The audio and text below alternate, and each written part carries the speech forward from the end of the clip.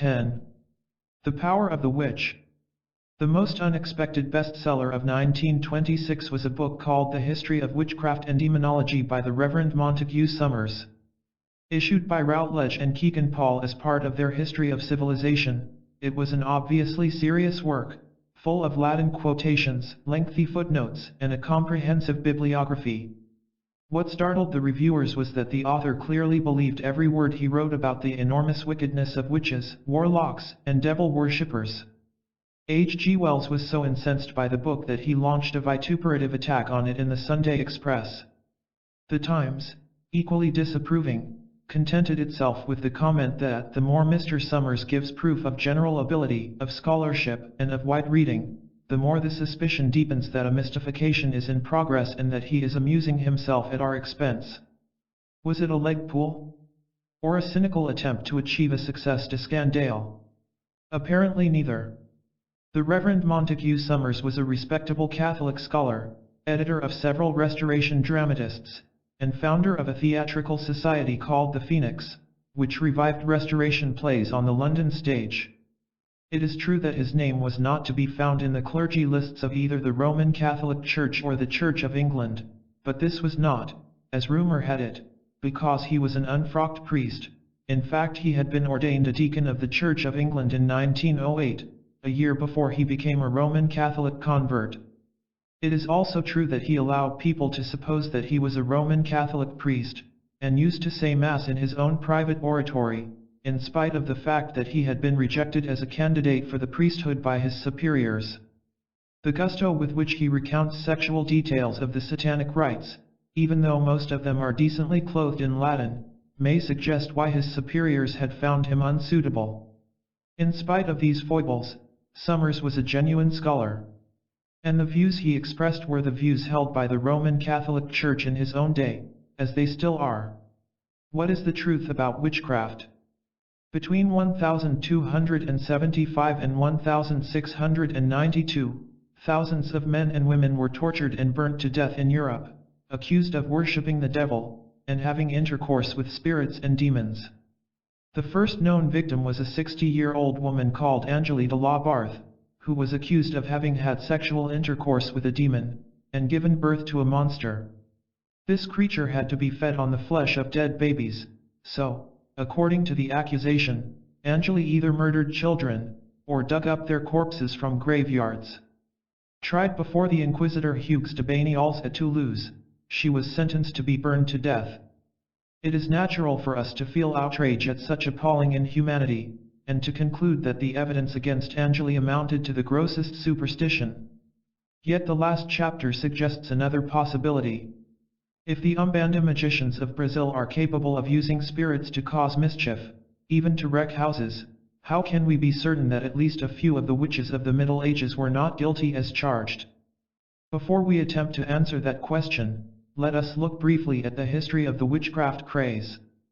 The first thing we have to understand is that witches are as old as history, and that they were not sinister old ladies who dabbled in black magic, but priestesses whose business was to aid the hunters of the tribe in their search for game, and later, to ensure a good harvest. We call male witches shamans. They were servants of the moon goddess, known in Egypt as Isis, in Greece as Selene, and in Rome as Diana. Early witches were beautiful enchantresses, like Homer's Circe, who turned men into swine, or Theocritus's Samaitha, who performs a magical ceremony to bring back her faithless lover. It was only in later years that the image of the witch changed to the horrible old crone who digs up corpses or raises the spirits of the dead. Like the witch of Endor in the Bible. On the whole, witches were regarded as useful, if rather frightening, members of society. Then why does the Bible say, "Thou shalt not suffer a witch to live"? Because as the old nature religion disappeared, to be replaced by religions like Judaism and Christianity, the witch was regarded with increasing dislike and suspicion. She was a remnant of mankind's dark past, and everyone wanted to forget her. It was another Christian invention, the devil, that made the witch an object of superstitious terror. The Satan of the Old Testament, like the book of Job, was a Satan, the Hebrew word meaning an adversary or obstructor, in other words, a kind of demon, but not the prince of darkness. The Christian devil can be traced back to St. Paul, who invented the idea that Jesus had died to save man from the sin of Adam, a claim Jesus himself never made, and that Adam fell because Eve was tempted by the devil in the form of a serpent. There is no suggestion in the Old Testament that the serpent was anything but an ordinary snake. In the hands of the early church fathers, Christianity became a grim religion, obsessed by sin and evil, and, of course, by the devil. When the Emperor Constantine made Christianity the official religion of the Roman Empire in 313 AD, Christians immediately began to torture and burn one another, the aim being to stamp out heresy. But as the Church became increasingly successful, it also became, inevitably, increasingly corrupt. Reformers who felt the Church was growing too fat and self-indulgent now became the enemy, servants of the devil. The Cathars, for example, the name means pure ones, wanted to respiritualize Christianity. The Church of Rome declared a crusade against them in 1208, and thousands of Cathars were slaughtered in France, particularly in the area of Toulouse, where 20,000 were burned or put to the sword. The few survivors withdrew to remote mountain villages, where they continued to practice their religion. They were known under various names, Albigenses, Waldenses, Bogomils, but as far as the Church was concerned, they were all devil worshippers. They became known as witches. And Angélie de la Barthe, whom we have met, was accused of being one of them. She was tried, and burned, for heresy, not for witchcraft. A century after the slaughter of the Cathars, witchcraft, or rather, black magic, was again used as an excuse to commit murder on a massive scale. The victims this time were an order of knights called the Knight Templars. They had been founded in the Holy Land after the First Crusade, in 1118, to protect Christian pilgrims trying to get to Jerusalem, and they became immensely rich. By 1303 they had been driven out of the Holy Land, and took refuge in Cyprus, but large numbers lived in France. King Philip IV of France, known as the Fair, often borrowed money from them, and dreamed of laying his hands on their wealth. The excuse he chose was to accuse them of devil worship and homosexuality. At daybreak on October 13, 1307, the authorities swooped on Templars all over France and arrested them. At their trial, the judges were told that in order to become a Templar, a man had to become a sodomite, and kiss the mouth, navel, and anus of his sponsor. They also had to swear allegiance to the demon Baphomet. Under horrible tortures, many confessed. In 1310, 54 were burned to death, all refusing to confess. Jacques de Molay, the Grand Master of the Order, was one who confessed, and was sentenced to life imprisonment, but when exposed in public to repeat his confession to the populace, he declared that he had been made to confess under torture, and that the order was innocent. He was burned alive on a slow fire. His last words were to summon the king and pope to meet him before God's throne within a year. In fact, both died within that time. The persecution of witches started off slowly. It was more than a century after the death of Angélie de la Barthe that a woman was first tried as a witch, that is, for black magic rather than heresy. Her name was Jehanne de Brieg, and the interesting thing about the case is that she probably was a witch. In 1390, she was accused in Paris by a man called Jehanne de Rouilly, who had become convinced that he had been hexed, or bewitched, by his ex-mistress Jolite, who had borne him 2 children. Her spells had brought him close to death, but Jehanne de Brieg had saved him by making a waxen figure of Jolite and suckling 2 toads, i.e. placing their open mouths over her nipples. It is not clear why Rouilly decided to accuse her of witchcraft when she had saved his life. Jehanne at first denied being a witch, but, after 3 months in prison, admitted that she had learned witchcraft from her aunt, and that she performed her sorceries with the aid of a demon named Hossabet. She was sentenced to death, but given a temporary reprieve because she was pregnant. She decided to appeal to the Parliament of Paris, but this proved to be a mistake, for the Parliament suggested she should be put to the torture. Hereupon, Jehanne confessed that the whole affair had been inspired by Rouilly's wife Maisette, to get revenge on him for beating her, Jehanne had concocted a filter to poison him, and also made a waxen image. Mayset was arrested and tortured until she confessed, then both women were burned to death. Our natural inclination is to believe that they were victims of medieval superstition. And indeed, there is no real evidence against Mayset. But Jean had already been jailed in Meaux as a witch before her arrest in Paris. There seems little doubt that she believed she was a witch, and believed that she performed her magic with the aid of a demon. The first epidemic of witchcraft took place 70 years later in Arras, in northern France, and soon came to an end because common sense prevailed. A weak-minded woman named Deniselle Grenoilleries was burned alive, together with 4 accomplices she had named under torture, but the Archbishop of Reims declared that the whole thing was a delusion, and the Parliament of Paris ordered the release of more suspects in 1460. But this tendency to regard witchcraft as a delusion worried Pope Innocent, and in 1484 he issued a papal bull denouncing witchcraft. But the witchcraft persecutions that led to so much misery during the next 2 centuries were actually caused by an invention that would later cause the Church endless trouble: printing, invented by Gutenberg around 1440. For in 1486 there appeared a work that was directly inspired by the witch-obsessed Pope, the Malleus Maleficarum, or Hammer of Witches, by Jacob Sprenger and Heinrich Kramer. Its description of the sexual antics of witches undoubtedly explained its wide popularity. It described how witches have intercourse with demons, or incubi, and how male witches enjoy female demons, or succubi, but it was the invention of printing that turned it into a bestseller in many languages. As far as the Church was concerned, printing was a dubious blessing, since it enabled people to read the Bible for themselves, and so undermined the authority of the priests, and enabled Martin Luther's denunciations of Rome, posted on the church door in Wittenberg in 1517, to be read all over Europe. Even so, the persecutions got off to a slow start. In Toulouse, the old center of the Cathar heresy, 40 witches were burned in 1557. 6 years later, England passed a witchcraft bill under Queen Elizabeth. And in 1566, and again in 1582 and 1587, there were witchcraft trials at Chelmsford, in Essex, the first 2 of which resulted in 2 hangings, and the third in 4. But by that time in Germany, the great witchcraft craze was well underway.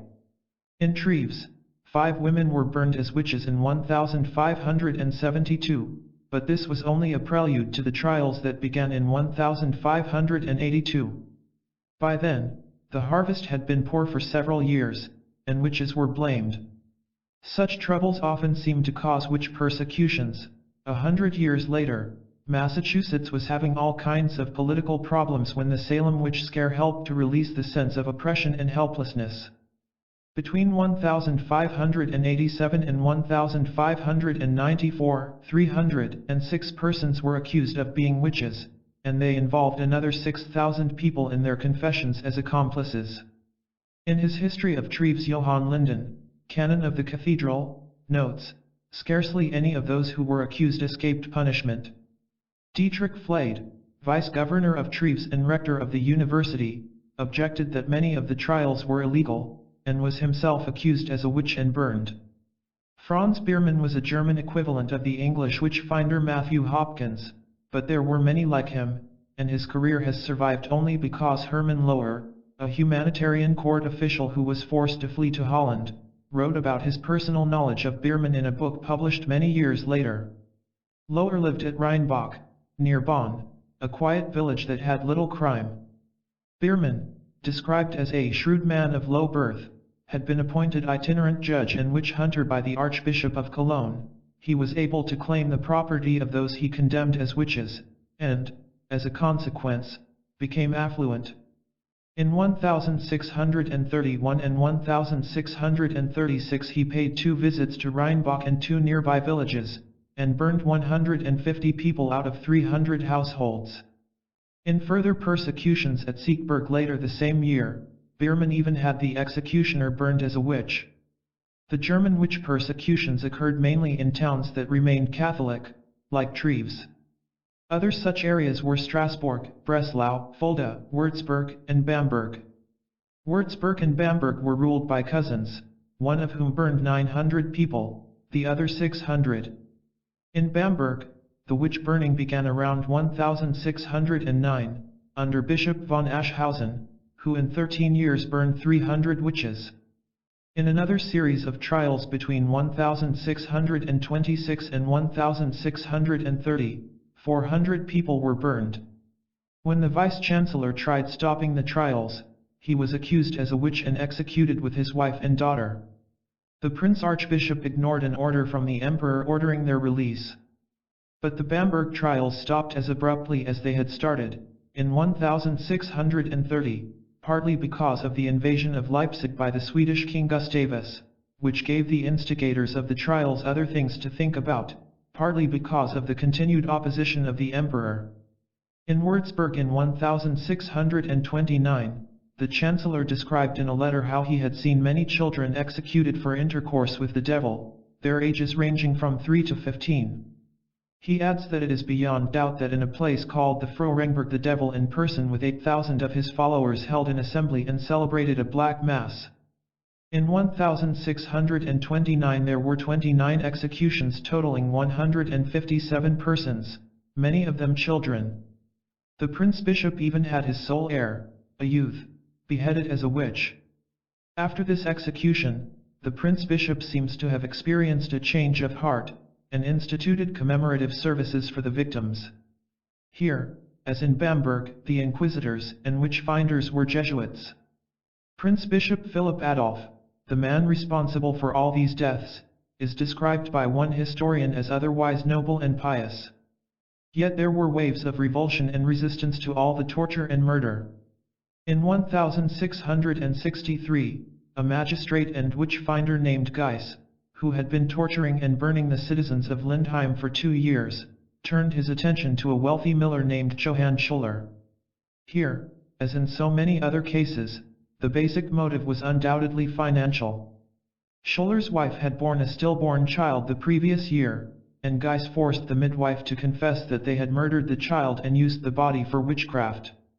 The child's body was exhumed and found to be intact.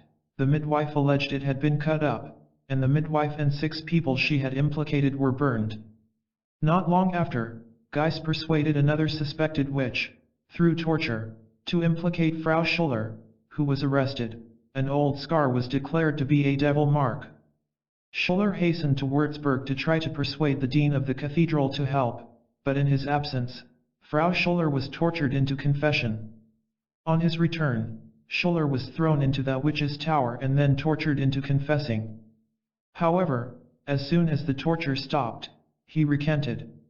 He was tortured again he confessed and recanted. Geiss was preparing to torture him a 3rd time when angry townspeople rioted, and Schuller and other suspected witches managed to escape. They succeeded in getting to Speyer, the seat of the Supreme Court, where the sight of their tortured and scarred bodies, particularly the women, aroused indignation. But in Schuller's absence, and in spite of popular anger, Geiss burnt Frau Schuller alive. The townspeople rose up in force, and Geiss and his men had to flee. The Dean of Würzburg suggested to Baron Oeynhausen, responsible for Geiss's appointment, that he ought to assuage the popular fury by censuring Geiss, and Oeynhausen dismissed him. To Geiss's indignation, he insisted that he had only been doing his duty. The Protestant states executed less witches, and ceased the witchcraft persecutions earlier than Catholic states. In Prussia, King Frederick William put a stop to witch trials in 1714. The last execution for witchcraft in Germany took place in 1775. Why were the witch trials so widespread in Germany, more than in any other country? Russell Hope Robbins, the highly skeptical author of an encyclopedia of witchcraft and demonology, comments, Germany was the land of torture, and cites a case in Tettwang, near Constance, in 1608, when a father died in prison from torture. His wife was hoisted in the strap paddo 11 times, a device for dislocating the shoulders, and their 29-year-old daughter was also hoisted 11 times with a 50-pound weight attached to her legs. The torturer allowed her to recover for 10 weeks before subjecting her to more torture, not out of mercy, but because he was afraid she would die under it. The case of Biermann and Geis makes it obvious that many of the witch-finders were sexual sadists, for whom the persecutions were an opportunity to give free rein to their impulses. Criminologists have noted that Germany has a higher percentage of mass murders and sadistic murders than any other country, although in the past few decades America is beginning to catch up. The rise of Protestantism in Germany also seems to explain a great deal, although some cities that persecuted witches, like Leipzig, were Protestant, as the Catholic Church struggled to regain its authority through a reign of terror. Again, our horror at the appalling cruelty tends to blind us to the important question of whether any of the thousands of witches who were burned were genuine practitioners of magic, in the sense of the Umbanda magicians described in the last chapter. But a case that occurred in North Berwick, in Scotland, in the 1590s raises that question all over again. What happened was this. A young maidservant named Gilly Duncan was able to cure various ailments by some form of faith healing. In 1590 her master David Seaton, deputy bailiff of Tranent, near Edinburgh, tortured her with a rope around her neck to make her confess to intercourse with the devil, which eventually she did. She was handed over to the authorities, and soon confessed that her accomplices, about 70 in number, included many highly respectable citizens of Edinburgh, amongst them one Agnes Sampson, an elderly gentlewoman of good education. Under prolonged torture, Agnes Sampson finally confessed, although not until her inquisitors found on her a devil's mark in the area of her vagina. John Fian, a schoolmaster from Salt Pans, and two other women, Euphemia MacLean and Barbara Napier, reputed for as civil, honest women as any that dwelled within the city of Edinburgh, were also accused. Agnes Sampson now gave a full account of her attempts to bewitch the king, James VI of Scotland, later James I of England, who, understandably, took an active interest in the proceedings. Fian confessed under torture, but later managed to escape. When recaptured, he recanted his confession, and the most appalling tortures failed to make him change his mind. He was strangled and burned. Euphemia MacLean was burned without being first strangled, probably because she was a Catholic, but Barbara Napier managed to get her sentence delayed on the grounds that she was pregnant, and finally escaped. Certainly, this sounds like a case of horrifying injustice. James I, who wrote a famous Dominology, later decided that most witchcraft was superstition, and persecution of witches almost ceased towards the end of his reign. Fuller examination of the case raises doubts about their innocence. John Fian had been secretary to the Earl of Bothwell, a man with a reputation for dabbling in black magic, and who had every reason for wanting to kill the king, since he himself was heir to the throne.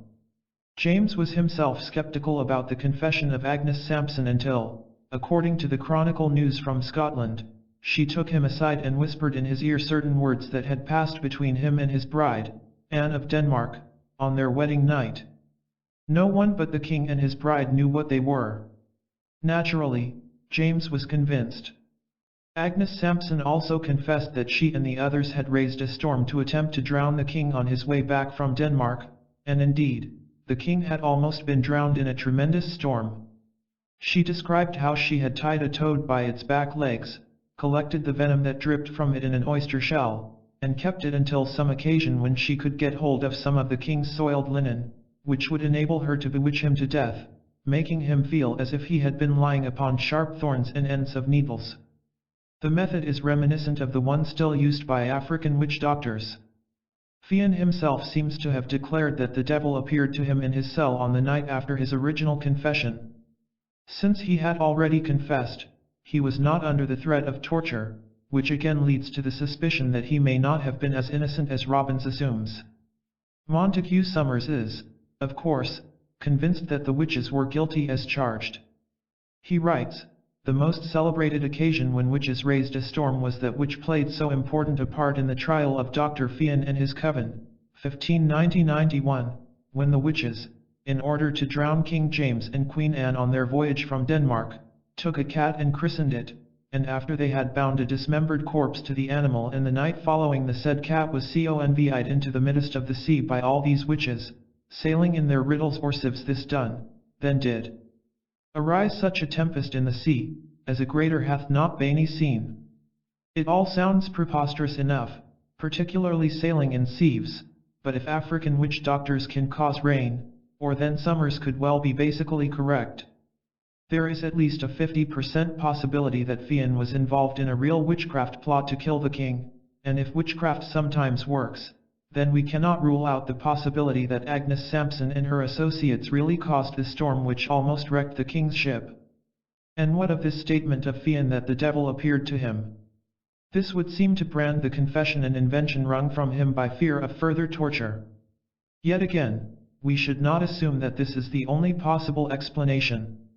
As we have seen, in his book about magic and witchcraft in Brazil, The Flying Cow, Guy Playfair advances the theory that he himself has come to accept through the study of many cases that black magic involves the conjuring of low-grade entities or spirits. And this is, of course, consistent with the view of magic held by witch doctors and shamans. If we are willing to admit, as a possibility, that magic involves non-human entities, then Fian may have believed that he saw, or heard, the devil on the night after his confession. We may reject Summers' view that the devil actually exists as the adversary of God. After all, most of what we call evil can be regarded as stupidity or the outcome of frustration. But there is a certain amount of evidence in psychical research for mischievous entities, who, in many cases, seem to be half-witted. Evil spirits may be exhibiting the same kind of stupidity and malevolence as evil human beings. The same disturbing questions are raised by the extraordinary case of Isabel Gowdy and the Aldearn witches, which took place in Scotland in 1662. Isabel Gowdy was an attractive, red-headed girl who married a farmer of Lochloy, near Aldearn in Murrayshire. She was childless and her husband is said to have been a stupid and boorish man. In April 1662, she startled and shocked the elders of the local kirk when she announced that she had been a practicing witch for the past 15 years, had attended sabbats, had sexual intercourse with the devil and even killed people by witchcraft. She was tried at Aldearn, near Inverness, in the summer of 1662, together with others she had mentioned in her confession. Astonishingly enough, some of these confirmed what she said in detail. According to Isabel, who made 4 confessions between April and her trial, she encountered the devil, a man dressed in grey, when she was traveling between 2 farms, and she seems to have promised herself to him and agreed to meet him at the church in Aldearn. She did so, and the devil stood in the pulpit with a black book in his hand, and made her renounce Jesus. A woman called Margaret Brodie held her while the devil sucked blood from her shoulder, making a devil's mark, and baptized her. She described the devil as a big, black, hairy man, who came to her a few days later and copulated with her. He would copulate freely with all the female witches, who thoroughly enjoyed it. Another of the accused, Janet Bredhead, described how the women sat on either side of the devil at a meeting, and next, how the devil copulated with all of them, which, unless he was phenomenally potent, seems to dispose of Margaret Murray's belief that he was a man dressed in a goat skin. Sometimes the devil changed himself to an animal, such as a deer or bull, before he copulated. It was Isabel who first used the word coven of a group of witches, and declared that the number was 13. She said that each member had a spirit to wait upon her, or him. There seemed to have been male members. They had a grand meeting 4 times a year. The confessions become wilder and stranger. She flew to sabbats on a little horse. The witches could change themselves into any shape they wished, such as a cat, a hare, a crow. They would blast people's harvests and kill their children. Janet Bredhead says they made clay images of children, which were continually watered and baked until the child died. In this way, she says, they killed 2 children of the local laird, who was himself later bewitched to death. Isabel Gowdy says she killed several people using arrows given to her by the devil. She also described a visit to Fairyland, when the Downy Hill opened, and they were all generously fed by the Queen of Faerie, who was clothed in white linen. Afterwards they went shooting with the devil. Isabel shot a woman, and the others brought down a plowman. It is a pity that no trial records have been found, so we have no idea of whether the witches were all sentenced to be burned. Most commentators feel reasonably certain that they were, and, given the verdicts in similar trials at the time, this seems highly likely. The mystery remains. The whole thing could not have been Isabel's fantasy, or the others would not have confirmed what she said. No mention of torture is made. And so we seem to be left with only two possibilities, either that Isabel and her fellow witches were insane, or that the various demons were as genuine as the spirits conjured up by modern Umbanda magicians. By the second half of the 17th century, the witchcraft craze was coming to an end. In Germany, this was largely due to the influence of Protestantism, and its reaction against the kind of popish hysteria that had fueled the great persecutions of the previous century. In England and America, ordinary common sense finally prevailed. The career of Matthew Hopkins had the effect of virtually ending the witchcraft persecution in England. Even the Reverend Montague Summers admits that his insincerity made his name stink in men's nostrils, and described him as the foulest of foul parasites, an obscene bird of prey. The career of Hopkins snowballed from his first denunciation of a witch in 1644. Hopkins was a not particularly successful lawyer, son of a clergyman, who moved to the small village of Manningtree in Essex because he was unable to make a living in Ipswich. It was during the Civil War. East Anglia was on Cromwell's side, but tensions were considerable. In March 1644, Hopkins became convinced that there were witches who lived in Manningtree, and that they held meetings close to his house. He may possibly have been correct. Country areas are full of witches. Hopkins decided that an old woman named Elizabeth Clark was involved, and denounced her. She was arrested and stripped, to be searched for devil's marks. They discovered, apparently, something like a supernumerary teat. After being deprived of sleep for days, she confessed to suckling her familiars with it, a spaniel, a rabbit, a greyhound and a polecat. The witch fever spread through the village, and 5 other women were arrested. 4 of these confessed readily to possessing familiars. 32 women were eventually thrown into jail, where 4 of them died. 28 stood trial in a special court at Chelmsford. Hopkins now had 4 assistants to help him in rooting out witches, and no doubt this taste of power convinced him that he had discovered the road to fame and success. But it seems fairly certain that he was willing to perjure himself freely from the beginning. He asserted in court that he had seen Elizabeth Clark's familiars, and his assistants backed him up. 19 women were hanged, on charges ranging from entertaining evil spirits to bewitching people to death. 5 of these were reprieved, and the remaining 8 were thrown back into jail for further investigations. Before the Chelmsford trial was finished, Hopkins found himself greatly in demand. In times of war and public misfortune, distractions are welcomed. Hopkins moved around Essex, finding more witches, and accepting payment for his trouble. At Aldeburgh he was paid 26 for finding a witch, and at Stowmarket the local authorities paid him £2.23. In the days when a working wage was 6pence a day, these were large sums. During his year as witch finder, Hopkins and his assistants made about £21,000, according to Summers. In Bury St. Edmunds, he played his part in having 200 people arrested, 68 of whom were hanged.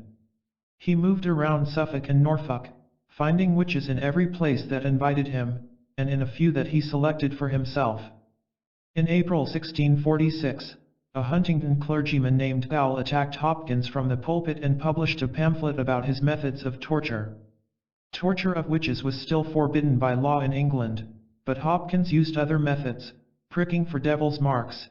Areas the devil had touched were supposed to be insensitive to pain. Swimming, which meant that the bound victim was tossed into a pond, and if she floated, she was innocent, and depriving of sleep for days on end, a method still used in brainwashing.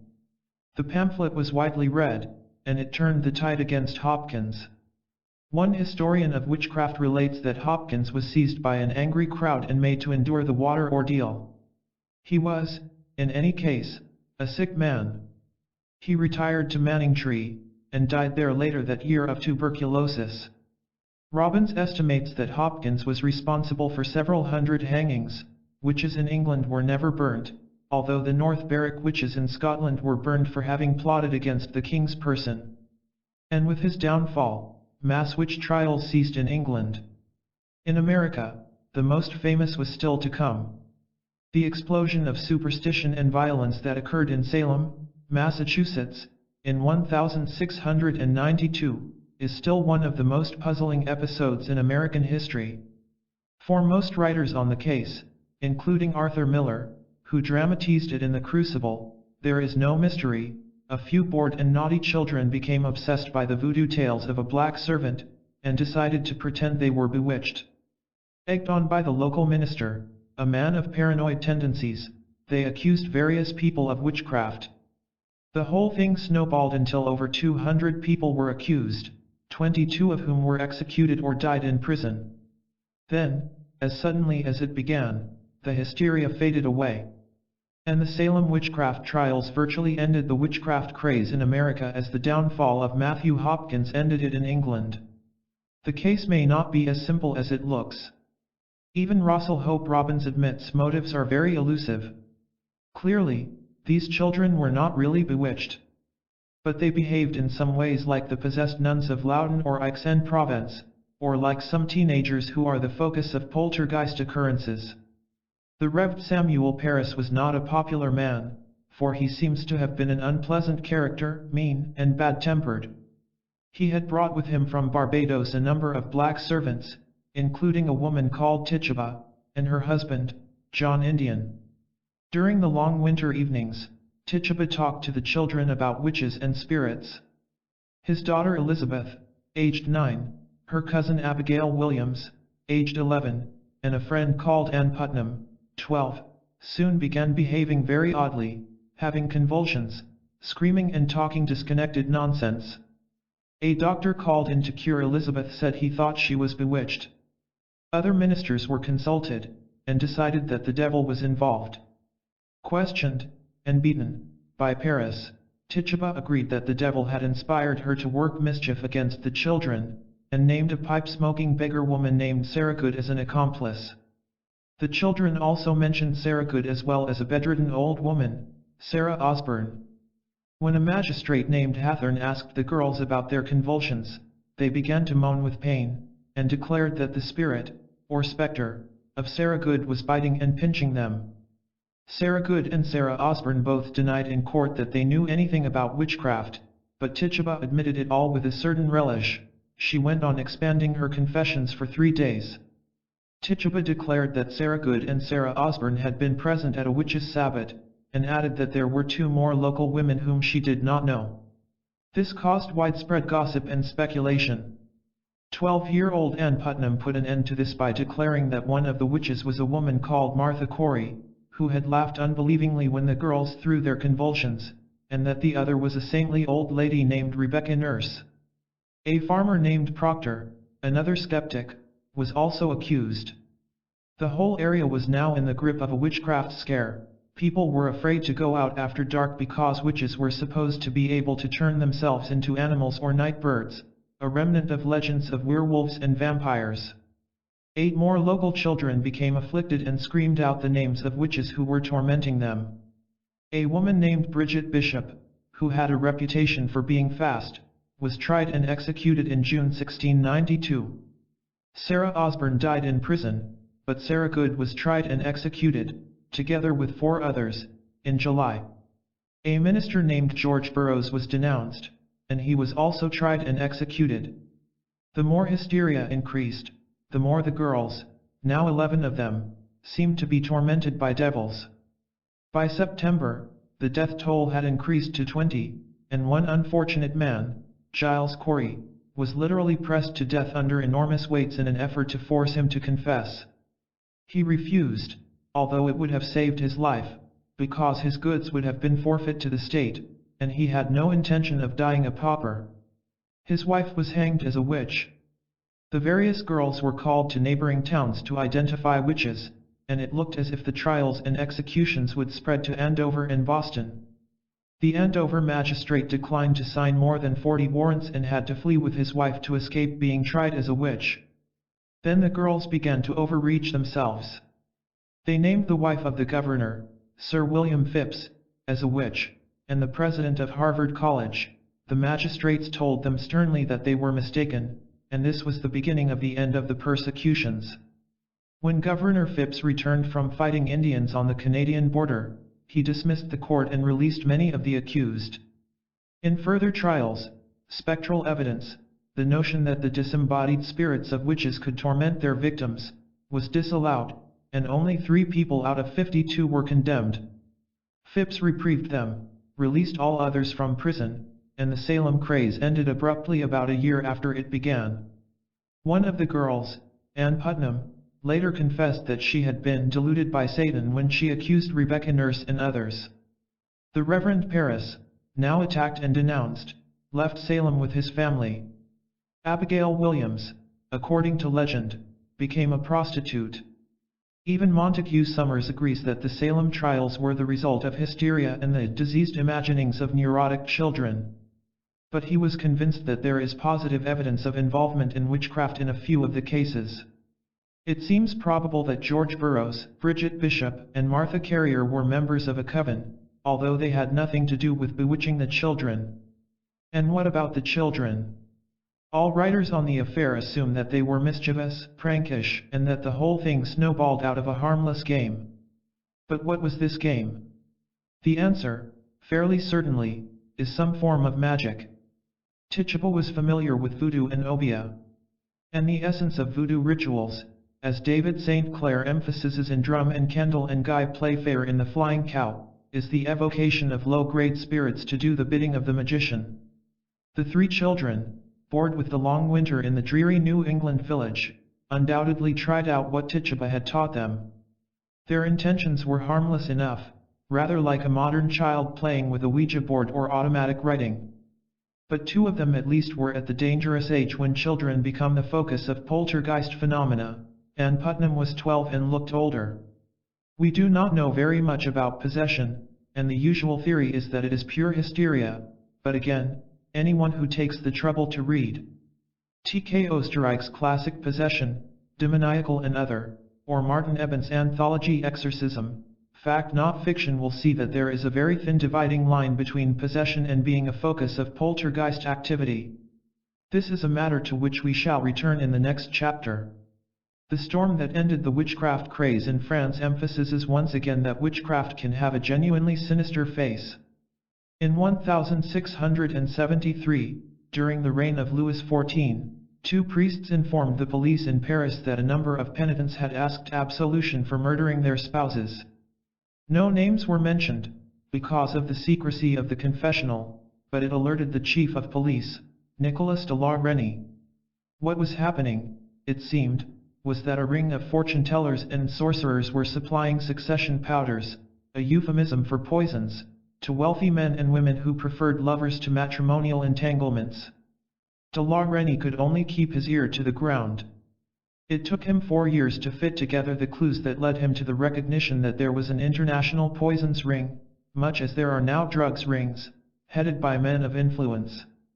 A remark of a fortune-teller, Marie Bosse, about being ready to retire when she had arranged 3 more poisonings, provided the lead he had been waiting for. A disguised policewoman consulted Marie Bosse on how she could get rid of her husband, and made an arrest when she was sold poison. Many poisons were found in Marie Bosse's house. She and her husband and 2 sons were arrested, also, another fortune-teller known as La Vigoureuse, who shared a communal bed with the family. Interrogations began to reveal the names of their customers, and the revelation shocked the king. It seemed that half the aristocracy were trying to poison one another, and that 2 ladies had even approached another fortune-teller for means of getting rid of one of his own mistresses, Louise de la Valliere. But this was not simply a matter of murder or attempted murder. The customers were also convinced that the fortune-tellers could produce charms and magic potions to secure the affections of their admirers, and apparently had no objection if the devil was involved. Stern and decisive action was called for. After all, the king might be the next victim. He created a special commission, a kind of star chamber, which sat in a room draped in black curtains and lit with candles, hence the chamber ardent, the lighted, or burning, chamber. What made it so frightening was that the methods of poisoning were so subtle. A Madame de Palaolin, who wanted to kill her aged husband so she could marry her young lover, had been impregnating his shirts with arsenic, which would cause symptoms similar to those of syphilis. She would then rub the sores with a healing ointment that would kill him in 10 weeks, and there would be no suspicion. The chief defendants were Marie Bosse, La Vigoureuse, an abortionist known as La Lepere, and a well-known fortune-teller called Catherine Deschaze, known as La Voisin. La Vigoureuse and Marie Bosse were quickly condemned, on May 6, 1678, to be burnt alive, and one son, Francois Bosse, hanged. La Voisin was horribly tortured, and, when she refused to confess to poisoning, burnt alive in an iron chair. Madame de Sévigné described in a letter how the old woman cursed violently and threw off the straw half a dozen times, until the flames became too strong and she disappeared in them. All this was kept secret, one reason being that the king's mistress Madame de Montespan was deeply involved. And more investigation revealed that various priests had performed black masses and even sacrificed babies to the devil. A hunchback, the Abbé Guibourg, used as an altar the naked body of a woman, placing the chalice on her belly.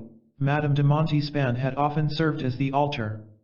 A baby would then be sacrificed by having its throat cut, and the body thrown into an oven. La Voisin confessed at her trial that she had disposed of 2,500 babies like this. On another occasion, Madame des Oillots came to make a charm for the king, accompanied by a man. The priest said that sperm from both was necessary, but since Madame des Oillots was menstruating, he accepted a few drops of menstrual blood from her, while the man masturbated into the chalice. Many other priests proved to be involved, and it became clear that an alarming number of churchmen had no objections to dealings with the devil. One had consecrated a stone altar in a brothel. Another strangled a baby after baptizing it with oil reserved for extreme unction. Another copulated with the girl who was serving as an altar in full view of his audience. Another fortune-teller described how she had sacrificed her own newborn baby at a black mass. By 1680, it had struck the king that a full-scale scandal could lead to unforeseen results, since so many nobles were involved. He decided to suspend the chamber ardent.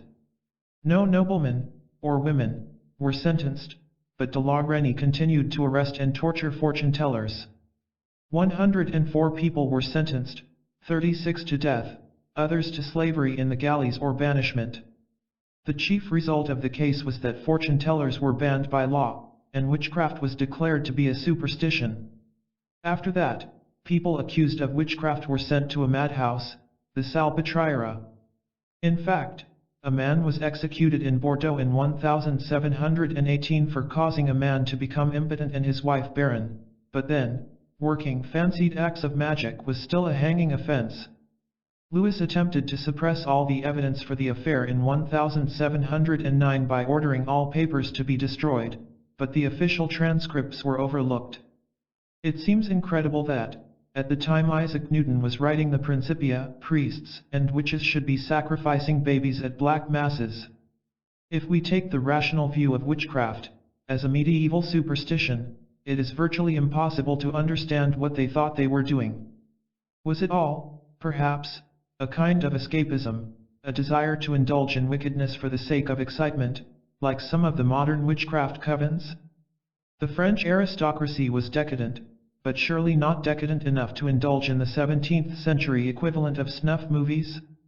The truth is obviously simpler, that Marie Bosse, Catherine Deschaze, and La Voisin had learned witchcraft from their aunts or grandmothers, like Jeanne de Brigg, and were simply practicing a traditional craft that had been handed down for centuries. And the aristocrats who patronized them did so because they knew that their magic often worked. The witches themselves were sure it worked. That view offends modern common sense. It offended my common sense at the time I wrote The Occult. Yet in retrospect, I can see that I was not being quite entirely logical. For as early as 1964, in a book called Rasputin and the Fall of the Romanovs, I had cited a number of cases that seemed to show that African witchcraft really works. The travel writer Negley Farson, whom I knew well during the last 10 years of his life, told me that on several occasions he had seen a Liberian witch doctor conjure rain out of a clear sky. And a neighbor, Martin Delaney, who had been the managing director of a large company in Nigeria, and himself possessed slight thaumaturgical gifts, had described to me how the local witch doctor had promised that the heavy rain which had been falling for days would stop for 2 hours to allow a garden party to take place. The rain had stopped a few minutes before the party was due to start, and begun again a minute after it finished. The stoppage was confined to an area of approximately 10,000 square yards. This, of course, could have been some natural ability akin to psychokinesis. I have a book called The Power of the Mind by Rolf Alexander, which has 4 photographs claiming to show how a large cloud was disintegrated by psychokinesis in 8 minutes at Orillia, Ontario, on September 12, 1954. But the same explanation cannot be applied to another strange event described by Martin Delaney, which I quote from his own account. Having just returned from leave in Europe, I was informed by my European sawmill manager that an extraordinary incident had taken place in the sawmill a few days prior to my return. A hen, from a nearby compound, had flown straight into the large Brenta bandsaw and was instantly cut to pieces by the blade of the saw, which revolves at about 10,000 revolutions per minute. The Nigerian mill workers were very perturbed by this. They knew now that the iron god was angry and seeking blood, and, unless blood was offered by the witch doctor to appease the god, then he would demand other victims. They therefore requested that the bandsaw should be stopped until the necessary sacrifice had been made by the witch doctor. I refused their request for 2 reasons.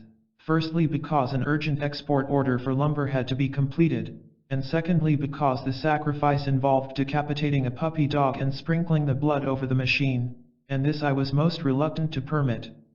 In fact, I hoped that the whole thing was an isolated incident soon to be forgotten.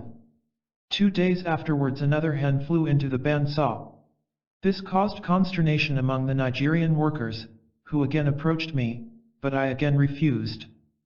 4 days after this incident, the European manager was asked by the Nigerian foreman in my presence if he would come to the bandsaw to adjust the saw guides as the saw blade was not cutting evenly. This adjustment was usually done by the manager. We watched as the very rigid drill, essential when adjustments or repairs were made to the bandsaw, was carried out. The electricity was cut off at the mains and the starter switches were put in the off position. Then, and only then, was anyone permitted to commence work on the bandsaw. I watched with interest, pleased to note that the drill had been faithfully carried out, and turned to leave the mill when suddenly, to my horror, I heard the first sounds which indicated that the saw had commenced to turn.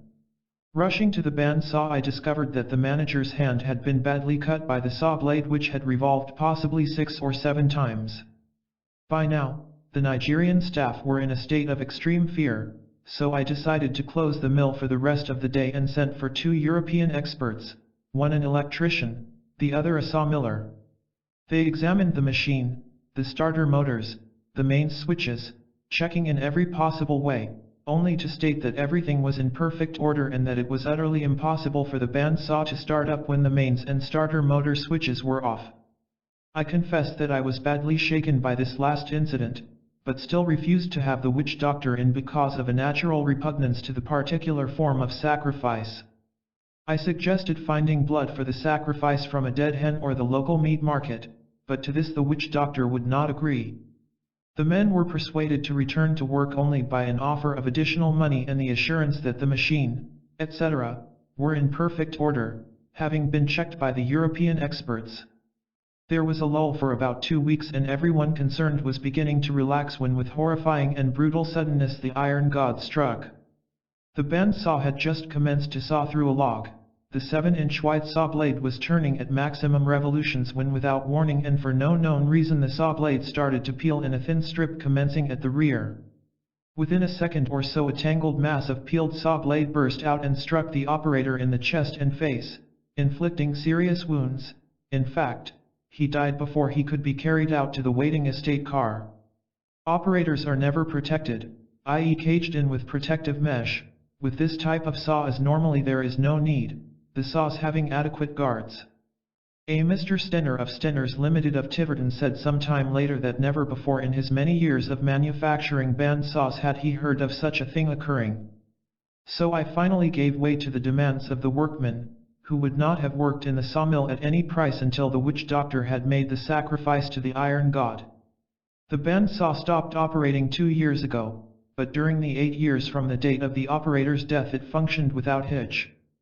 The death of the operator was duly recorded in police records. It is interesting to note that when the United Africa Company opened their very large sawmill, costing several £1,000,000, at Sapele in eastern Nigeria, the witch doctor was called in to make the appropriate sacrifice to the iron god. Martin Delaney was not of the opinion that the witch doctor himself had caused these accidents by some form of psychokinesis. He described him as an amiable old gentleman. He believed that if the occurrences were not simply accidents, then they were caused by the fear of the natives somehow acting upon the saw, a form of negative psychokinesis. It seems clear that witchcraft is still a living force in Africa and that it has been witnessed by many balanced and level-headed Western observers. In a book called Juju in My Life, James H. Neal, former Chief Investigations Officer for the Government of Ghana, tells some baffling stories. His first acquaintance with African witchcraft occurred when he visited a port being built at Tema and was told that a certain small tree had defied all efforts to move it. The most powerful bulldozers failed to tear it out of the ground. The African foreman explained that the tree was a fetish, that it was inhabited by a spirit, and that the only way to move it was to ask the spirit to leave it for another tree. Finally, the fetish priest was called. He asked for 3 sheep, 3 bottles of gin, and £100 if he succeeded in moving the tree. The blood of the sheep was sprinkled round the base of the tree, then the gin, then the priest went into a semi-trance, and begged the spirit of the tree to vacate it for a better tree, on the grounds that the port would afford employment for many blacks. After various rituals, the priest announced that the spirit had agreed to leave. To Neal's astonishment, a small team of men then had no difficulty in pulling the tree out of the ground with a rope. This story is interesting because it makes clear the place of spirits, often nature spirits, in witchcraft. This aspect, I am inclined to believe, is more important than anyone has given it credit for. It emerges again clearly in an episode in Lawrence van der Post's book The Lost World of the Kalahari, in which he describes how a guide offered to take him to a mysterious region called the Slippery Hills, the one condition being that there must be no killing of animals. Van der Post forgot to tell the advance party, who shot a warthog. From then on, everything went wrong. The camera and tape recorder jammed continually, although they had given no trouble before, and the camera swivel failed. They were attacked by bees. Their guide warned them that the spirits were angry. When he tried to pray, some invisible force pulled him over backwards. Finally, he threaded a needle, placed it in his hand, then went into a semi-trance, staring at it. He began to speak to invisible presences, and told Van der Post that the spirits would have killed him if they had not known that his intentions, in visiting the Slippery Hills, were pure. Van der Post suggested that he wrote a letter of apology, which they all signed, and buried in a bottle at the foot of a sacred rock painting. From that moment, the jinx went away. The guide remarked later that the spirits were now far less powerful than they used to be. Once they would have killed on sight anyone who had approached so unceremoniously. The notion of elemental spirits inhabiting trees or hills strikes the Western mind as totally preposterous. Yet it was not always so. In Ireland, even in Cornwall, where I live, there is still a great deal of belief in fairies and nature spirits in remote country areas. In the 1920s, a psychic named Geoffrey Hodson specialized in describing elementals and nature spirits, and his book about them, entitled, rather off-puttingly, Fairies at Work and Play, was taken seriously by many people involved in psychical research. Hodson himself was a theosophist. Here is a typical description of what he calls a nature deva, encountered in June 1922 when climbing in the Lake District. After a scramble of several hundred feet up a rocky glen, we turned out to one side, onto the open fell where it faces a high crag. Immediately on reaching the open we became aware, with startling suddenness, of the presence of a great nature deva, who appeared to be partly within the hillside. My first impression was of a huge, brilliant crimson bat-like thing, which fixed a pair of burning eyes upon me. The form was not concentrated into the true human shape, but was somehow spread out like a bat with a human face and eyes, and with wings outstretched on the mountainside. As soon as it felt itself to be observed, it flashed into its proper shape, as if to confront us, fixed its piercing eyes upon us, and then sank into the hillside and disappeared. When first seen, its aura must have covered several hundred feet of space. We find such notions absurd, but they would be accepted by most primitive peoples. From the Eskimos to the Ainus of northern Japan, from the Oricon of Siberia to the Indians of Tierra del Fuego, the shaman is the intermediary between this world and the world of spirits. A man became a shaman through painful ordeals, both physical and spiritual. An Eskimo shaman told the Danish explorer Rasmussen, "I could see and hear in a totally different way. I had gained my enlightenment, the shaman's light of brain and body, and this in such a manner that it was not only I who could see through the darkness of life, but the same bright light also shone out from me, imperceptible to human beings, but visible to all spirits of earth and sky and sea, and these now came to me as my helping spirits." The idea of being able to see the world of the spirits of earth and sky and sea can be found in all shamanistic religions. This curious oneness with nature enables the shaman or witch doctor to exert his power over animals. In the occult, I have quoted that amazing passage from Sir Arthur Grimble's book Pattern of Islands, describing how a porpoise caller withdrew into his hut for several hours, where he went into a trance. In this trance, apparently, his spirit went out to sea and summoned the porpoises. Finally, he rushed out of the hut calling, "They come, they come." And to Grimble's astonishment, they did come. The villagers waded into the sea and stood breast deep, and hundreds of porpoises swam slowly into the beach, apparently in a state of hypnosis, allowing themselves to be beaten to death. Ross Salmon, a British explorer who spent much of the 1960s and 70s in search of the lost world of the Incas, has described in a book called My Quest for El Dorado a ceremony among the Calawaya Indians of northern Bolivia which reveals this same intimacy between man and nature. A girl named Wako had been accused of being unfaithful to her husband during his absence, and the village elders decided that she would be tried by the condor, the sacred bird of the village, which was believed to embody the spirit of a famous hero. Ross Salmon was given permission to film the whole ceremony. He described, in a television interview accompanying his film, his incredulity at the idea that the priests could summon a condor, a shy bird, which he had never seen at close quarters. Wako was tied to a pole at the top of the cliff, wearing only a loincloth, and the three priests began a ceremony to call the condor, supported by a chorus of women. For half an hour, nothing happened, and Salmon became convinced it was a waste of time. Then, to his amazement, an enormous condor flew overhead, together with two females. It landed near Wako, strutted around for a while, then ran towards her and pointed its beak at her throat. The villagers murmured guilty. One of the camera crew threw a stone at the bird, which flew off. Wako committed suicide a few days later by throwing herself from a cliff. She evidently accepted the judgment of the condor. Another account of life among South American Indians conveys this same sense of intimacy with nature. Wizard of the Upper Amazon by F. Bruce Lamb tells the story of Manuel Cordoverios, who was kidnapped by the Amawaka Indians of the Amazon, and who lived among them for many years. Much of their magic was involved with hunting, and apparently worked. Rios witnessed a method of luring pigs. It was important for the hunters to kill the sow who led a band of pigs. Then her head was buried in a hole, facing the opposite direction from which the hunters were traveling. The hole was filled in while the hunters sang chants to the spirits of the forest. If this was done correctly, the pigs would continue to pass over this spot at regular intervals, in the circuit of their territory.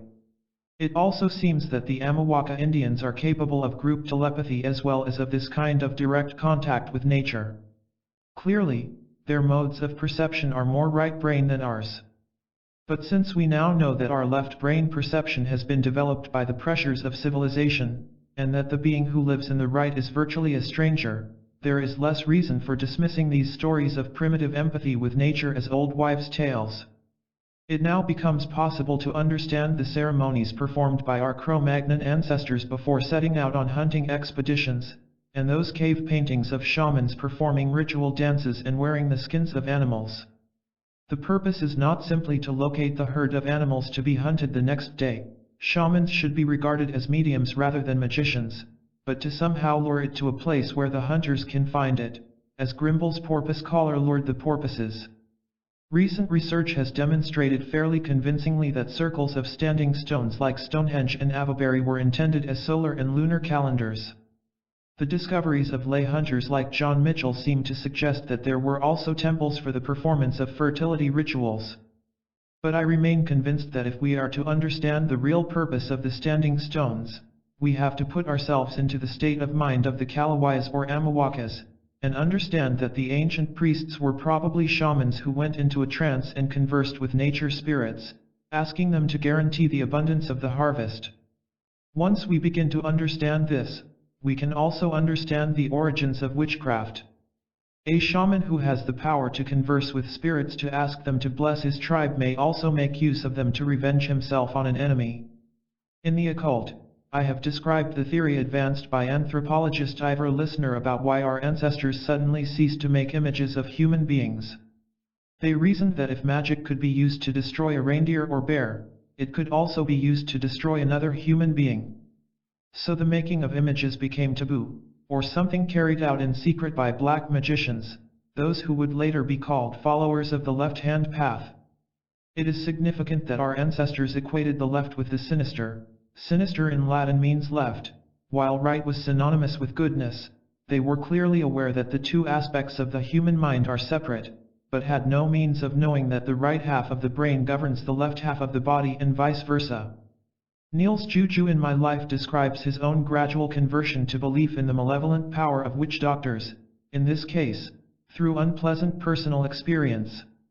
When, as Chief Investigations Officer for the government of Ghana, Neil caused the arrest of a man who had been extorting bribes, he found that he was the target for a juju attack. It began with the disappearance of small personal items of clothing, as in the case of David St. Clair. One day he found the seat of his car scattered with a black powder. His chauffeur carefully brushed it off, and urinated in it to destroy its power. Then, one night, Neil became feverish, and experienced pains from head to foot. He felt he was going to die. Suddenly, he found himself outside his body, looking down at himself on the bed. He passed through the bedroom wall, and seemed to be traveling at great speed, when suddenly he seemed to receive a message that it was not yet his time to die. He passed back into his room, and into his body.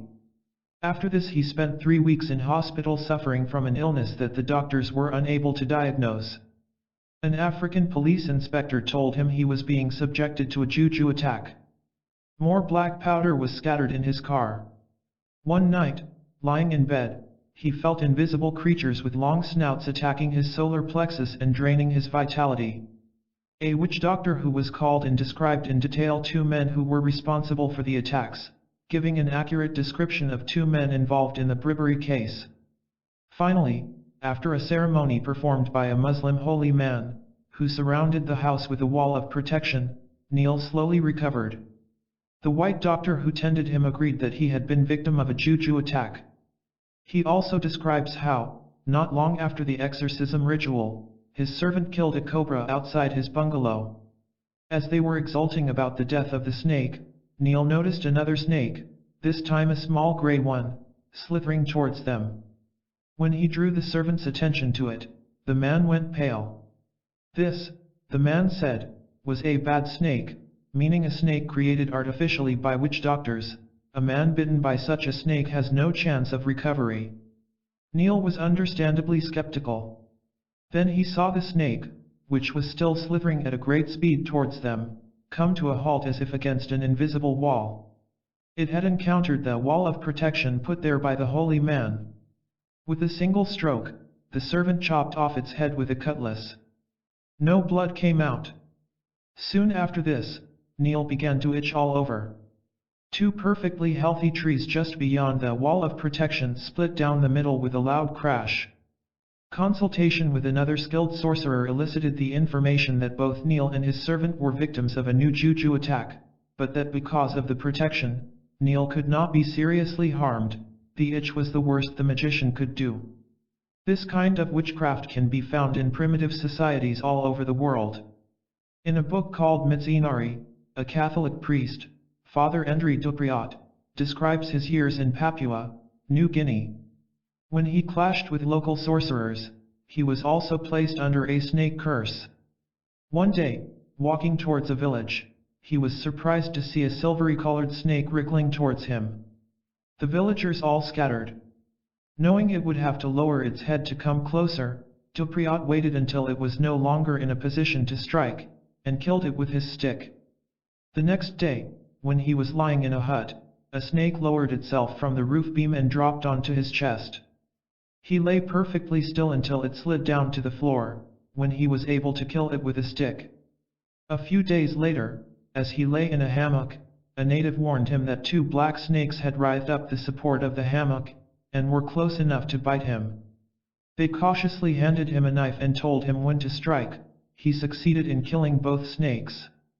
Dupriat also has a remarkable account of a local sorcerer named Isidoro who was able to turn himself into a cassowary, a kind of ostrich.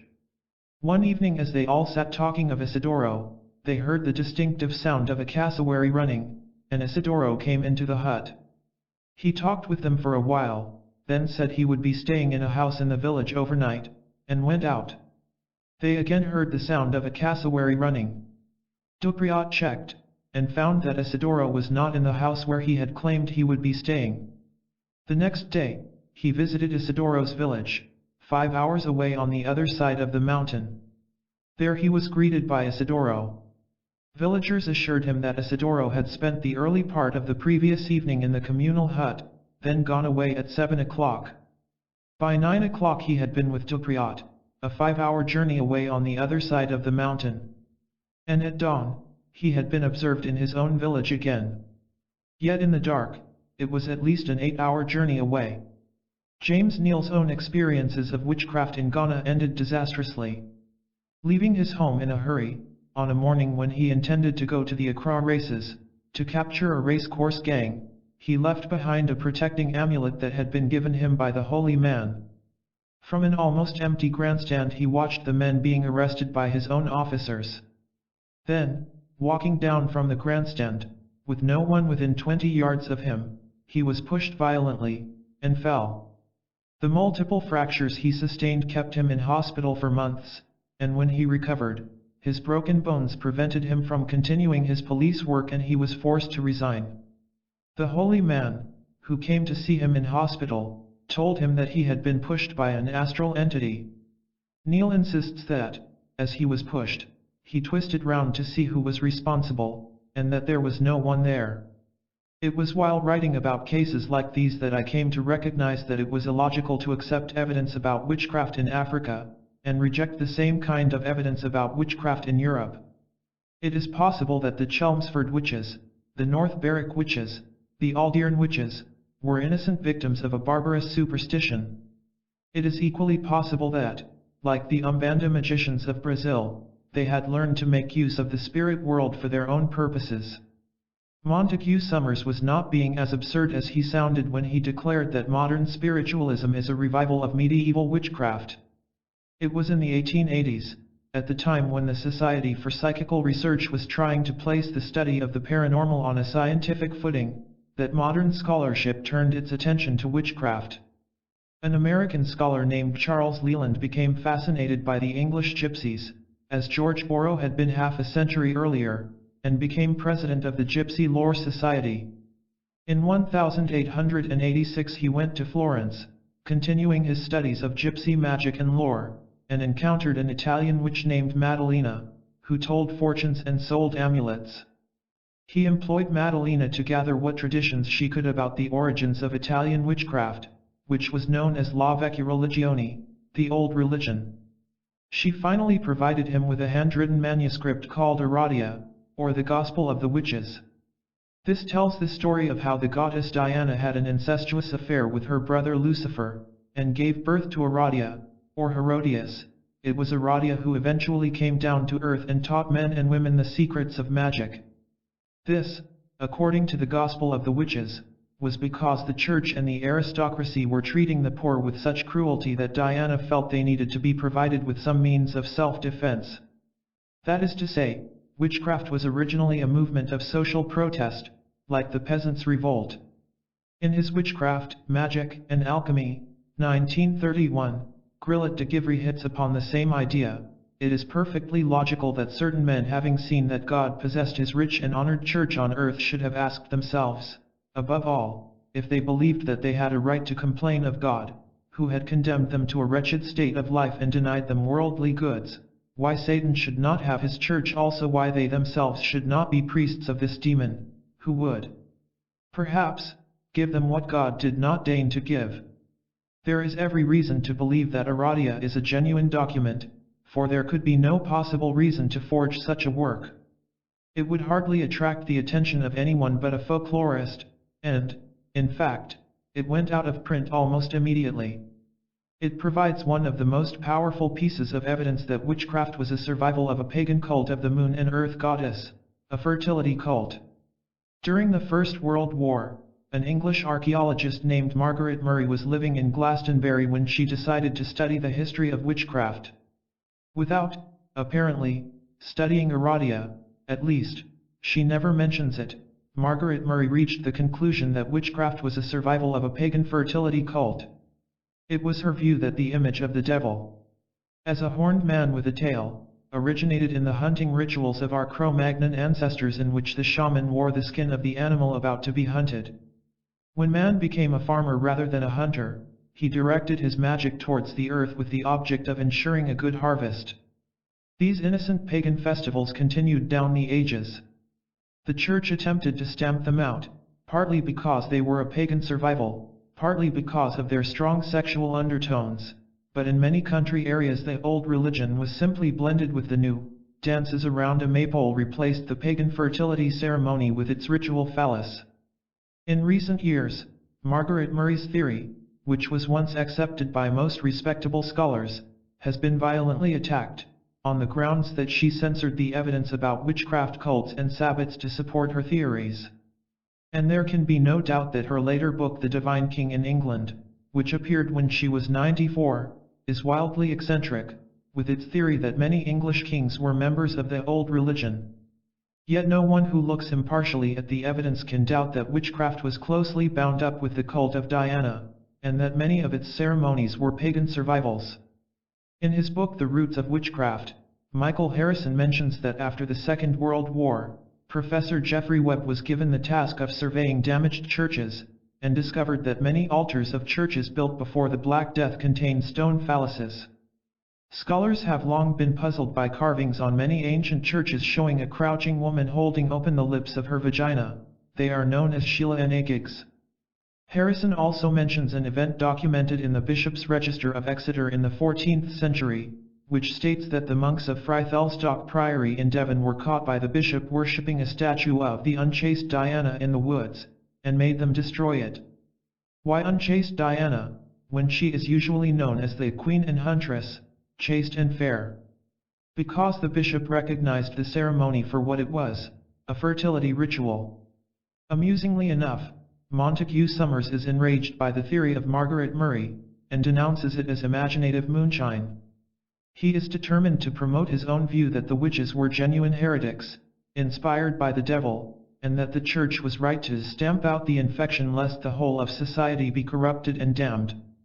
As we have seen, there is a great deal to be said for his opinions, even though he takes them to the point of absurdity. He is almost certainly in the right when he attacks Margaret Murray's view that Joan of Arc and Gilles de Rais were priests of the Dianic cult who were sacrificed for their faith. All of which only demonstrates that the subject of witchcraft is far more complicated than at first appears. The truth seems to be roughly this: the old religion survived from the days of our Cro-Magnon ancestors, and in late Neolithic times led to the construction of stone temples like Avebury, Stonehenge, and Karnak. This religion involved the invocation of earth spirits and deities, like Vander Post's spirits of the slippery hills. It managed to coexist quietly with Christianity in Europe, although the authors of the Canon Episcopi knew about it nearly 1,000 years before John XXII made it a crime. Almost certainly, it had nothing to do with the rise of Catharism, whose roots are in Manichaeism and Gnosticism. But the persecution of the Cathars drew the attention of the Church to the old religion, with dire results. In fact, one of the first results of the persecution of witches was probably to cause them to band together and take their stand against the doctrines of Christianity. So, to some extent, the Church created the heresy it was so determined to destroy. If we can believe Aradia, they did worship the devil, or Lucifer, the sun god, as well as his sister Diana. And many of them probably practiced ancient forms of magic passed down from Paleolithic times. It was not the Church that stamped out witchcraft, it was Newton and Leibniz and Dalton. 1951 was a watershed in the history of witchcraft, for it was in that year that the Witchcraft Act was finally repealed in Britain. In the view of the British Parliament, the Act was obsolete. Legislators believed that there were no witches in Britain, and probably never had been. One man who strongly disagreed with this point of view was Gerald Gardner. He was the author of a book called High Magic's Aid, which described in detail various rituals used by medieval witches. In 1954, 3 years after the repeal of the Witchcraft Act, Gardner published a book called Witchcraft Today, in which he made it fairly clear that he was himself a practicing witch. He declared that there were still dozens of covens, groups of witches, in England, practicing the rites he had described in his earlier book. Witchcraft Today is a fascinating but irritating book. In her introduction to it, Margaret Murray says that Dr. Gardner has shown in his book how much of the so-called witchcraft is descended from ancient rituals, and has nothing to do with spellcasting and other evil practices. In fact, Gardner shows nothing of the kind. What he does is to develop and popularize the views put forward 30 years earlier by Margaret Murray herself. As we have seen, Dr. Murray maintained that witchcraft, or the Dianic cult as she called it, is an ancient pagan religion, older by far than Christianity. She traced the cult back to prehistoric worship of the fertile Great Mother, the oldest of all ancient gods, and of the horned god, a primitive symbol of power. Taking up this theme, Gardner declared that witchcraft was the religion of the first inhabitants of Britain. He suggested that these ancient Britons were pygmies or little people, and were the origin of the legends of fairies, elves, and dwarfs. Under successive waves of invaders, these little people were driven into hiding, taking with them their old religion. When the rest of Britain became Christianized, they continued to hold their strange, orgiastic ceremonies in remote places. The superstitious peasants were afraid of them, but noblemen and their ladies often joined in. These incredible assertions, along with the implication that modern witches practiced sexual orgies, aroused the interest of the British press. At the age of 70, Gardner suddenly found himself famous. Popular Sunday newspapers sought him out and printed his descriptions of witches' meetings called Sabbaths or Sabbats, complete with naked witches and ritual floggings. Gardner himself turned out to be the kind of man who makes good copy for sensational journalists. He was born in Lancashire in 1884, the son of a wealthy timber merchant. His father was a noted eccentric who used to remove all his clothes and sit on them whenever it rained. Gardner developed a taste for voyeurism and for being spanked, during boyhood travels in the Middle East with a buxom Irish nurse. Later, nudity and ritual flagellation were to feature prominently in his writings about witchcraft. He lived in the East until 1936, developing a taste for weapons, particularly knives. His first book was a study of the Malayan kris, a dagger with a wavy blade. Then he returned to England and became a student and practitioner of magic. According to his own account, his introduction to witchcraft occurred in 1946 when he was living in the New Forest in southern England. There he met a witch called Old Dorothy, allegedly an aristocrat, who taught him about the cult of witchcraft, and convinced him that it was the survival of an ancient pagan religion. The truth of this account has since been widely questioned. Some of Gardner's age-old rituals have been criticized as the products of his own imagination, both by skeptics unsympathetic to witchcraft and by witches unsympathetic to Gardner. He was not, apparently, a particularly truthful man. In various reference books he described himself as a PhD and a doctor of arts, and letters elsewhere he admitted that he had never attended a university. A professor at Leeds University has told how Gardner read a paper on Manx fishing craft to an international congress on maritime folklore, conveying the impression that it was based on his own research. In fact, the paper had been lifted almost entirely from an article that had appeared in the Proceedings of the Isle of Man Natural History Society. In spite of his critics, however, Gardner drew hundreds of new recruits to the cult of witchcraft, and when he died at the age of 80, British newspapers ran headlines on the death of the King of the Witches. Whatever his standing as a scholar, Gardner had become recognized as the leading figure in the witchcraft revival. Since his death, witchcraft covens have sprung up all over Britain and the United States, and there are now estimated to be between 10,000 and 20,000 active witches in the United States alone. Under the influence of Margaret Murray and Gerald Gardner, witchcraft today is dominated by the so-called white witches who claim to be on the side of good. Sybil Leek, one of America's leading living witches, was formerly head of an English coven centered in the New Forest. In an interview with London's Daily Express in 1964 she declared, "I am a white witch and come from a long line of white witches, who exist only to do good." The white witches of the 20th century stand outside the European American witch tradition with its emphasis on devil worship. Modern white witches claim, like Gardner, to be the inheritors of an ancient religious tradition, and not a cult of evil. They point to the derivation of the word witch from the Anglo-Saxon Wicca, meaning the wise one, and use the word Wicca as a name for their cult. The white witches, like their black opposites, use many of the techniques of sorcery and engage in activities that resemble many of the quasi-religious ceremonies of traditional witches. Their worship, however, is directed toward the Earth Mother and the Horned God, and they emphatically deny that there is any link between the Horned God and the devil. According to Gardner, the two-faced Horned God worshipped by the followers of Wicca is not Satan, but a fertility god usually known by the Roman name of Dianus or Janus. He represents the cycle of the seasons and the crops, and the rites performed in his honor are designed to ensure the continued fruitfulness of the earth. He has also been related to the famous prehistoric painting in the Trois Frères caves in the French Pyrenees, which appears to depict a dancer in the skin of an animal with great branching antlers. Gardner suggests that the horns on the god led to the confusion with Satan in the minds of Christians, and that some witches may have encouraged this confusion to keep their enemies at a distance.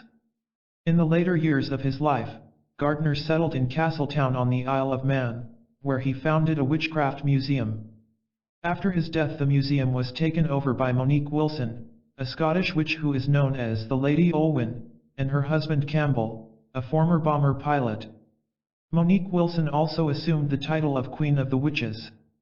In a recent interview with the British journalist Colin Cross, she explained, "It is a title conferred by 3 or more witch covens.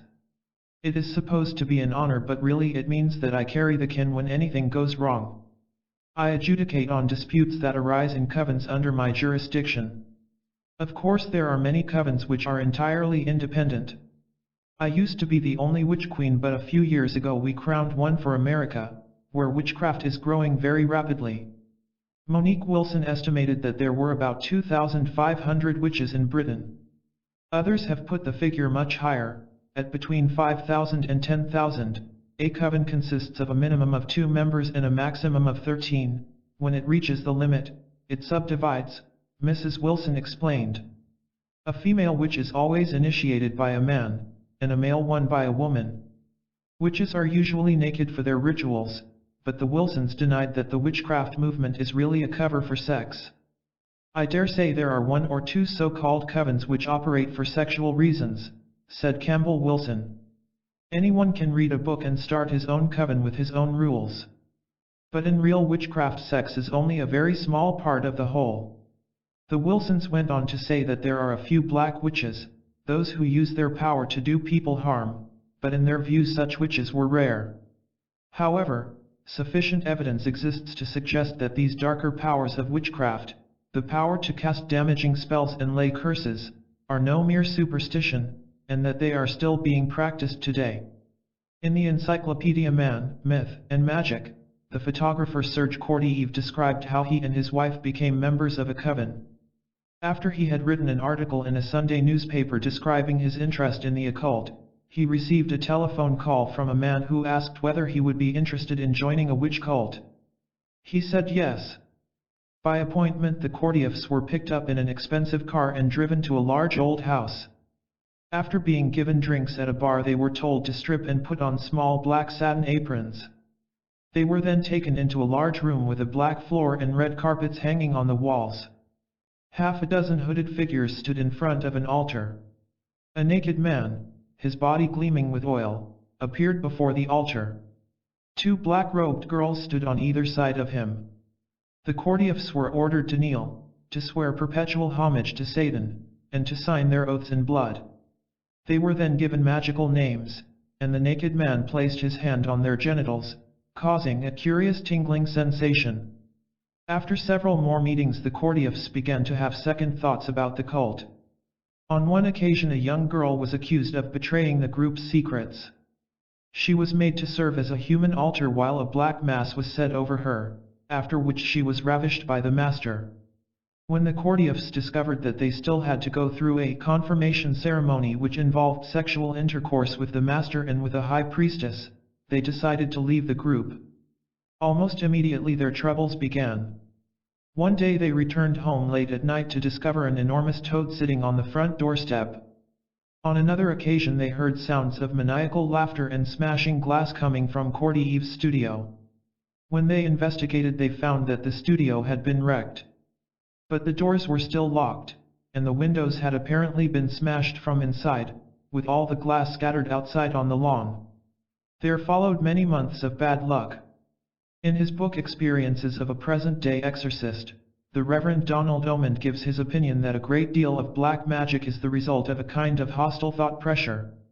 He is firmly convinced, for example, that when a worker in a factory is sent to Coventry, an English term for ignoring a co-worker as punishment, the hostile thought waves from the others may cause actual physical and psychological damage, quite apart from any effects that could be ascribed to the power of suggestion. Readers of Ira Levin's novel Rosemary's Baby will remember the episode in which a circle of black witches caused someone's death by ill-wishing. It could well be that ill-wishing and the Reverend Donald Omond's hostile thought pressure are one and the same phenomenon. Witchcraft and black magic have achieved an even greater popularity in the United States today than in Britain. The White Witches of the United States closely resemble their British counterparts, however, and their activities are largely based on the rituals revived or devised by Gerald Gardner.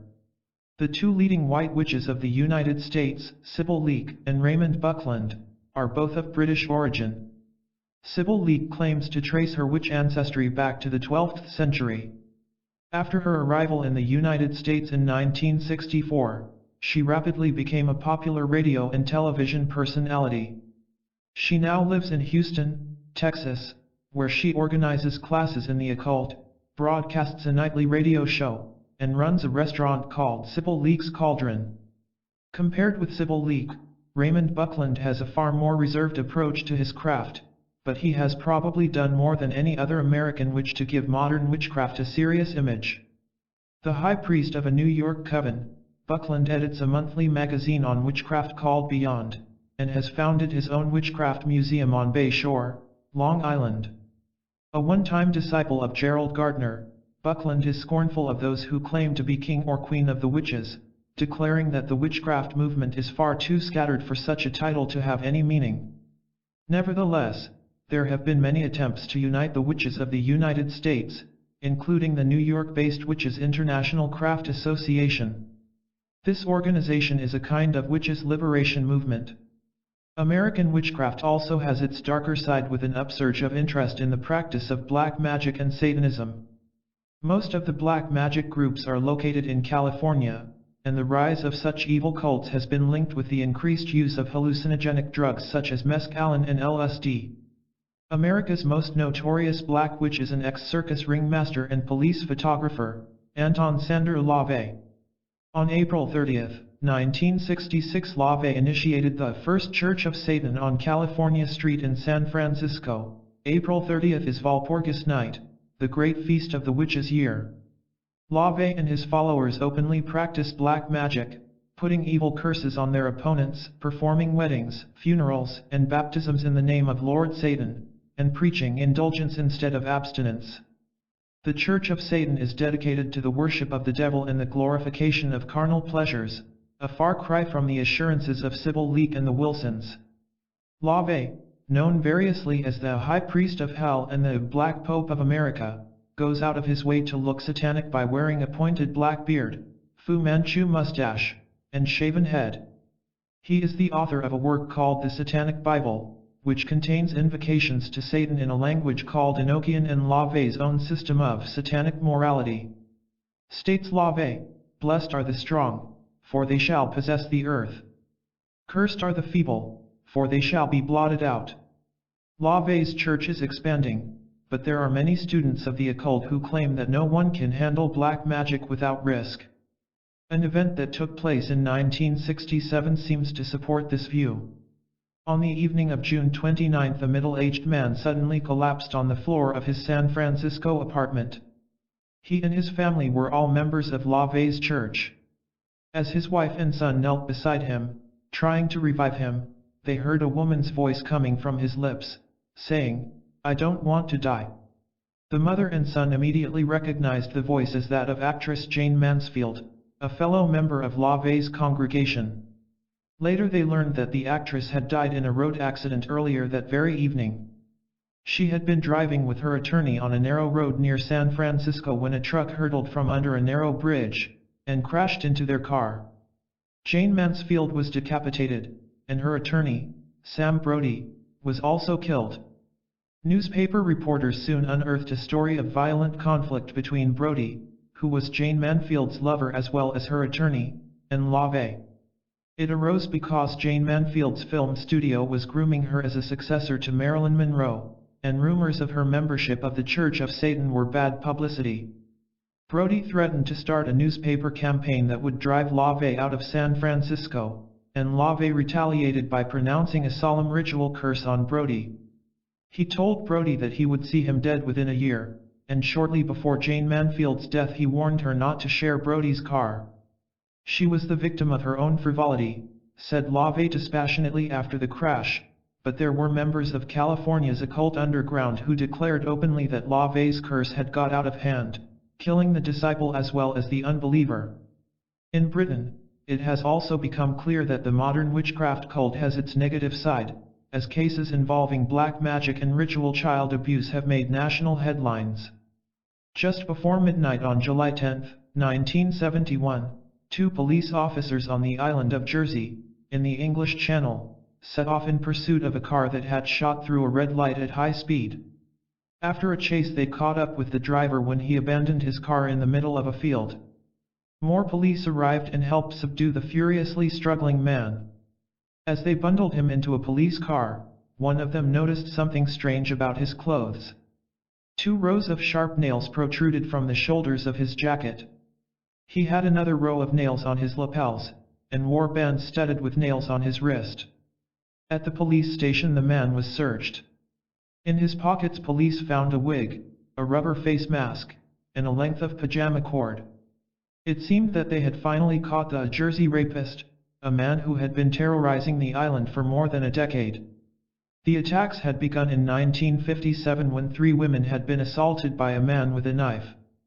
In April 1958, a man threw a rope around the neck of a girl, dragged her into a field, and raped her. In October 1958, a girl was dragged from a cottage and raped. For over a year attacks ceased. Then in January 1960, they took a more alarming turn. A 10-year-old girl woke up to find a man in her bedroom. He warned her that if she cried out he would shoot both her parents. The man was wearing a rubber mask. He sexually assaulted the girl in her own bed and left by the window, driving off in her father's car. 1 month later the rapist assaulted a 12-year-old boy. For the next 11 years repeated attacks made Jersey an island of terror. In many cases the masked rapist carried a child out into the garden, committed the assault, and took his victim back to the bedroom. When the police in 1971 captured the man with a mask and a pajama cord in his pocket, they had little doubt that he was the rapist. His name was Edward John Louis Payunel, and he was in his early 50s. Questioned about the peculiar attire he was wearing when he was found, Payunel told the police that he was on his way to some sort of orgy. He implied that this gathering was connected with black magic, and explained that all the participants were unknown to one another, because they wore masks.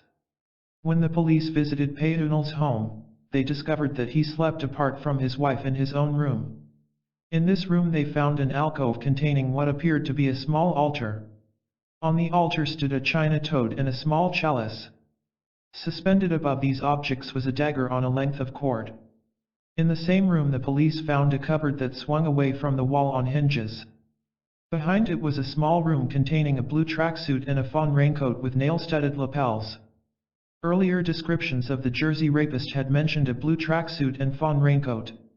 Nevertheless, Payunel continued to protest his innocence. He insisted that he was a member of a black magic group and had no connection with the rapes. Then came the break. The car Payunel had been driving before his arrest proved to have been stolen. In the glove compartment the police discovered a crucifix made of palm fronds, apparently the property of the car's owner. The detective in charge of the case threw it on the table in front of Payunel and asked, "Is this yours?" Payunel's face went red. His eyes bulged. Then he began to laugh. "No, it's not mine." Then after a pause, "My master would laugh very long and very loud at this." The detective had no need to ask him the name of his master. In Payunel's room the police had found various books on witchcraft and black magic. Payunel was speaking of the devil. The police made one more interesting find. Among Payunel's books was a biography of the 15th century child murderer, Gilda Rice, the man on whom the story of Bluebeard was based. Gilda Rice had been one of the richest noblemen in Europe, and had fought bravely at the side of Joan of Arc against the English.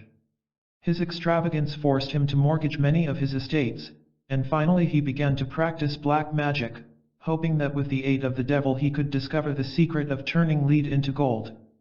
Some of these black magic rituals require the blood of innocent virgins, and this may explain how Jill came to acquire his taste for killing children.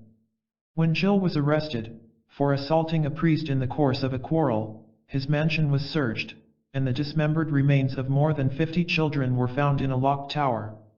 Jill admitted that he had murdered the children after committing sadistic attacks on them. He was burned at the stake in October 1440. It gradually became clear to the police that Payunel was obsessed by Gilda Rice. It even seems likely that he believed himself to be a reincarnation of Jill. No other members of the black magic group were ever discovered. Presumably they existed only in Payunel's imagination. Charged with 7 sexual assaults, Payunel was found guilty and sentenced to 30 years imprisonment. It seems certain that Payunel was no armchair student of the occult. He practiced black magic, and he believed that he had sold his soul to the devil.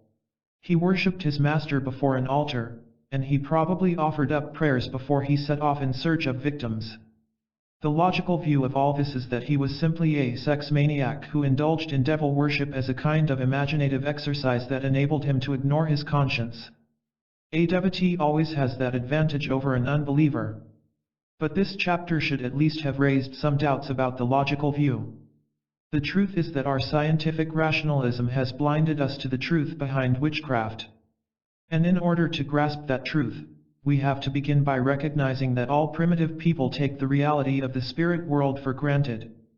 We also have to recognize that circumstantial reports of ghosts can be counted in their thousands, that they date back as far as recorded history, and that to try to dismiss all this as superstition is mere silliness.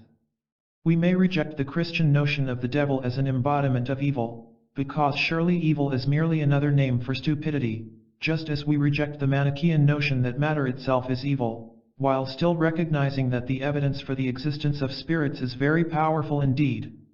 And the history of spiritualism, like the history of witchcraft, demonstrates that it is not difficult for human beings to establish contact with spirits, and that some do so easily and naturally. So it would probably be a mistake to dismiss Peyton's devil worship as sheer self-delusion. The more likely truth is that he was a man whose fantasies had opened him to certain dark forces, and who had become a willing tool of those forces in exchange for the satisfaction of sexual cravings. In short, that he had done what a medieval theologian would call sold his soul to the devil. It is also interesting to note that his charmed life of immunity came to an end when he stole a car containing a Christian crucifix. 11. Possession, illusion or reality. According to Allan Kardec's Spirits book, people who die suddenly, or are unprepared for death by reason of wasted lives, are often unaware that they are dead, and become homeless wanderers on the earth, attracted by human beings of like mind, and sharing their lives and experiences. They are able, to some extent, to influence these like-minded people and to make them do their will through suggestion. Some low spirits are activated by malice, others are merely mischievous, and can use energy drawn from human beings to cause physical disturbances. These are known as poltergeists.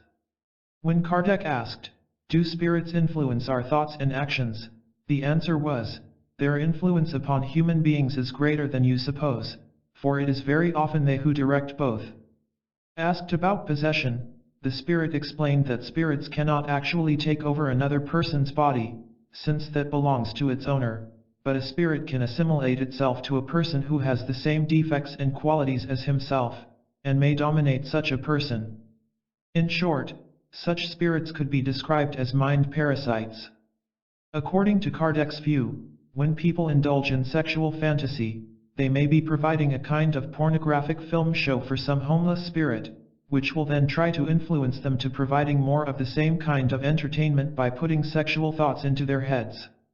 The classic modern book on the subject, Possession, Demoniacal and Other, 1921, is by a Tübingen professor, T.K. Oostenrijk, and it takes, as one might expect of a respectable academic, a totally skeptical view. Oostenrijk dismisses the spirit explanation, insisting that possession is always a case of hysteria or mental illness. He will not even accept the hypothesis of multiple personality, since he cannot believe that the human personality can split. One of his most impressive pieces of evidence for the hysteria theory is a lengthy account of the famous case of Achille, described by the psychiatrist Pierre Janet. Achille, a moderately successful businessman, came from a peasant background, and married early. In the winter of 1890, when he was 33, Achille returned from a business trip in a depressed condition, then suddenly went dumb. One day, he sent for his wife and child, embraced them despairingly, then went into a cataleptic state for 2 days. When he woke up he was suffering from delusions. He seemed to think he was in hell, and that demons were burning him and cutting him in pieces. The room, he said, was full of imps, and he was possessed by a devil. After a number of suicide attempts, he was sent to the Salpêtrière hospital in Paris, under the care of the famous physician Charcot. The latter placed Janet in charge of the case. Janet watched with interest as Achille displayed all the signs of demoniacal possession, as described in the Middle Ages. In a deep voice he cursed God, then in a shrill voice protested that the devil had forced him to do it. At first all Janet's efforts to communicate were a failure. Achille refused to listen to him and resisted all attempts to hypnotize him. Janet saw a possible solution when he observed that Achille was extremely absent-minded. He compares him to someone searching for an umbrella which he holds in his hand. While Achille was raving, Janet quietly inserted a pencil in his hand, then tried ordering him, in a whisper, to make writing movements. The pencil wrote, "I won't." "Who are you?" asked Janet, and the pencil wrote, "The devil." "I shan't believe you," Janet replied, "unless you can give me proof. Can you make Achille raise his left arm without knowing it?" "Of course," and Achille raised his arm. "Why are you doing that?" Janet asked Achille in his normal voice, and Achille looked at his raised arm with astonishment. The demon went on to demonstrate his powers by making Achille dance, stick out his tongue and kiss a piece of paper. Finally, Janet asked him if he could put Akhil into a deep sleep. Moments later, Akhil was in a trance. And now Janet was able to question him about the cause of his illness, and quickly learned that Akhil had been unfaithful to his wife while away on his business trip, and that deep and intense guilt had caused the depression and other symptoms. Now he was able to induce hallucinations. Janet made Akhil believe that his wife was in the room, and had forgiven him for his infidelity. It is not quite clear from Janet's account whether the wife actually came to the hospital. After this, Akhil's psychological problems soon cleared up. This is certainly a remarkable case. Yet as a refutation of the spirit view, it is obviously open to one serious objection. If Kardec is correct, it is obvious that people suffering from nervous traumas or states of intense guilt and misery are more likely to become obsessed by spirits than normal healthy persons. Kardec would point out that Akhil may have been genuinely obsessed by a mischievous spirit, and that as soon as Janet had made him feel that he was forgiven, the spirit was driven out. The same view of possession was expressed by Carl Wickland, a Los Angeles doctor. In his book 30 Years Among the Dead, he argues that a great deal of mental illness is caused by a kind of mental invasion by homeless spirits. Wickland, born in Leiden, Sweden, in 1861, had emigrated to Chicago, where he gained his medical degree. He became a member of the National Association for the Advancement of Science, and a medical advisor to the Los Angeles branch of the National Psychological Institute. It seems likely that he decided to burn his boats and publish his book because, at 63, he was on the verge of retirement anyway, and ridicule would make no difference. It all began, he explained, with a patient whom he calls MRSB, who began to practice automatic writing, and who soon began to have fits of derangement in which she used vile language and claimed she was an actress.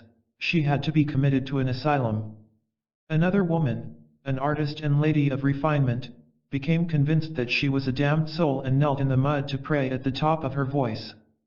Another woman, who owned a millinery shop, posed in her window in her nightclothes, declaring that she was Napoleon, and had to be removed by the police. Now at this time, in the mid-1890s, the main theory of mental illness was that it could be explained in purely physical terms. Many a head physician in a mental home was appointed because he had a working knowledge of brain anatomy.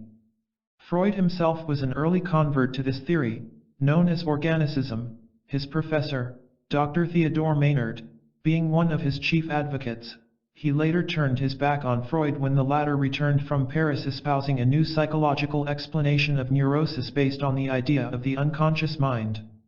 In America, the favorite theory of mental illness was that it was due to poisons in the system due to such causes as infected tonsils or decayed teeth.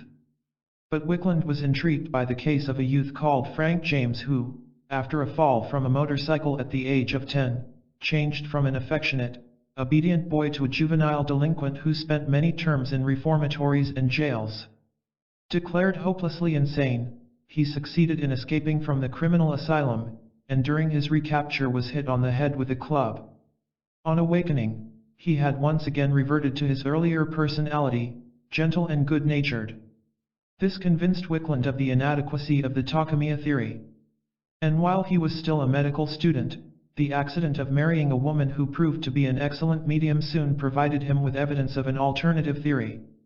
One day, Wickland was dissecting a leg in the medical school, and, on his return home, was alarmed when his wife Anna seemed to be about to faint. He placed his hand on her shoulder, and was startled when she drew herself up and said threateningly, "What do you mean by cutting me?" After a few questions, it became clear that he was speaking to the spirit of the owner of the leg he had been dissecting. Wickland guided Anna to a chair, and the spirit objected that he had no right to touch him. When Wickland replied that he was touching his wife, it retorted, "What are you talking about? I am no woman, I'm a man." Eventually, Wickland reasoned it into recognizing that it was dead, and that dissecting its old body would do it no harm. When it asked for a chew of tobacco or a pipe, Wickland had to explain that his wife was a non-smoker. The next day he observed that the teeth of the corpse were heavily stained with tobacco. More detailed explanation finally convinced the man that he was dead, and he left. This showed Wickland that a ghost may believe that it is still alive, particularly if death came unexpectedly. He also encountered a case that seemed to demonstrate that spirits did not need to manifest themselves through a medium. When he was alone one day, dissecting a female corpse, he thought he heard a distant voice shout, "Don't murder me." A newspaper on the floor made a rustling noise, as if it was being crushed. Some days later, at a séance, a spirit who gave her name as Minnie Morgan claimed that it was she had shouted, "Don't murder me," and crushed the newspaper. Minnie also had to be convinced that she was no longer alive.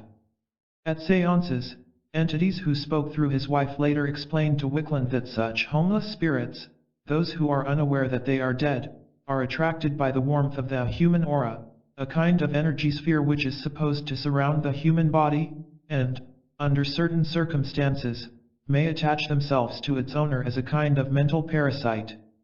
In effect, such spirits are in a state of sleep, in which dreams and reality are confused, and, as in sleep, the dreamer is unaware that he is dreaming.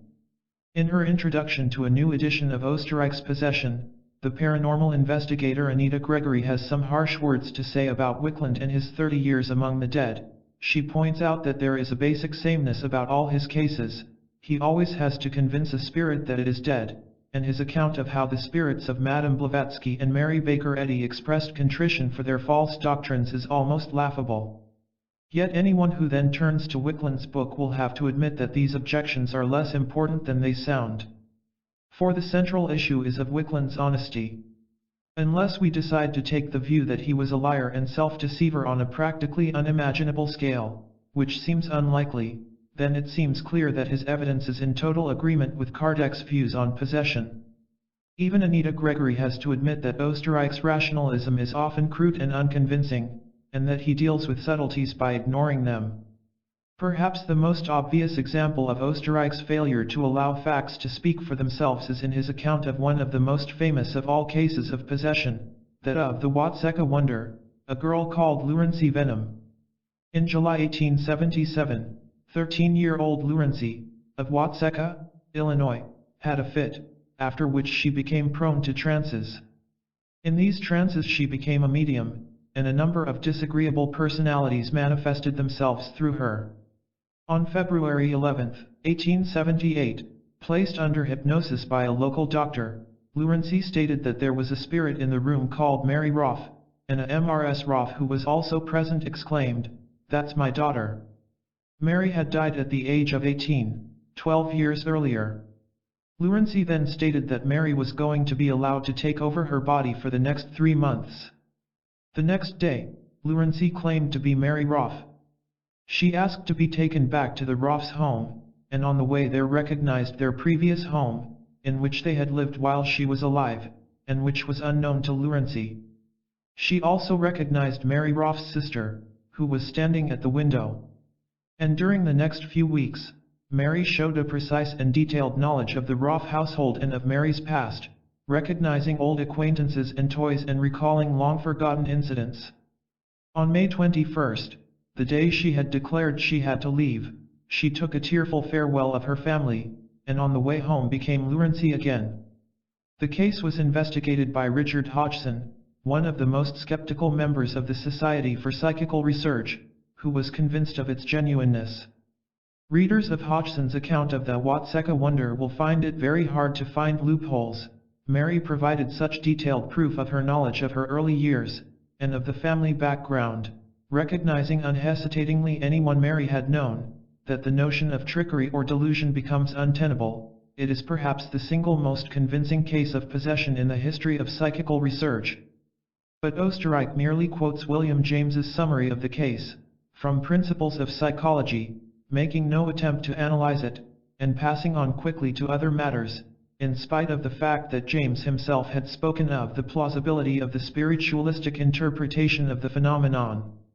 And Anita Gregory concludes her own introduction by admitting that she is unable to declare that all the people in Oostenrijk's book are frauds, dupes, lunatics and psychopaths, and ends, so I shall conclude that the phenomena described by Oostenrijk are very much in need of an explanation. Oostenrijk's piece de resistance is a long account of the famous case of the Devils of Loudun, which, in 1952, was made the subject of a full-length study by Aldous Huxley. In 1633, Urbain Grandier, the parish priest of the small French town of Loudun, was charged with bewitching the nuns in a local convent and causing them to be possessed by demons, so that they screamed blasphemies and obscenities, and writhed about on the floor displaying their private parts. Grandier had become notorious for his immoralities. He had impregnated 2 of his penitents and seduced many others, and had made many enemies. Inquisitors claimed to find devil's marks on his body, and in a trial that was a travesty of justice, he was found guilty and sentenced to be burned alive. Even under torture, and later at the stake, Grandier maintained his innocence. His death made no difference, and the nuns continued to be possessed by demons for many years after. Oostenrijk, like Aldous Huxley, takes the view that all this could be explained simply in terms of hysteria, a view I must admit that I shared at the time I wrote The Occult, while another authority, Russell Hope Robbins, goes even further in his Encyclopedia of Witchcraft and Demonology, and attributes the manifestations to outright imposture.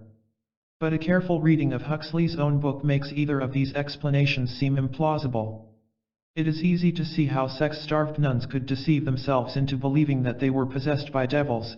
The Mother Superior of the convent, Soeur Jeanne de Angers, admits in her autobiography that she made no real attempt to combat the possession because she enjoyed the sexual stirrings aroused in her by the demons. But it is far more difficult to understand what then happened to the exorcists themselves. Father Lactance, who had superintended the torture, became possessed and died insane within a month. 5 years later, Father Tranquil died of exhaustion after months of battling against the invaders of his psyche, and was amazed to witness his body writhing on the ground and hear himself uttering blasphemies which he was powerless to prevent. Father Lucas, another of Grandier's persecutors, met the same fate. The witch pricker, Dr. Manuri, also died in delirium. Father Jean-Joseph Surin, a genuinely saintly man, who was called to Loudun to try and exorcise the nuns after Grandier's execution, himself fell victim to the devils, and became periodically insane for 25 years. It is difficult to believe that ordinary hysteria could produce such results. Surin described in a letter how the alien spirit was united to his own, constituting a second me, as though I had 2 souls. Considering these facts, the skeptical Anita Gregory admits that one is probably not justified in assuming that the Loudun pandemonium was necessarily nothing but collective delusion. And bearing in mind Kardec's comment that a spirit does not enter into a body as you enter into a house, he assimilates himself to a person who has the same defects and the same qualities as himself. The hypothesis that the Loudun pandemonium was caused by Wickland's earthbound spirits seems, on the whole, more plausible than religious hysteria. It is difficult to draw a clear dividing line between possession and poltergeist manifestations. The most widely held current view, as we have seen, is that they are a form of spontaneous psychokinesis, mind over matter, caused by the unconscious mind of an emotionally disturbed adolescent, but this theory fails to explain how the unconscious mind can cause heavy objects to fly through the air. In laboratory experiments, psychics have so far failed to move any object larger than a compass needle.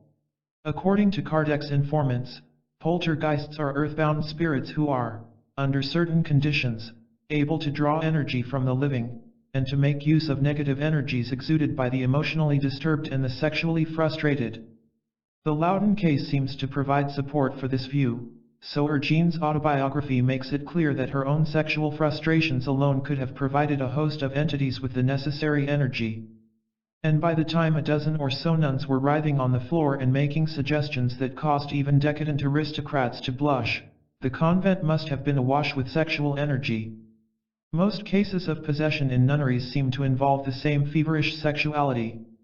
2 decades before the Loudun case, 14-year-old Madeleine de Demandolx de la Palade was seduced by her confessor, Father Louis Gaufridi, 20 years her senior. The liaison was broken up, and she was sent to a nunnery at Aix-en-Provence. 2 years later, Madeleine began to see devils, and smashed a crucifix. Her hysteria soon spread to the other nuns. Madeleine accused Gaufridi not only of seducing her, but of introducing her to various diabolic practices. Goffridi was asked to try and exorcise the demons, and, when he failed, was put in prison. At his trial, Madeline declared that her allegations were all imaginings, after which she began to move her hips back and forth in a lascivious manner. The judge chose to disbelieve her disclaimer, and Goffridi was tortured until he confessed, then was burned at the stake. It is important to realize that fornication among the clergy was a commonplace in the 17th century, and that seduction of nuns by their confessors was far from rare. In 1625, an orphan named Madeleine Bavant was seduced by a Franciscan priest, appropriately called Bontemps. In the following year she entered a convent at Louviers run by Father Pierre David, who secretly belonged to the Illuminati, a sect who believed that the Holy Spirit could do no harm, and that therefore sex was perfectly acceptable among priests. Father David apparently insisted that Madeleine should strip to the waist as he administered communion. Other nuns, she later claimed, strolled around naked. She claimed that she and Fr. David never engaged in actual intercourse, only mutual masturbation, and that when Father David died in 1628, his successor Father Mathurin Picard continued to caress her genitals during confession. It was after Father Picard's death in 1642, when Madeleine was 35, that the nuns began to manifest the usual signs of possession, writhing on the ground, contorting their bodies, and making howling noises like animals, as they alleged they were being ravished by demons. 14 of the 52 nuns exhibited these symptoms, and all put the blame on Madeleine. Madeleine then told the full story of Father David, Father Picard, and the latter's assistant Father Boule. She claimed that Father Picard and Father Boule had indulged in various magical acts involving communion wafers and menstrual blood, and eventually in sabbats, in which a black mass was recited. The priests had draped their erections with consecrated wafers with a hole cut in the middle and thus arrayed gave themselves to the women present, Madeleine being favored 5 or 6 times. Madeleine was accused of being a witch and discharged from the order. The corpse of Father Picard was dug up, excommunicated, and tossed onto a refuse heap. This led the priest's brother to create a scandal, and the result was a trial that ended with Father Boule being tortured and burned alive, together with another priest called Duval.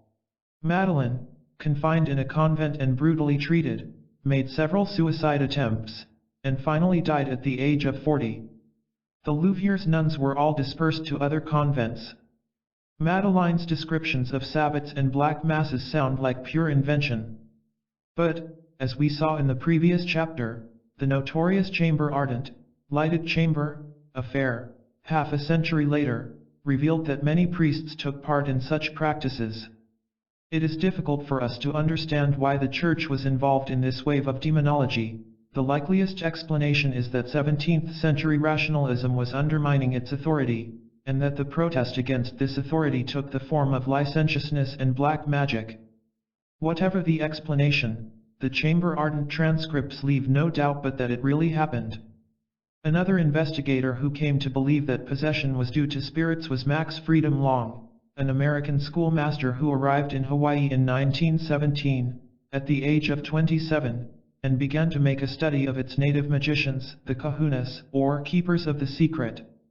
According to the Huna religion, Long discovered, man has 3 selves, the low self, the middle self and the high self. The low self is basically emotional, and corresponds roughly to Freud's unconscious mind. The middle self is our ordinary, everyday consciousness. The high self might be called the superconscious mind, and can foresee the future. After death, the 3 selves may become separated, and it is the low self that sometimes becomes a poltergeist. The middle self may become a ghost. In his book The Secret Science Behind Miracles, Long also discusses the phenomenon of multiple personality, and expresses the view that this is often due to possession, either by a low self or a middle self, or a combination of the two. He describes the case of a Californian girl with 2 personalities, which took over the body for years at a time, and how, when doctors tried to amalgamate the 2 under hypnosis, a 3rd personality appeared, who told them that the girl should be left as she was, with 2 spirits sharing the body. This 3rd personality Long believes to be the high self. Two more eminent American investigators came to accept the possibility of possession. The philosopher William James was converted from his early skepticism to a belief in spirits through the mediumship of Mrs. Leonore Piper, whose control, finute, was able to tell him all kinds of things that he could not possibly know by normal means. James was to agree that if a medium can be possessed by a spirit, then it is possible that other people might be. James's close friend Professor James Hislop was another skeptic who was converted by Mrs. Piper. But he had a more practical reason for becoming convinced of the reality of possession. When Hislop was president of the American Society for Psychical Research in 1907, he was visited by a goldsmith named Frederick Thompson, who was convinced that he had become possessed by the spirit of a painter, Robert Swain Gifford, whom he had met on a few occasions. After Gifford's death, Thompson had begun to hear Gifford's voice urging him to draw and paint, something he had never done before. Although he had no artistic training, Thompson began to paint in Gifford's style. What convinced Hislop was that Thompson painted pictures of places that he had never been to, but which Gifford had. Some of these proved to be identical to Gifford's final sketches, which Thompson had never seen, and when Hislop visited the New England swamps and coastal regions he recognized them as the subject of these sketches. Hislop consulted a neurologist, Dr. Titus Bull, about Thompson. And Bull himself was to conclude that many cases of mental illness really involved possession. In one case, the patient, who had suffered a head injury, claimed that he had been taken over by the spirit of a painter named Joseph Seleny, who had been a friend of the Emperor Maximilian, and who was forcing him to paint. Wickland claimed that such accidents as head injuries would provide opportunity for alien entities to invade. Lengthy researches by Bull's assistant Helen Lambert, a wealthy woman with time to spare, finally uncovered the existence of a real Joseph Seleny. The encyclopedias mistakenly spelled it Joseph, but the patient spelled it correctly, who had, indeed, been a friend of the Emperor Maximilian. A medium who worked with Dr. Bull was able to reveal that the patient was being possessed by several entities, one of whom seized possession of her body and grabbed Bull by the throat. Eventually, the various entities were dislodged or persuaded to go away. Mrs. Lambert's account, later published in her book A General Survey of Psychic Phenomena, sounds remarkably like many cases described by Carl Wickland. The few available cases make it clear that Bull's name deserves a distinguished place in the annals of psychical research. Dr. Adam Crabtree, a psychiatrist who lives and works in Toronto, began to give serious consideration to the idea of possession as a result of treating patients who claimed to hear voices inside their heads. Now such cases are not particularly rare, and hearing voices is certainly not a sign of madness. Dr. Julian Jaynes, a Princeton psychologist, began to make a study of auditory hallucinations after experiencing one himself. He was lying on a couch when he heard a voice speaking from the air above his head. Naturally concerned about his sanity, Jaynes discovered, to his relief, that about 10% of people have had hallucinations of some sort, and that about a third of these take the form of phantom voices. One perfectly normal young housewife told him that she held long conversations with her dead grandmother every morning when she made the beds. Jaynes, of course, takes it for granted that such experiences are hallucinations, and for a long time Adam Crabtree shared that belief. Then he encountered a case that raised some basic doubts. It concerned a young woman named Sarah Worthington, who was the patient of a female colleague of Crabtree's called Jenny. After a treatment that had been initially successful, Sarah Worthington had suddenly plunged into moods of depression in which she was tempted to commit suicide. The three of them met in Crabtree's office, and he began to probe her difficulties. One of his questions was whether she had ever heard voices inside her head, and she admitted that she had. Crabtree asked her to lie down and relax, and to do her best to try to recall these inner conversations. Almost immediately, the girl's body tensed, and she exclaimed, "Oh, the heat! I'm hot." And as she went on speaking, both psychiatrists observed the change in her voice. Sarah lacked confidence. This new personality had the voice of someone who was used to exercising authority. When they asked the woman what she wanted to do, she replied, "Help Sarah." It was a clear indication that this was not Sarah. They asked the woman her name, and she replied, "Sarah Jackson." She identified herself as Sarah's grandmother. Crabtree explained that he and Jenny were also trying to help Sarah, and asked the grandmother if she would be willing to help. She replied yes. This ended the first session. At the next session, the grandmother soon came back. She was still talking about a fire, and at one point she asked, "Where is Jason?" Jason, it transpired, was her son, and the fire she was referring to had taken place in 1910. Sarah Jackson had rushed home as soon as she heard that there was a fire in her street. Her 7-year-old son had been left in the house alone. The whole neighborhood was ablaze. In fact, Jason had been moved to safety by neighbors, but it took Sarah Jackson another hour to discover this, and in the meantime she had rushed around the streets in a frenzy, stifling in the heat. The experience had imprinted itself deep in her consciousness. According to the grandmother, she had taken possession of Sarah Worthington when her granddaughter was playing the piano. Both of them loved music. And it soon became clear that, in spite of her avowed intention of helping her granddaughter, it was Sarah Jackson herself who was in need of help.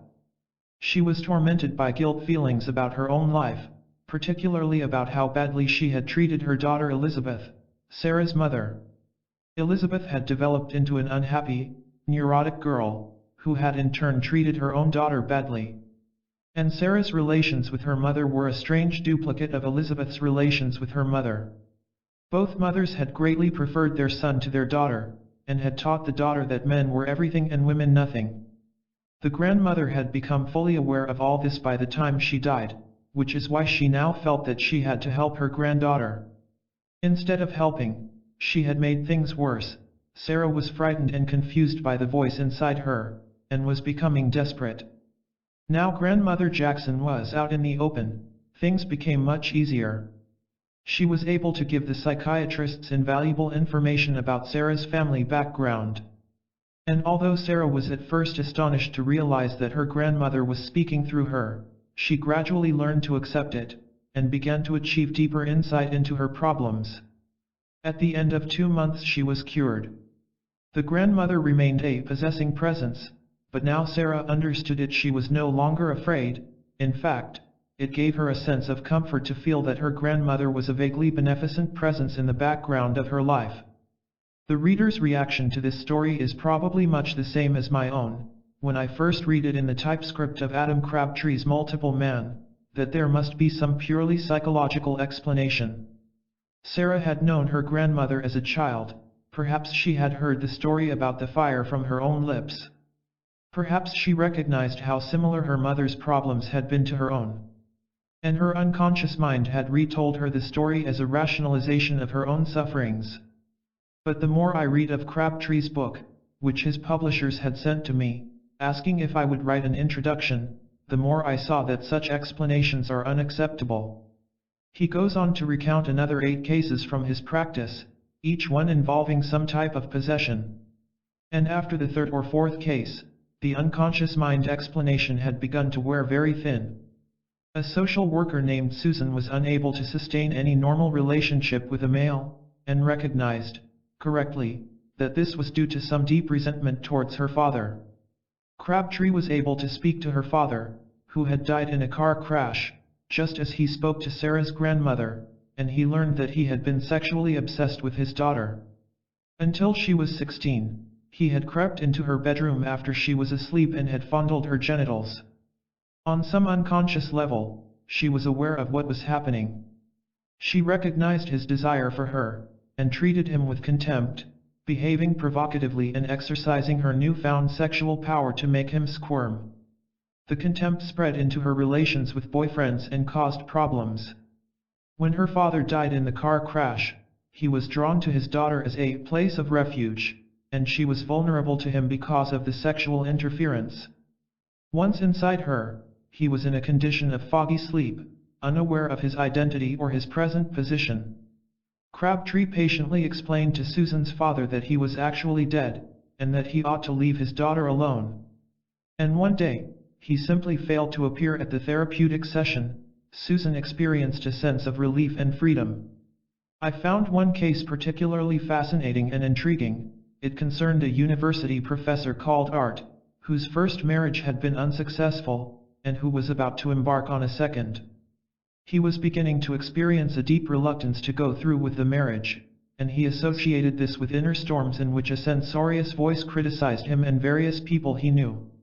He was vaguely aware that the voice sounded like his mother, who was living in Detroit, and he had arrived at the common-sense explanation that the voice was some negative aspect of himself, and that he had somehow incorporated elements of his mother, who had always been intensely possessive towards him. Crabtree followed his usual procedure, placing Art in a state of deep relaxation, and then opening a dialogue with the mother, who was called Veronica. Veronica was perfectly willing to talk at length about her relation to her son, and about why she disapproved of so many of his friends. Veronica came across as blatantly, almost naively, self-centered. She explained that she simply wanted to make her son recognize that many people he trusted, including his future wife, were stupid and scheming and not worthy of his respect. Crabtree asked her if she thought all this interference could be good for her son, or even good for herself, and she finally admitted that the answer was probably no. In Detroit she was living a drab and boring life, and Crabtree pointed out that if she paid more attention to her own affairs and less to her son's, things might improve. During the therapy, Art's mother discovered that she had a cancerous growth, and had to have an operation. The Veronica who spoke through Art's mouth agreed that this might be because she was robbing herself of vitality by possessing her son. And at this point, Art's inner voice began to fade, until he finally ceased to hear it. But there was a remarkable change in his mother in Detroit. She had been experiencing a slow deterioration, an emotional withdrawal from life. Now, suddenly, her vitality began to return. She started going out and making new friends. She seemed to have gained the proverbial new lease on life. Crabtree insists that his own attitude towards such cases is not that of a believer in the paranormal. He claims to be merely an observer, a phenomenologist, who simply treats each case as if it were possession. And clearly, there is nothing contradictory in such an attitude. Susan and Sarah and Art could have been manufacturing the voices themselves. The unconscious mind is capable of far more remarkable feats. Still, the fact remains that most readers will feel that, taken all together, these cases make an overwhelming impression of being something more than unconscious self-deception. I turned back to Julian Jaynes to see what he had to say about disembodied voices. He outlines his theory in a remarkable work called The Origin of Consciousness and the Breakdown of the Bicameral Mind, published in 1976. Bicameral means simply having two compartments. Jaynes advances the extraordinary theory that our remote ancestors heard voices all the time, the reason being that, according to Jaynes, early man lacked all self-awareness in our modern sense of the word. Jaynes believes that our caveman ancestors could not look inside themselves and say, "Now let me think," because they had no inner me. Their eyes were like a car's headlamps, directed permanently towards the outside world. So if one of these men was ordered to go and build a dam down the river, he would find it extremely difficult to remember why he was ambling along the river bank.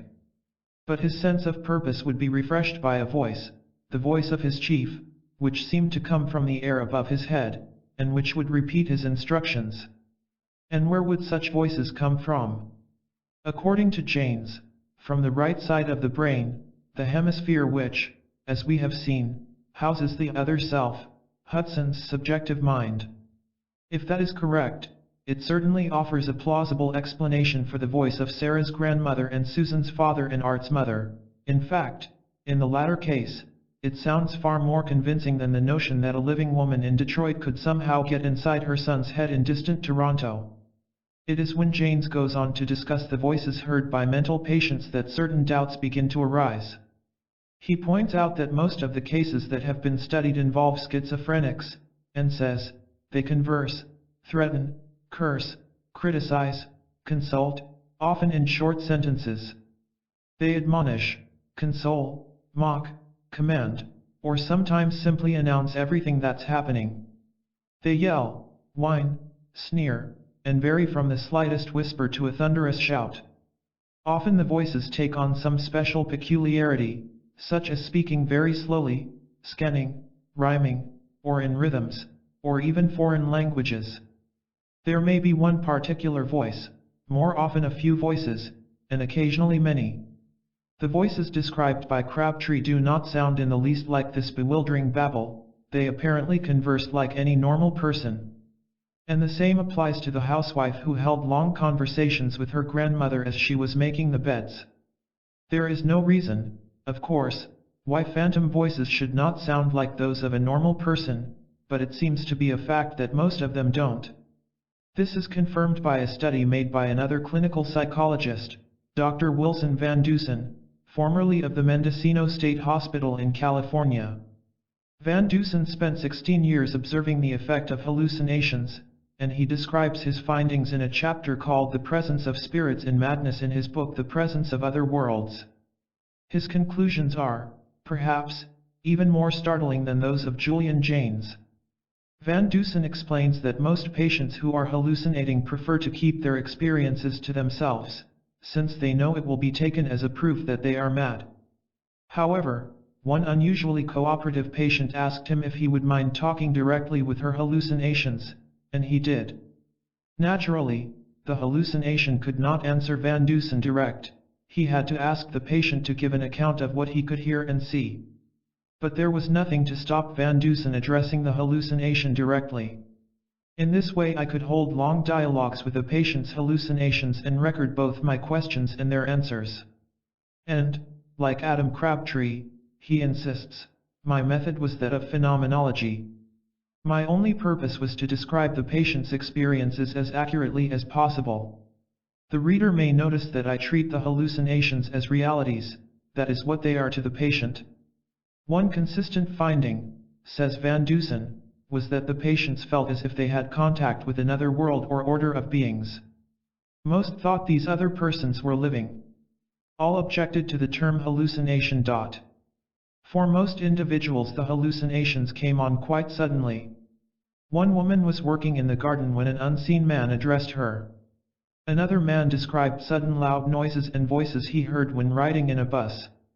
Most were frightened, and adjusted with difficulty to this new experience.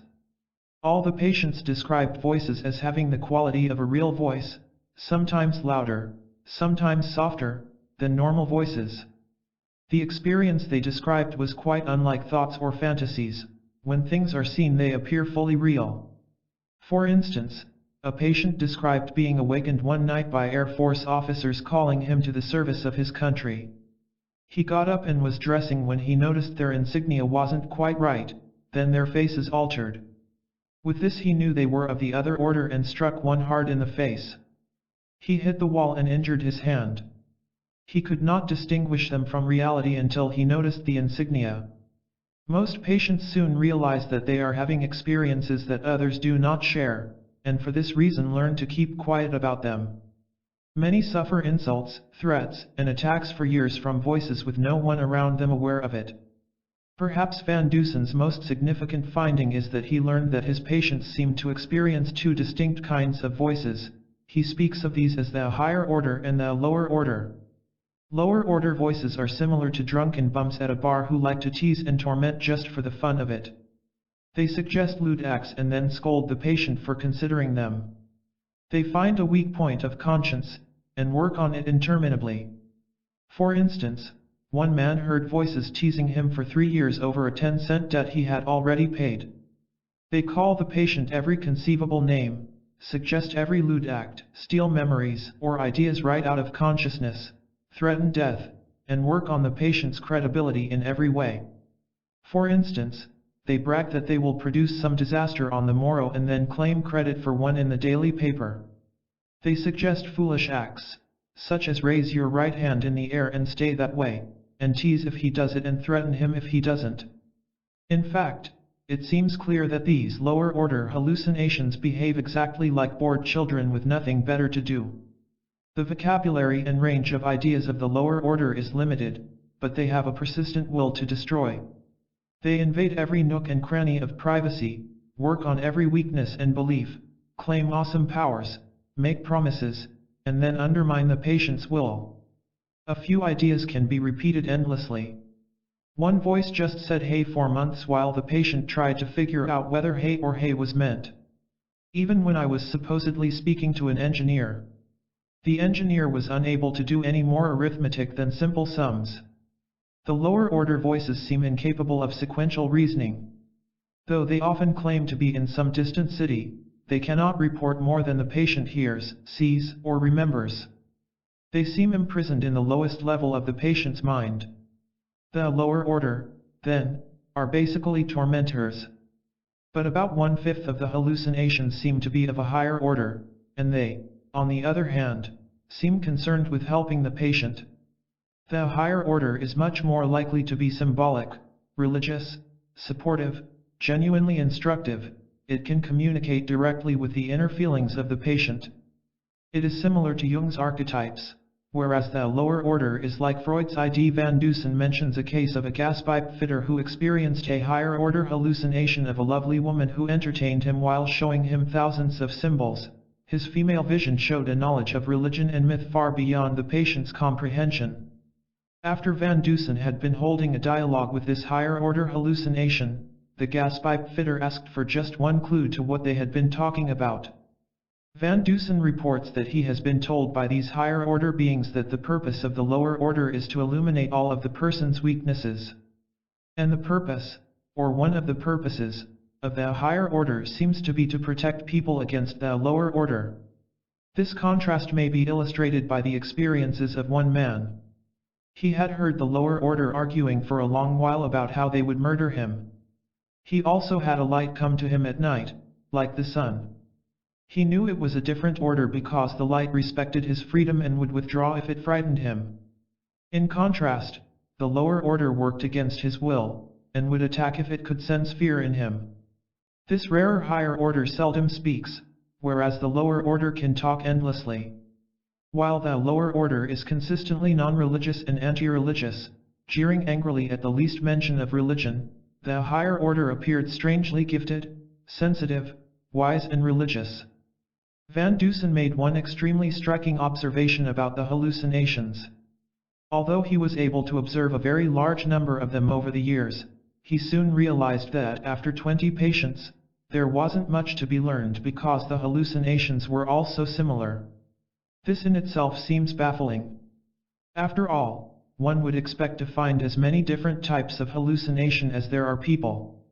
For example, one might expect vets to have hallucinations that claim to be talking animals, engineers to be tormented by talking machines, gardeners to be haunted by talking plants or trees, librarians by talking books, dentists by talking sets of false teeth. Nothing of the sort. The lower order hallucinations were all strikingly similar, so were those of the higher order. This either implies some basic similarity in the part of our minds that create hallucinations, or something far stranger. Van Dusen is inclined to believe in something far stranger. Through his interest in hypnagogic phenomena, the odd dreams and visions we sometimes experience on the edge of sleep, Van Dusen seems to have turned to the writings of Emanuel Swedenborg, whose Journal of Dreams is full of fascinating raw material for the psychiatrist. Swedenborg described at some length what it was like to be possessed by spirits, and Van Dusen was struck by the extraordinary similarity between Swedenborg's accounts and the hallucinations described by patients in the Mendocino State Hospital. Swedenborg says that spirits and angels can converse with man directly by entering by an internal way into his organ of hearing, thus affecting it from within. Swedenborg goes on, to speak with spirits at this day is rarely granted because it is dangerous, which clearly seems to imply that there was some past age in which men could converse more directly with spirits. The explanation Swedenborg gives is that spirits do not normally know they are with man, because there is a kind of barrier between these entities and man's own consciousness. If spirits get through this barrier, or are allowed through because a man has dabbled in the occult, they are likely to become a nuisance. Evil spirits are such that they regard man with deadly hatred, and desire nothing more than to destroy him, both body and soul. Swedenborg also mentions that the barrier between spirits and human consciousness may be broken by people who indulge much in fantasies, so as to remove themselves from the delights proper to the natural man. This, says Van Dusen, is a pretty good description of what we now call schizophrenia. We should note that schizophrenia does not mean split personality, as the modern misconception has it, but simply a withdrawal from reality. All of Swedenborg's observations on the effect of evil spirits entering man's consciousness conform to my findings, says Van Dusen. And he mentions passages in Swedenborg in which the characteristics of the lower order are described, their determination to destroy a man, their ability to cause anxiety or pain, their desire to destroy conscience, their hatred of religion, their tendency to bully, threaten, deceive, and lie, and their curious skill at mimicry. All these characteristics of the lower order, as experienced by mental patients, are specifically described in the writings of Swedenborg. Van Dusen was particularly struck by their hatred of religion. If voices are merely the patient's unconscious coming forth, I would have no reason to expect them to be particularly for or against religion. Yet the lower order can be counted on to give its most scurrilous comments to any suggestion of religion. Swedenborg also notes the obsession of the lower order with filth and obscenity, another point noted by Van Dusen. Van Dusen also observed that although the lower order claim to be individuals, they seldom reveal any trace of real personal identity. Swedenborg explains that the personal memory is taken from them at death, so they are forced to rely on the memory and abilities of the person they are possessing. Another striking similarity between Swedenborg's spirits and the lower order is the attempt to possess some organ or part of the patient's body. Several worked on one patient's ear, and he seemed to grow deafer. One voice worked for 2 years to capture a patient's eye, which went visibly out of alignment. They often set out to possess the genitals. One female patient described her sexual relations with her male spirit as both more pleasurable and more inward than normal intercourse. There is an equally striking correspondence between the higher order described by mental patients and the entities Swedenborg calls angels. The angels are kind, helpful and wise. The reason that they are so sparing of words is that man's interior mind does not think in words, but in universals which comprise many particulars, that is to say, in intuitive insights. They are, in short, a right brain function. Or, to put it another way, angels communicate through the right cerebral hemisphere, and prefer symbols. We may recollect Van Dusen's gas pipe fitter who was shown hundreds of universal symbols in an hour by his higher order mentor. Swedenborg also notes that higher order spirits can see the lower ones, but not vice versa, which again corresponded to Van Dusen's own experience. Van Dusen was inclined to wonder why higher order hallucinations are so much rarer than those of the lower order, approximately 1/5 as many. Swedenborg suggests an answer. Angels, he says, possess the very interior of man, and their influx is tacit. So they are simply less apparent than the hostile spirits, who make sure their presence is recognized. What are we to make of all this? Both Crabtree and Van Dusen insist that they try to function solely as observers, implying that the reader can choose which explanation he prefers, spirits or the unconscious mind. But we have seen that Van Dusen is inclined to wonder why, if the lower order is merely the patient's unconscious, they should show such consistent hostility to religion. And how can we explain the following story from Crabtree's book? An acquaintance of Crabtree's called Pat was invited by a girlfriend to spend a weekend at her grandparents' farm. The grandparents turned out to be dabblers in the occult, and parts of the house, such as the attic, gave Pat peculiar feelings of uneasiness. Later, the grandparents suggested that Pat should try automatic writing, which she did with some misgivings. The moment she took the pen in her hand and relaxed, she slipped into a drugged, trance-like state, and experienced a numbness in her hand and arm. She seemed to see a woman who appeared behind her. The woman had a doll-like face, and wore a long mauve gown. Pat felt as though her energies were being usurped by this woman, and suddenly her hand wrote, "Elizabeth Barrett Browning here." Her hosts had earlier mentioned Elizabeth Barrett Browning. There followed a long message which included the information that Mrs. Browning and Robert were having difficulty getting used to their new surroundings. Slowly, the energy seemed to diminish until the writing stopped. But Pat felt oddly dissociated for the rest of the day. Later that evening a second session was held. This time several different entities used Pat's hand to write, and the messages were of a coarse nature. At a third session, Mrs. Browning answered the question, "Where do you live now?" "Everywhere, nowhere. We are you and you are us." After that she seemed to become very cagey. Then the handwriting changed to that of Pat's deceased brother Tom, and there was a message of love and comfort. But when Pat said how moved she felt, her girlfriend snapped, "That wasn't Tom. They'll pretend to be anyone." Evidently she knew a great deal about lower order entities. Later, one of the grandparents remarked that some entity no longer seemed to be in the house. It had left because it was attracted to Pat's aura. Pat was disturbed at the thought that she had been used as a kind of sponge to soak up some dubious force. Back home again, Pat began to hear Elizabeth's voice inside her head, and she felt oddly detached from reality. Elizabeth tried to persuade her to do more automatic writing, but she felt that if she did this, she would only be consolidating the spirit's hold. "We need you," said Elizabeth. "If you refuse to speak to us, we shall live in your room, in your walls." Pat's girlfriend had told her that if she ignored the entity, it would soon go away. She found that it was not as easy as that. She tried reading a trashy novel and ignoring the voice, but a sensation that someone was pressing her face against her own made it hard to concentrate. In bed she tossed and turned so violently that she had to remake the bed several times. But she felt that her starvation technique was the right one. After a few days, her ability to concentrate began to return. Slowly, little by little, the influence of the entities, for she felt there was more than one, began to diminish. Finally, she had the impression that she could actually see the woman in the mauve dress receding, turning first into a mauve mass, then into a low-grade vibration.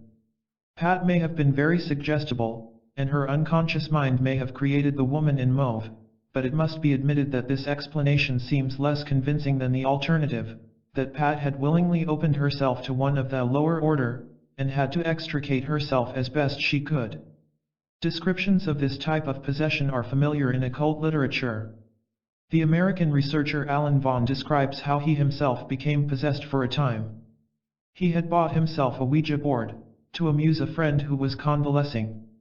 Soon he was receiving all kinds of messages, some of which seemed to convey information that was not available to Vaughan's own unconscious mind. For example, when the radio announced the death of the newspaper columnist Dorothy Kilgallen, from a heart attack, they asked the board if this was true. It replied that she had actually died of poison. 10 days later, this proved to be true. It was suspected, and still is, that she died because she knew too much about the John F. Kennedy assassination. Then, to his alarm, Vaughan found that a spirit who called itself Nada, nothing, recalling Elizabeth's answer to the question about where she lived, had got inside his head. I could hear her voice repeating the same phrases over and over again, in the typical manner of the lower order. When asked about this, the board replied, "Awful consequences, possession." A friend who understood such matters undertook to help Vaughan, and another spirit took possession of his hand and made him write a message. "Each of us has a spirit while living. Do not meddle with the spirits of the dead."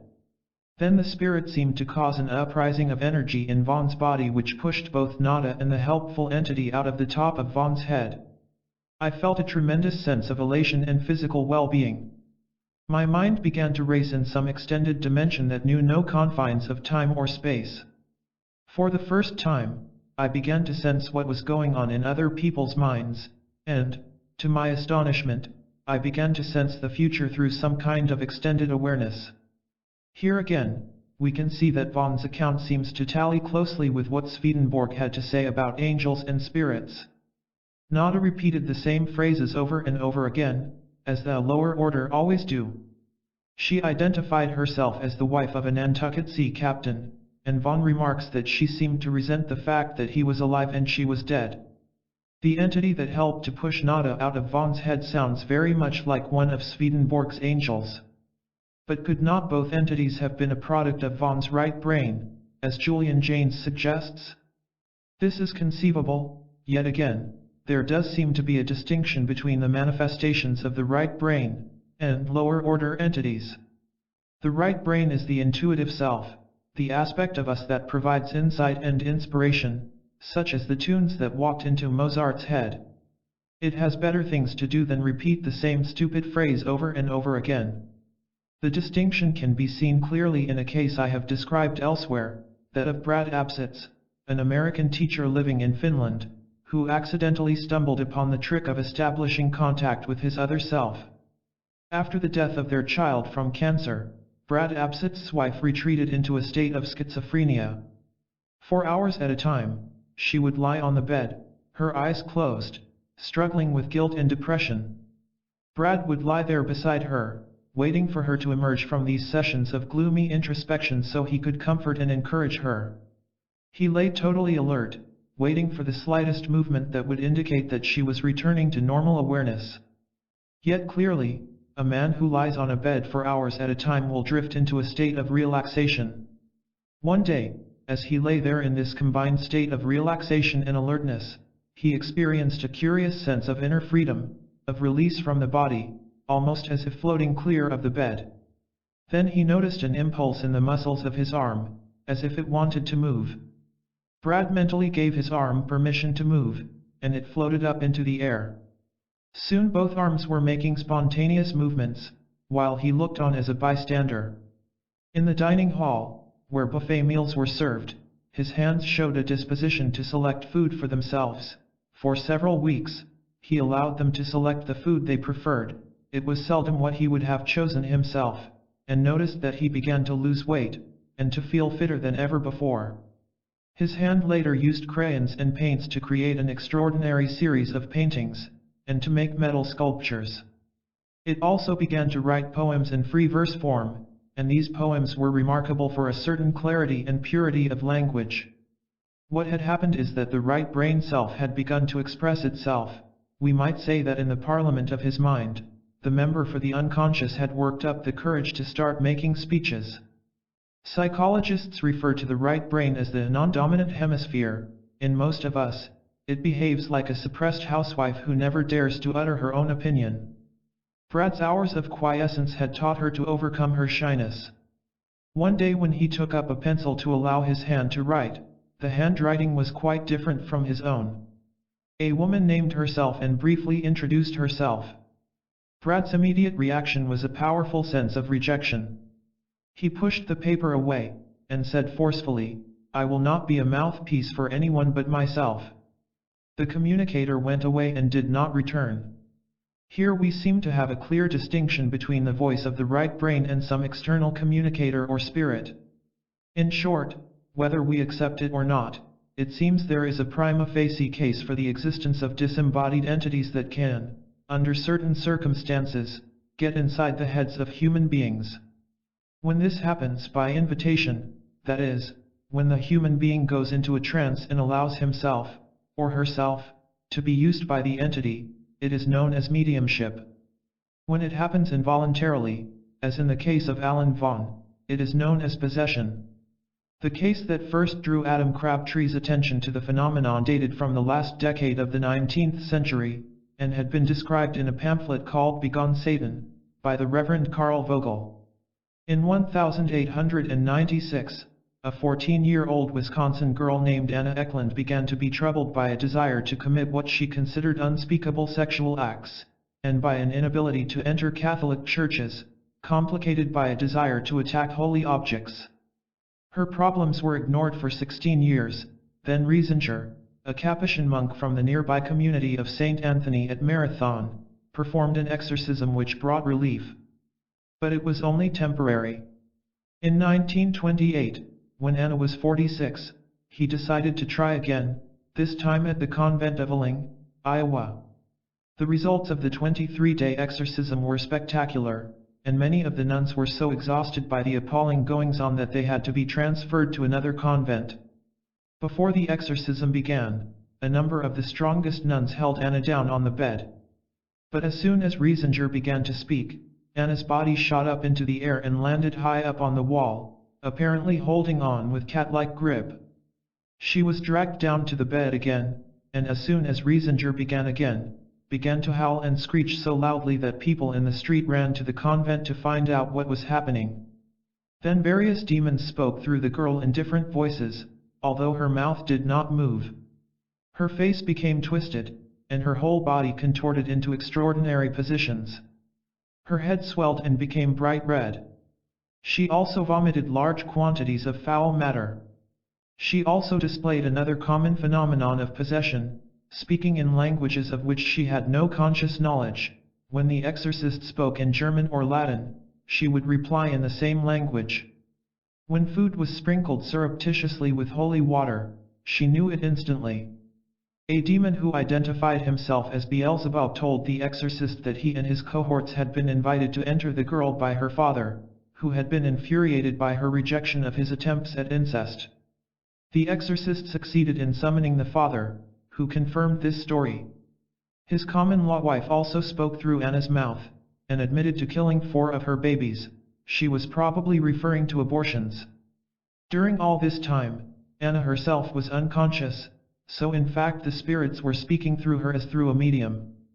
During the course of the exorcism, the pastor was involved in a strange car accident. And on the 23rd day, Anna's body shot erect off the bed so that only her heels remained in contact. Then she collapsed on her knees, and a terrible voice repeated the names of the departing spirits, until it seemed to die away in the distance. As a kind of parting shot, the room filled with an appalling stench. At this point, Anna opened her eyes and smiled. Crabtree interviewed the monk who had translated Vogel's pamphlet into English, and who was able to confirm the details. So when he encountered the case of Sarah Worthington, he found it easier to accept that he was dealing with a case of possession. In fact, Crabtree insists that he merely accepts possession as a working hypothesis, a hypothesis that happens, in fact, to work. He is saying, in effect, that his cases might really involve some strange, complex activity of the unconscious, like multiple personality, but that by treating it as possession, he can cure his patients. But Ralph Allison, another psychiatrist whose work interested Crabtree, had been forced to go a step further. In 1972, Allison was treating a mousy little woman called Jeanette, who experienced impulses to kill her husband and children. When another psychiatrist expressed the view that Jeanette was a case of dual personality, Allison asked her to relax deeply, in effect, into a semi-hypnotic state, and asked to speak to the other person. Immediately, a harsh, grating voice that identified itself as Lydia remarked, "God, it's good to be rid of that piss-ass Jeanette." Like Gibbert's patient Leonie in L.E. Haver, Jeanette clearly had a hostile alter ego. Allison came to the interesting and perceptive conclusion that Jeanette was simply too passive, and that if she became a more active person, Lydia would gradually vanish. And now, as in the Leonie case, a third and altogether more balanced personality also emerged, identifying herself as Karen. Allison came to refer to such personalities as the inner self-helper. And with Karen's help, and Jeanette's efforts to be a less passive person, Allison was able to effect a cure. In this case, he was undoubtedly dealing with a case of multiple personality. In this case, the basic hypothesis of multiple personality covered the facts that a traumatic childhood had caused the prime personality to withdraw from the problems of life, like an ostrich burying its head in the sand. But Allison's next patient, a girl called Carrie, forced him to take the possession hypothesis seriously. Carrie was another multiple with a history of childhood traumas, including a gang rape. Even without hypnosis, an alter ego called Wanda emerged and talked to Allison. But it seemed clear that Wanda was not responsible for the suicidal impulses. When told that a psychic claimed that Carrie was possessed by the spirit of a drug addict who had died of an overdose in New York in 1968, Allison decided to give the concept of spirit possession a try. Under deep hypnosis, Carrie agreed that the drug addict was influencing her life, and Allison's makeshift exorcism, using a swinging crystal ball on a chain, apparently succeeded. Then Allison tried exorcising Wanda, and was again apparently successful. Unfortunately, the treatment still failed to dislodge 2 other personalities, and Carrie eventually committed suicide. Yet Allison continued to reject the notion of spirit possession until he encountered a girl called Elise, who revealed several personalities under hypnosis. Most of these were able to describe their history, what trauma had caused them to be born. But one of them claimed to be a man called Dennis, who explained that he had entered Elise's body when she was experimenting with black magic as a teenager, and that he enjoyed remaining there because he liked having sex with another of Elise's personalities, a girl called Shannon. The sex was not, as might be supposed, a bodiless intercourse between two spirits. When Shannon took over Elise's body, and had sex with a man, Dennis would enter the man's body. And although Elise and Shannon shared the same body, Dennis was not interested in sex with Elise, only with Shannon. Eventually, with the help of another inner self helper, Elise was cured. It was this case that finally convinced Allison that multiple personality may sometimes be a case of spirit possession. It was William Blatty's book The Exorcist, and the film based on it, that caused a flood of popular books and articles on exorcism. The case took place in a Washington suburb, Mount Rainier, in 1949. 13-year-old Douglas Dean was the focus of the occurrences, which began with a scratching noise in the walls. A rat extermination company was able to find no sign of rats or mice. The sounds occurred only when Douglas was nearby. Then more usual poltergeist phenomena began to occur. Dishes flew through the air, fruit was hurled against the wall. A picture floated off the wall, hovered in the air, then went back to its old position. After this, Douglas's bed began to shake and quiver when he was in it.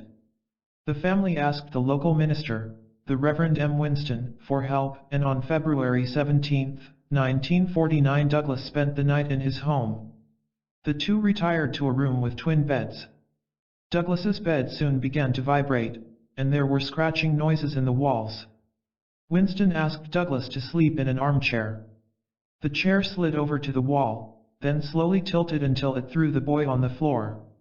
The minister improvised a bed on the floor. As soon as Douglas was in it, the bed slid across the room. As these events continued, the boy was taken to two hospitals, Georgetown and St. Louis University, both Jesuit institutions. All attempts to treat him medically and psychiatrically were unsuccessful. Finally, a Jesuit priest undertook the exorcism. He fasted for 2.5 months on bread and water, and repeated the ritual of exorcism no fewer than 30 times. The spirit showed its objection to these rituals, or perhaps its contempt, by sending the boy into convulsions, making him scream obscenities and blasphemies in a shrill voice, and sometimes making him reply to the exorcism in Latin, a language he had never studied. Finally, in May 1949, the phenomena ceased.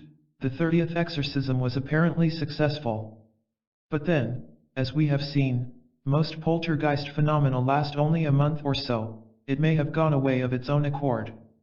Here, then, we have a case of poltergeist disturbances that turned into demoniacal possession, with all the phenomena that occurred in the Loudon case. The psychological explanation would be that Douglas Dean's other self began by producing poltergeist disturbances, then took up the game of demonic possession suggested by the Jesuit fathers.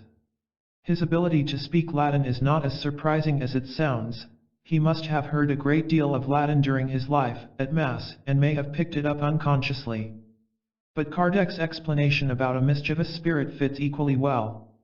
If Kardec is correct, then the physical changes that occur during puberty cause a leakage of a certain type of energy that can be used by a poltergeist. This energy is probably some form of nerve force. When the physical adjustments of puberty have been made, the leak stops, and the poltergeist can no longer manifest itself. Why did a poltergeist invade the Dean family home? In the film of The Exorcist, a reason is provided. The daughter of the house plays with a Ouija board. There is no evidence that this happened in the Dean case, but it is certainly consistent with what we know about poltergeists. We may recall the Phelps case, Chapter 6, which started when the Reverend Phelps began trying to contact spirits. All this sounds thoroughly alarming, and may worry people of nervous disposition. But a number of points should be borne in mind. Spirits, according to Swedenborg, have no power to actually invade the body, or mind, of a normal person. If they manage to do so because they are more or less invited, as in the case of Crabtree's patient Pat, who became hostess to Elizabeth Barrett Browning, the sitting tenant is at a basic advantage, as a householder is encountering a squatter. Pat's determined refusal to encourage her squatter finally had the desired effect, and Elizabeth went away. The conclusion is straightforward. The fact that possession can actually occur is no more alarming than the fact that black holes exist. It merely indicates that the universe is a stranger and more complex place than our great-grandparents assumed. But then, even our great-grandparents knew that it is better to be acquainted with facts than to be ignorant of them. Postscript, a note on reincarnation. The case of Lurency Venom and Mary Roth, cited at the beginning of this chapter, raises another important question. The account is consistent with the teaching of Allan Kardec who, as we have seen, asserts the reality of reincarnation in the Spirit's book. It is also consistent with Kardec's view that the body is merely a vehicle which, like any other vehicle, might be used by more than one driver. Reincarnation, the notion that we return to Earth many times, is a part of the religious belief of Hindus and Buddhists. Some of the most convincing accounts of reincarnation come from India. In the early 1930s, the case of a girl called Shanti Devi excited worldwide attention. Kumari Shanti Devi was born in Delhi on October 12, 1926, and, when she was 4, she began to talk about a town called Mathura, 100 miles away. She claimed that she had lived there in a yellow house, and that her husband had been a man called Kedar Nath Shobhay. The principal of the local school was so intrigued by all this that he examined Shanti, and asked where her husband lived. Shanti gave him an address. The principal wrote to Kedar Nath, and to his astonishment received a reply verifying that he was a widower, whose wife, a girl called Luji, had died 10 years earlier. He confirmed in detail many things that Shanti had related. However, 100 miles was a long way to travel, so Kedar Nath wrote to a cousin in Delhi and asked him to call on Shanti Devi's family. The cousin, Kanji Mal, arrived at the door, and was instantly recognized by Shanti. He went away totally convinced. The result was that Kedar Nath hurried to Delhi. Shanti, wildly excited, flung herself into his arms. She then answered in detail all kinds of questions about her life with him. All Kedar's doubts vanished. This was undoubtedly his former wife. But what on earth could he do about it? He could hardly take a 10-year-old girl back to his home. So, sad and perplexed, he returned to Mathura. A few days later, Shanti was taken to Mathura by her parents, together with 3 scientific investigators. And from the moment she arrived, no one had the slightest doubt that she was genuine. Among the crowd on the station platform she recognized an elderly man as her brother-in-law. Then, in a carriage, she directed the driver, and showed an intimate knowledge of the town, also pointing out a number of houses that had been built since she died. She directed the carriage to the house in which she had lived with Kedar, then to another house into which they had moved later. She led them to an old well, which had now been filled in, and showed the spot in one of the rooms where she had buried 100 rupees in the earth floor. The men dug, and found only an empty jewel box, at which point Kedar Nath admitted with embarrassment that he had found the box and spent the money. Later, Shanti recognized her former parents and her brother in the crowd. All this was placed on record, and caused such a stir that it was reported in newspapers all over the world. Cases like that of Shanti Devi, and there were many others, were studied by Professor Hemendra Banerjee of Rajasthan University. And in America, Dr. Ian Stevenson of the University of Virginia began an exhaustive scientific study of such cases, his first results being published in 1966 under the cautious title of 20 Cases Suggestive of Reincarnation. His cases come from India, Ceylon, now Sri Lanka, Brazil, and Alaska, and all are full of documented evidence. A single one will give a sample of his astonishing material. In 1954, a 3-year-old boy called Jasper Lal Jot died of smallpox. Before he could be buried the next day, the corpse stirred and revived. It was some weeks before the child could speak, but when he did his parents were astonished that his personality had changed completely. He announced that he was the son of a Brahmin family, a higher caste than his present family, who lived in the village of Vidi, and he refused to eat food unless it was cooked by a Brahmin. He said that he had been poisoned by some doctored sweets, and had fallen off a cart, smashed his skull and died. Jasper's family were, understandably, skeptical, assuming that his illness had affected his mind. But they began to reconsider in 1957 when a Brahmin lady from Vidi came to Jasper's village, and he instantly recognized her as his aunt. Jasper was taken back to Vidi and, like Shanti Devi, led the party round the village, showing a detailed knowledge of its layout, and recognized members of his family. His name, in his previous existence, had been Sabaram. The accusation about the poisoned sweets was never satisfactorily cleared up. Sabaram was said to have died of smallpox, but Dr. Stevenson's detailed account leaves no doubt that Jasper knew too much about Vidi and the life of Sabaram for any deception to have taken place. The oddest point about this case, of course, is that Jasper was already 3.5 when he died, and was taken over by the spirit of Sabaram, who died at the same time. The logical explanation, therefore, would seem to be that Jasper really died, and that the spirit of Sabaram grabbed the body before brain death occurred and fought his way back to life. This raises some fascinating questions about the whole relation between spirit and matter, life and death. Stevenson points out that most of the really convincing cases of reincarnation take place in cultures that already accept reincarnation as a fact. This, as we have already seen, is not always so. In 1910 a 5-year-old girl named Alexandrina Simona died in Palermo, Sicily, and her mother was wild with grief. Soon after, she had a dream in which her dead child assured her that she would return in the form of a baby. Later that year Adela Simona gave birth to twins, one of whom was the double of Alexandrina, and who was therefore given her name. The other was a totally different personality.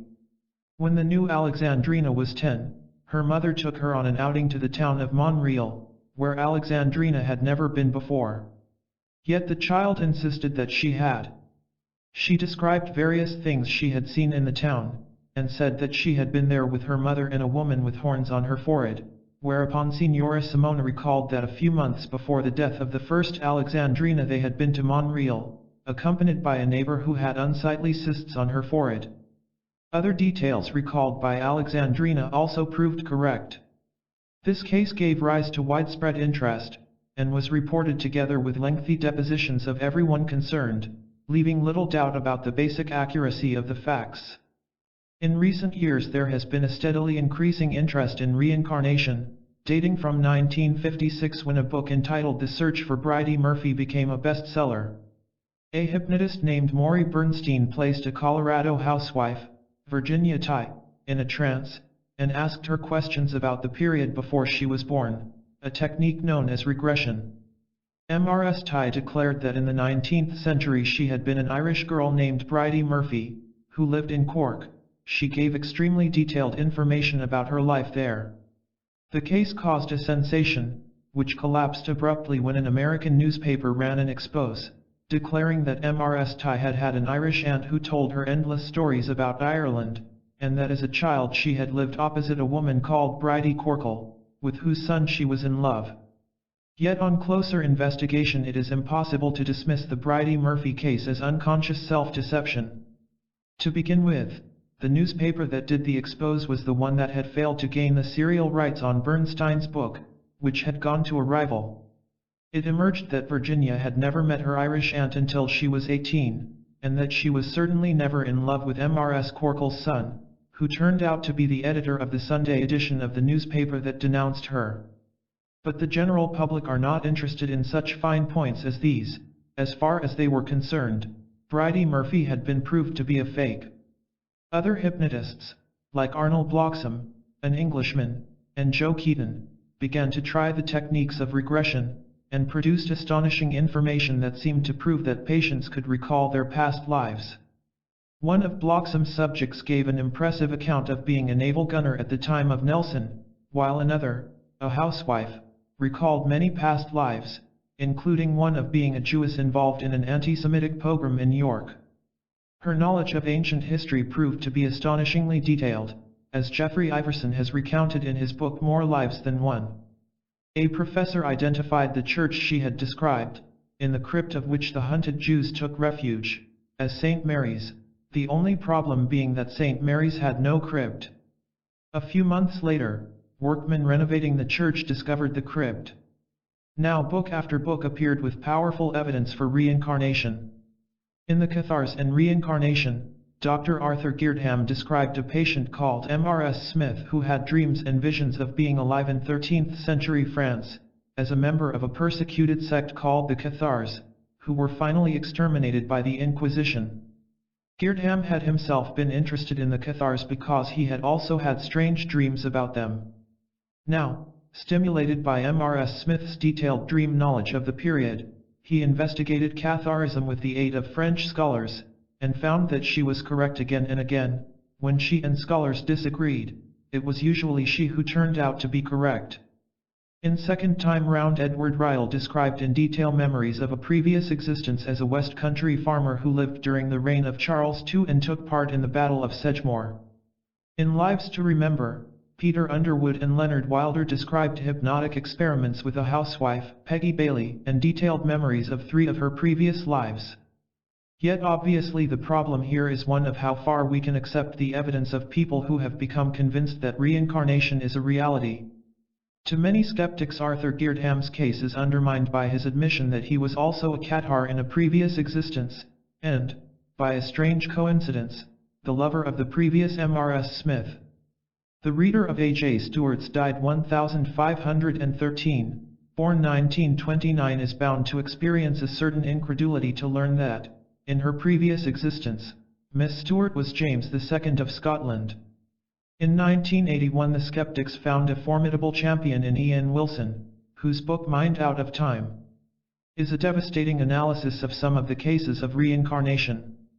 I myself am quoted approvingly because of an experiment I conducted on BBC television in which a housewife was made to hallucinate as an evil clergyman by means of post-hypnotic suggestion.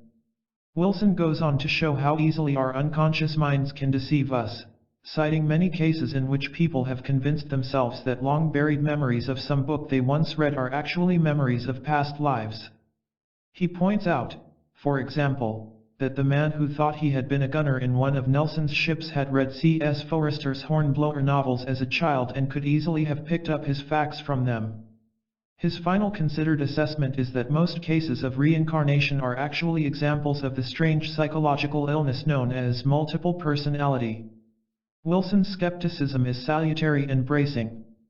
But the book suffers from the defect of most attempts to explode a particular belief.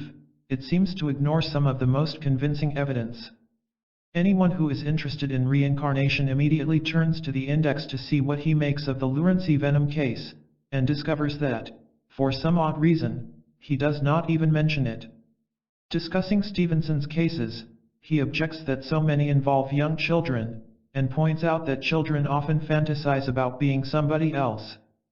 But he only has one brief and indirect reference to the astonishing case of Jasper Lal Jot, and prefers to pick holes and find minor errors in less well-documented cases. And then Wilson seriously undermines his own arguments by citing one of the most remarkable cases of recent years, that of the Pollock twins. In May 1975, 2 sisters, Joanna and Jacqueline Pollock, aged 11 and 6, were killed by a car that mounted the pavement. In October 1958, M.R.S. Pollock had female twins, who were called Jennifer and Jillian. Jennifer had a scar on her forehead in exactly the place her dead sister Jacqueline had had one. When the twins were only 4 months old, the family moved away from Hexham to Whitley Bay. But when the twins were taken back 3 years later, they behaved as if they had known it all their lives, recognizing the school, the playground, and the old house where their sisters had lived. When M.R.S. Pollock decided to open a locked cupboard in which she had kept the dead children's toys, the twins immediately recognized them item by item, naming all the dolls.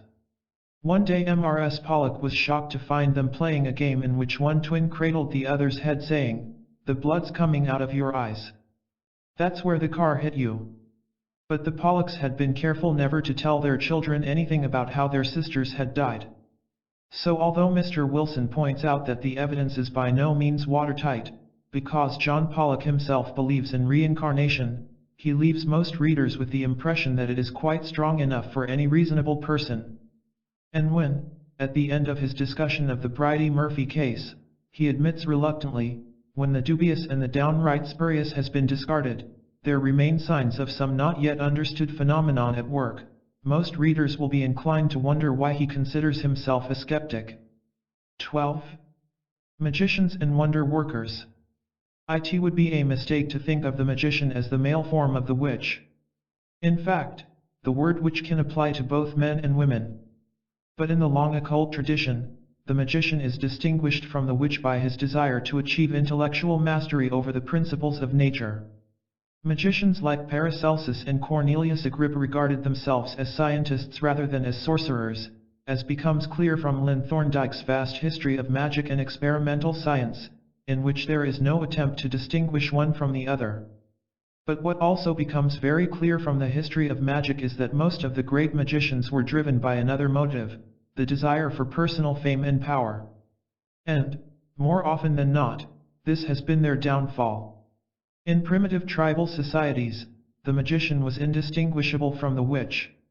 We have seen, in the chapter on witches, how modern tribal shamans, like those described in F. Bruce Lamb's Wizard of the Upper Amazon, are actually able to lure animals into the area where hunters are waiting for them. And there seems no reason to doubt that the shamans depicted by our Cro-Magnon ancestors in their cave paintings were able to do the same thing. Slowly, over the course of many thousands of years, the tribal shaman evolved into the modern sorcerer. That is, he ceased to be what is called a white witch, a benevolent and helpful worker of magic, and became more interested in obtaining power for himself. We can see this transformation beginning in the Old Testament prophets such as Moses, Joshua, Elijah, and Daniel. It is true that they are men of God, and that their power apparently comes from God. But it is significant how often they are engaged in magical contests in which they demonstrate their power at the expense of competing magicians. Aaron throws down his rod in front of the pharaoh and it turns into a snake. The rival Egyptian magicians do the same thing and their rods also become snakes. But Aaron's snake eats up all the other snakes. Elijah challenges 450 priests of Baal to a test of magic in which they are to call on their god to light the fire under a sacrificial bullock. Their god fails them. Elijah, with great dramatic flair, tells his people to drench his bullock and firewood with water 3 times.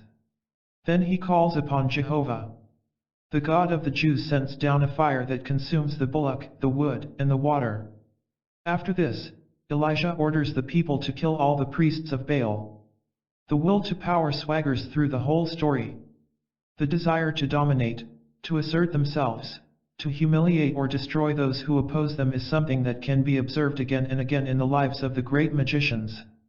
Moreover, the magical contest, the battle with a rival, is a standard feature of the lives of the magicians. In the 1st century AD, the Greek magician Apollonius of Tyana engaged in a contest with a rival named Euphrates. Simon Magus, the magician of Samaria referred to in the Acts of the Apostles, was supposed to have been challenged by St. Peter. The legend is that Simon conjured up huge black hounds that rushed at Peter. The apostle held out a loaf of holy bread, and the hounds vanished into thin air. In one version of the legend, Simon then rose into the air, hovered for a moment, and flew through a window. Peter fell to his knees and prayed, whereupon Simon plummeted to the ground. He died from his injuries in this fall. There can be no doubt that many such stories are pure invention. Others, however, are too detailed, and too widely reported, to be wholly invented. The interesting question is, what genuine powers did men such as Simon Magus possess? The account of him given in the Acts of the Apostles is, understandably, belittling. Describing himself as some great one, Simon angered St. Peter by offering him money in exchange for the gift of the Holy Spirit. Christian documents are inclined to regard Simon as a charlatan.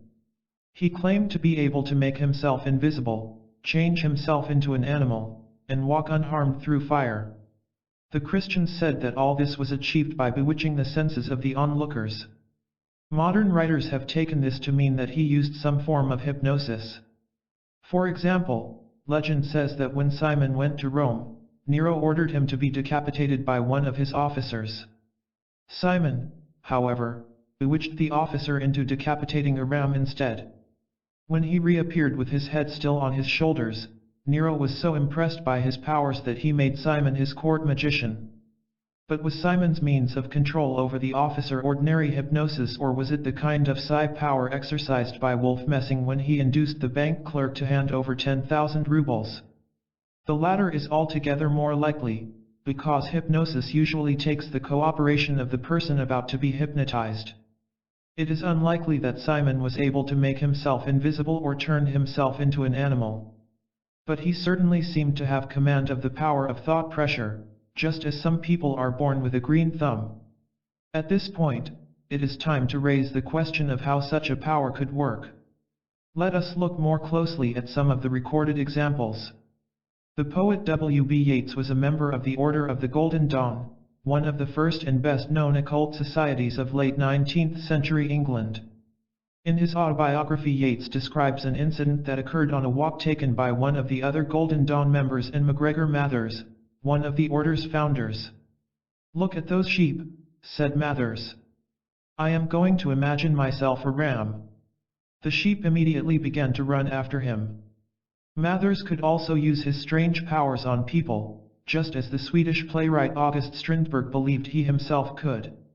Once when Strindberg was eating alone in a restaurant, he recognized two friends among some drunk people at another table. To his dismay, one of them began to approach him. Strindberg fixed his eyes on the man. At this, the friend looked bewildered and returned to his table, apparently convinced that Strindberg was a stranger. Strindberg once attempted to practice black magic, and he believed that his later suffering and bad luck was a result of this dabbling with evil forces. It was when he was separated from his second wife. He wanted desperately to bring about a reconciliation, and had to think of a way of seeing her. He decided to use his telepathic powers to make his daughter just sick enough to require a visit from him. Using a photograph of the girl, he tried to bring about her illness. When the two children of his first marriage got sick a short time later, he felt that he was responsible, and that his use of the evil eye had misfired. Strindberg dates his misfortunes from then on. A mixture of hypnosis and telepathy was used in a series of experiments conducted by the Soviet scientist Leonid Vassiliev in the 1920s and 1930s. The aim of the experiments was to discover not only whether telepathic communication was possible but also if it could be proved. In one test, Vassiliev used a hypnotist and a hypnotic subject who, the hypnotist claimed, could be made to fall asleep by telepathic suggestion. The hypnotist was placed in one room, and the subject in another. Only Vassiliev and his assistants knew precisely when the hypnotist made the mental suggestion. In repeated tests, they established that the subject fell asleep within 1.5 minutes of the suggestion. Later, they discovered that distance made no difference. A subject in the Crimean city of Sebastopol fell asleep at a telepathic suggestion made in Leningrad, more than 1,000 miles away. Vassiliev wondered whether telepathic communication might depend upon some kind of electromagnetic radiation, and tried sealing the hypnotist up in a lead chamber. It made no difference whatever, proving that the waves involved in telepathy have nothing in common with radio waves. After Simon Magus, the most famous magician in European history is Faust, also known as Dr. Faustus. The Faust legend has maintained its potency for almost 5 centuries, and has inspired at least 3 great works of literature: Christopher Marlowe's Dr. Faustus, 1604, Goethe's Faust, 1808 and 1832, and Thomas Mann's Dr. Faustus, 1947, as well as many musical works. From all these, the picture that emerges of Faust is of a brilliant, proud, restless man who longs to share the secrets of the gods. But these characteristics have evolved over the centuries, and as we go backward in time we come closer to the truth about the person who called himself Faust. Thomas Mann's Faust is a great musician, Goethe's Faust is a restless scholar, chafing against the frustration of being merely human. Marlowe's Faustus is a scholar who has been led into temptation by the lust for power. The book on which all these were based is Johann Spey's Historia von D. Johann Faustus, which appeared in Berlin in 1587.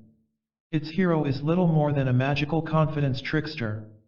Significantly, his chief gift is hypnosis, although, of course, the author does not use that word. In a typical episode in the spy's book, Faust goes to a Jew and offers to leave behind his arm or leg as security for a loan. The Jew accepts, and Faust appears to saw off his leg. Embarrassed and disgusted by this, the Jew later throws the leg into a river, whereupon Faust appears and demands his leg back. The Jew is forced to pay him heavy compensation. In another anecdote, Faust asks a wagoner with a load of hay how much hay he will allow him to eat for a few pence. The wagoner says jokingly, "As much as you like." When Faust has eaten half the wagon load, the wagoner repents his generosity and offers Faust a gold piece on condition he leaves the rest undevoured. When he reaches home, the wagoner discovers that his load is intact, for the delusion which the doctor had raised was vanished. Even the Faust of this original book is described as a scholar and a gentleman. He is said to have been the son of honest German peasants, born near Weimar in 1491, but brought up by a well-to-do uncle in Wittenberg. This uncle sent him to university.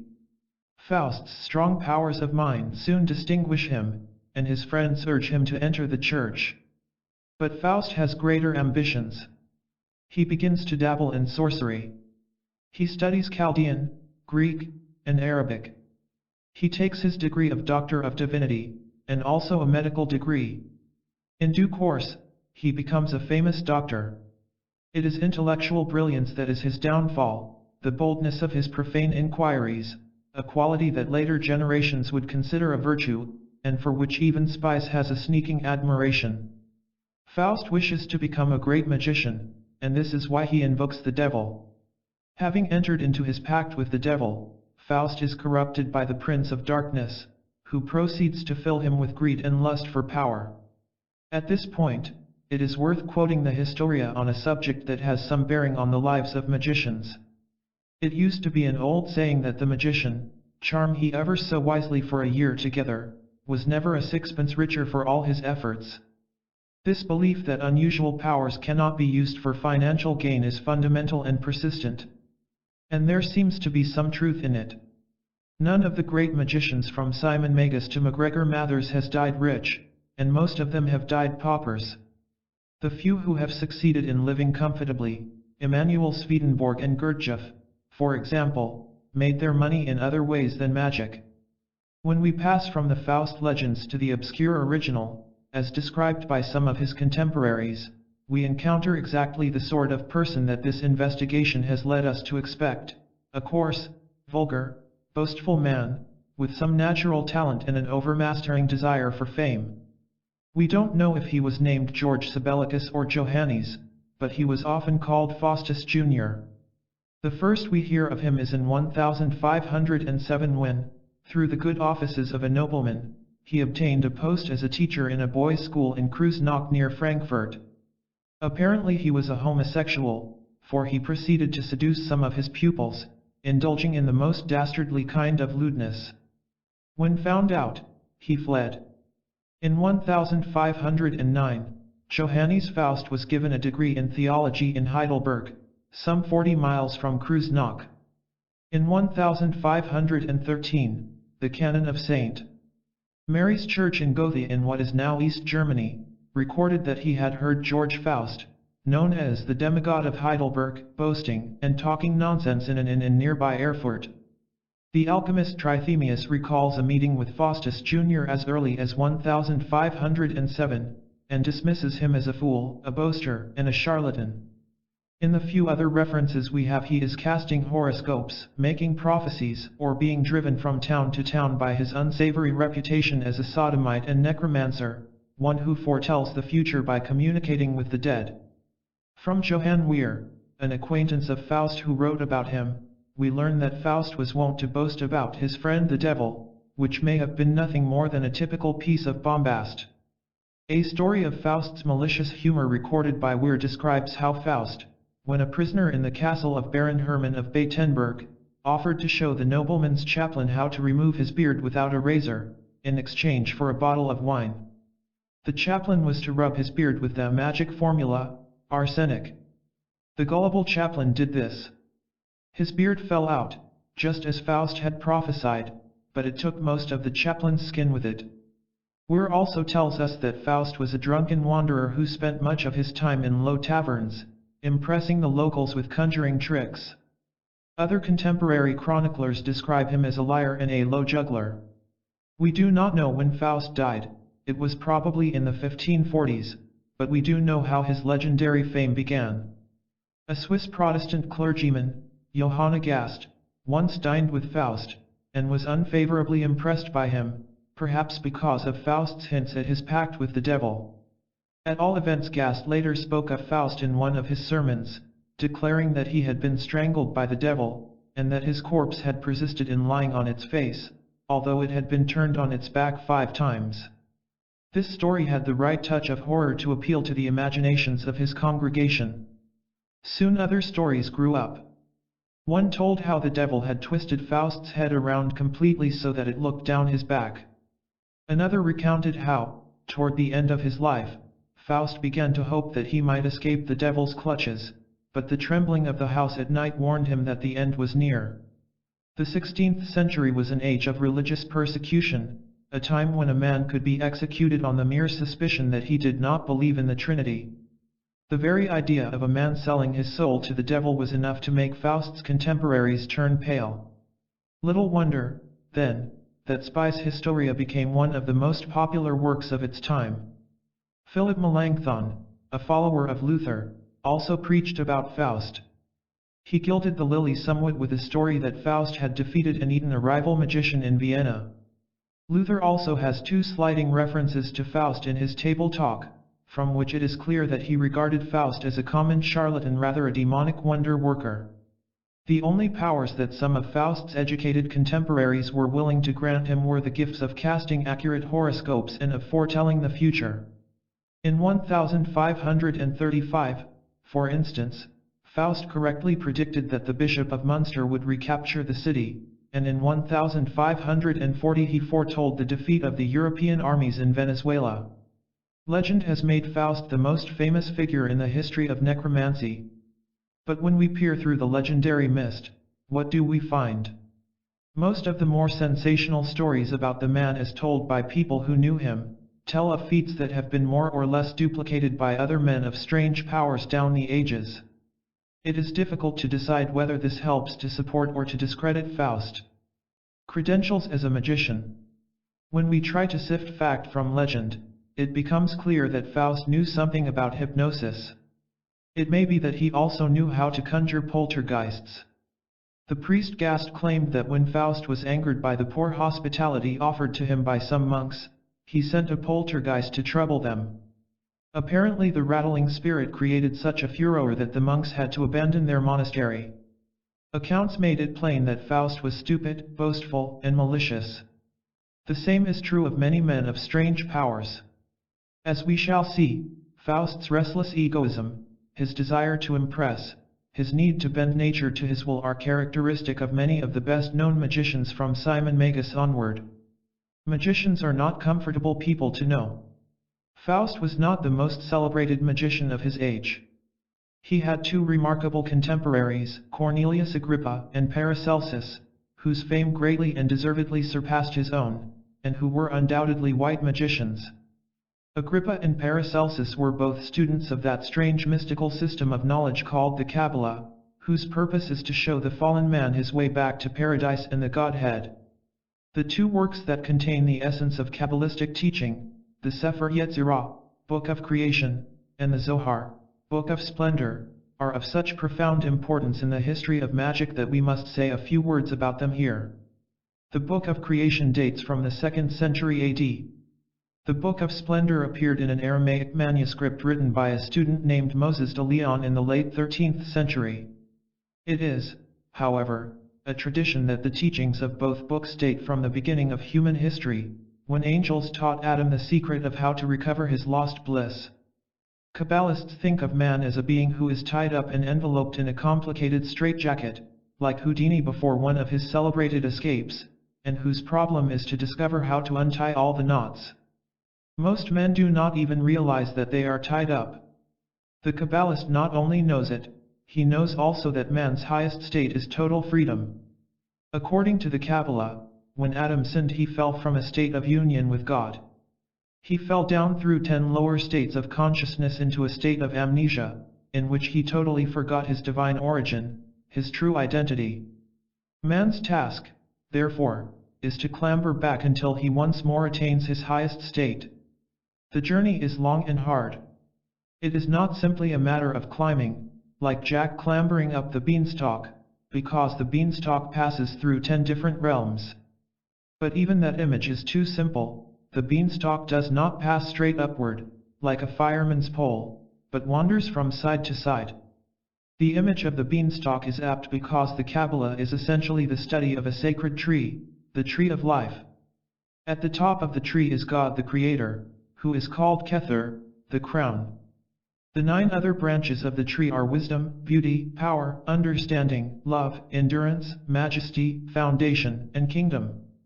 These are known collectively as the Sephiroth, emanations, or potencies, and it is they that constitute the realms through which the beanstalk passes. There is a further complication. The traditional picture of the tree of life looks rather like a diagram of a chemical molecule, in which the atoms are connected to each other by lines. These lines correspond to the 22 paths of the Kabbalah that connect the realms. The tree of life no longer grows on earth. How, then, does the aspirant set about climbing it? There are 3 main ways. First, one may explore the realms on the astral plane. Another way to explore the realms of the Kabbalah is through inner vision, that is, by achieving a semi-trance-like or visionary state in which the realms appear before the inner eye. A third way is the obvious one, study of the Kabbalah itself. It is, however, perhaps the most difficult way of all, because its revelations of man's consciousness and destiny are not spoken of directly, but lie hidden in an enormously complex system of symbols. The realms of the Sephiroth, however, are not themselves symbols. According to the Kabbalah, they are real worlds. For instance, if the wandering astral body finds itself in a realm containing doves and spotted leopards, a land bursting with an almost overwhelming glory of life, it is almost certainly in the realm of Netsha, or Venus, symbol of endurance and victory. The doctrines of the Kabbalah were probably far above the head of a charlatan such as Faust. But Cornelius Agrippa and Paracelsus were not charlatans. They regarded themselves as scientists and philosophers, and they were far more intelligent than Faust. Yet both of them were flawed by the defects we have come to realize are characteristic of so many magicians, a craving to be admired, and a crude will to power. When these ambitions are frustrated, even men of genuine powers will often misuse their powers like a charlatan. Like Faust, Cornelius Agrippa became the subject of many remarkable legends. What was the truth behind such incredible tales? Cornelius Agrippa, whose real name was Heinrich Cornelis, was born in Cologne in 1486. His parents were sufficiently well off to send him to the recently founded University of Cologne, where he proved to be a brilliant scholar. It was an exciting time for young intellectuals. Gutenberg had invented the printing press some 50 years before Agrippa was born, and the printed book had created the same kind of revolution as radio and television were to do 5 centuries later. Agrippa read everything he could lay his hands on. One day he discovered the Kabbalah, and it at once appealed to something deep within him. A magician was made. At the age of 20 Agrippa became a court secretary to the Holy Roman Emperor, and a distinguished career seemed assured for him. But Agrippa was a divided man. Part of him, as we have said, craved celebrity and power, but he loathed the world of diplomacy and courtly intrigue by which such success could be achieved. By now he was also obsessed by the ultimate other world of the Kabbalah. At about this time, he attended the University of Paris where he studied mysticism and philosophy. There he met a Spaniard named Gerona, who had recently been forced to flee from his estate in Catalonia after a peasants' revolt. Agrippa offered to help him, sensing that if their mission succeeded, Gerona's gratitude might enable Agrippa to settle in Spain and devote his life to study of the Kabbalah. They went to Catalonia, and Agrippa devised a brilliant plan that enabled them to capture a stronghold from the rebels. But they were later besieged, Agrippa was forced to flee, and Gerona was captured and probably murdered. The episode was typical of the bad luck that was to pursue Agrippa for the rest of his life. He returned to his job as court secretary, but he felt so frustrated that he left after a few months and began wandering around Europe. Within a year or two he had acquired a reputation as a black magician, and it was to cause him a great deal of trouble. In 1509 he taught in Dole, France under the patronage of Queen Margaret of Austria. The local monks became jealous of this patronage, however, and plotted against him. When one of them preached against him in the presence of the Queen, Agrippa decided it was time to move on. In 1515 he was knighted on a battlefield in Italy, and became Cornelius Agrippa von Nettesheim, a name taken from that of a small village near Cologne. He was granted a pension by King Francis I of France, but this was revoked when Agrippa refused to cast horoscopes for the king's mother. Agrippa was later made official historian by Queen Margaret, but was unwise enough to publish a work in which he attempted to demonstrate that all knowledge is useless. This so enraged his academic colleagues that he lost his job. Soon he was imprisoned for debt. Agrippa certainly lacked tact, for after this he again made the mistake of speaking his mind about Queen Margaret, for which he was thrown into prison and tortured. His health broken, he died in 1535 at the age of 49. Legend says that, as he lay on his deathbed, he cursed his wasted life and the black arts that had seduced him. Whereupon his black dog rushed out of the house and threw itself into a river, clearly proving thereby that it was a demon in disguise. These biographical snippets, however richly spiced with legends, hardly add up to a man of strange powers. The certainty that Agrippa was indeed a magician, however, lies in the 3 volumes of his treatise The Occult Philosophy, which is regarded as one of the great magical texts. The book makes it clear that Agrippa knew all about thought pressure. Magic, he insists, is a faculty that springs from the power of the mind and imagination. There are mysterious relations between the human body and the universe, and between the earth on which we live and higher spiritual worlds. Thus, he argued, a stone can teach us about the nature of the stars. Agrippa believed that all nature is bound together by a kind of vast spider's web. Most human beings never learn to use their innate magical powers because they believe that they are cut off from the rest of nature. The magician, on the contrary, knows that his thought, if properly directed, can set the web vibrating and cause effects in far distant places. Agrippa wrote his extraordinary masterwork when he was only 23 years old. It shows that, even at this early age, his study of the Kabbalah had given him some profound insights. Because he was always in danger of being burned as a black magician, he was careful to insist in his book that his knowledge is of a kind that any serious student can acquire from study of the great philosophers and mystics. But he also admits that he has successfully practiced divination and foretelling the future. For example, he describes 2 methods by which he claims to have detected the identity of thieves. One method is to pivot a sieve on forceps held between the index fingers of 2 students. The sieve will begin to swing like a pendulum when the name of the guilty person is mentioned. Similarly, if the sieve is pivoted so that it can be made to spin, it will stop spinning when the thief's name is spoken. Agrippa insists that the success of these and other magical techniques are due to spirits, similar, presumably, to the spirits that help fakirs to perform their wonders. The overwhelming impression that emerges from the book is that Agrippa was a sensitive, born with the gifts of precognition, telepathy, and the ability to influence events by using the power of his mind. His belief that mind is more powerful than matter runs like a thread through the book.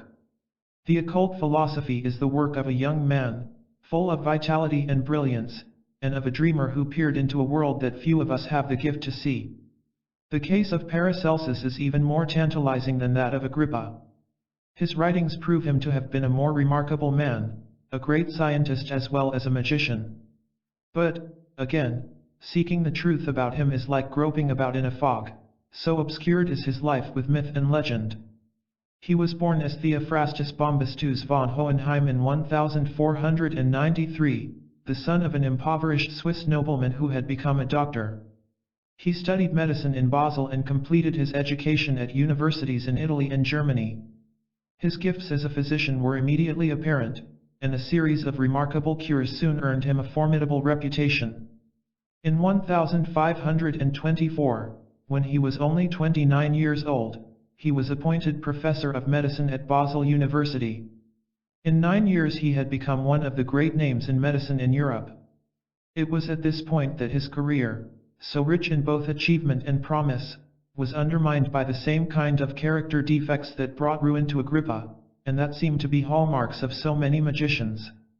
He was vainglorious. He chose the pseudonym Paracelsus because it implied that he was greater than Celsus, the famous physician of ancient Rome. He was a heavy drinker, and was prey to sudden violent tempers. One of his first acts as professor at Basel University was to order his students to hold a public burning of the books of Avicenna, Galen, and other famous doctors of the past. This enraged his colleagues, who condemned him as an exhibitionist and a charlatan. When they plotted against him, Paracelsus compounded his unpopularity by calling them names. Like many paranoid people, he had a powerful gift for invective. For a while his reputation held his enemies at bay, and when he cured the publisher Frobenius of an infected leg that other doctors had decided to amputate, it seemed that he had become invulnerable to attack. Soon after this, however, a patient declined to pay his bill and Paracelsus took him to court. Owing to the plots of his enemies, he lost the case, whereupon he rained such violent abuse on the heads of the judges that a warrant was issued for his arrest. He was forced to flee Basel, and his long soul-destroying downfall had begun. For the remainder of his life Paracelsus wandered all over Europe as an itinerant doctor, writing book after book of which few were published in his lifetime, and pouring scorn and invective on his enemies. 14 years of wandering and disappointment wore him out. In 1541, when he was 48 years old, he was invited by the Prince Palatine to settle at his seat in Salzburg. At last he might have found contentment in a quiet life of study. But he continued to drink too much, and 6 months later he rolled down a hill in a drunken stupor, and died of his injuries. Then, ironically, his books began to be published, and they spread his fame over Europe once more. They have a range and boldness of imagination that is reminiscent of Leonardo da Vinci's notebooks. Paracelsus immediately became a kind of patron saint of occultism, a position he maintains even today, with his writings being studied by a new generation of occultists. As with Agrippa, it is difficult to discover 4 centuries later what genuine powers lay behind the many legends of Paracelsus's magical prowess. One thing is clear, most of the stories concern remarkable cures, and this suggests that he was primarily gifted with seemingly magical powers of healing. For example, we are told that he cured an innkeeper's daughter who since birth had been paralyzed from the waist down. The medicine he gave her was probably saltpetre in teaspoonfuls of wine. This would obviously have had no effect, but it seems that the hypnotic force of his personality and his natural healing power brought about a cure. We are also again confronted by the paradox of the split personality, a man who was bad-tempered, thin-skinned, and boastful, yet who could be taken over by some strange power that rose from his subconscious depths and made him a great healer. So we reach the odd conclusion that the contemporaries of Agrippa and Paracelsus were probably right when they called them charlatans, but that, at the same time, both men possessed genuine powers. It would be another 4 centuries before the great Swiss psychologist Carl Jung attempted to explain these powers scientifically in terms of that vast reservoir of energy known as the subconscious mind. In the 16th century it was still dangerous for a man of knowledge to gain a reputation as a wizard or sorcerer. The witch-hunting craze was spreading across Europe, and many people were being burned for being in league with the devil. This no doubt explains why we know so little of the lives of the alchemists who followed in the footsteps of Agrippa and Paracelsus. That remarkable 16th-century French physician and prophet Nostradamus took care to hide his visions in verse of such obscurity that even nowadays we cannot be certain what most of them mean. Dr. John Dee, the most highly regarded magician of Shakespeare's time, is almost unique among magicians in that he possessed practically no occult powers. Perhaps this is why he managed to avoid the usual magician's destiny of spectacular success and tragic downfall. He was born in 1527, the son of a minor official in the court of King Henry VIII. From childhood on he was an avid reader, and when he went to Cambridge University at the age of 15, he allowed himself only 4 hours sleep a night. After Cambridge he went to the University of Louvain in Belgium, where Agrippa had also studied. When he read Agrippa's occult philosophy, he knew that he had stumbled on his life's work, the pursuit of magical knowledge. At the age of 23 he gave a series of free lectures on geometry in Reims, France, and was so popular that he was offered a professorship. But he preferred to return to England to pursue his occult studies. When Elizabeth I came to the throne in 1558, she asked Dee to cast a suitable date for her coronation. Dee did so, and from this time on he enjoyed royal protection. Even so, as one suspected of magical practices, he still had to behave with extreme caution. Moreover, Queen Elizabeth was notoriously stingy, her patronage did nothing to improve Dee's finances, and he remained poor all his life. Dee married a lady-in-waiting who bore him 8 children. He lived quietly and studied astrology, crystal gazing, and alchemy.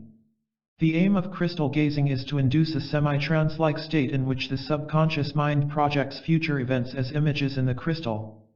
Dee was too much of an intellectual to be good at this. He realized that what he needed was a working partner with natural occult faculties, especially in scrying. In 1582 he met Edward Kelly, a young Irishman who claimed to have second sight. Kelly was undoubtedly a crook. He had had both his ears cut off for forgery, but it seems equally certain that he did possess second sight, and that he was also a medium. Dee's wife took an immediate dislike to the Irishman, but when Kelly went into a trance and began to get in touch with spirits, Dee was so delighted that he overruled his wife's objections. How did Dee and Kelly go about summoning the spirits? One famous print shows them in a graveyard practicing necromancy. From what we know of the pious Dee, however, it seems unlikely that he went in for this sort of thing. We can learn more from his spiritual diaries. It is clear that he went into training before endeavoring to summon the spirits. He abstained for 3 days from sexual intercourse, overeating, and the consumption of alcohol, and he took care to shave his beard and cut his nails. Then began a 2-week period of magical invocations in Latin and Hebrew beginning at dawn and continuing until noon, then beginning again at sunset and continuing until midnight. Kelly, meanwhile, gazed intently into the crystal ball. At the end of 14 days, Kelly would begin to see angels and demons in the crystal. Later, these spirits would walk about the room. Dee, however, does not seem to have seen the spirits, but he recorded lengthy dialogues he had with them. One's instant response to this is the conviction that Kelly made Dee believe that non-existent spirits had manifested themselves. The trouble with this view is that the conversations, which came via the mouth of Kelly, were often so crammed with abstruse magical lore that it is almost inconceivable that the illiterate Irishman could have made them up as he went along. Dee, of course, was familiar with the lore, and certain of the demons quoted chunks of Agrippa's occult philosophy. This makes it possible that Dee transmitted them telepathically to Kelly. The likeliest explanation, however, is that Kelly was a natural medium.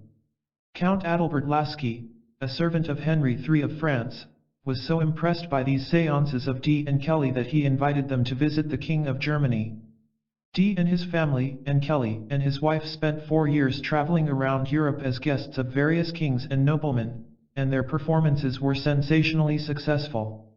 Kelly was a difficult man, given to sudden tantrums and to fits of boredom and depression, but in spite of their ups and downs, he and Dee continued to work together for many years. They finally separated while they were still on their travels in Europe. Kelly achieved some success on his own as an alchemist and scryer, but eventually he died in prison. Dee returned to England in 1589 and lived for another 19 years, hoping in vain that the spirits would lead him to a crock of gold. Today his reputation among occultists is secure, for he was the first magician on record to make use of spirit communication. He was 200 years before his time, but in spite of his lack of worldly success, he remains one of the great names in the history of magic.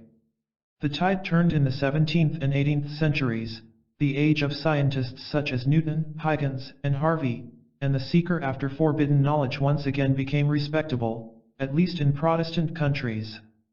Sir Isaac Newton, one of the greatest names in science and philosophy, spent as much time in his alchemical laboratory as at his telescope. The career of Anton Mesmer, which was described in Chapter 2, illustrates the difficulty of distinguishing between the scientist and the magician. Mesmer regarded himself as a scientist, but his belief in the vital forces of the universe classifies him among the mystics and magicians. Mesmer has an important place in the history of magic for another reason, that unlike some of his great predecessors, it is difficult to draw a line between where the scientist ended and the charlatan began. And this, as we shall see, is a problem that continues to plague the history of magic into the second half of the 20th century. Nowhere is this more apparent than in the case of the man whose name has become synonymous with seduction, Jacques Casanova, the adventurer and confidence trickster who flourished in the second half of the 18th century. Not only was Casanova an accomplished faith healer, he cured an ailing Venetian senator by means of suggestion, but he was also remarkably successful at fortune-telling by means of cards and other oracles. Indeed, the accuracy of his predictions sometimes alarmed Casanova himself. For instance, he told one girl that she would go to Paris and become the king's mistress, and that is exactly what happened. Casanova believed that he somehow conjured up real spirits when he was muttering his bogus incantations. What seems more likely is that he possessed the same occult faculty as Paracelsus or Faust to some degree. Casanova met, and immediately disliked, another charlatan who acquired a reputation as a great magician, the man who called himself the Count of Saint Germain. When Saint Germain arrived in Vienna in the mid-1740s, he seemed to be about 30 years old, a man of powerful and dominant personality, with the typical magician's streak of boastfulness and desire to astonish. In Vienna he was befriended by members of the nobility, and was brought to Paris by the Marshal de Belle-Isle. By 1758 he had become a close friend of Louis XV and his mistress Madame de Pompadour. Part of Saint Germain's attraction was his reputation as a man of mystery. No one seemed to have any idea of where or when he was born. But his knowledge of history seemed to be enormous, and occasionally he said things that suggested he knew far more about certain events in the remote past than any mere student possibly could know. In short, he implied that he had actually witnessed them in person. He would learnedly discourse on the priesthood of Egypt in a way that suggested he had studied in ancient Thebes or Heliopolis. Another puzzle was that he was never seen to eat, although it is now known that he had a special diet. He explained that he lived on some elixir of which only he knew the formula. He was a student of alchemy, and claimed to have discovered the secret of the philosopher's stone. What is certain is that he had learned a great deal about metallurgy and chemistry. Saint Germain continues to fascinate students of occultism. Many of them believe he is alive today, possibly in Tibet. The unromantic truth is that he died in his mid-70s in 1784, suffering from rheumatism and morbid depression. Accounts of people who met him indicate that, far from being a man of mystery and an enigma, he struck many intelligent people as a fool, charlatan, boaster, and swindler. If Saint Germain seems to have been fundamentally a confidence man, the same cannot be said of his famous contemporary Count Alessandro di Cagliostro. That he was a fraud there can be little doubt, but that he also possessed highly developed occult faculties is fairly certain. His enemies said that Cagliostro's real name was Giuseppe Balsamo, and that he had been a confidence trickster in his native Italy. As a schoolboy he was exuberant and ungovernable, and ran away from seminary school several times. In his teens he became a wanderer, like many talented and penniless young men, and lived by his wits. But he was also an avid student of alchemy, astrology, and ritual magic, and he soon had a wide, if not very coherent, knowledge of occultism. At the age of 26 in 1769, Cagliostro fell in love with Lorenza, the beautiful 14-year-old daughter of a coppersmith. They married, and for many years she was his partner in adventure and fraud, her beauty being one of their greatest assets. When Casanova met them in the south of France the year after their marriage, as they were returning from a pilgrimage to Santiago de Compostela in Spain, they appeared to be people of means, traveling in style and distributing alms to the poor. In Paris, the couple came under the protection of a nobleman, who then seduced Lorenza and tried to make her leave her husband. Cagliostro had her thrown into jail, but later reunited with her and took her to England. In London he joined the Freemasons. Soon, however, he founded his own Masonic order, infusing its ceremonies with occult rituals purportedly based on ancient Egyptian practices that Cagliostro claimed he had discovered in an Egyptian manuscript on a bookstall. Cagliostro was undoubtedly convinced that his Egyptian masonry was the product of divine inspiration. It was certainly the turning point in his fortunes. From London he journeyed to Venice, Berlin, Nuremberg, and Leipzig. In each city, he visited the Masonic Lodge, made speeches on his Egyptian rite, and initiated members. His argument seems to have been that the Egyptian rite was as different from, and as superior to, established Freemasonry as New Testament Christianity is from Old Testament Judaism. He was feted and admired, and became a rich man. Cagliostro came to Strasbourg in 1780, and soon became the most talked about man in town. Although he was wealthy, he lived modestly in a room above a tobacco shop. His cures became legendary. He was often able to heal the sick simply by the laying on of hands. On one occasion he successfully delivered a baby after midwives had given up the mother for dead. It was in Strasbourg that he met the man who was to bring about his downfall, Cardinal de Rohan. He was a churchman who longed for royal favor, but Viho unfortunately was disliked by Queen Marie Antoinette. Cagliostro deeply impressed Rohan, who spoke of his luminous and hypnotic eyes with almost religious fervor. The cardinal's downfall occurred in 1785 in the famous affair of the diamond necklace. A pretty swindler who called herself the Countess de la Motte Valois became Rohan's mistress, and persuaded him that the queen wanted him to secretly buy a diamond necklace worth $300,000. In fact, the queen knew nothing of it, and the money raised by the cardinal went straight into the countess's pocket.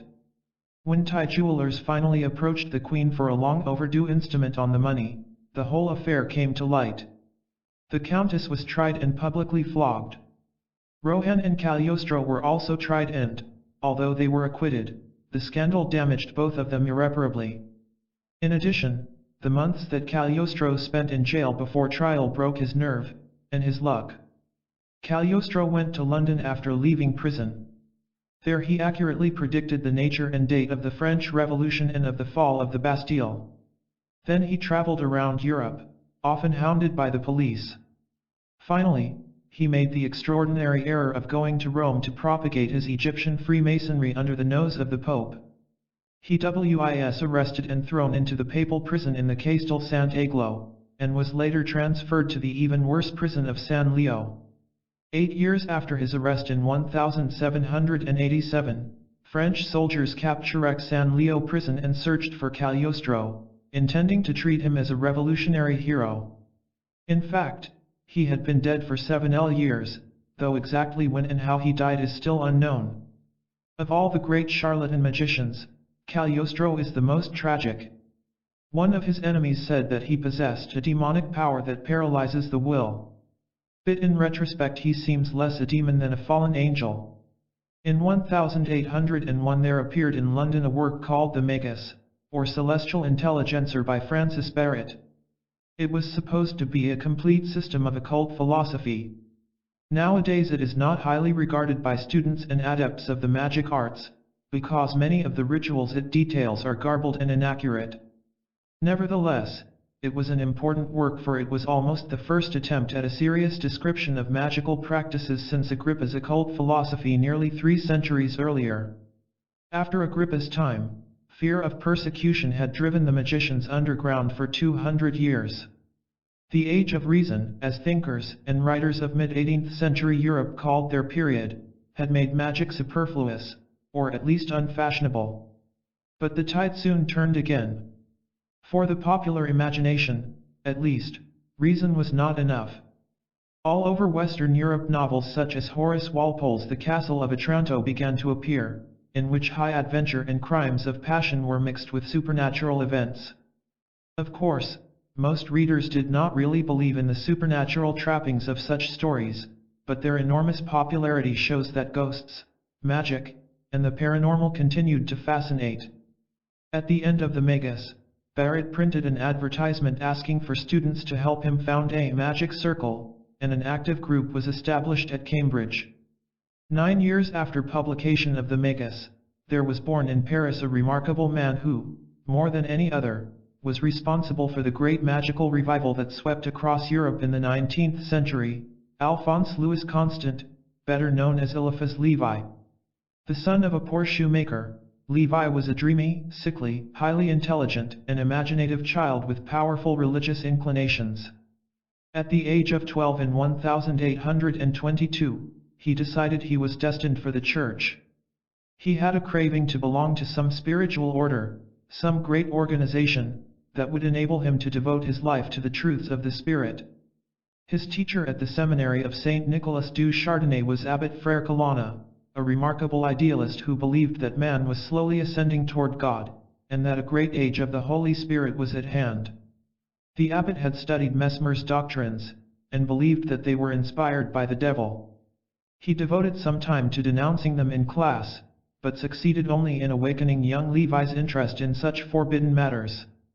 When the abbot was dismissed through the intrigues of jealous colleagues, Levi's disillusion with the church began. Levi still hungered for a faith, however. He became a subdeacon, and one of his chief tasks was teaching catechism to the young girls. One day a poor woman begged him to prepare her daughter for First Communion, and Levi's initial feelings of protectiveness developed into a wild infatuation for the girl. Nothing came of it, but the experience convinced him that he was not intended for the priesthood. When he turned away from his vocation, his mother committed suicide. After 14 years in a seminary, Levi found the world a hard place to adjust to. He still wanted to be a believer, and dreamed of Frère Colonna's spiritual rebirth of mankind. So, although he began to write for radical newspapers, and spent time in prison on sedition charges as a result, his search for a faith continued. He discovered the writings of Swedenborg, and then the Kabbalah with its doctrine that man can overcome original sin and rise toward the Godhead. Honoré de Balzac's mystical novel Louis Lambert was also a vital influence. Levi studied that strange fortune-telling deck of cards known as the Tarot, and linked its 22 cards of the major arcana with the 22 paths of the Kabbalah. Levi came to certain important conclusions about magic. The first was that the will is a far greater power than we realize, and that magic is learning how to use this power. The second was that all space is permeated with a medium that Levi called astral light, which can take the impression of thoughts and feelings, and is the medium through which thoughts are conveyed in telepathy. Third, he believed deeply in the microcosm-macrocosm doctrine enshrined in Hermes Trismegistus's inscription, as above, so below. Levi was in his 40s when his Dogma and Ritual of High Magic was published in 1856, and it established a reputation that was consolidated 4 years later by his History of Magic. In the first book he describes one of the most curious incidents of his life. On a visit to London, he records, he was asked to try to raise the spirit of the ancient Greek magician Apollonius of Tyana. After a month of preparation and fasting, Levi spent 12 hours in ritual incantations. At last, the shade of Apollonius appeared in a grey shroud, and telepathically answered questions Levi put to it about the future of 2 of his acquaintances. It prophesied the death of both. Levi's description of the invocation has considerable dramatic quality. I kindled 2 fires with the requisite prepared substances, and began reading the invocations of the ritual in a voice at first low, but rising by degrees. The smoke spread, the flame caused the objects on which it fell to waver, then it went out, the smoke still floating white and slow about the marble altar. I seemed to feel a quaking of the earth, my ears tingled, my heart beat quickly. I heaped more twigs and perfumes on the chafing dishes, and as the flames again burst up, I beheld distinctly, before the altar, the figure of a man of more than normal size, which dissolved and vanished away. I recommenced the evocations, and placed myself within a circle which I had drawn previously between the tripod and the altar. Thereupon the mirror which was behind the altar seemed to brighten in its depth, and a wan form was outlined therein, which increased and seemed to approach by degrees. 3 times, and with closed eyes, I invoked Apollonius. When I again looked forth there was a man in front of me, wrapped from head to foot in a species of shroud, which seemed more grey than white. He was lean, melancholy, and beardless, and did not altogether correspond to my preconceived notion of Apollonius. I experienced an abnormally cold sensation, and when I endeavored to question the phantom I could not articulate a syllable. I therefore placed my hand upon the sign of the pentagram, and pointed the sword at the figure, commanding it mentally to obey and not alarm me, in virtue of the said sign. The form thereupon became vague, and suddenly disappeared. I directed it to return, and presently felt, as it were, a breath close by me. Something touched my hand which was holding the sword, and the arm became immediately benumbed as far as the elbow. I divined that the sword displeased the spirit, and I therefore placed it point downward, close by me, within the circle. The human figure reappeared immediately, but I experienced such an intense weakness in all my limbs, and a swooning sensation came so quickly over me, that I made 2 steps to sit down, whereupon I fell into profound lethargy, accompanied by dreams, of which I had only a confused recollection when I came to myself. For several subsequent days, the arm remained benumbed and painful. In spite of these setbacks, Levi persisted and, according to his own account, was able to consult the spirit on 2 more occasions on some fine points of Kabbalism. Levi was a widely respected magician for the remainder of his life, and attracted many disciples. That he had occult powers, or that his disciples were convinced he had, is certain. A disciple to whom Levi had given a prayer to recite before he fell asleep found that the words of the prayer were glowing in the dark, and that Levi's spirit was standing by his bed. It seems likely that Levi possessed the power of projecting his astral body. His books strike the modern reader as wildly imaginative and confused, but they exerted an immense influence on a whole generation of students of the occult. His death in 1875 was mourned by hundreds of occultists in France, Germany, and England, who regarded him as the great master. In 1831, when Levi was still studying for the priesthood, there was born in Russia a woman who was to exert an even greater influence than he on 19th-century occultism, Elena Hahn, later Petrovna, but known as Madame Blavatsky. Born into an aristocratic family, she married at 16, left her husband soon after, and began to travel around the world. She was an explosive, charming, delightful personality. For a while she worked as a bareback rider in a circus, and dabbled in many odd interests. She had undoubted mediumistic powers, and throughout her life odd manifestations were apt to occur in her presence, inexplicable rappings, ringing of bells, and movements of objects. In fact, it seems that she had the power of raising poltergeists. After living carelessly until she was just past 40, and then wondering how to make a living, she decided to turn her occult abilities to account and become a medium. On going to the United States she met Colonel Alcott, a lawyer and journalist who became her lifelong admirer and tireless publicist. She told Alcott that she was in touch with a certain spiritual brotherhood of Luxor, presumably priests of ancient Egypt, and he believed her, as he believed everything else she told him. Together they formed the Theosophical Society, a movement for the study of ancient wisdom. For 3 years it flourished in America. In 1879, as interest seemed to wane, they decided to move to India, which Madame Blavatsky regarded as the fountainhead of spiritual wisdom. In Bombay, Theosophy was an immediate success. The charismatic personality of Madame Blavatsky fascinated the Hindus even more than it had fascinated the Americans. She claimed that the secret masters in Tibet, a group of spiritual initiates, had imparted their wisdom to her. When disciples asked her questions about these matters, paper notes fell from the air. The notes contained detailed replies to the questions and were signed Kudhumi. These notes later became famous as the Mahatma letters. Kudhumi, a semi-divine master, was even seen by some devotees one moonlight night.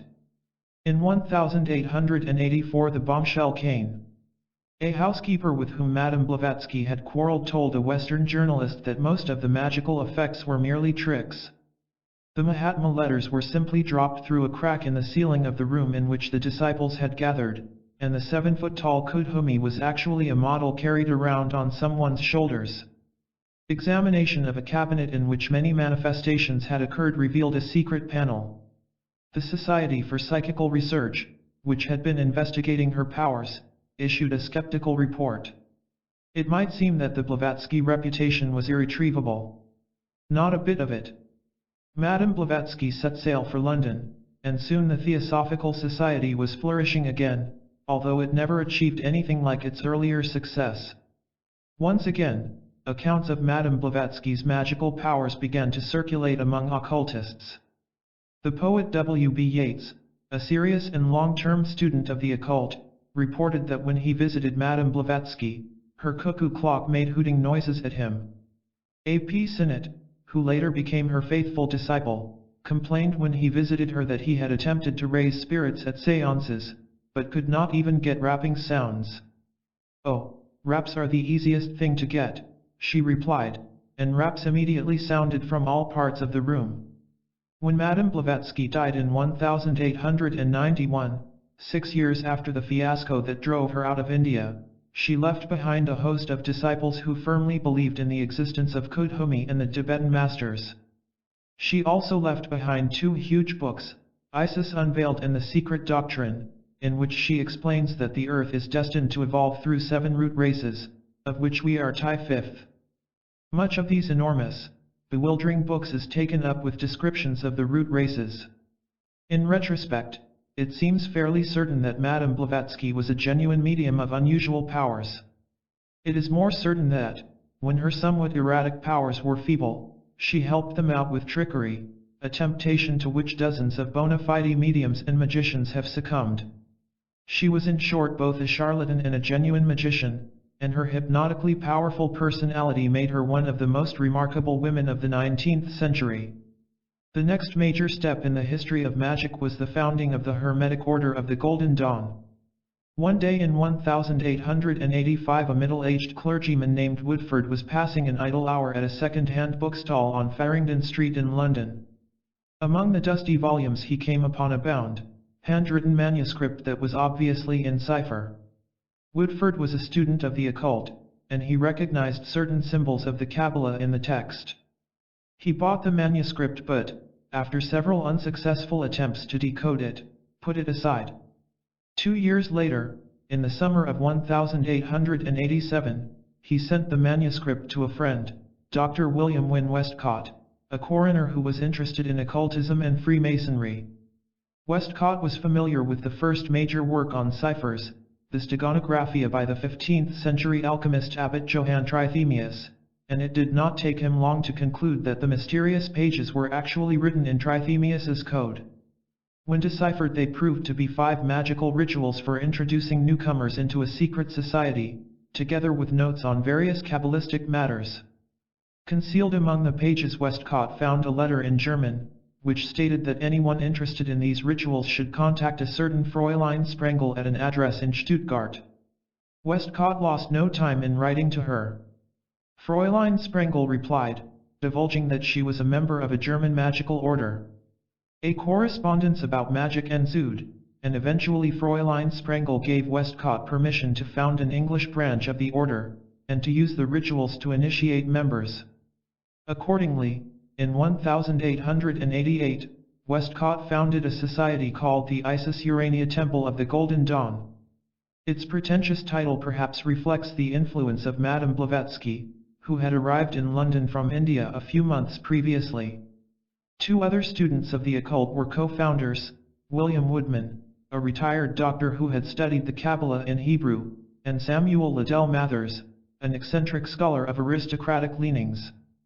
Before long the Golden Dawn had branches in Edinburgh, Weston-super-Mare, and Bradford, and an enthusiastic following of displaced intellectuals and cranks.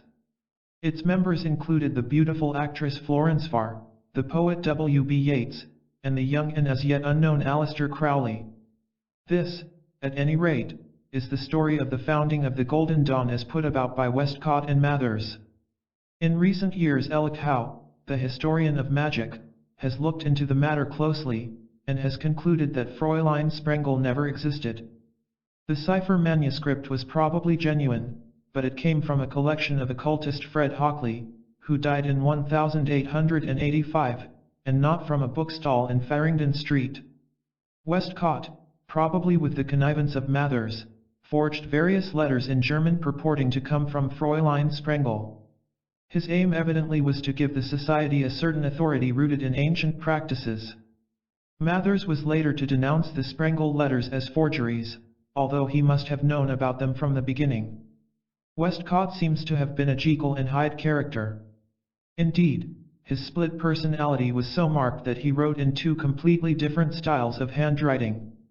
As for Mathers, who was to change his name to MacGregor Mathers and pose as a Scottish aristocrat, he was one of those curious figures who seem to occur so often in the history of magic, a kind of confidence trickster whose aim was not so much to swindle as to gain respect, admiration, and power.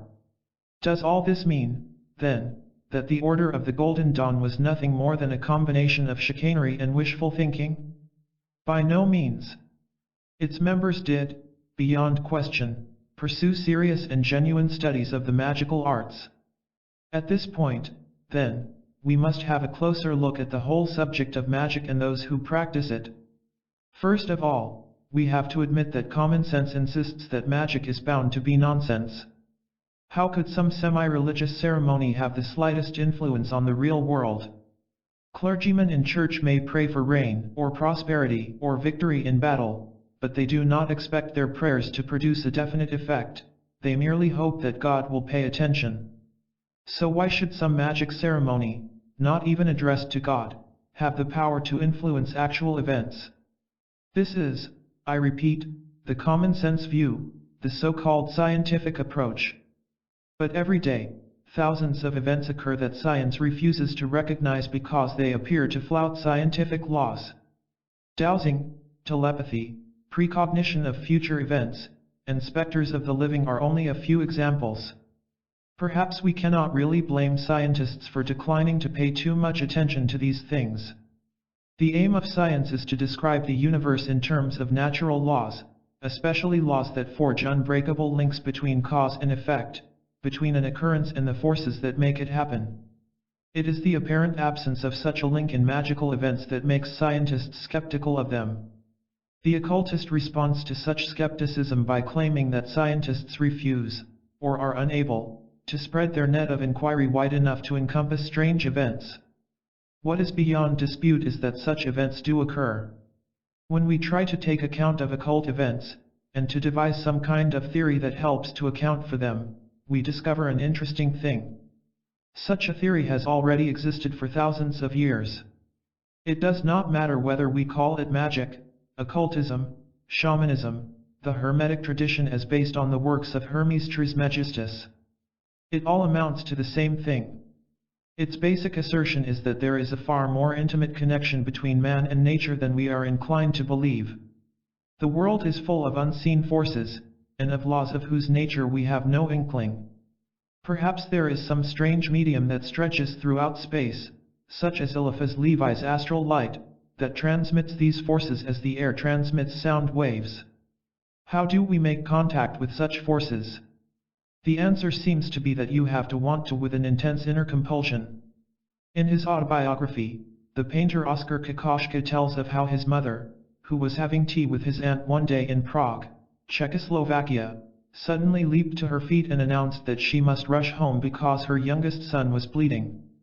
The aunt tried to persuade her that her idea was nonsense, but his mother hurried home, and found that her son had cut his leg with a hatchet while trying to chop down a tree. He would certainly have bled to death if she had arrived any later. This story, and hundreds of others like it equally well attested, indicates that strange powers come into operation where our deepest desires or needs are involved.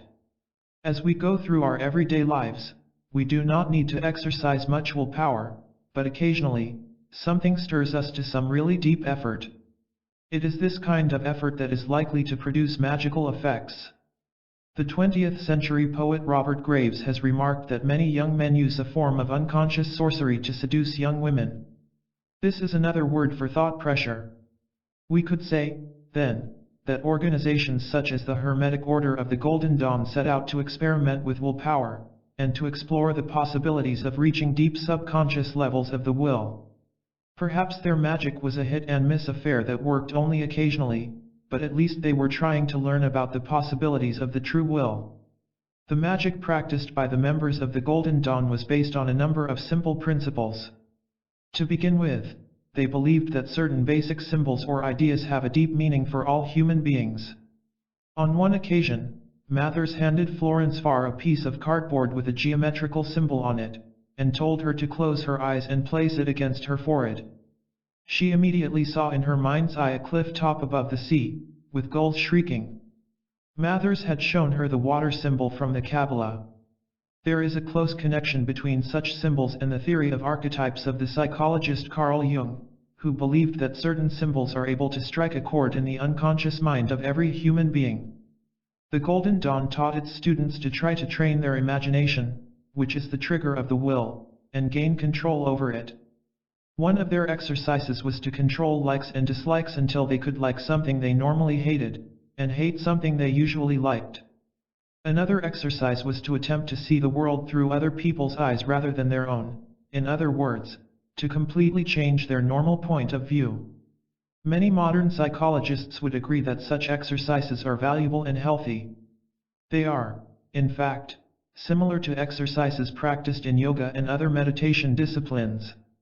The Golden Dawn also made a genuine attempt to draw together all that was best in the ancient magical traditions, Hermeticism, Kabbalism, Enochian magic, based on the apocryphal Book of Enoch, which tells of the fall of the angels and their magic practices, and such magic textbooks as the Key of Solomon, the Magic of Abramelin the Mage, and the Grimoire of Pope Honorius.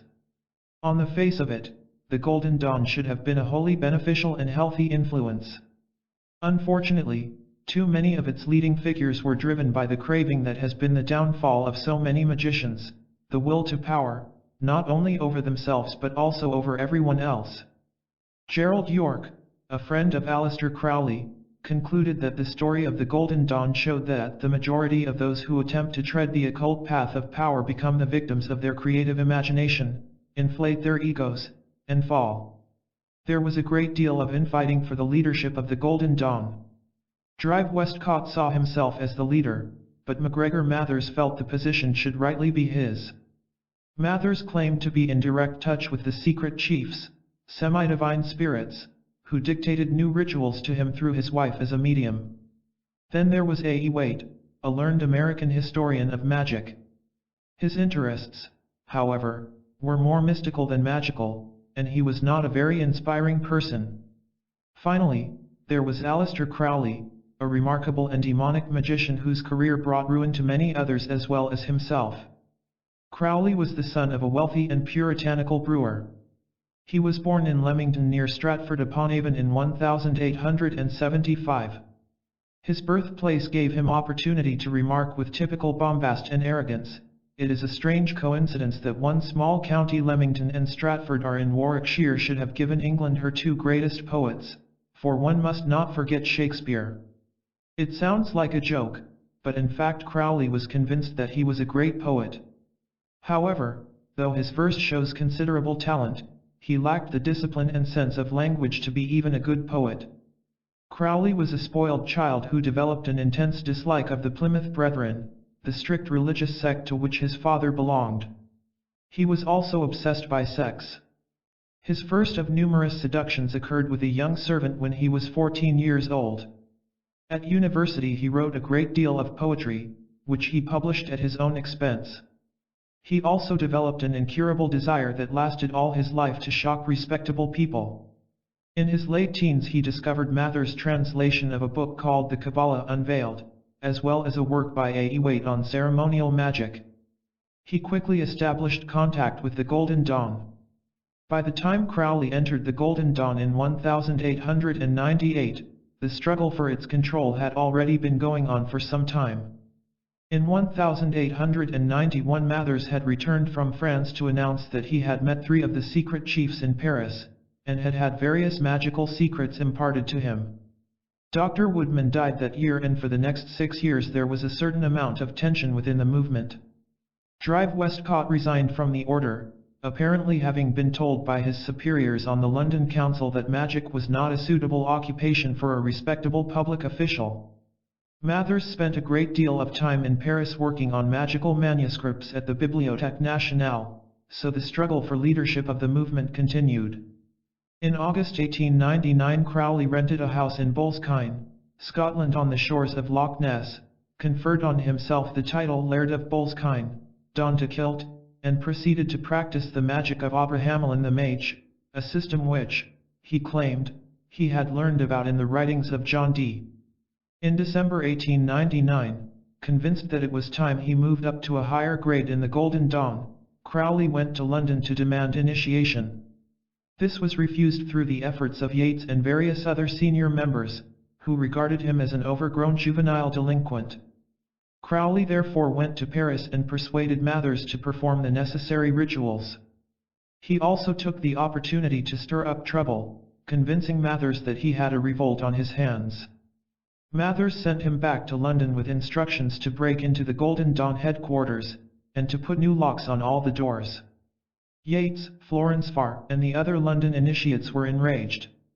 The legal wrangle that ensued in 1901 broke up the original Golden Dawn 13 years after it had been founded. One group of members, under the leadership of A. E. Waite, managed to continue for another 4 years, still calling themselves the Golden Dawn. Another group, including Yeats, Florence Farr, and the novelist Arthur Machen, was led until 1905 by Drive R. W. Felkin, who then founded a magical society called the Stella Matutina, or Morning Star. Finally, in the 1920s, a talented young medium and occultist who called herself Dion Fortune founded the Society of the Inner Light, based on Golden Dawn rituals obtained from M.R.S. Mathers, Mathers himself having died in the influenza epidemic of 1918. The same year of the legal problems, the Golden Dawn had received another blow in the form of a sudden spate of unwelcome publicity. It happened when a couple of confidence tricksters who called themselves M.R. and M.R.S. Horose were accused of raping a 16-year-old girl. M.R.S. Horose had learned that it was supposed to have been Fräulein Sprengel who had given the Golden Dawn its charter. She went to Paris and introduced herself to Mathers as Fräulein Sprengel.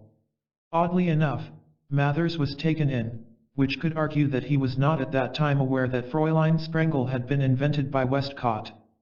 Mathers soon became suspicious of the couple, whereupon M.R.S. Horose and her husband stole some of the rituals of the Golden Dawn and fled to London. There they launched into a career of confidence trickery based on a mixture of spurious occultism, extortion, and sex. When charged with their crimes, they claimed to be leaders of the Golden Dawn.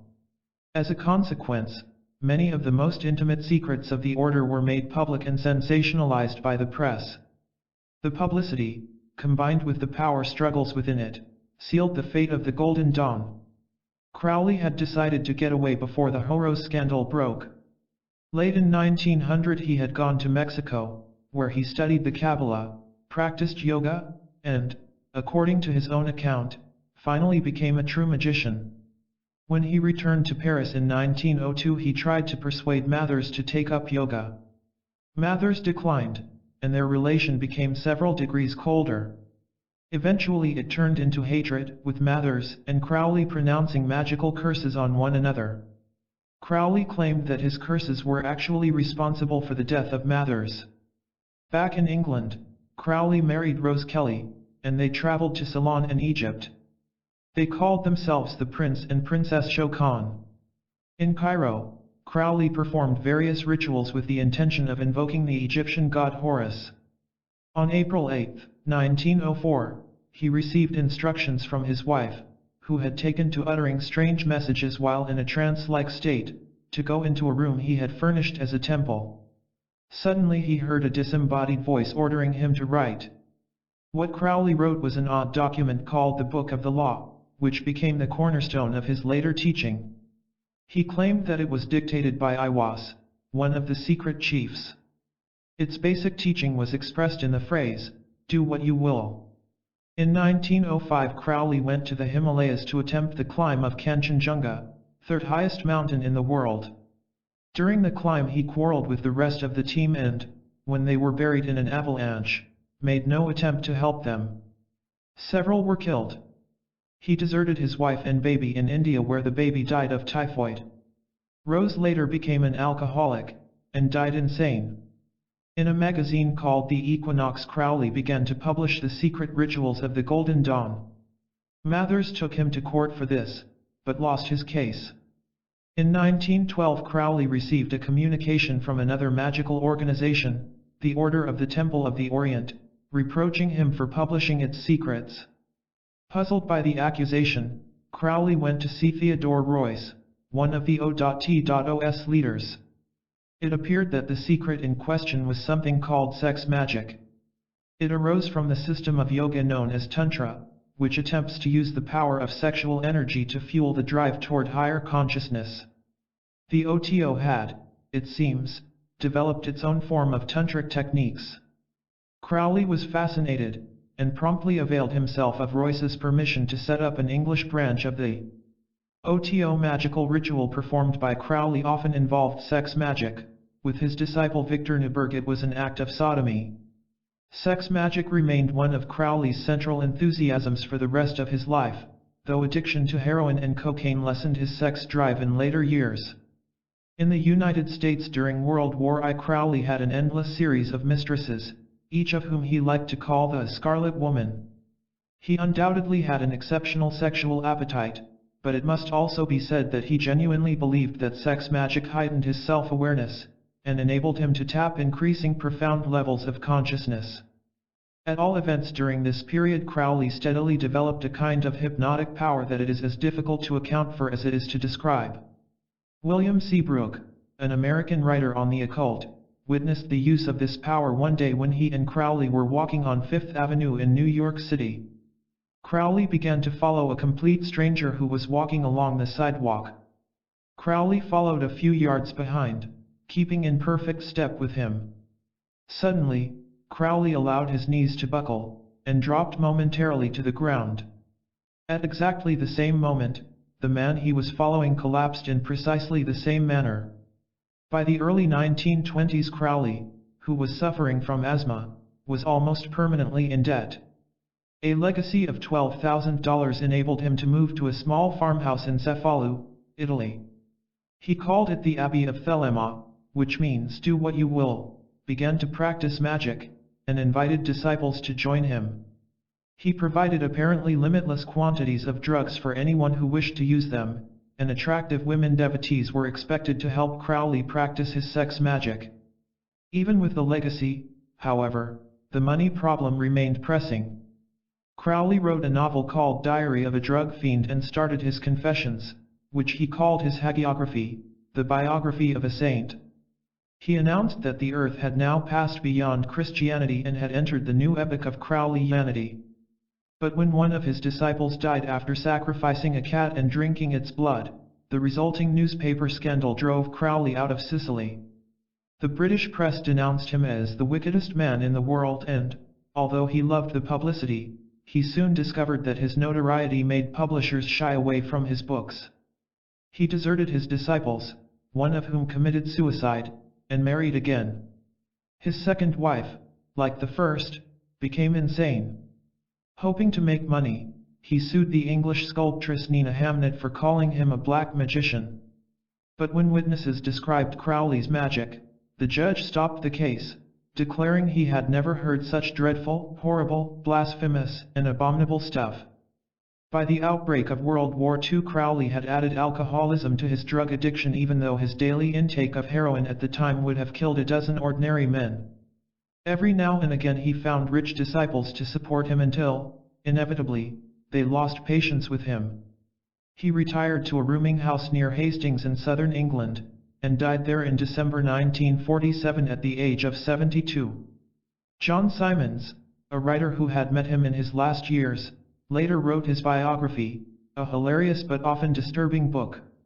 Other friends, notably Richard Camel and Israel Regardie, wrote more sober and admiring accounts of his career. But it was not until the magical revival that began in the mid-1960s that Crowley's reputation began to rise again. Nowadays more than a dozen of his books are in print, and a new generation ardently practices the magic rituals described in them. The beast has finally achieved the fame he craved. Nonetheless, and fortunately, the great age of Crowleyanity seems as far away as ever. Occult powers seem to be a matter of national temperament. Second sight and telepathy come naturally to the Irish. The Germans seem to produce more gifted astrologers than other nations. The Dutch have produced two of the most gifted clairvoyants of this century, Croizet and Hercos. Russia tends to produce mages, men or women who impress by their spiritual authority. No other nation has a spiritual equivalent of Tolstoy and Dostoevsky, or even of Rezanov, Merezhkovsky, Soloviev, Fedorov, Berdiaev, Shestov. Certainly no other nation has come near to producing anyone like Madame Blavatsky, Grigory Rasputin, or George Gurdjieff. Each is completely unique. Grigory Rasputin's body was taken from the frozen river Neva, in Petrograd, on January 1, 1917. He had been murdered 3 days before, and was one of the most notorious figures in Russia. Now that he was dead, he would become a legend all over the world, a symbol of evil, cunning, and lust. If ever you see a magazine story entitled Rasputin, the Mad Monk, you can be sure it will be full of lurid details of how Rasputin spent his days in drunken carousing, his nights in sexual debauchery, how he deceived the Tsar and Tsarina into thinking he was a miracle worker, how he was the evil genius who brought about the Russian Revolution and the downfall of the Romanov dynasty. It is all untrue. Yet it makes such a good story that there is little chance that Rasputin will ever receive justice. The truth about him is that he really was a miracle worker and a man of strange powers. He was certainly no saint, very few magicians are, and tales of his heavy drinking and sexual prowess are undoubtedly based on fact. But he was no diabolical schemer. Rasputin was born in the village of Pokrovskoe in 1870. His father was a fairly well-to-do peasant. As a young man, Rasputin had a reputation for wildness until he visited a monastery and spent 4 months there in prayer and meditation. For the remainder of his life, he was obsessed by religion. He married at 19 and became a prosperous carter. Then the call came again. He left his family and took to the road as a kind of wandering monk. When eventually he returned, he was a changed man, exuding an extraordinarily powerful magnetism. The young people of his village were fascinated by him. He converted one room in his house into a church, and it was always full. The local priest became envious of his following, however, and Rasputin was forced to leave home again. Rasputin had always possessed the gift of second sight. One day during his childhood this gift had revealed to him the identity of a peasant who had stolen a horse and hidden it in a barn. Now, on his second round of travels, he also began to develop extraordinary healing powers. He would kneel by the beds of the sick and pray, then he would lay hands on them, and cure many of them. When he came to what is now Leningrad, probably late in 1903, he already had a reputation as a wonder worker. Soon he was accepted in aristocratic society in spite of his rough peasant manners.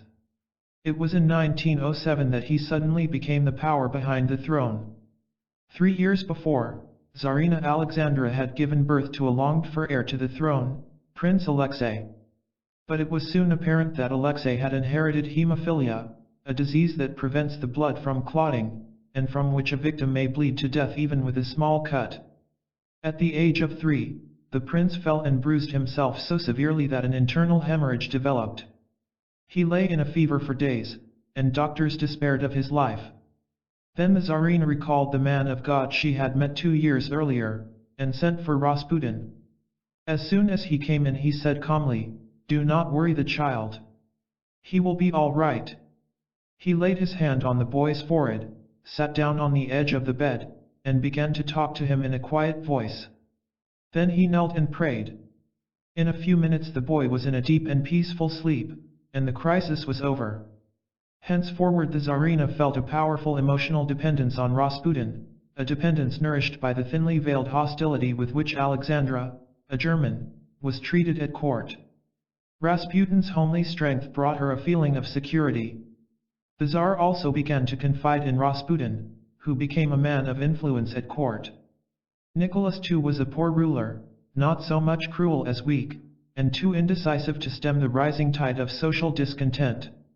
His opponents began to believe that Rasputin was responsible for some of the Tsar's reactionary policies, and a host of powerful enemies began to gather. On several occasions the Tsar had to give way to the pressure and order Rasputin to leave the city. On one such occasion, the young prince fell and hurt himself again. For several days he tossed in agony, until he seemed too weak to survive. The Tsarina dispatched a telegram to Rasputin, and he telegraphed back, "The illness is not as dangerous as it seems." From the moment it was received, the prince began to recover. World War I brought political revolution and military catastrophe to Russia. Its outbreak was marked by a strange coincidence. Rasputin was stabbed by a madwoman at precisely the same moment as the Archduke Franz Ferdinand was shot at Sarajevo. Rasputin hated war, and might have been able to dissuade the Tsar from leading Russia into the conflict. But he was in bed recovering from his stab wound when the moment of decision came.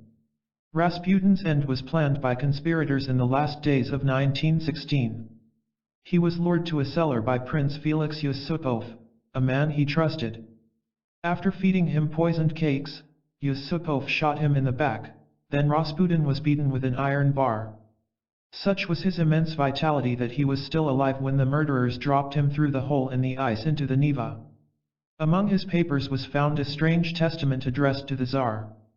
It stated that he had a strong feeling he would die by violence before January 1, 1917, and that if he were killed by peasants, the Tsar would reign for many years to come, but, if he were killed by aristocrats, as he was, then none of your children or relations will remain alive for more than 2 years. He was right. The Tsar and his family were all murdered in July 1918, an amazing example, among many, of Rasputin's gift of precognition. Rasputin, in fact as well as in legend, was one of the most remarkable men in Russia. Also remarkable was his compatriot and near contemporary Georgy Gurdjieff, who greatly influenced 20th century occultism. Gurdjieff differs from most other men of strange powers in one important respect: he was not primarily a mage or wonder worker, but a philosopher obsessed by the problems of human futility. Why are human beings so weak? Why is human consciousness so narrow? Why do we spend our lives in a state of dullness resembling sleep? Above all, by what practical methods can we break through to the great source of power, meaning, and purpose buried deep within ourselves? It was to questions like these that Gurdjieff addressed his life and work. Gurdjieff was born in America in 1873. His parents were Greek, but he was Russian by nationality. From an early age he was intrigued by magic. One of the young men in his village could predict the future with astonishing accuracy after sitting between two lighted candles and going into a trance. At about this time Gurdjieff also witnessed a demonstration of the power of suggestion. He saw a boy who belonged to one of the many obscure local religious sects trapped in the middle of a magic circle drawn on the ground by some children of the village. He was psychologically incapable of stepping beyond the perimeter of the circle. While still in his teens, Gurdjieff set out on what became 20 years of travel in Asia, Africa, and Europe in search of the secret wisdom that, he was convinced, was somewhere to be found. He learned the techniques of yoga and other forms of meditation in Tibetan monasteries and in Arab mosques. He studied hypnosis. He spent months with dervishes and with fakirs. In 1912, he returned to Russia, ready to teach some of the mysteries he had learned. Among the close circle of people who joined his group in Moscow was Peter Uspensky, a young occultist and philosopher who was to become his most distinguished student. On the outbreak of the Russian Revolution in 1917, Gurdjieff left Moscow for his family home, then in the Caucasus. There he founded his Institute for the Harmonious Development of Man, and was soon joined by Uspensky and others of his disciples. However, political conditions became too harsh in the Caucasus and, after attempting to settle in Istanbul and in Germany, Gurdjieff re-established the institute at the Pruer near Paris in 1922. Gurdjieff's system of teaching was based on the idea that, under normal circumstances, man is asleep, and that he is enslaved by a robot that controls not only his automatic functions but also much of his intellectual and emotional life. Gurdjieff's aim was to teach man how to outflank the robot by taking control of the vital reserves that exist in all of us, but that most people can tap only in times of crisis. We can all remember occasions in our lives when, faced with exceptionally difficult and perhaps dangerous situations, we have been forced, if only briefly, to excel ourselves physically or mentally. At the moment of success we feel marvelously alive. We are aware of a feeling of freedom, and rightly so, for the greatest freedom consists in our capacity to control and direct our own most deep-seated powers. We say, with quite literal truth, "I didn't know I had it in me." Gurdjieff's method was to force his pupils constantly to extend their mental and physical limits. They lived almost monastic lives at the Pruer, working from dawn to dusk and performing exercises designed to bring the mind, emotions, and body into harmony and under control. The aim was to achieve a state that Gurdjieff called self-remembering, a state in which a person is not only intensely aware of his surroundings but also aware of himself, observing and participating in them, a marriage of total inner and outer awareness. If you want to test how difficult this is, try a simple exercise. Close your eyes and direct your attention inward until you are aware only of your inner self. Now open your eyes and direct your attention toward the outside world. Now try to direct your attention to both at once, your inner self and the outside world. You will find that you can only do it for a few seconds at a time, then you forget, and become aware only of either your inner self or the outside world. In certain moments of great excitement or intensity, however, you realize that you can maintain a state of self-remembering for much longer. Undoubtedly, Gurdjieff's mastery of these disciplines gave him remarkable psi powers. The way he could revitalize an exhausted follower by some inexplicable transmission of energy is only one example. He was also able to establish telepathic links with his followers. Uspensky has recalled how, when they were in Finland, he began to hear Gurdjieff's voice inside his chest, and was able to carry on conversations with Gurdjieff, who was in another part of the house. At the Pruer, Gurdjieff's pupils would give displays of telepathy for visitors, transmitting the names or shapes of various hidden objects from the audience to the stage. Gurdjieff obviously had profound psychic gifts. One day he told his pupils that a newcomer, who was out of the room, was susceptible to a certain chord of music. When the person came in, he struck the chord on the piano, and she immediately underwent a kind of hysterical fit. There are many stories of Gurdjieff's fundraising skills that demonstrate not only his special psychological insight but also his sense of humor. Before one of his parties to raise money in New York, Gurdjieff asked Fritz Peters to teach him all the most obscene four-letter words he knew. When a large number of respectable and rich New Yorkers arrived, Gurdjieff began to talk to them about his ideas, gradually introducing more and more talk of sex. Finally, his conversation consisted almost entirely of four-letter words. His guests relaxed, and then began to flirt with one another. Eventually, all inhibitions gone, they proceeded to behave with total abandon. Suddenly Gurdjieff stood up in the center of the room, thunderously demanded their attention, and then pointed out that he had revealed to them something about themselves that they had never suspected. Surely, he asked, that was worth a large contribution to his institute? At the end of the evening, he was some thousands of dollars richer. During his lifetime, Gurdjieff did not publish any books on the techniques of his teaching, and his pupils were bound to secrecy on the subject. Since his death in Paris in 1949, however, many of his works have been published, and there has been a flood of memoirs by disciples and admirers.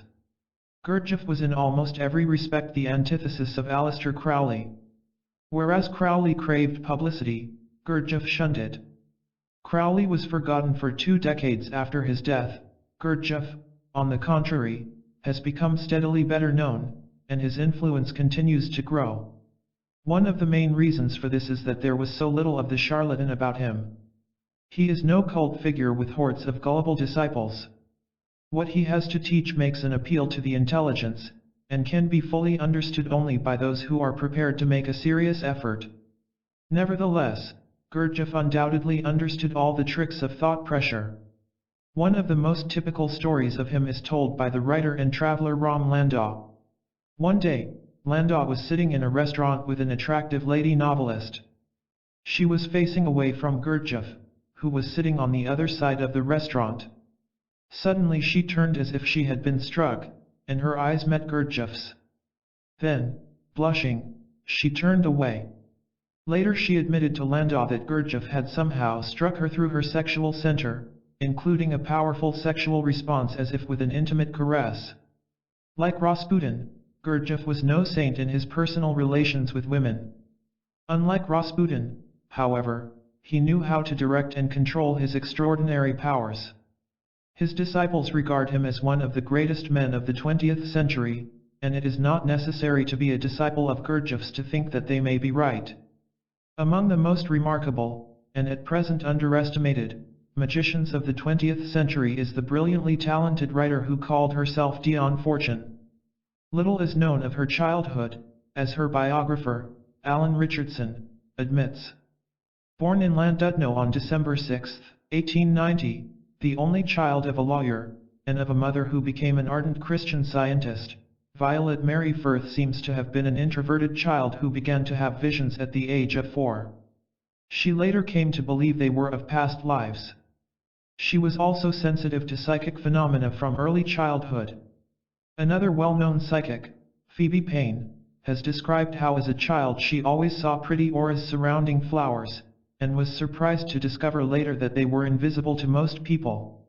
Violet Firth found that she was able to sense people's hidden thoughts and feelings. From the beginning, she walked in 2 worlds, and later developed into a good medium. At the age of 20 in 1911 she became a teacher in a private school. The principal was a highly domineering woman, a power-hungry bully who had studied the occult in India. After several fierce arguments with the principal, Dion Fortune decided to quit her job. A colleague advised her to leave without telling the principal, saying that if she did not, she would never get away. Against this advice she told her superior. The principal said she was welcome to leave if she first admitted that she was incompetent and had no self-confidence. Dion Fortune indignantly denied the charges. The principal then fixed her with her eyes and repeated the statement hundreds of times for 4 hours. Eventually some deep instinct warned Dion Fortune to pretend to give way, and to beg her principal's pardon. The older woman then relented and let her go. But the damage was done. Dion Fortune was a physical and mental wreck for the next 3 years. After more than a year of the illness, she later wrote, "My body was like an electric battery that has been completely discharged." A psychologist's diagnosis would probably be that the principal had used a kind of hypnotic power to deflate her self-esteem, to make her feel helpless and accident-prone. The effect was to drain her vital reserves, as Gurdjieff would have put it, so that the slightest effort exhausted her. She came to the conclusion that the woman had damaged her with a psychic attack, causing her astral body to leak vital energy. She plunged deep into the study of occultism as an antidote. Perhaps the most interesting part of her account of this experience is her statement that the principal had used not merely hypnotism but also telepathic suggestion, in other words, thought pressure. It seems to have been this encounter that decided her to become a student of psychoanalysis, which was just then arousing much hostile attention amongst the British medical fraternity.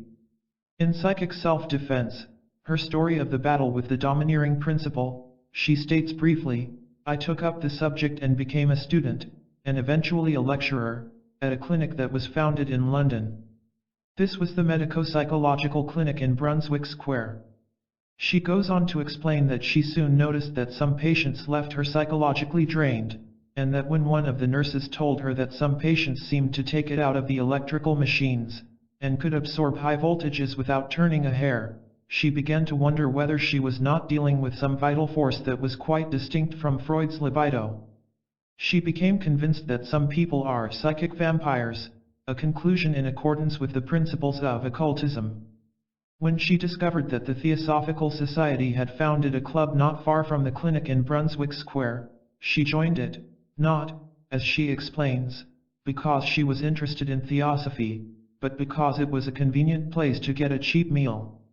As a Freudian, she was contemptuous of the doctrines of the Theosophists, but when one day she decided to attend a meditation class, in a spirit of mischief, she was startled to observe in front of her eyes a clear image of a garden with blue plants. When the leader of the group announced that she was trying to transfer the image of delphiniums, she realized that some kind of thought transference had taken place.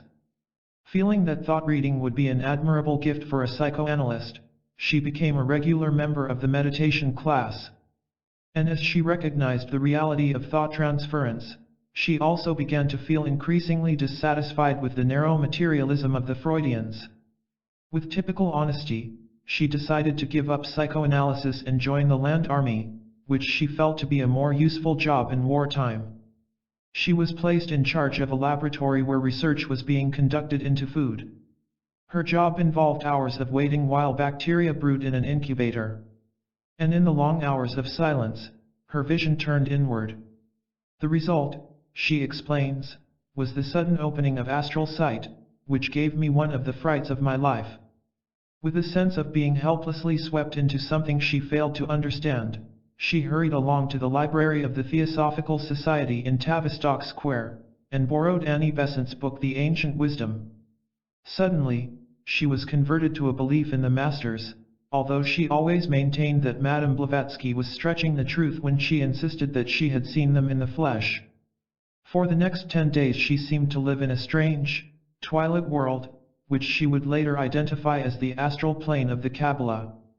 On the 10th night she had a dream of tremendous vividness, in which she stood in the presence of the Master Jesus, and other masters. In her dream, she was accepted as a pupil. When she woke up, she was convinced of the reality of her experience. A second master she later identified as the Comte de Saint-Germain. Now her problem was to understand what was happening to her. She read R.M. Buck's classic Cosmic Consciousness, and Madame Blavatsky's Isis Unveiled. She also met an Irishman named Theodore William Moriarty, a Freemason and occultist who became her teacher in magic. She later fictionalized him as her psychic detective Dr. Taverner. Soon she had become a member of a group of female disciples who studied with him at a house in Bishop's Stortford and another in Eversley, near Wokingham. More extraordinary psychic events took place there, which she describes in Psychic Self-Defense. It seems, though, that Violet Firth was not much liked by her fellow disciples, who regarded her as pushing. While she was still a member of the Moriarty group, she renewed acquaintance with a lady named Mia Curtis Webb, whom she had known since childhood. She was a walking encyclopedia of occultism, and it was she who introduced Violet Firth to J.W. Brodie Innes of the Golden Dawn. The result was that, in 1919, Violet Firth was initiated into the London Temple of the Golden Dawn, where she was given the magical name Deo, non-Fortune, which she later transmuted into Dion Fortune. It was at the London Temple that she met Moina Mathers, the widow of MacGregor Mathers, who was still running a remnant of the Golden Dawn. M.R.S. Mathers at first liked the attractive younger woman, and even agreed when Dion Fortune proposed forming a group of occultists more open to the general public, an idea directly opposed to the secrecy of the original order. However, after Dion Fortune had written a number of books and articles on occultism, M.R.S. Mathers began to feel threatened by the energy and talent of the newcomer. It seems probable that M.R.S. Mathers hoped to turn the Golden Dawn into a source of income. In any case, M.R.S. Mathers ordered her to stop publicizing the secrets of the order. According to Dion Fortune, when she ignored the other woman's wishes, M.R.S. Mathers launched a black magic attack on her. The opening salvo seems to have been a plague of black cats. Dozens of them invaded Dion Fortune's house, and two of her friends were bothered by the odor of cats in their respective offices several miles away. Then one morning Dion Fortune saw a giant cat walking down the stairs toward her. As she stared, terrified, it vanished, and she realized that someone was using a kind of telepathic hypnotism on her. An hour later, the street outside her home was filled with dozens of howling black cats. Dion Fortune's major struggle occurred when she made an astral journey. Her description of this is interesting because it gives us some insight into what magicians actually do when they visit the astral plane. A number of her followers formed a circle around her as she lay down and went into a light trance. In the language of psychology, she wrote, "It is auto-hypnosis by means of a symbol." Bear in mind that the Golden Dawn believed certain symbols are universal archetypes from the racial unconscious. Each of these symbols has a precise meaning, and will therefore elicit a particular response. The trained initiate, therefore, does not wander on the astral plane like an uneasy ghost, but comes and goes by well-known corridors. In other words, it is essentially a voyage into inner space, which the occultist believes to have a geography as precise as the world we live in, and to be common territory, like the world outside us, in which separate individuals may sometimes meet. As soon as she had entered this inner space, Dion Fortune became aware of Mrs. Mathers in her magical robes, barring her path. Mrs. Mathers was of a higher grade in magic than Dion Fortune and, therefore, theoretically, stronger. There ensued a battle of wills in which I experienced the sensation of being whirled through the air and falling from a great height, and found myself back in my body. When she emerged from her trance, her followers were in disarray. She had somersaulted across the room, bowling them over, and was lying in a corner. Realizing that if she were to continue as a magician she had to return to the fight, she ordered the group to reform the circle. After invoking the secret chiefs, she went into a trance. This time, there was a short sharp struggle, and I was through. I had the vision of the inner chiefs and returned. The fight was over.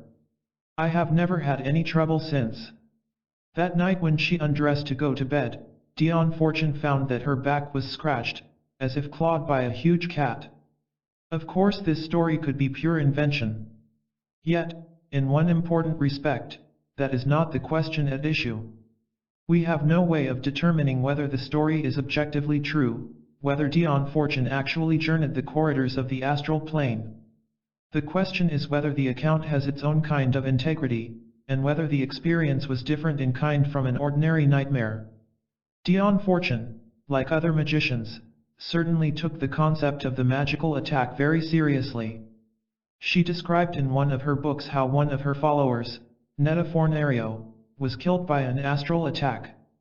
Miss Fornario had gone to the Holy Isle of Iona in western Scotland to practice astral travel. One day she seemed panic-stricken and told her landlady that she was being attacked telepathically. Her silver jewelry had all turned black overnight. The next day her body was found some miles away, dressed only in a magical robe. The soles of her feet were lacerated as if she had run over sharp stones.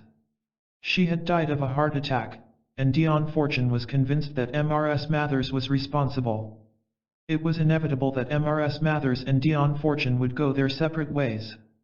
In 1924, Dion Fortune founded the community, later, Fraternity, of the Inner Light. Originally conceived as a part of the Golden Dawn, it assumed its own identity, 4 years later, with Dion Fortune as its warden. Her inner master was now Melchizedek, Lord of Flame and also of Mind, and after initiation her pupils became high priests of the Order of Melchizedek.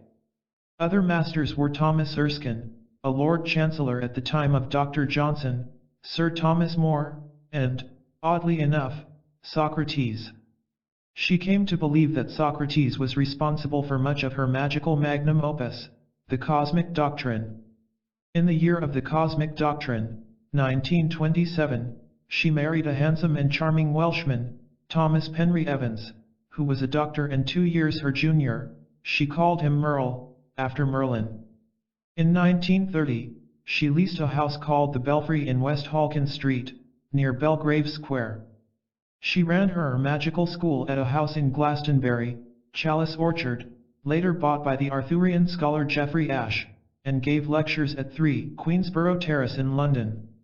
During the next 12 years she wrote her novels The Winged Bull, 1935, The Goat-Foot God, 1936, The Sea Priestess, 1938, regarded as her masterpiece, and Moon Magic, 1939.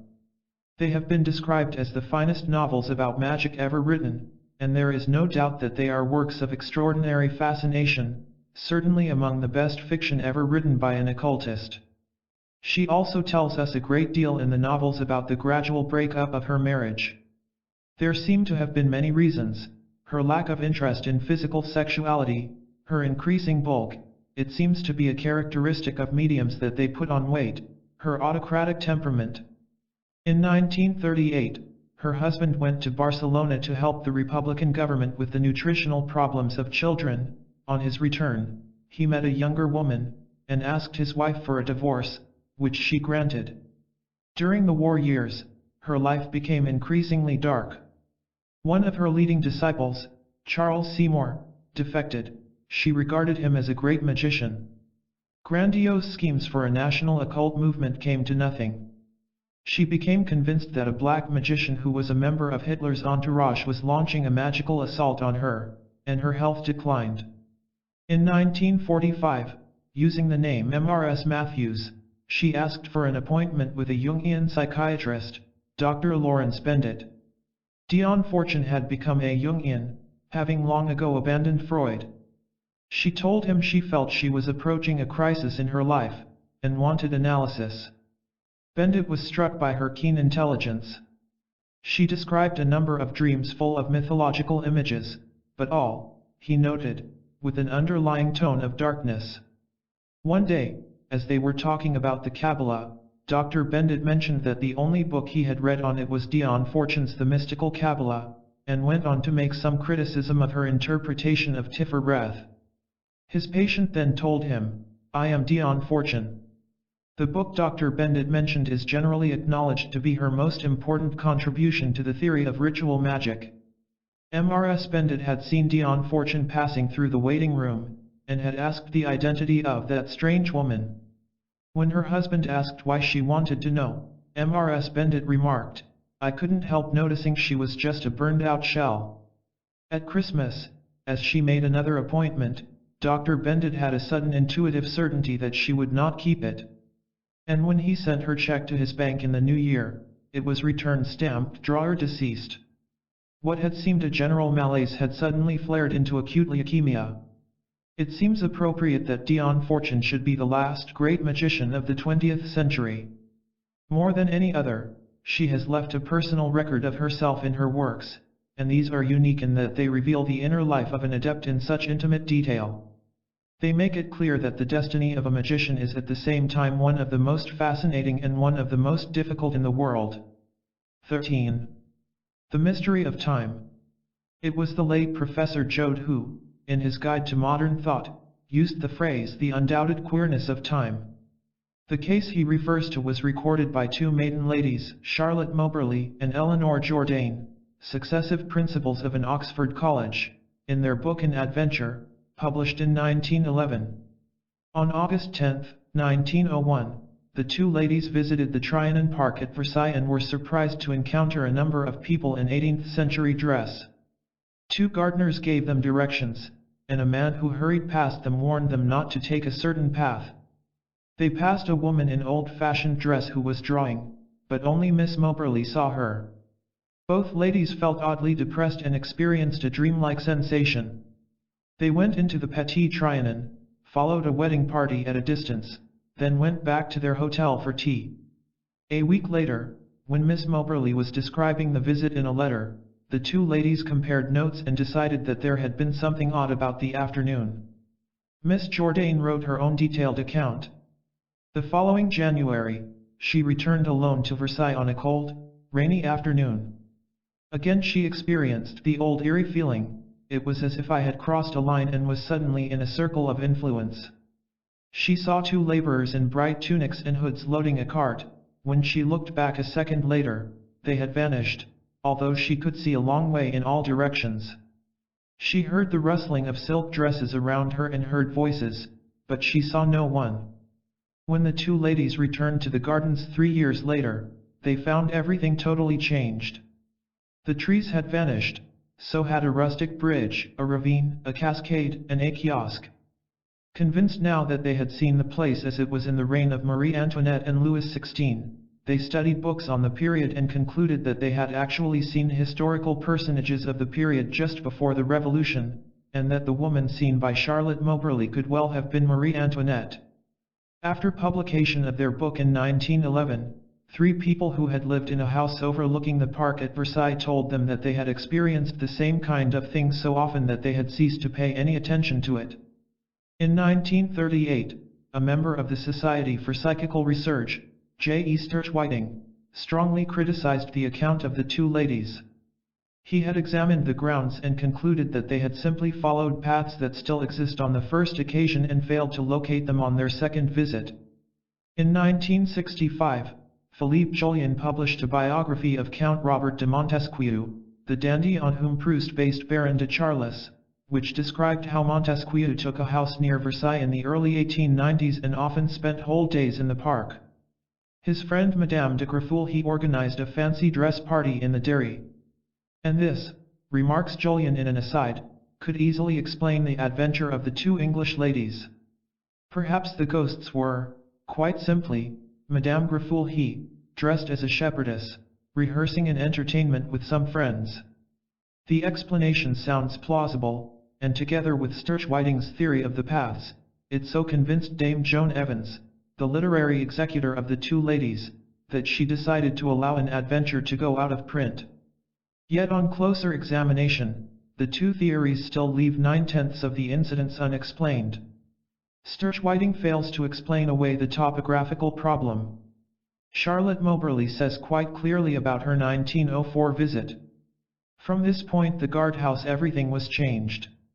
We came directly to the gardener's house, which was quite different in appearance from the cottage described by Miss Jourdain in 1901. Beyond the gardener's house was a parterre with flower beds and a smooth lawn of many years' careful tendance. It did not seem to be the place where we had met the garden officials. We spent a long time looking for the old paths. Not only was there no trace of them, but the distances were contracted. The kiosk was gone, so was the ravine and the little cascade which had fallen from a height above our heads, and the little bridge over the ravine. And so on for several more detailed pages. Which suggests that either the ladies were exaggerating, or Sturtwhite must be wrong. Philippe Jolien apparently failed to check the date of the Versailles adventure. Montesquieu moved to Versailles in the early 1890s and moved again, to Neuilly, in 1894, so the fancy dress party took place at least 7 years too early for the English ladies to have seen a rehearsal.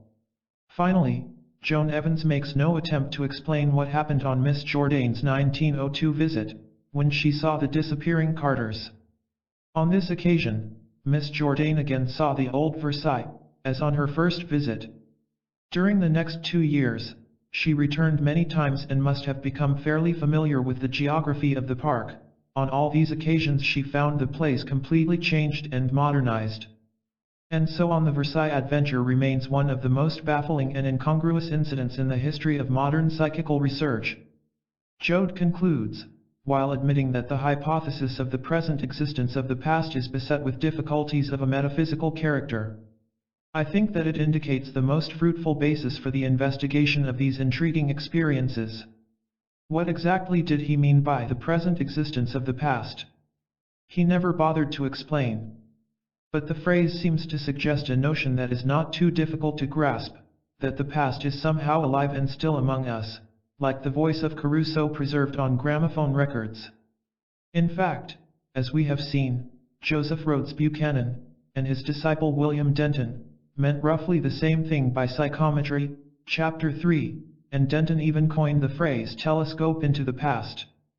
But then, psychometry is not literally the ability to see into the past, any more than a gramophone stylus is a time machine that can transport you back into the life of Caruso. If the faculty exists, and there is much convincing evidence that it does, then it could be explained simply as a very highly developed ability to read the history of objects, rather as Sherlock Holmes was able to tell Watson the history of his alcoholic brother from the evidence of his watch. And this, I suspect, is not precisely what Joad meant by the undoubted queerness of time. For, in the section before his account of the adventure of Miss Moberly and Miss Jourdain, he discusses J.W. Dunn's book An Experiment with Time, and Dunn's book is an account of how he had certain clear and detailed dreams of the future. If Dunn's book is to be believed, and, again, he had a reputation for integrity, then he dreamed of such events as the Great Martinique earthquake some weeks before it happened. And this is utterly unexplainable on any scientific theory of time, no matter how abstract and complex. The scientist's view of time dictates that the future cannot affect the past. I may be able to explain certain personal premonitions, say, the death of a relative, in logical terms, i.e., I knew he was ill and suffered from a bad heart, but to dream of a volcanic explosion on an island you know nothing about is obviously an event of a different order. There, then, is the problem. The files of the Society for Psychical Research and the College of Psychic Studies are full of convincing cases or premonitions of the future and curious visions of the past. The two examples that follow both concern the same man, Air Marshal Sir Victor Goddard. In 1935, when he was a wing commander, Goddard was sent to visit a disused First World War airfield at Drem, near Edinburgh. It proved to be in a state of dilapidation, with disintegrating hangars and cracked tarmac. Cattle grazed on the old airfield. Later that day Goddard took off in his Hawker Hart biplane from Tonhouse, Edinburgh, to head for home. But he soon encountered thick cloud and heavy rain, and as he tried to descend below the cloud ceiling the plane spun for a few moments out of control. He managed to straighten out close to the ground, so close that he almost hit a woman who was running with a pram. Ahead of him was the Firth of Forth, and Goddard decided to head for Drem Airfield to get his bearings. It was still raining heavily as he crossed the airfield boundary. Then an odd thing happened. He suddenly found himself in bright sunlight. And Drem Airfield was no longer an overgrown field, but a neat, orderly place, with 4 yellow planes parked in front of open hangar doors and mechanics in blue overalls walking around. Both these things surprised Goddard, for in those days all RAF planes were painted with aluminium and mechanics wore khaki overalls. Moreover, the mechanics did not even glance up as the plane roared a few feet overhead. Goddard had the feeling that they did not see him. He also had the feeling of something ethereal about the sunlight. When he landed he told his immediate superior about his hallucination, and was advised to lay off the whiskey. So Goddard said nothing about his vision in his official report. It was not until 4 years later, when war broke out, that he received an even greater shock. Next time he saw Drem it had been transformed into the airfield of his vision.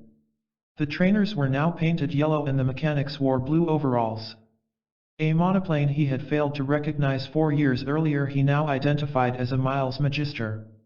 Recordings from the past are a reality, as every film and gramophone record demonstrates. But a recording from the future sounds preposterous. Even if we assume it was a hallucination, and not a time slip into the future, it remains just as impossible.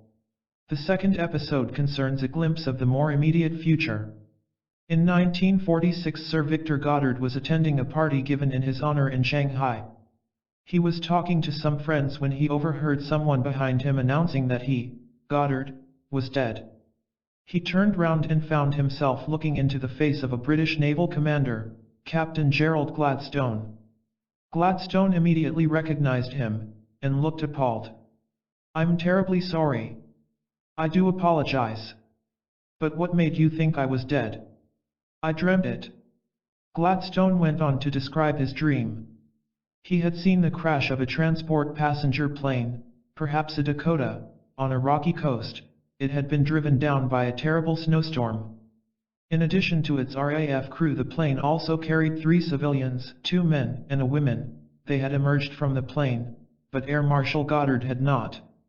Gladstone had awakened with a strong conviction that Goddard was dead, and throughout that day he expected to hear the news. Goddard was not too worried. he was due to fly to Tokyo in a Dakota, but there would be no civilians on board. He and Gladstone spent a pleasant half-hour or so discussing Dunn's theory of time. But during dinner there were alarming developments. A Daily Telegraph journalist asked if he could beg a lift to Japan. Then the Consul General told Goddard that he had received orders to return to Tokyo immediately and asked if he could travel too. He also asked if they could find room for a female secretary. With deep misgivings, Goddard agreed. And when the plane took off from Shanghai, he personally had no doubt whatever that he was about to die. The Dakota was caught in heavy cloud over mountains, another detail Captain Gladstone had seen, then ran into a fierce snowstorm. Finally the pilot was forced to crash land on the rocky coastline of an island off the shore of Japan. But Gladstone proved to be mistaken about Goddard's death. Everyone on board survived.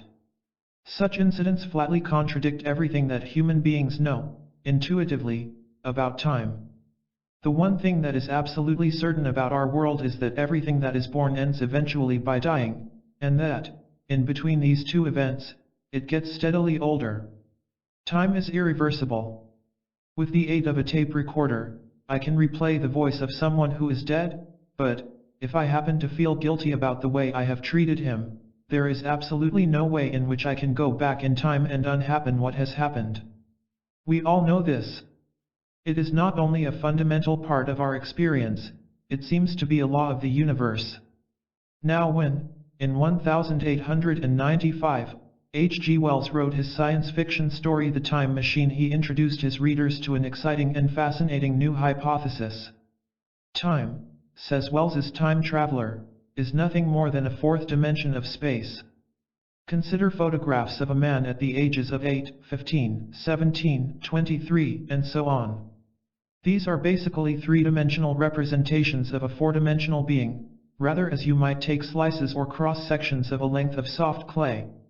What this implies is that each cross-section is in some way false or, at least, misleading, exactly as those flat Egyptian portraits of solid human beings are misleading. Seen from the perspective of the fourth dimension, a man is a single chunk of matter stretching from one point in time to another, not a three-dimensional chunk of matter moving from one moment to the next. One of the time traveler's companion's objects that we cannot move about in time, whereupon he makes an interesting reply: "You are wrong to say that we cannot move about in time. For instance, if I am recalling an incident very vividly, I go back to the instant of its occurrence. I become absent-minded, as you say. I jump back for a moment. Of course, we have no means of staying back for any length of time, any more than a savage or animal has of staying 6 feet above the ground. But a civilized man is better off than the savage in this respect.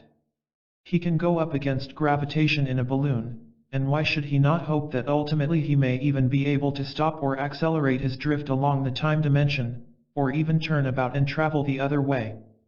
The traveler, of course, claims to have invented a machine for doing precisely this. But the interesting point of the above explanation is that it suggests a quite different method of time travel. Wells says that when we recall an event vividly, we move back into the past for a moment, but we have no capacity to stay there. Time, he says, in another paragraph, is essentially mental travel from the cradle to the grave. What Wells is suggesting is that time travel is a mental faculty we already possess, but to a very slight extent. Wells himself apparently forgot that important suggestion, thrown off casually in the opening chapter of The Time Machine. And the remainder of his story, with its mechanical flight through time, raises the kind of paradoxical questions that have become a commonplace of science fiction ever since. For example, as he moves into the future, he sees his housekeeper come into the room and move across it with the speed of a bullet, for now he is moving more swiftly through time. Her action happens in a shorter space of time. If he had been going backwards in time, he would have seen her move across the room backwards, her actions reversed. But then, would he not also have seen himself, as he was a few minutes before, or the day or month before? In fact, what was to prevent him halting the time machine and going to shake hands with his self of yesterday? Or why should he not go forward to his self of tomorrow and ask him what horse won the Grand National? He could even ask his self of tomorrow and his self of yesterday to climb into the time machine and accompany him back to today for dinner. And already we see the emergence of the paradox. What right has the time traveler to regard his own time as the present, and his own self as the time traveler? Wells sidesteps this question by sending the traveler backwards or forwards in time beyond his own lifespan. So if he went back to 1812 to meet Napoleon or 1066 to meet King Harold, it would sound perfectly logical, if unbelievable. But if the time traveler consists of millions of selves, one for every split second of his life, then the same goes for every other person and object in the universe. The trouble with this is that every one of these multiple beings would have its own past and future, since each is a separate individual. For example, if the time traveler invited his selves of yesterday and tomorrow for dinner, each would proceed to travel into the future separately as three separate beings. You end up with an absurd vision of a multiple universe in which everyone is fragmented into an infinite number of selves. It is, of course, mere fiction, so we can forgive its shortcomings. But then, the actual experience of time travel is not mere fiction. I suggested, for example, that the time traveler of today might pay a call on his self of tomorrow to inquire the winner of the Grand National. He could then go back to his own time and place a large bet on it. But such events have, in fact, occurred. In 1976 I made a television program for BBC Two about John Godley, Lord Kilbracken, who, as an Oxford undergraduate, dreamed winners of horse races, and made several useful sums of money through his curious ability. Peter Fairley, the science correspondent of independent television, had a similar experience. In a BBC broadcast, he told how, as he was driving to work one day in 1965, he heard a request on the car radio for a MRS Blakeney. He had just driven through the village of Blakeney, and a few minutes later, heard a reference to another, totally unconnected, Blakeney. At the office he heard the name again, this time a horse running in the Derby. He backed it and it won. From then on, he explained, he could pick winners merely by looking down a list of horses. The winner would leap off the page at him. He said that as soon as he began to think about it and worry about it, the faculty vanished. Now this is altogether closer to Wells's suggestion of time travel as a purely mental faculty. And it is certainly far more convincing than the version involving time machines. Let us, then, agree that the usual notion of time travel, derived from Wells, is absurd and self-contradictory. In that sense, the past is the past and the future is the future, and we can never hope to explore either with the aid of a time machine. For in this sense, time does not exist, it is a semantic misunderstanding. I tried to explain the reason for this in a passage of my book The Occult. Suppose people were born on moving trains and stayed on them until they died. They might invent a word to describe the everyday sensation of scenery flowing past the window, a word like Zyme. When the train stops in stations they would say that Zyme has halted. If the train reverses, they would say Zyme is flowing backwards. But if someone spoke of Zyme as an entity, they would obviously be committing a logical error. It consists of many things, a railway carriage, scenery, motion, and so on. The same goes for time. It is basically a process which involves physical objects. If you think of a completely empty universe, or a completely static universe, it would obviously have no time. This is why Wells's time machine is an absurdity. If Peter Fairley could really predict which horse would win a race, then there is clearly something wrong with our human notion of time, for the idea that the future has already taken place, which it must have done if you are to know it, is self-contradictory, a paradox. But then, our minds are a paradox in precisely the same sense. You and I apparently exist in a solid, three-dimensional universe. We are physical objects. Then where, precisely, is my mind? Inside my head? Realist philosophers have tried hard to explain mind in physical terms, the brain and the nervous system, but they end with a static model, rather like a computer. And a computer needs to be worked by somebody. When I struggle with an intellectual or emotional problem, I am aware of an element that I call me trying to get the best out of the computer. This being can look on quite detachedly while I am flooded with a powerful emotion. It applies the accelerator or brake to my moods and feelings. It seems to exist in a dimension apart from this physical world we live in. To me, these considerations suggest that these two paradoxical concepts, time and the mind, are closely connected. Our bodies exist in the realm of one-way time, but our minds do not. As Wells points out, when I become absent-minded, my mind goes elsewhere. But on the whole, these visits to other times and places are far less vivid than our everyday lives. Yet this is not so much a limitation of our minds as of the computer they use, the brain. For example, there is an important experience of the philosopher J.B. Bennett described in his autobiography Witness. Bennett tells how, when he was staying at the Gurdjieff Institute at Fontainebleau, he woke up one morning feeling exceptionally weak from dysentery, but nevertheless forced himself to get up. Later that morning he took part in some Gurdjieff exercises, incredibly difficult and complex physical movements. One by one, the other disciples dropped out, but, in spite of extreme fatigue and discomfort, Bennett forced himself to go on. Then, quite suddenly, I was filled with an influx of an immense power. My body seemed to have turned into light. All fatigue vanished. When he went outside, he decided to test this power by digging at a rate he could not ordinarily maintain for more than a few minutes. He was able to continue for half an hour without fatigue. He walked out into the forest, and decided to try to test his control over his emotions. He willed himself to feel astonishment. Instantly, I was overwhelmed with amazement, not only at my own state, but at everything I looked at or thought of. The thought of fear filled him with immense dread, the thought of joy filled him with rapture, the thought of love flooded him with a tremendous tenderness and compassion. Finally, bewildered by this new ability to feel anything he liked, he willed it to go away, and it instantly vanished. Now what is involved here is obviously what William James calls vital reserves. James points out that we can feel exhausted, push ourselves beyond the exhaustion, and suddenly feel full of energy again. It is the phenomenon of second wind. It seems that we possess vast energy reserves that we fail to make use of. But a sudden emergency will bring them into operation. Bennett's tremendous effort not to drop out of the Gurdjieff exercises somehow pushed him into a heightened state of second wind, and brought a completely new level of control over his computer. It is a pity that he did not try the experiment of recalling some event from his past. I suspect that he would have been able to replay it in the most accurate detail.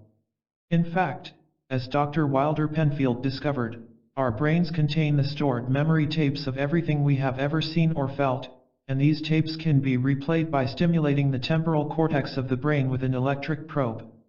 If we could achieve Bennett's state of second wind, the electric probe would be unnecessary. All the memory tapes of the brain would become instantly accessible to us. But that, you will object, is still not time travel, it is merely playing back a recording. True.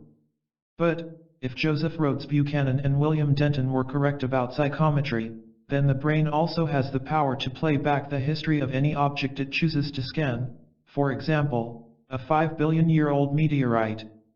Buchanan's sensitives could hold a sealed letter and describe not only its contents but also the state of mind of the person who had written it. And this, you may point out, is still not time travel. True. But it is something very like it. And I would remind you that we have already agreed that time travel, in Wells's sense, is an absurdity. You cannot literally go back before the Battle of Hastings, because the Battle of Hastings has already happened, and it cannot be unhappened.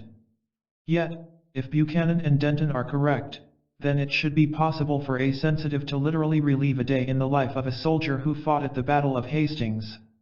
And Dunn's experiment with time seems to suggest that it might be possible to do the same for the future, and relive a day that has not yet taken place. And this, I think, would qualify as time travel. What I am now suggesting is a view of the human mind that has been forcing itself upon me for many years. My starting point, in books like The Outsider and Religion and the Rebel, was the experiences of certain poets and mystics. The Romantic poets of the 19th century seemed to differ from their predecessors in one important respect: they seemed to have an altogether greater capacity for sustaining imaginative intensity. We live our lives confined by space and time and the trivial necessities of everyday life. Consciousness is basically a device for perceiving what goes on around us. Poets and mystics seem to be able to use it for a quite different purpose: to build up a kind of internal world whose intensity rivals that of the physical reality that surrounds us. When I came, almost by accident, to turn my attention to the realm of the occult or paranormal, it struck me that the psychic is only another type of poet, a person for whom the physical world is only one aspect of reality. Now this view seems to me, on reflection, logical and reasonable enough. Consciousness is tied to the physical world for a simple reason: if it weren't, we would have been extinct long ago. As H. G. Wells pointed out, all animals are up against it from the moment they are born. In the Victorian age, children began work at 6 in the morning and finished at 8 in the evening. Life is still brutal and hard for well over a half of the human race. I am lucky that I can sit at my desk, in a comfortable room, and address my mind to this interesting problem of the nature of time. You are lucky that you can sit down and read it. If you and I had to work a 14-hour day in a factory, we would long for a little leisure to relax and allow the mind to wing its way through the worlds of imagination. Because of this harsh physical necessity, consciousness has accustomed itself to sticking to the material world, which means, in effect, that it has never had a chance to explore its own capacities, or rather, the capacities of that extraordinary computer called the brain. But here we come to one of the strangest parts of the story. For some odd reason, the capacity of this computer is far greater than it needs to be, at least, in terms of Darwinian evolution. For example, it is quite clear that we never make use of that vast library of memory tapes that Wilder Penfield discovered. We don't need to make use of them for everyday survival. Then why are they there? Why has evolution dictated that the brain should remember every tiny event and idea of our lives? Again, I have always been fascinated by the capacity of calculating prodigies, usually young children of ordinary intelligence, who can multiply or divide immense sums in their heads. Equally extraordinary is the class known as idiot savants, children whose IQ may be on the moron level, yet who, in one particular field, have some incredible mental gift. One, for example, could reel off the name of every musical film ever made and every actor who played every part. Moreover, some of these idiot savants have highly developed psychic powers. For example, one boy declined a lift home with his teacher because, he said, his mother would be meeting him out of school. In fact, his mother did arrive to meet him, but she had decided to do so only half an hour before, when another trip took her close to the school. And this example brings me to the starting point of my book The Occult, the observation that psychic powers often seem to involve a breakdown, or at least, loss of efficiency, in our normal mental powers.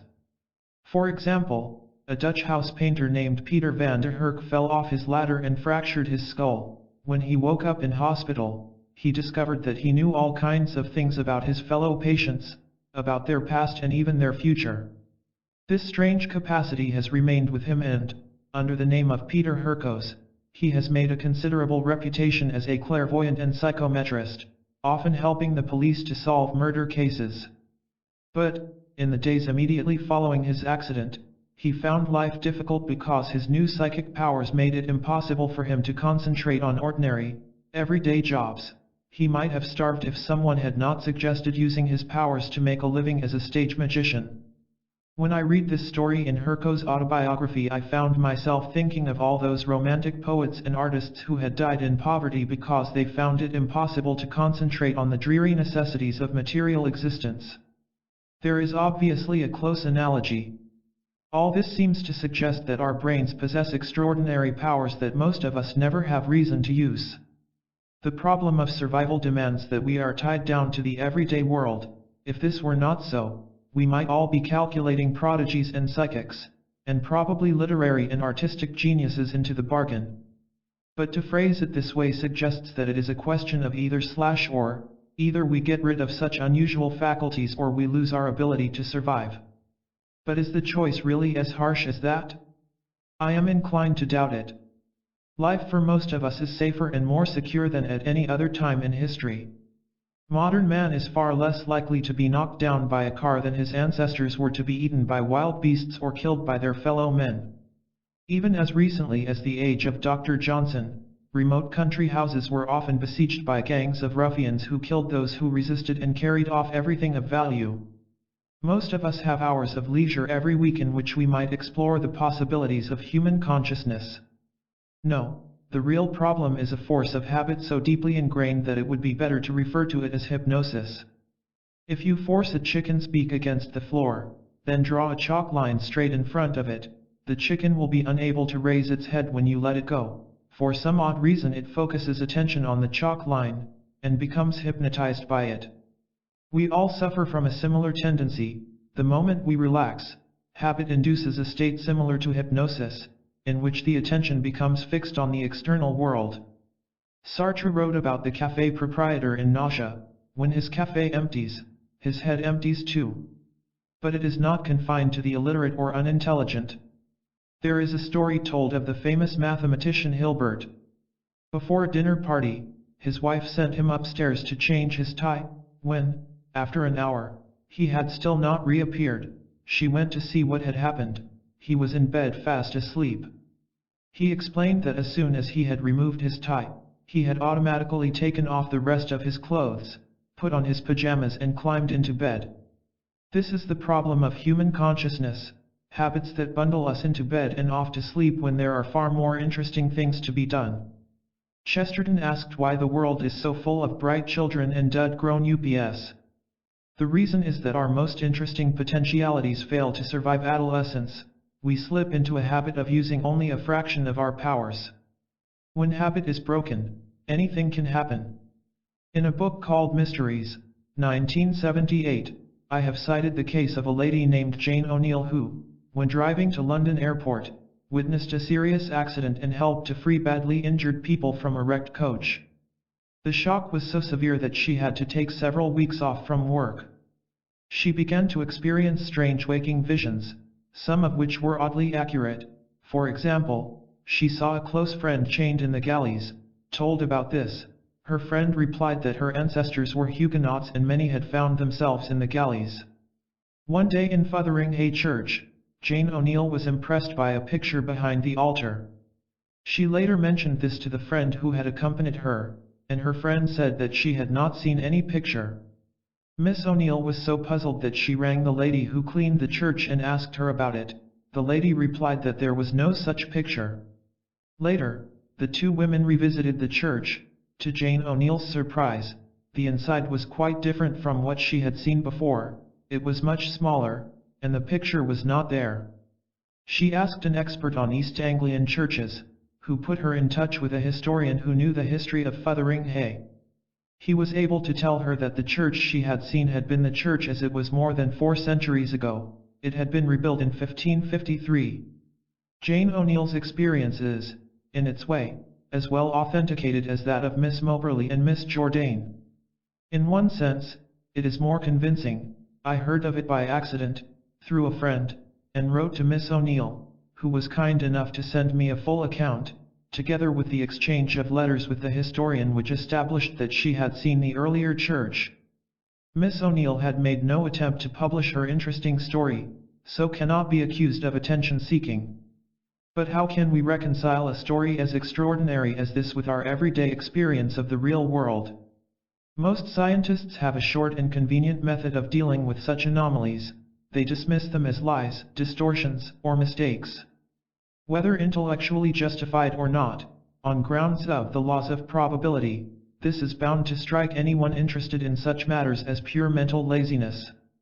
If an answer is to be found, I believe that its starting point must be the notion that the powers of the human mind are far less limited than we naturally assume. This was a conclusion I had reached many years before I became interested in the paranormal, so that, for example, in Religion and the Rebel, 1957, I had suggested that our everyday consciousness is as limited as the middle few notes of a piano keyboard, and that its possible range is as wide as the whole keyboard. In states of great happiness or relief, or when involved in some absorbing adventure, we receive a clear intuition that the world is an infinitely richer and more complex place than ordinary consciousness permits us to perceive. And, moreover, that the mind is perfectly capable of taking a wider grip on that breadth and complexity. Hercos's accident, like Jane O'Neill's, shook his mind out of its usual narrow rut, and made him aware that everyday consciousness is basically unreliable in its report about the actuality that surrounds us. But then, is not such narrowness preferable to the state of confused inefficiency that accompanied his powers of second sight? Was Jane O'Neill's glimpse of Fotheringhay in the 16th century, or earlier, worth the mental shock of the coach accident? These questions raise serious doubts about the desirability of such powers. But then, we are assuming that it is possible to investigate the unknown powers of the mind only by destroying our everyday sense of reality. And this, fortunately, is untrue. We may recall the story told by Alan Vaughan in his book Patterns of Prophecy, cited in Chapter 11, in which he became possessed by the wife of a Nantucket sea captain, and how he was exorcised by an occultist, who caused an entity called Z to drive out the sea captain's wife through the top of Vaughan's head. I began to feel an energy rising up within my body and entering my brain. It pushed out both Nada and Z. My friends noted that my face, which had been white and pinched, suddenly flooded with color. I felt a tremendous sense of elation and physical well-being. The energy grew stronger and seemed to extend beyond my body. My mind seemed to race in some extended dimension that knew no confines of time or space. For the first time, I began to sense what was going on in other people's minds and, to my astonishment, I began to sense the future through some kind of extended awareness. My first act in this strange but exciting state was to throw the Ouija down an incinerator chute. It was this experience that led Vaughan to study the whole question of prophetic glimpses of the future. He had seen this extended dimension that knew no confines of time or space, and decided that it deserved to be investigated. The poet Robert Graves described a similar experience in a story called The Abominable Mr. Gunn, which, he told me, was autobiographical. One fine summer evening as I sat alone on the roller behind the cricket pavilion, with nothing in my head, I received a celestial illumination. It occurred to me that I knew everything. I remember letting my mind range rapidly over all its familiar subjects of knowledge, only to find that this was no foolish fancy. I did know everything. To be plain, though conscious of having come less than a third of the way along the path of formal education, I nevertheless held the key of truth in my hand, and could use it to open any lock of any door. Mine was no religious or philosophical theory, but a simple method of looking sideways at disorderly facts so as to make perfect sense of them. The secret, Graves says, was still there when he woke up the next morning, but, when he tried writing it down, it vanished. It is true that Graves fails to explain just what he meant by the secret, except to say that it was a sudden infantile awareness of the power of intuition, the supralogic that cuts out all routine processes of thought and leaps straight from problem to answer. But he offers a further clue in citing the case of another boy in the school who was able to solve a highly complicated arithmetical problem merely by looking at it. The form master, Mr. Gunn, accused the boy of looking at the answer at the end of the book. The boy replied that he had checked with the answer, later, and that its last two figures were wrong. They should be 35, not 53. The unsympathetic and obtuse Mr. Gunn sent the boy to the headmaster for a caning, declining to believe that he could simply have seen the answer. So it seems that Graves is speaking of a power related to that of mathematical prodigies, the ability of the mind to see the answer to a problem in a single flash. And how, precisely, does such an ability work?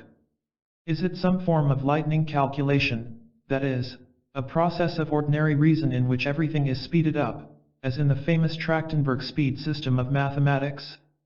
Apparently not. We know this from the case of Zira Colburn, the Canadian calculating prodigy, who was asked whether a certain immense number was a prime, i.e. could not be divided by any other number, and who replied instantly, no, it can be divided by 641. Now there is no mathematical method of determining whether a certain number is a prime, except the painful method of trial and error, dividing it by every smaller number and deciding that none of them works. Shortcuts exist. If it can't be divided by 3, it can't be divided by 6, 9, 12, 15. Obviously, Colburn saw the answer, as Graves' fellow pupil F. Smalley did, from above, as it were, a kind of bird's-eye view. And Graves' secret was, presumably, some similar method of grasping the answer to any problem by instantaneous intuition. We have seen in Chapter 2 that man is a double being, with two selves who live one in each half of the brain. The being you call you, your ego, resides in the left cerebral hemisphere. A few inches away, in the right hemisphere, there is another you, but it is dumb. When I work out a sum on paper, I am using my left hemisphere, with a certain amount of occasional assistance from the right, by way of sudden insights. And this, on the whole, seems to be the way the human brain works. The left is the front man, the ego that deals with the world, and the right has to express itself via the left. And, on the whole, the right has a fairly hard time of it, for the left is always in a hurry, always working out problems, and it tends to treat the right with impatience. This is why civilized man seems to possess so little intuition. It seems probable that calculating prodigies have not yet fallen victim to this bullying dominance of the left. The shades of the prison house have not yet begun to close. They see the answer to a problem, and pass it on instantaneously, unimpeded by the usual red tape of the bureaucrat who lives in the left brain. For this, I must stress, is the real problem of civilized man. We have evolved to our present level through the use of language and concepts. We use these so constantly that we identify with the left half of the brain. This does no real harm, for in a sense the personality is the linguistic part of us. The trouble arises from the attitude of the ego to the non-ego who lives in the right cerebral hemisphere.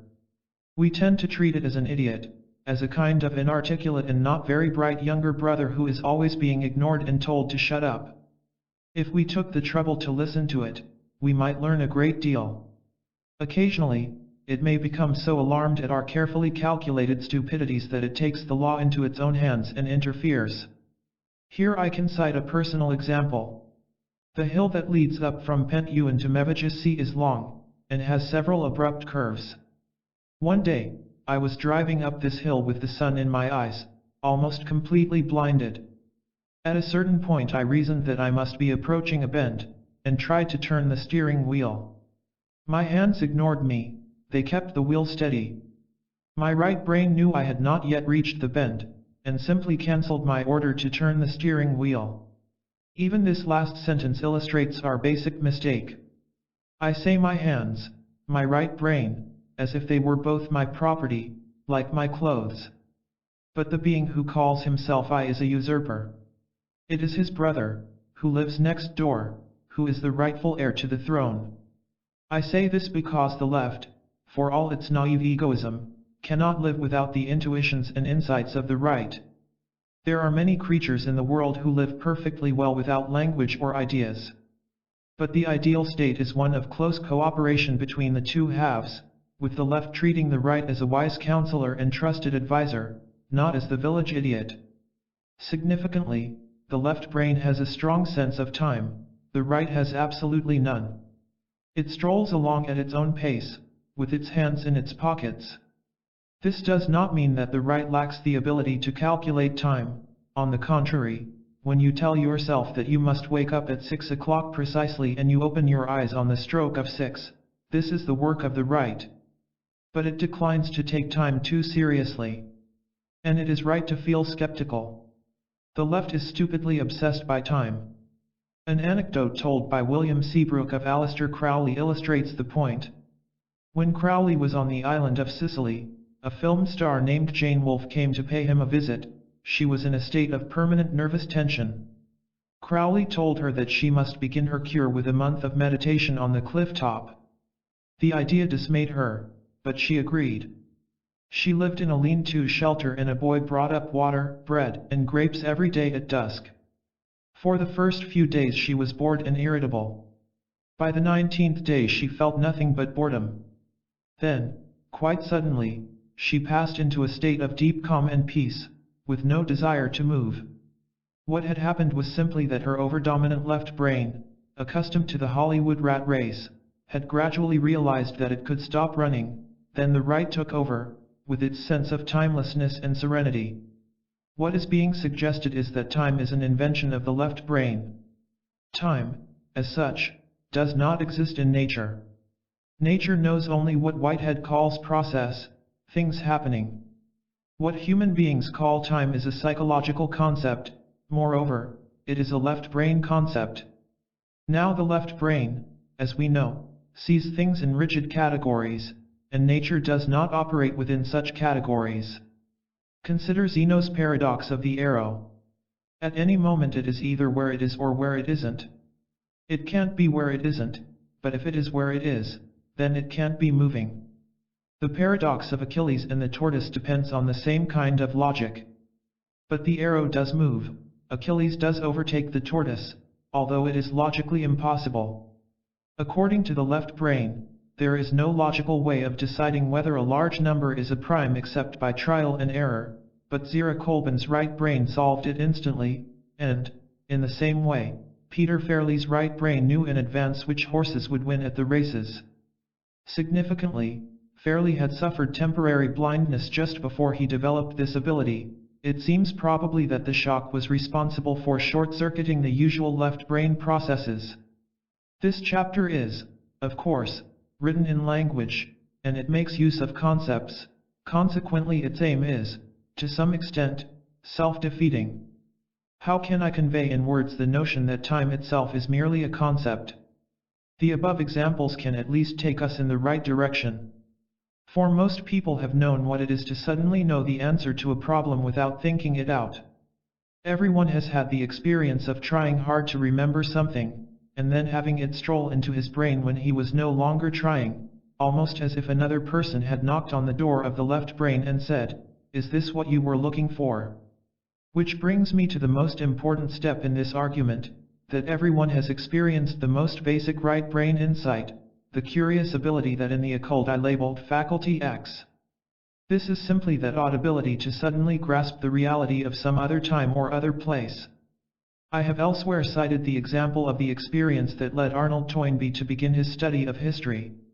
Toynbee was sitting at the summit of the citadel of Mistra, in Sparta, looking at the ruins that had been left by the wild Highlanders who had overwhelmed it in 1821, when he was suddenly struck by the reality of what had happened, as if the Highlanders were, at that very minute, pouring over the horizon and overwhelming the city. He goes on to describe half a dozen more occasions when the historical imagination has suddenly brought the past to life and made it real, and ends by describing a semi-mystical experience that occurred as he was passing Victoria Station, London, during World War I, when he found himself in communion, not just with this or that episode in history, but with all that had been and was to come. Chesterton once said, "We say thank you when someone passes us the salt, but we don't mean it. We say the earth is round, but we don't mean it, even though it's true. We mean something only when we feel it intensely, here and now." And this is what happens in flashes of Faculty X. The mind suddenly conjures up the reality of some other time and place, as Proust's hero suddenly became aware of the reality of his childhood as he tasted the cake dipped in herb tea. Faculty X is another name for insight, the sudden flash of understanding, of direct knowledge. And it enables us to see precisely how the left and right CO operate. At school, I may learn some mathematical formula, like those for doing long division or extracting square roots, but I use it mechanically. If one day I forget the formula, and have to work it out for myself, I achieve insight into the reasons that lie behind it. But I can quite easily forget this insight, and go back to a mechanical use of the formula. The left brain deals with surfaces, with forms, the right brain deals with insights, with what lies beneath the surface. The left brain is a labor-saving device, an energy-saving device, exactly like using some simple mnemonic to remember the colors of the spectrum or the black notes on the piano. It is when you are full of energy, perhaps on a spring morning, that the right brain produces that odd glowing sense of reality. When you are very tired, the left brain takes over. Constant mental fatigue can produce the state Sartre calls nausea, in which the left brain scans the world but lacks all insight into its meaning. The right has gone off duty, reality seems crude and meaningless. But here is the most difficult part of the argument to grasp. It is the right brain which presents us with reality. The left presents us only with immediacy, what happens to be here and now. The left scans the world, the right adds meaning and value. And your eyes, which are now scanning these words, are actually telling you lies. For they are presenting an essentially unreal world to you as the only reality. This is real, I say, knocking on the table with my knuckles, but my knuckles are only scanners, like my eyes. If, as you read these lines, you can penetrate to the meaning I am trying to convey, you will do it by a mental leap, from left to right. And if you can make that leap, you will also be able to grasp how Peter Fairley could know the winners of a race that had not yet taken place, or how Zira Colburn could know that 294, 967, 297 is divisible by 641. Somehow, the right thinks vertically, by taking a kind of upward leap and simply looking down on the answer. You will object that this still doesn't explain how it could look down on the future, but this is because you are still thinking in left brain terms. How would you, in fact, go about predicting some future event, assuming that someone made it worth your while to do so? You would ploddingly try to assemble thousands of present trends, and try to work them out according to the law of probabilities. And because there are so many billions of possibilities, we say the future is unpredictable. The right brain appears to know better. Let me try to summarize the argument so far. We have begun by dismissing time in the Welschian sense, the kind of time in which you could travel with the aid of a time machine. Like Zyme, this time is a logical error. What really happens out there is process, and it would be absurd to speak of traveling in process. Time is actually a clock ticking inside the head, and, what is more, in only one side of the head. Our senses, which are built to scan the world, chop up process into seconds and minutes. They force us to see the world in these rigid terms of spatial and temporal location. Kant was quite right when he said that we see the world through categories. Think of the Kantian categories as a weird pair of prismatic spectacles you wear on your nose, spectacles which turn everything you see into the strangest angles and corners. This is space and time, as our brains grasp it. All this, of course, fails to answer a basic question: how future time, that is, process which has not yet taken place, can be predictable. The only scientific explanation is the one we have considered, the statistical assessment of trends. But it seems fairly clear that Peter Fairley was unable to spot winners by this method, for he knew nothing about racing, let alone about the complex possibilities presented by all the horses in the race. Anyway, experiment has shown that this cannot be the explanation. The well-known psychical investigator S.G. Soule performed a series of experiments in telepathy with a man named Basil Shackleton, and both were disappointed that the results seemed to be negative. Then a careful look at the results revealed an interesting thing: Shackleton was guessing the next ESP card that would be chosen. This was confirmed by substituting cards with animal pictures, zebras, giraffes, and so on. Now there could be no possible doubt. If Soule uncovered a card of a zebra, and Shackleton, sitting in the next room, named it as a giraffe, it was almost certain that the next card Soule turned over would be a giraffe.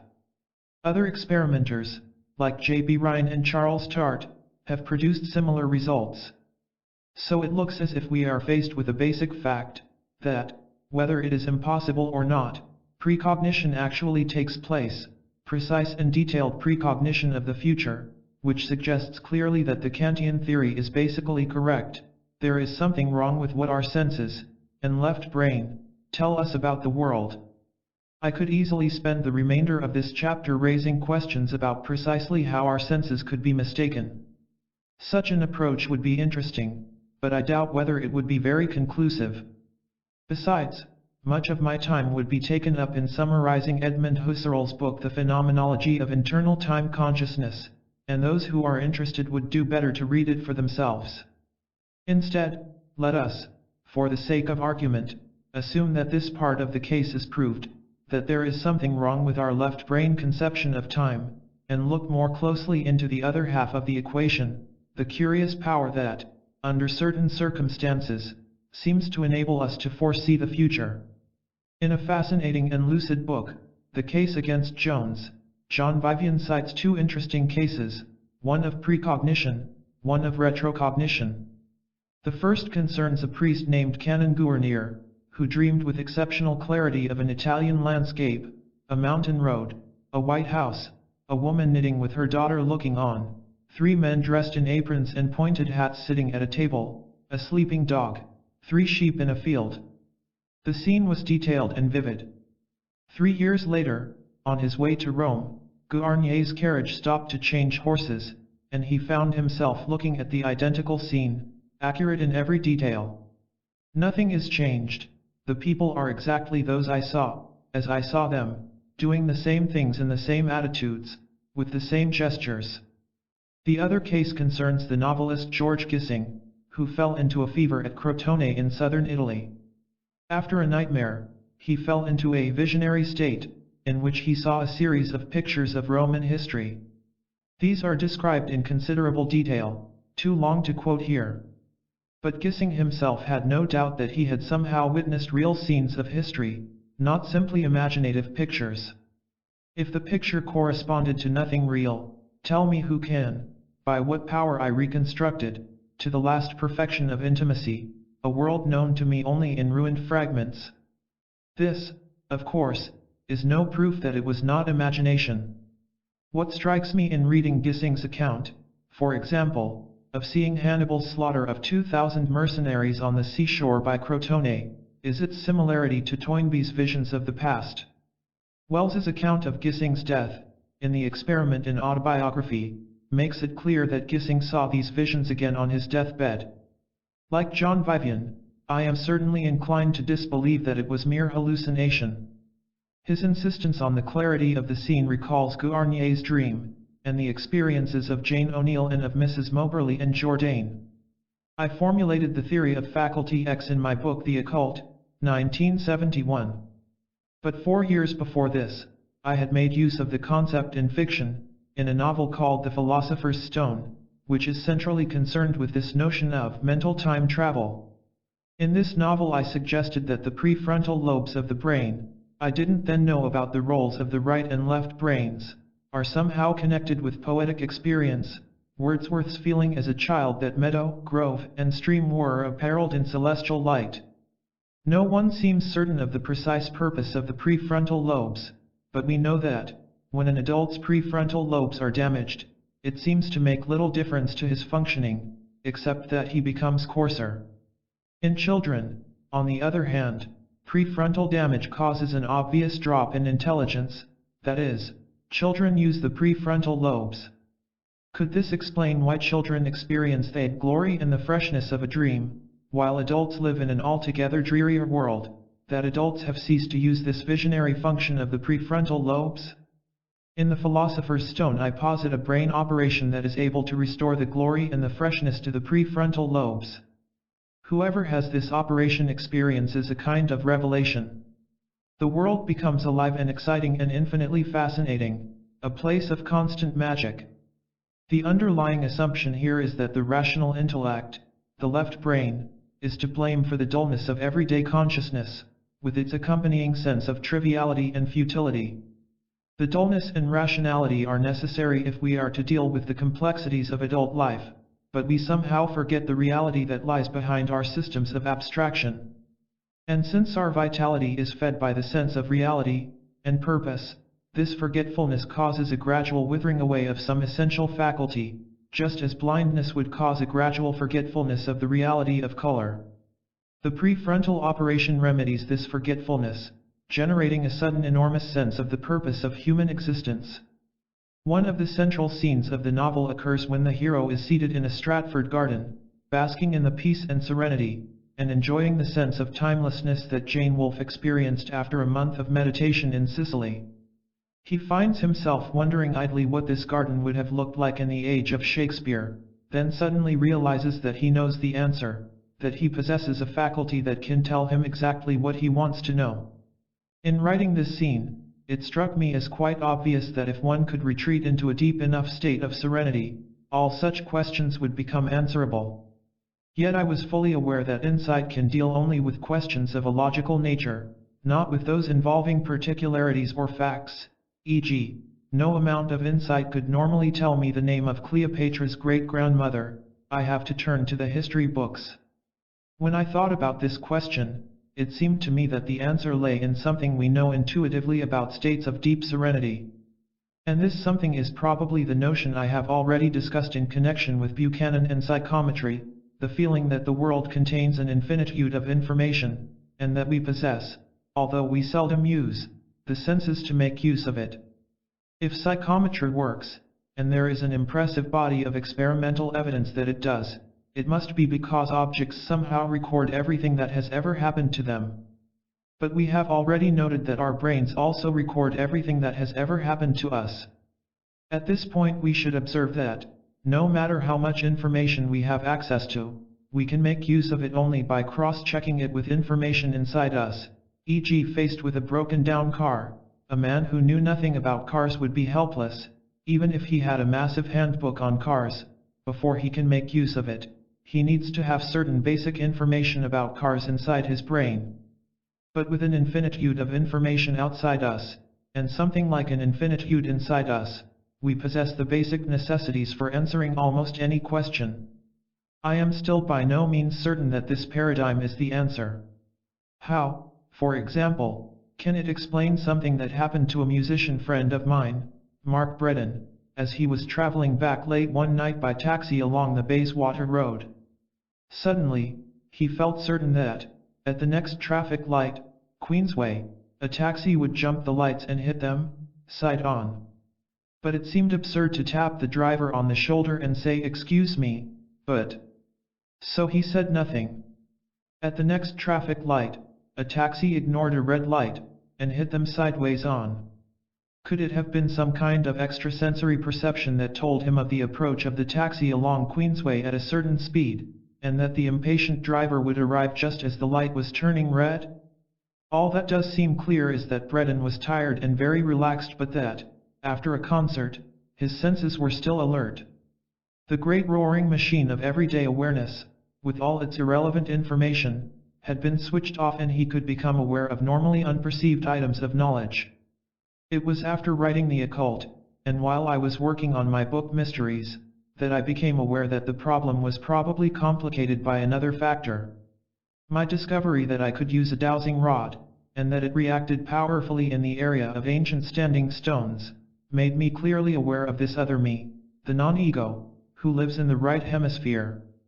I also became increasingly interested in the work of that remarkable man, the late Tom Lethbridge, a retired Cambridge don who studied the use of the pendulum in dowsing for various materials. After exhaustive experiments, Lethbridge concluded that the pendulum responds, at various lengths, to every known substance in our world, i.e. that in the hands of a good dowser a 14-inch pendulum will go into strong gyrations over sand, while a 25-inch pendulum will detect aluminium. But, having established this to his own satisfaction, Lethbridge was astonished to discover that the pendulum would respond equally definitely to feelings and ideas, i.e. that a 10-inch pendulum would respond to the thought of light or youth, while a 29-inch pendulum would respond to danger or yellow. This seemed to connect with another baffling phenomenon, which I myself have witnessed, map dowsing. It sounds preposterous, but some dowsers are able to locate whatever they are looking for over a map as well as over the actual area of ground. Professor Jode, a confirmed skeptic, described in a Brains Trust program how he had seen a map dowser accurately trace all the streams on a map from which they had been removed. I have seen a map dowser, Bill Lewis, accurately trace the course of an underground water pipe on a sketch map drawn by my wife. And at this point I became fascinated by another equally strange phenomenon, that of multiple personality. There are dozens of recorded cases of patients who slip in and out of a series of totally different personalities. One of the most widely publicized was described in the book The Three Faces of Eve. In Mysteries I have described in detail the equally strange cases of Christine Beecham and Doris Fisher. In her book Sybil Flora Schreiber has described the case of a girl who had 16 different personalities. Such cases actually look like old-fashioned accounts of demonic possession.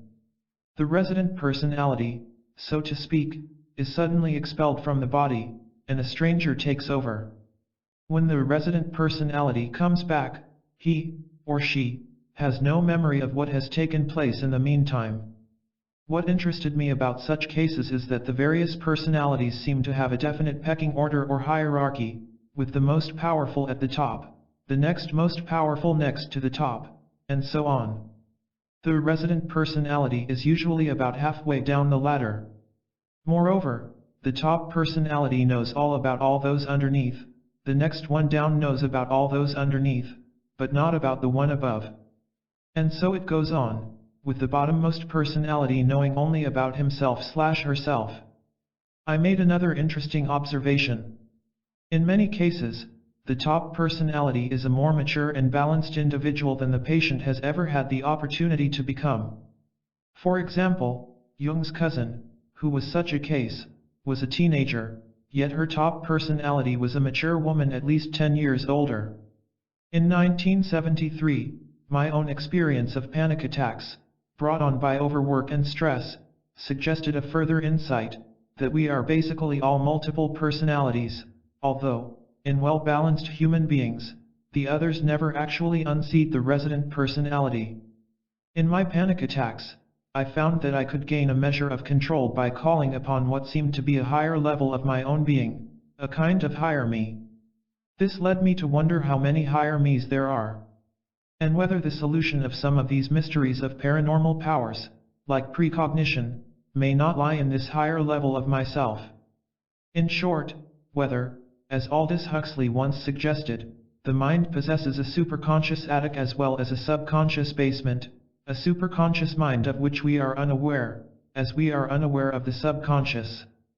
My own picture of the ladder of self seemed to suggest that the attic has several stories. Lethbridge had begun to formulate a similar theory to explain the accuracy of his pendulum, that there is a part of the mind that knows the answer to these questions, but which can communicate only indirectly. This, of course, sounds more like the right cerebral hemisphere than the superconscious mind. But then, the right cerebral hemisphere might well be the seat of the superconscious mind, if such a thing exists. Of course, we are all aware that we develop into a series of different people over the course of a lifetime. But we say this is only a manner of speaking. Is it, though? Some people experience a total personality change when they get behind the wheel of a car. They feel as if a more reckless and impatient self has taken over their body. A person involved in lovemaking for the first time may find that he/she is taken over by another self, with its own biological purposes, and that he/she suddenly becomes oddly self-confident and purposeful. A mother holding her first baby is startled to feel a kind of archetypal mother inside herself taking over her responses in her mind. This leads me to speculate that we may all begin life as a whole series of selves, encapsulated like those Japanese paper flowers, waiting for the right moment to unfold. Someone who never loses their virginity, a woman who never becomes a mother, never allows that particular self to enter the world of the living. Yet a priest who becomes a saint may allow still higher selves to unfold, while the rest of us remain trapped in a routine of getting and spending.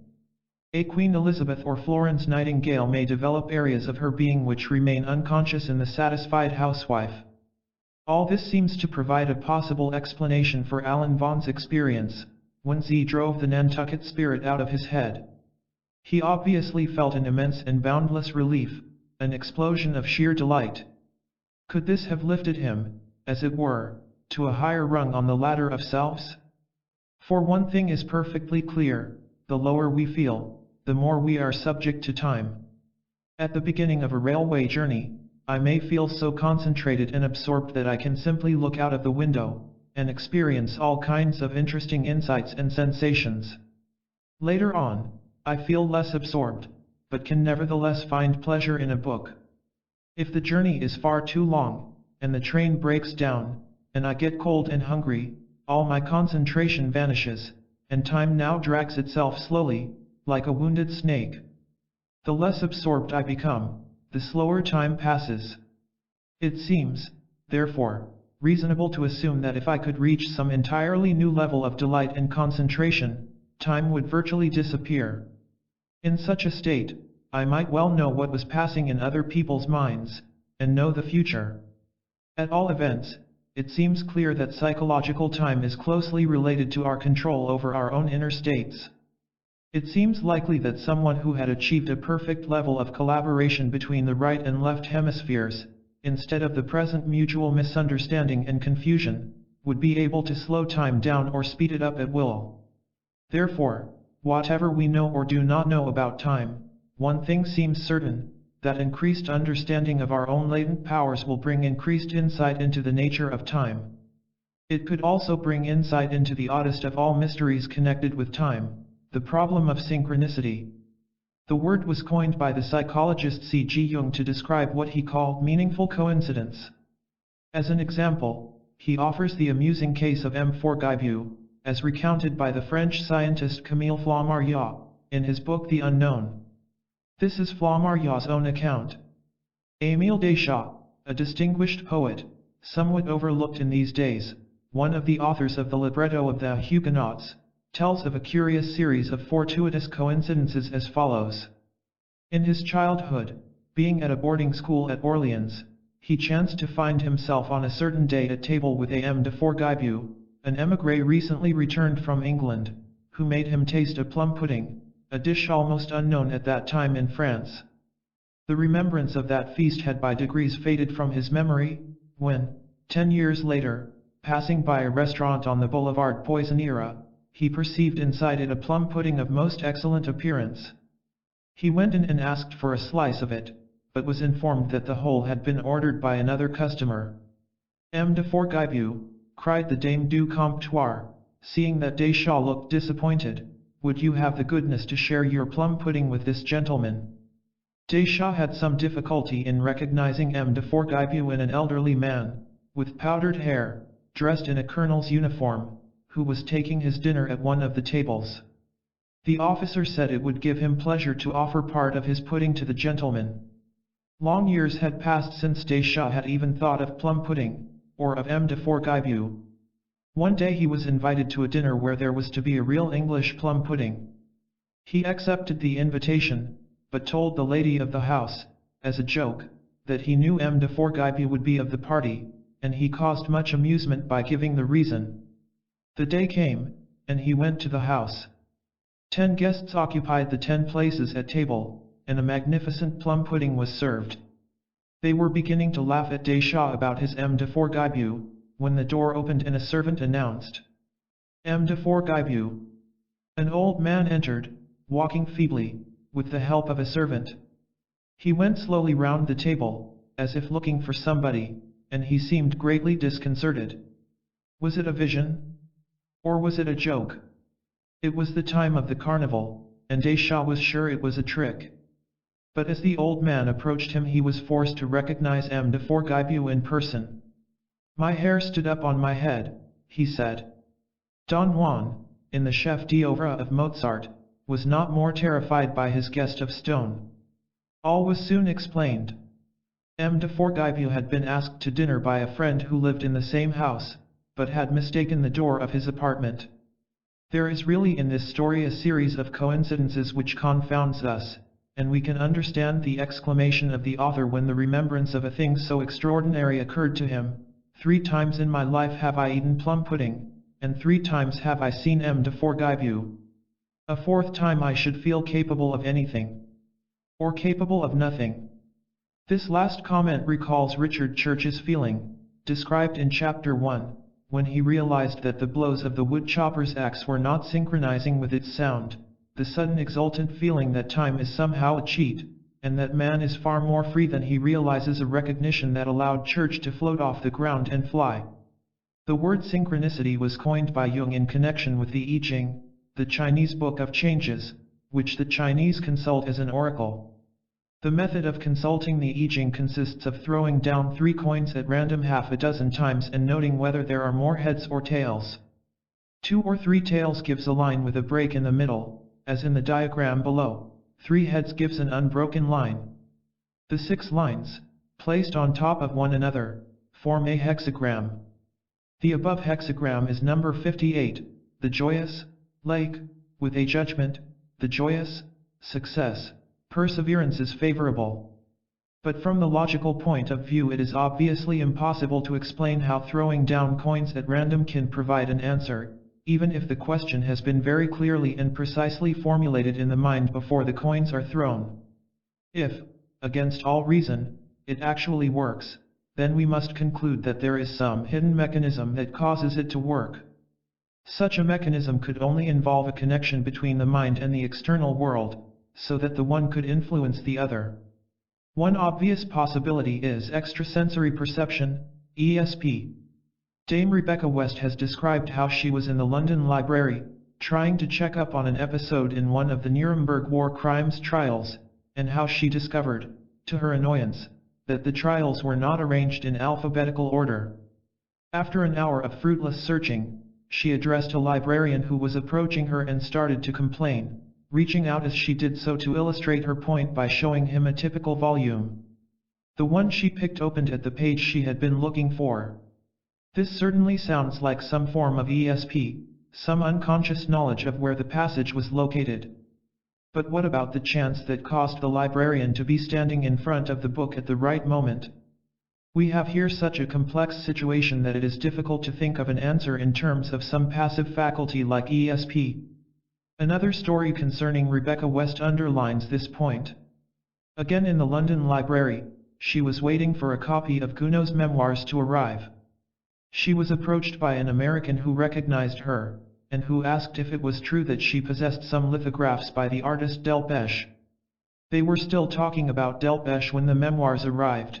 She opened it casually, and found herself looking at the name Delpech, a passage in which Gounod described how Delpech had been kind to his mother.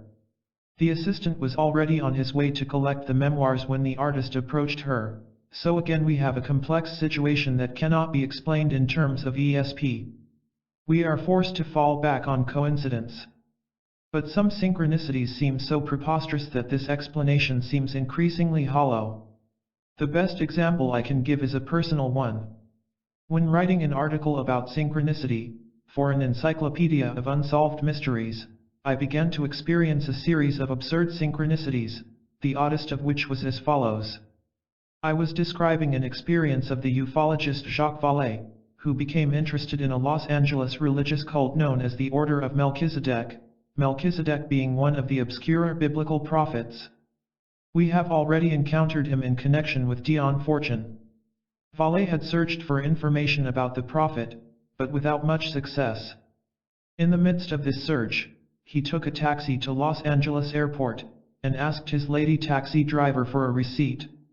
She gave him a receipt signed M. Melchizedek. He thought this an amusing coincidence, which suggested that there were more Melchizedeks around than he had assumed. But when he checked the Los Angeles telephone directory, a vast compilation in several volumes, he found only one Melchizedek, his taxi driver. Vallée said it was as if he had stuck a notice on some universal notice board, wanted, Melchizedeks, and some earnest guardian angel had asked, "How about this?" No, that's no good, that's a taxi driver. Vallée points out that there are two ways in which a librarian can store information. One is in alphabetical order. But a simpler system would be to place each book on the nearest shelf as it arrived, and have some straightforward method of retrieving it, like a beeper on the spine of every book, which would respond to a radio signal by making a noise to signal its position. Vallée is suggesting that this may be how the universe is constructed, on a system known as a random database, and that it could explain apparent synchronicities. After I had finished writing this passage, I broke off my day's work to take my dogs for a walk. As I was leaving my workroom, I noticed on the camp bed a book that had obviously fallen off the shelf, and which I did not recognize. It was called You Are Sentenced to Life, by a Drive W. D. Chesney, and I had obviously bought it many years before in California and sent it for binding. But I had never actually read it. When I came back from my walk, I glanced through the book, and discovered, at the very end, a page headed Order of Melchizedek. It was a letter to the author from the founder of the order, Grace Hooper Pettifer. I had cited Vallee's story about Melchizedek as one of the most preposterous synchronicities I know. Finding yet another reference to the order within an hour or so of writing about it, I have about 30,000 books in my house, obviously involved a coincidence that would be beyond numerical calculation. It was as if the guardian angel had said, "You think that's preposterous? Well, how about this?" It was shortly after this that, reading some text about Hermes Trismegistus, the legendary founder of magic, and his famous formula as above, so below, which is supposed to express the essence of magic, I felt for the first time that I understood the inner meaning of the saying. It is generally taken to refer to the magical system of correspondences, the idea that earthly things have a heavenly connection. For example, the days of the weeks are named after gods, and a magician who wished to perform a ceremony to ensure wealth would choose Sunday as the best day, since the sun is associated with gold. What suddenly struck me is that we are all accustomed to the fact that the environment can act upon the mind, so that a dull day can make us depressed, and so on. But the fundamental tenet of occultism, and the basic assertion of this book, is that the mind possesses hidden powers that can influence the external world. This seems to happen by a process of induction, not unlike that involved in a simple electrical transformer.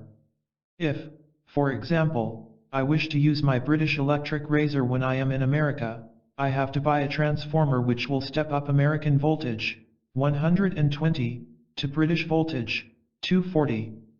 If I want to use an American razor in England, I have to reverse the same transformer, which merely involves connecting it up back to front, to step down 240 volts to 120. Like most people, I have often observed that when I am in an optimistic and purposeful state, things tend to go right. When I am tired and depressed, they go wrong, as if I have wired up my mind transformer the wrong way round, so it causes lower vibrations in the external world. Optimism, on the other hand, seems to induce more powerful vibrations in the external world, and these in turn induce serendipity, a term coined by Horace Walpole, meaning the faculty of making happy and unexpected discoveries by chance. Religion has always taught that the gods have power over matter, but man is its slave. If this interpretation is correct, as above, so below means that man has the same potential power to control matter as the gods. This is obviously the essence of Richard Church's insight when the sound of the hatchet and its impact on the tree became desynchronized. I had found that time and space are not absolute. Their power was not law. This is obviously the beginning of a totally different attitude towards reality, an attitude that contradicts our normal basic assumptions. Let me attempt to express this more clearly. Life on Earth has always had a difficult struggle to maintain itself. And man, one of the youngest of life forms, has had to fight against every kind of obstacle. What is so remarkable is that, unlike his fellow animals, he has learned to use his mind as his most important tool in the struggle for existence. This has carried him into an extraordinary realm of imagination and ideas. Our domestic animals live in the physical world, but our children already inhabit a strange electronic world of video recorders and computers that would be beyond the grasp of any dog or cat. Man has become a creature of two worlds, with one foot on the solid earth and one foot in the world of the mind. But because he is one of the youngest of all Earth's creatures, only a few viruses are younger, he is extremely unsure of himself. With very few exceptions, each individual feels himself to be surrounded by a vast, hostile world that makes him feel like a pygmy. Above all, this huge and complex world makes him feel passive, a creature of circumstance. Some primitive creature from another planet might well assume man sees himself as a god, but he would be mistaken. We feel that we have very little influence over our complicated lives. Moreover, as soon as we feel tired or worried, we feel even more trapped, and our estimate of ourselves sinks almost to zero. This is absurd. If we can make the imaginative effort of placing ourselves behind the eyes of one of our caveman ancestors of the late Pleistocene era, we can imagine his amazement if he could catch a glimpse of the ziggurats of the Sumerians, the pyramids of Egypt, the temples of Greece, the aqueducts of the Romans, and if he could see our modern skyscrapers and space probes, he would regard us as a race of supermen. And in a sense he would be right. It is we who fail to grasp the magnitude of our own achievement. We remain subject to a crippling kind of modesty, a neurosis of self-belittlement. Because of our inability to achieve a certain detachment from our own lives, to see them as it were, from a bird's eye view rather than a worm's eye view, we remain gloomily self-critical, convinced that all our technical and intellectual achievements are a kind of vanity or a prelude to catastrophe.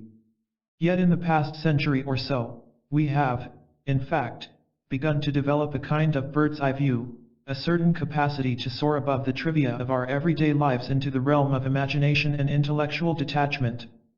It is this capacity that promises that man will finally begin to grasp the magnitude of his own achievement, and to live on a far higher level of zest and vitality. One thing seems clear, that the various hidden powers we have spoken of in the course of this book are called into operation when we are in moods of optimism and relaxation. And, what is more, they induce a feeling of optimism and relaxation, as we can see in the case of Richard Church. In other words, there is a feedback effect. All this suggests that there is a close connection between optimism, the bird's eye view, and the development of these hidden powers. It also suggests that the most important step in this direction is the ability to grasp what is at issue in the puzzling phenomenon of synchronicity. Alan Vaughan's vision of the future reminds us that there have always been men and women who possessed this curious ability. They are known as prophets. One of the chief problems about the great prophets of the past, Nostradamus, Paracelsus, Mother Shipton, the Brayan seer, is that their prophecies are so frequently ambiguous. The magician Paracelsus published in 1530, 11 years before his death, a number of obscure prophecies, including one of wars, riots, slaughters and conflagrations in the North Countries, warning the inhabitants of Brabant, Flanders, and Zeeland to beware. At the time Paracelsus wrote, the Low Countries were peaceful and prosperous. 14 years after his death, they passed from the Emperor Charles V to his son Philip of Spain, who attempted to impose Catholicism with the aid of the Inquisition, bringing about one of the most appalling reigns of terror in history. As a prophecy, then, it is impressive, but it could be no more than a fortunate guess. After all, in a world full of warlike princes, nothing is more likely than slaughters, riots, and conflagrations. Michel Nostradamus, who died a quarter of a century after Paracelsus, is the most controversial of all prophets. In 1555, he published the first edition of his quatrains, 4-line stanzas arranged in centuries, lots of 100, a dozen in all, although several are incomplete. Most of these are incredibly obscure, and, since they are all mixed up together, it is difficult to guess what period they are supposed to apply to. What, for example, can one make of this? Milan, Ferrar, Turin et Aquili, Capni, Brundis, Vexes par gent Celtici, parle lion et phalange Aquili. Quandro mora le chef vieux Britannic. Literally translated, this seems to mean, Milan, Ferrara, Turin, and Aquila, Capua, Brindisi vexed by a Celtic, i.e. French, gentleman, by the lion and eagle phalanx, when Rome has the old British chief. It seems to be utter nonsense. But one of its interpreters, Stuart Robb, finds hidden meaning there. The French army used the eagle as an emblem for the first time under Napoleon, so presumably he is the French gent referred to. Napoleon also taught his army to form into Macedonian phalanxes. Napoleon liked to think of himself as the lion, and even thought of adopting it as his emblem. So it would seem that the stanza refers to Napoleon's Italian campaigns, 1796-7. But who is the old British chief whom Rome will have? Well, apparently the brother of Bonnie Prince Charlie was living in Rome at the time, and the Jacobites liked to refer to him as Henry IX of Great Britain, since his brother was now dead. An interesting interpretation which is by no means unconvincing. But is the brother of Bonnie Prince Charlie really so important that he deserves a mention in the same breath as Napoleon's Italian campaigns? If Napoleon had met him, or if he had played some part in the campaign, it would be very convincing. As it is, we must feel that the case for Napoleon is unproven. Having said which, it must be admitted that there are some very convincing quatrains. There is one which runs: Du nut viendra parle foret de reins. Du pars, Valtort, Hern la pierre blanche, le moine noir en gris de don Varenne. Et le cap cause tempeste, feu, sang, tranche. By night will come through the forest of rains. Two partners, by a tortuous valley, hurn the white stone, the black monk in grey into Varenne. Elected caput, cause tempest, fire, blood, and slicing. Varennes only appears once in French history, and this was when King Louis XVI fled there with Marie Antoinette from the French Revolution. They went via the forest of rains, and lost their way, having chosen a bad route, tortuous valley. The king wore a grey suit, and he was, in fact, an elected king, caput, the first France had had. And his flight and subsequent arrest at Varennes led to the terror, which ended with them losing their heads. The word tranche almost sounds like the fall of the guillotine. This is an impressive number of hits. But we have still failed to explain Herne the White Stone, and the Black Monk. The king was of monkish temperament and had been impotent, so it could refer to this. One commentator says that Herne is an anagram of reign, queen, and that Marie Antoinette always dressed in white.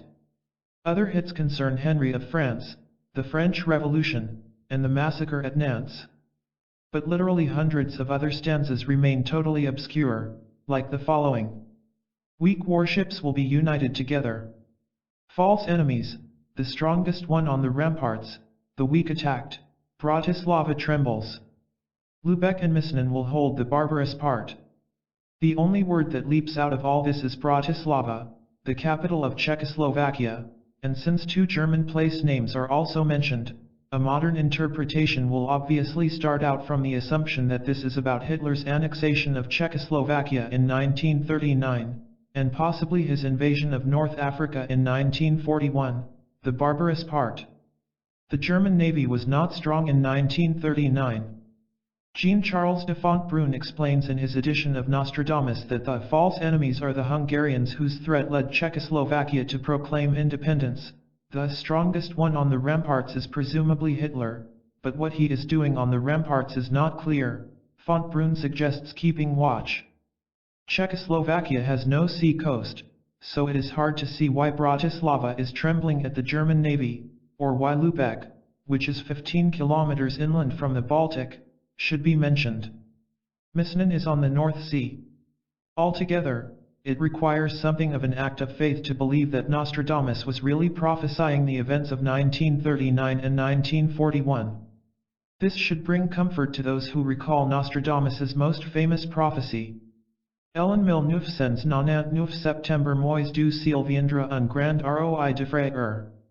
Rescusider le grand roi d'Anglemois avant que Mars regner par bonheur. This declares that in July 1999, the great king of terror will come from the sky. The great king of the Mongols, Genghis Khan, will be resuscitated. Anglemois is supposed to be an anagram of Mongol eyes, before which Mars, war, will reign happily. But the millennium was regarded with superstitious terror in the Middle Ages, and even today, the word is synonymous with breathtaking events, either agreeable or appalling. Mother Shipton, another remarkable prophet who lived in Yorkshire at the time of Nostradamus, declared confidently that the world to an end shall come. In 1881, Mother Shipton also prophesied carriages without horses, thought that would fly around the world in the twinkling of an eye, iron ships that would float on water, and men flying in the air, a remarkable record of success. She even prophesied that Cardinal Wolsey would see York but fail to reach it, and was correct. He saw it from the top of a castle tower, but was then recalled to London, and died on the way. But it also seems clear that her powers of prophecy lost their accuracy as they reached into the distant future. Another prophet who predicted horseless carriages, but this time drawn by chariots of fire, i.e. railway engines, was known as the Brayan Seer, and he lived a century after Nostradamus. Coenich Otter, or Kenneth Mackenzie, was born in Uig, on the island of Lewis, in the Hebrides, around 1600. News of his powers of second sight reached his feudal overlord, Kenneth Cabarfiad Mackenzie, Lord Mackenzie of Kintail, who lived in Brayan Castle, and he released the seer from his job as a farm labourer and allowed him to live rent-free in a sod-roofed cottage. The seer attributed his powers to a divining stone with a hole in it, through which he used to look to see the future. It was his powers of short-term prophecy that impressed Lord Mackenzie, as when he predicted that a Loch Alsh woman would weep over the grave of a Frenchman in Loch Alsh graveyard. It seemed unlikely, since there were few Frenchmen in Scotland, but, within a few months, Mackenzie heard of a Loch Alsh woman who spent much of her time weeping beside the grave of her French husband, a footman, who had died after the seer's prediction. When an elderly man, Duncan MacRae, asked the seer how he would end his days, there was general incredulity when Otter said he would die by the sword, since there had been peace for some time. In 1654, General Monk led Cromwellian troops to Kintail, and when he met MacRae, asked him some question which MacRae failed to understand. MacRae put his hand on his sword, and was promptly cut down. In 1630, the seer was passing over a patch of moorland when he predicted that it would be stained with the best blood of the Highlands. 116 years later, it was the site of the Battle of Culloden. Perhaps his longest shot was a prophecy that a woman called Annabella Mackenzie would live in the village of Balmullin, and that she would die of measles. This prophecy took more than 2 centuries to be fulfilled. Then an old lady of that name did die of measles in Balmullin, at the age of 95. There are 2 stories about the end of the seer. One states that his lord's wife asked him what her husband was doing. Mackenzie was at that time in Paris, and Otter was injudicious enough to tell her that he saw him kneeling at the feet of a fair lady. The countess then ordered him to be burned in a tar barrel. The more likely story states that when the local gentry were gathered at Brayan Castle, the seer remarked, in Gaelic, that he saw more in the children of footmen and grooms than in the children of gentlemen. Apparently this remark was interpreted as meaning that the aristocratic guests had actually been fathered by footmen and grooms. The countess sentenced him to be burned. Lord Mackenzie arrived home too late to save him, although he rode like the wind to try to prevent the execution. Before his death, the seer made predictions about the Mackenzie, Seaforth, family, including the statement that the last of the line would be deaf and dumb, that 4 sons would precede him to the tomb, one of them dying by water, and that his white-hooded daughter would kill her sister. In fact, the last Lord Mackenzie was born in 1754, and scarlet fever impaired his hearing at the age of 12. In later life his speech also became affected. His 4 sons all predeceased him, one being drowned. His daughter Mary married Admiral Samuel Hood, and when her husband died, her widow's weeds included a white hood. She was driving a carriage with ponies when the animals bolted and the carriage overturned, killing her sister. Perhaps the best authenticated stories of accurate prediction of the future concerns the French essayist and occultist Jacques Cazot, best known for his novel Le Diable Amoureux, in which the devil takes the form of an attractive girl who wins the love of a Spaniard who made the mistake of invoking him. Early in 1788, Cazot, who was then 69, attended a dinner given by the Duchesse de Gramont, at which Jean de la Harpe, a well-known atheist, was present, and he wrote down at some length an account of a prophecy made by Cazot. After dinner, the talk turned to the possibility of revolution, which was obviously in the air, and which most of them, being liberals, welcomed. Cazot suddenly declared that he could tell them that they would see the revolution very soon. The philosopher Condorcet asked for more information, and was told that he would die, lying on the floor of a prison cell, of poison that he had taken to cheat the executioner. The dramatist Chamfort, he said, would cut his own veins, but would die some months later. The astronomer Bailey would die at the hands of the mob. The Duchess herself would be taken to the scaffold with her hands tied behind her, as would even greater ladies. The atheist de la Harpe was told he would become a Christian. An Mvic d'Azire would die on the scaffold, as would M. de Nicolai.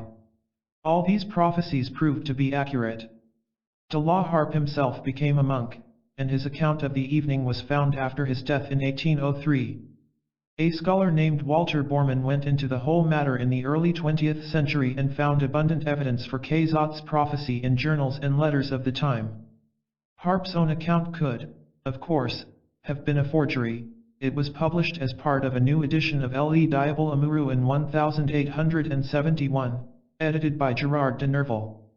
Moreover, the Baroness d'Oberkirch described in her autobiography, 1852, how a group of people in her salon discussed Cazotte's prophecy before it was fulfilled, and how a medium who had been brought along by the Marquis de Puysegur, the discoverer of hypnotism, had then made some even more astonishing prophecies about people who were present, all of which proved accurate. Oddly enough, Cazotte failed to foretell his own death on the guillotine in 1792, but it is generally accepted that prophets are unable to foretell their own future. The whole subject of precognition raises a fundamental question, of whether, in some sense, the future has already taken place, in other words, whether our lives are totally predetermined. In a book called Beyond the Occult, I suggested that the answer to that question is, probably yes. As I now look out of the window I can see the wind blowing washing on the line and also swaying the syringa bush. To me, the next movement of the bush or the clothes seems purely a matter of chance. In fact, they are just as predetermined as the movements of the stars, as the weathermen could tell you. What is true is that human beings introduce an element of genuine chance into the picture. My wife may decide to water the garden instead of hanging out the washing. But the bushes, although alive, can introduce little chance into the picture. Moreover, even free will can be described in terms of statistics. The sociologist Durkheim was surprised to discover that it is possible to predict the suicide rate with considerable precision. This seems to imply that, with sufficiently detailed knowledge, we could predict exactly who will kill himself next year. The mathematician Laplace took a similar view. He wrote a classic book on the movements of the heavenly bodies, and remarked that if a human being had sufficient knowledge of the present state of every particle of matter in the universe, he could go on to predict the whole future of the universe. Understandably, we find such a notion disturbing, for it seems to suggest that we are merely cogs in a gigantic machine. I go on to suggest that this negative attitude is absurd, because we accept spatial predetermination every day without concern. On the contrary, I would be very worried if I didn't know whether the next bus would take me to Piccadilly or Pontefract. What is more, I realize that spatial predetermination makes no difference to my free will. I can choose whether to go north, south, east or west. Yet there is a paradox in all this. In Man and Time, J.B. Priestley quotes a case from Dr. Louisa Rhine. A young mother had a dream in which she was camping with some friends on the bank of a creek. She took her baby with her to the edge of the water, intending to wash some clothes. Then she remembered that she had left the soap in the tent, and went back to fetch it. When she returned, the baby was lying face down in the creek, and when she pulled him out, she discovered he was dead. In fact, that summer she went camping with some friends, and they set up their tents on the bank of a creek. She was just about to do some washing when she remembered that she had forgotten the soap. At that point she remembered her dream. So instead of leaving the baby behind, she tucked him under her arm and took him back with her to the tent. If we assume that her dream was a genuine premonition, then it saved her from disaster, and changed her future. Brian Inglis quotes another interesting example in his book The Power of Dreams. A girl woke up in bed one morning, and, before she opened her eyes, had a strong impression that she was in the bed of a male colleague. He was not a man in whom she had taken any particular interest, and, in fact, he had a girlfriend and she was in love with someone else. When she opened her eyes, the feeling vanished. That evening, at some official university function, she and the male colleague got bored, and slipped out to a nearby pub. Eventually they ended up in a necking situation in a car, and he pressed her to return home with him. She was about to agree when she recollected her odd dream of that morning, and changed her mind. It struck her later that she might have averted disaster. In those days of inadequate contraception, she might have ended up pregnant, faced with a shotgun wedding or single parentage and the loss of her job. She concluded that the dream had been intended as a warning. Many other stories could be cited to make the same point, that premonitions can change the future. One man, cited in Arthur Osborne's The Future Is Now, had a premonition that a car would come round a corner on the wrong side of the road. In fact, as he approached the corner later in the day, he recalled his premonition and pulled over to the other side of the road. Seconds later, the car came round the corner at high speed. The conclusion would seem to be that the future is not predetermined as far as human beings are concerned, at least, not rigidly predetermined. We can affect it with our decisions. At the time I was writing Beyond the Occult, I was unaware of the discoveries of chaos theory, developed by scientists and mathematicians like Benoit Mandelbrot, Mitchell Feigenbaum, Kenneth Wilson, and Edward Lorenz. Chaos theory flatly contradicts Laplace. Edward Lorenz was responsible for the original discovery in 1961, after devising a computer program that would simulate the weather for some months ahead. In rerunning a part of the program, he decided to save space by cutting down some decimals from 6 figures to 3, assuming that the difference of 1 part in 1,000 was unimportant. In fact, this tiny difference caused an increasing change in the weather pattern of the future. He summarized his discovery by saying that an event as small as a butterfly flapping its wings in Siberia could alter the long-term weather pattern. This means, in practice, that no matter how sophisticated our computers, the weather pattern cannot be accurately forecast for more than a day or so ahead. Beyond that, it begins to diverge more and more widely from the forecast. Benoit Mandelbrot cast this discovery in mathematical form, to which he gave the name of fractals. He began by considering the question of how long is a coastline. It sounds simple enough. You merely have to trace the outline of a map with a small measuring device involving a wheel. But a map is a simplification of reality. A larger, more accurate map would give a larger figure, since it would trace all kinds of small details not included in the smaller map. In fact, every small part of the coastline would have its own extra details, and these details in turn would have their own details, and so on until you had reduced the coastline to the atomic scale, and it would be impossible to get more detailed. But if a rough coastline is generated by a computer, this atomic limit is never reached. Imagine a giant magnifying glass, capable of infinite magnification, getting closer and closer to a coastline generated by a computer program. The coastline would go on getting more detailed forever. And the millionth magnification would still look oddly similar to the first. It is, in effect, like a decimal that can go on forever without repeating itself. Mandelbrot's fractals also apply to the weather. Its possibilities for variation are infinite. And so, scientifically speaking, chaos theory disproves the notion that everything that happens is predetermined. The picture of the universe I suggested in Beyond the Occult is something like a giant clock, proceeding inevitably along its predestined course. Human beings can introduce small variations, but on such a minute scale that they are as important as tiny floating grains of dust in Big Ben. According to chaos theory, these grains of dust, like the butterfly's wings, can cause virtually infinite changes. If chaos theory is correct, the future is infinitely undetermined. And yet, just as the whole idea of precognition contradicts our common-sense view of reality, that what has not yet happened cannot be known, so the actuality of precognition contradicts chaos theory. 10 days before the Titanic was due to sail, in April 1912, a man named J. Conan Middleton dreamed twice of a sinking ocean liner.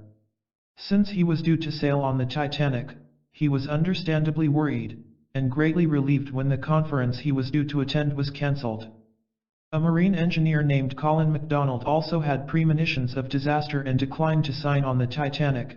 The man who accepted the job was drowned when the Titanic sank on April 14, 1912. Chaos theory states that it would be impossible to predict the weather 10 days in advance. So even if we suppose some super ESP that could gain access to the relevant information about icebergs in the Atlantic, the strength of the Titanic's hull, etc., it would still be impossible to have an accurate premonition of the disaster. In fact, a novel called The Wreck of the Titan, published in 1898, 14 years before the disaster, predicts the catastrophe with uncanny accuracy. The Titan, like the Titanic, was on her maiden voyage from Southampton. It was 70,000 tons, the Titanic was 66,000. Both were triple-screw vessels capable of 25 knots. The Titan had 24 lifeboats, the Titanic 20. Its author, Morgan Robertson, was a semi-automatic writer, who felt that some other writer took over when he wrote. If the wreck of the Titan was not a genuine piece of precognition, then it was a highly convincing example of synchronicity. In short, it seems that we are as far as ever from some scientific explanation of the time mystery. All that seems obvious is that there is some sense in which our perceptions are independent of time, and that human beings therefore possess more freedom than they realize. 14. Vampires, mere wolves, and elementals. In a book called The Paranormal, the psychologist Stan Gooch has described how, at the age of 26, he attended a séance in Coventry with a friend, and spontaneously fell into a trance condition. And then suddenly it seemed to me that a great wind was rushing through the room. In my ears was the deafening sound of roaring waters. As I felt myself swept away, I became unconscious. When he woke up, he learned that several spirits had spoken through him. Gooch had discovered that he was a medium. It was during this period, Gooch reveals in a later book called Creatures from Inner Space, that he had his first experience of a psychic invasion. He was lying in bed one Saturday morning with his eyes closed when he felt a movement on the pillow beside his head, as if someone had gently pressed a hand against it. The movement continued for some time, but when he opened his eyes, he was alone. 20 years later, lying half awake in the early morning, he became aware that someone else was in bed with him. He felt that it was a composite of various girls he had known. On this first occasion my conscious interest in the situation got the better of me, and the succubus gradually faded away. On subsequent occasions, however, the presence of the entity was maintained, until finally we actually made love. He notes that, from some points of view, the sex is actually more satisfying than that with a real woman, because in the paranormal encounter archetypal elements are both involved and invoked.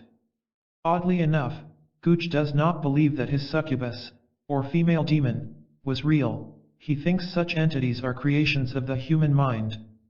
He cites cases of hypnotized subjects who have been able to see and touch hallucinations suggested by the hypnotist, and a book called The Story of Ruth, by Dr. Morton Schatzman, describing how a girl whose father had tried to rape her as a child began to have hallucinations of her father and believe that he was in the room with her. He seems to believe that his succubus was a similar hallucination. Yet this view seems to be contradicted by other cases he cites in the book. The first of these concerns a policeman, Martin Pryor, who had always been psychic. At one point he decided to try practicing the control of hypnagogic imagery, the imagery we experience on the verge of sleep, and soon began to have alarming experiences. On one occasion, some strange entity began to cling to his back like a limpet, and held on until he staggered across the room and switched on the light. On another occasion, he thought that a former girlfriend was outside the window, and when he asked what she was doing, she replied, "You sent for me." Then some female entity seemed to seize him from behind, clinging onto his back. He sensed that it wanted him to make love to her in a crude and violent manner. After some minutes it faded away. Gooch goes on to describe the experiences of an actress friend called Sandy, who was also psychic.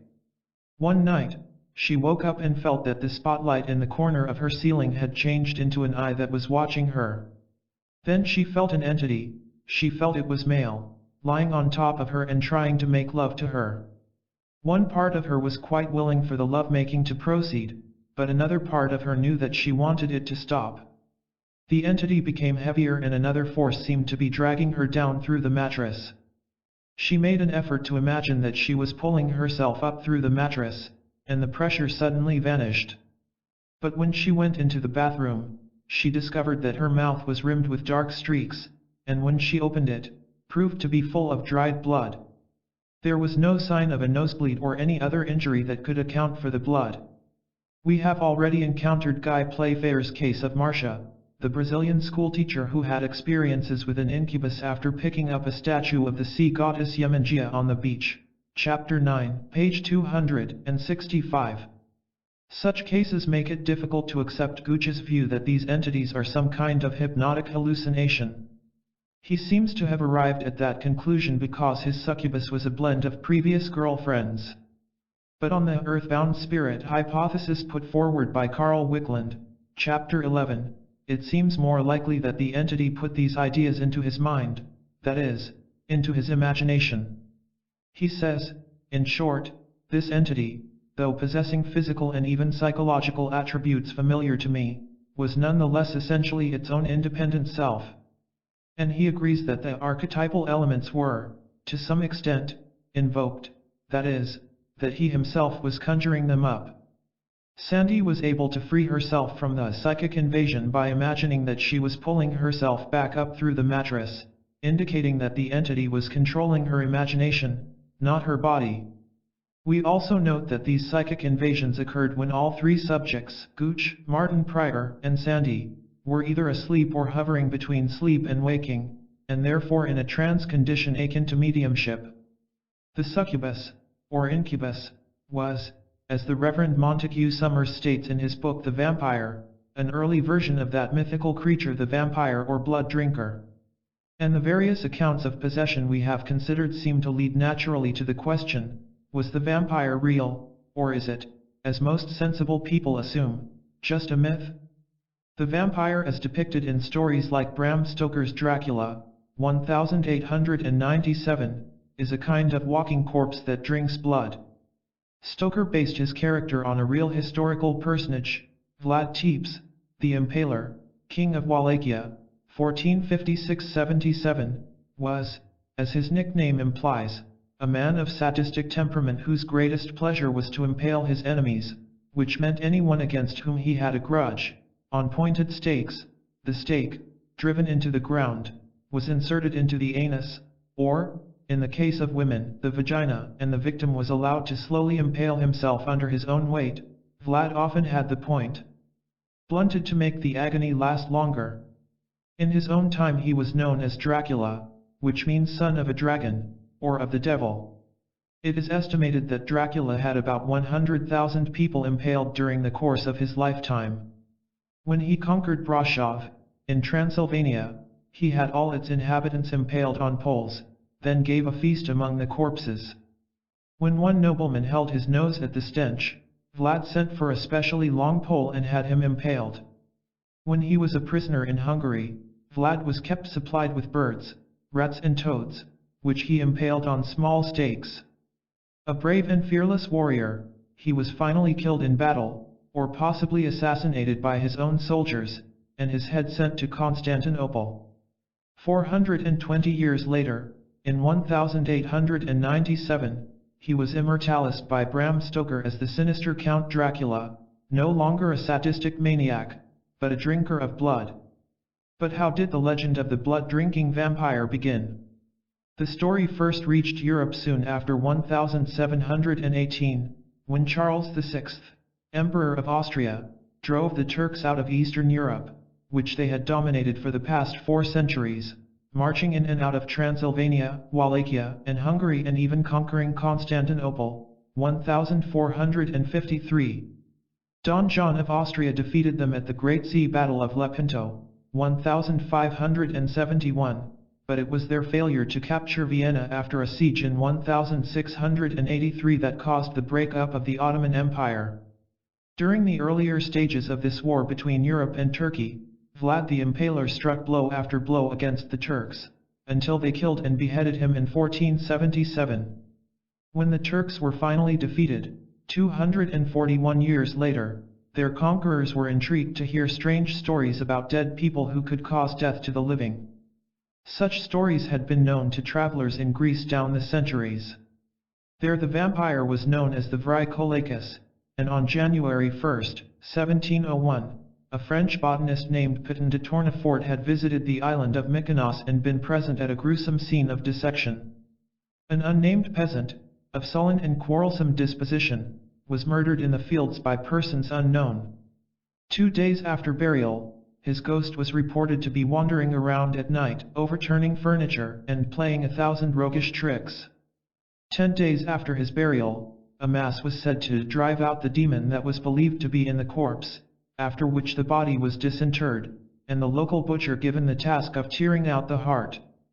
His knowledge of anatomy seemed to be defective, and he tore open the stomach and rummaged around in the intestines, causing such a vile stench that incense had to be burned. In the smoke-filled church, people began shouting Vricolaicus and alleging that some of the smoke poured out of the corpse itself. Even after the heart had been burned on the seashore, the ghost continued to cause havoc, until the villagers finally burnt the corpse on a pyre. De Tournefort takes a highly superior attitude about all this, convinced that it is simply mass hysteria. I have never viewed anything so pitiable as the state of this island. Everyone's head was turned, the wisest people were stricken like the others. Although the year is only 1701, de Tournefort's attitude is that of a typical French rationalist of the 18th century. Attitudes began to change after 1718, as the highly circumstantial accounts of vampires began to reach Western Europe. Just how precise and circumstantial is illustrated by the following report, known as Visum et Repertum, Seen and Discovered, which dates from 1732, and was witnessed by no less than 5 Austrian officers. After it had been reported in the village of Medvgia, near Belgrade, that so-called vampires had killed some people by sucking their blood, I was, by high decree of a local honorable supreme command, sent there to investigate the matter thoroughly, along with officers detailed for that purpose and 2 subordinate medical officers, and therefore carried out and heard the present inquiry in the company of the captain of the Stalit Company of Hayduks, Hadnak Gorschas, the standard bearer and the oldest Hayduk of the village. They reported, unanimously, as follows. About 5 years ago, a local Hayduk called Arnold Bowell broke his neck in a fall from a hay wagon. This man had, during his lifetime, often described how, near Kosova in Turkish Serbia, he had been troubled by a vampire, wherefore he had eaten from the earth of the vampire's grave and had smeared himself with the vampire's blood, in order to be free of the vexation he had suffered. In 20 or 30 days after his death, some people complained that they were being bothered by this same Arnold Bowell, and in fact, 4 people were killed by him. In order to end this evil, they dug up Arnold Bowell 40 days after his death, this on the advice of their Hadnak, who had been present at such events before, and they found that he was quite complete and undecayed, and that fresh blood had flowed from his eyes, nose, mouth, and ears, that the shirt, the covering, and the coffin were completely blood, that the old nails on his hands and feet, along with the skin, had fallen off, and that new ones had grown. And since they saw from this that he was a true vampire, they drove a stake through his heart, according to their custom, whereupon he gave an audible groan and bled copiously. Thereupon they burned the body to ashes the same day and threw these into the grave. These same people also say that all those who have been tormented and killed by vampires must themselves become vampires. Therefore they disinterred the above-mentioned 4 people in the same way. Then they also add that this same Arnold Bowell attacked not only people but cattle, and sucked out their blood. And since some people ate the flesh of such cattle, it would appear that this is the reason that some vampires are again present here, inasmuch as in a period of 3 months, 17 young and old people died, among them some who, with no previous illness, died in 2 or at most 3 days. In addition, the Hayduk Jovitsar reports that his stepdaughter, by name Stanaka, lay down to sleep 15 days ago, fresh and healthy, but that at midnight she started up out of her sleep with a terrible cry, fearful and trembling, and complained that she had been throttled by the son of a Hayduk by the name of Milo, who had died 9 weeks earlier, whereupon she had experienced a great pain in the chest, and become worse hour by hour, until finally she died on the third day. At this, we went the same afternoon to the graveyard, along with the aforementioned oldest hayduks of the village, in order to cause the suspicious graves to be opened, and to examine the bodies in them. Whereby, after all of them had been exhumed and dissected, the following was found. 1. A woman by the name of Stana, 20 years old, who had died in childbirth 2 months ago, after a 3 days illness, and who had herself said before her death that she had painted herself with the blood of a vampire, wherefore both she and the child, which had died soon after birth and through careless burial had been half-eaten by dogs, must also become vampires. She was quite complete and undecayed.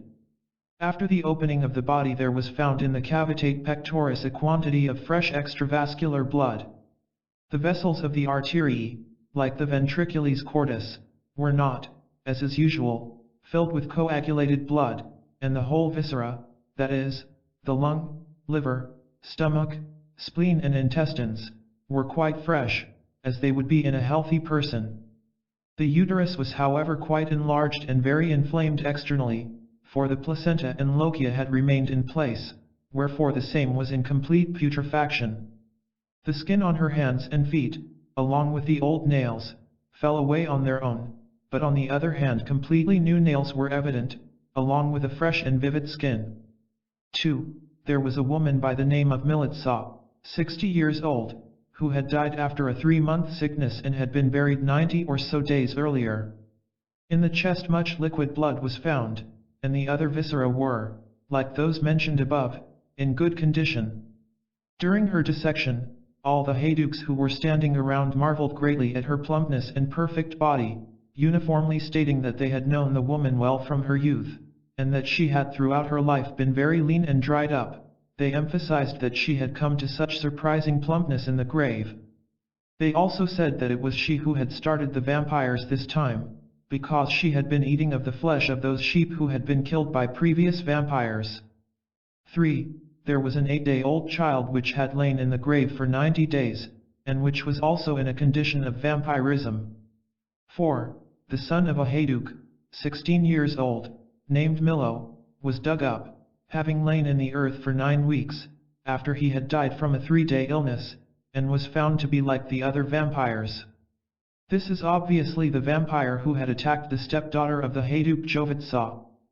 Joachim, also the son of a hayduk, 17 years old, had died after a 3-day illness. He had been buried 8 weeks and 4 days and, on being dissected, was found in similar condition. 6. A woman by the name of Ruska who had died after a 10-day illness and been buried 6 weeks earlier, in whom there was much fresh blood, not only in the chest but also in fundo ventriculi. The same showed itself in her child, which was 18 days old, and had died 5 weeks earlier. 7. No less did a girl of 10 years of age, who had died 2 months previously, find herself in the above-mentioned condition, quite complete and undecayed, and had much fresh blood in her chest. 8. They caused the wife of the Hadnak to be dug up, along with her child. She had died 7 weeks earlier, her child, who was 8 weeks old, 21 days previously, and it was found that mother and child were completely decomposed, although earth and grave were like those of the vampires lying nearby. 9. A servant of the local corporal of the hayduks, by the name of Raid, 23 years old, died after a 3-month illness, and after being buried 5 weeks, was found completely decomposed. 10.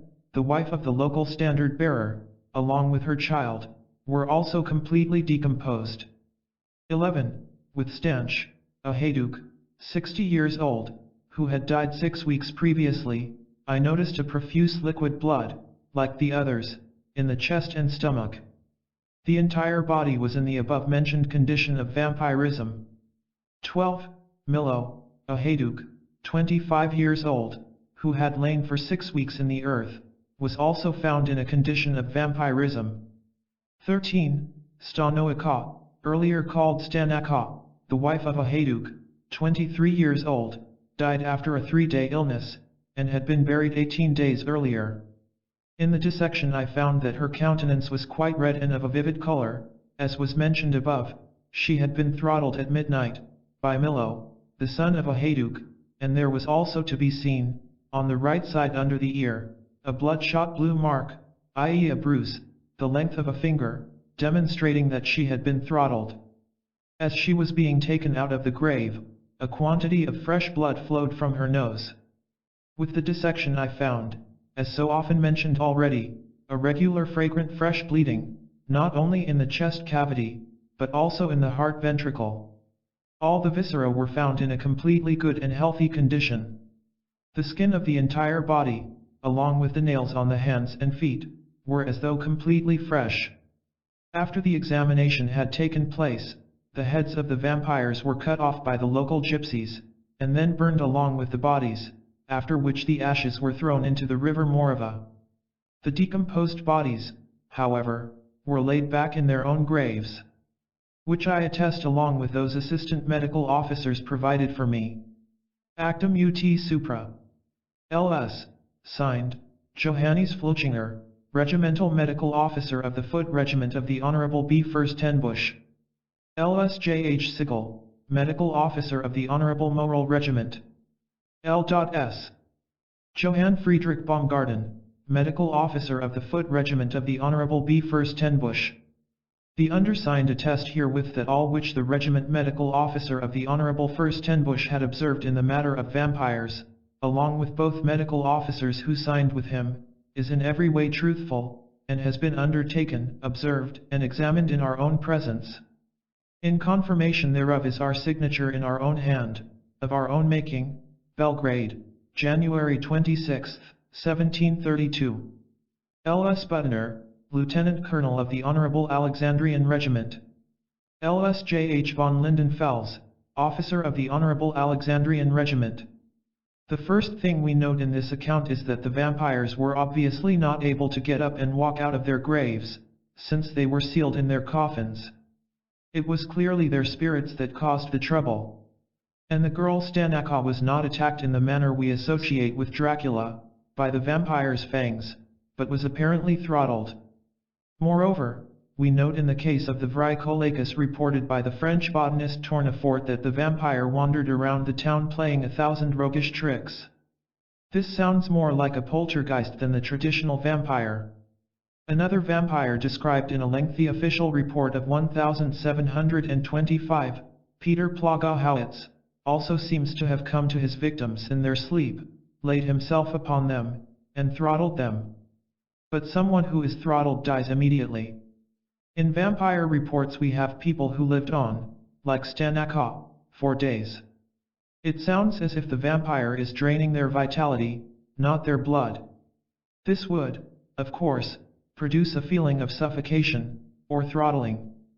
In other words, the vampire seems to be a demonic entity that possesses the victim, as in so many of the cases we encountered in Chapter 11, causing them to die of exhaustion, like Father Tranquil in the Loudon case.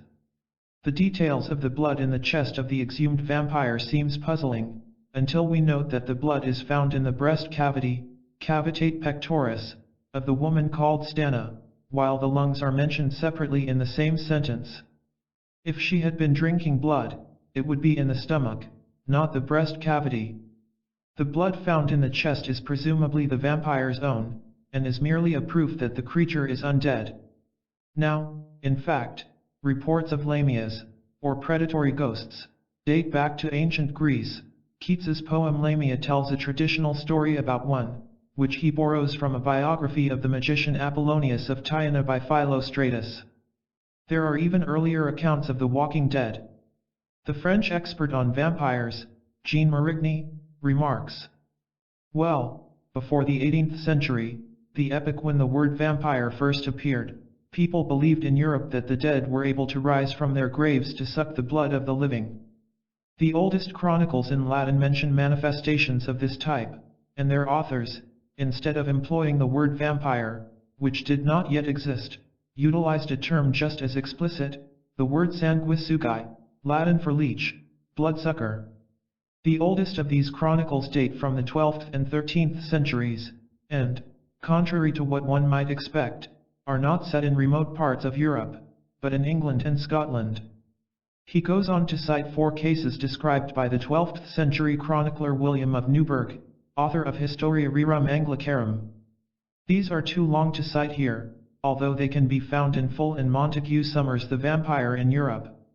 The first, of the extraordinary happening when a dead man wandered abroad out of his grave, describes a case in Buckinghamshire, recounted to the chronicler by the local archdeacon.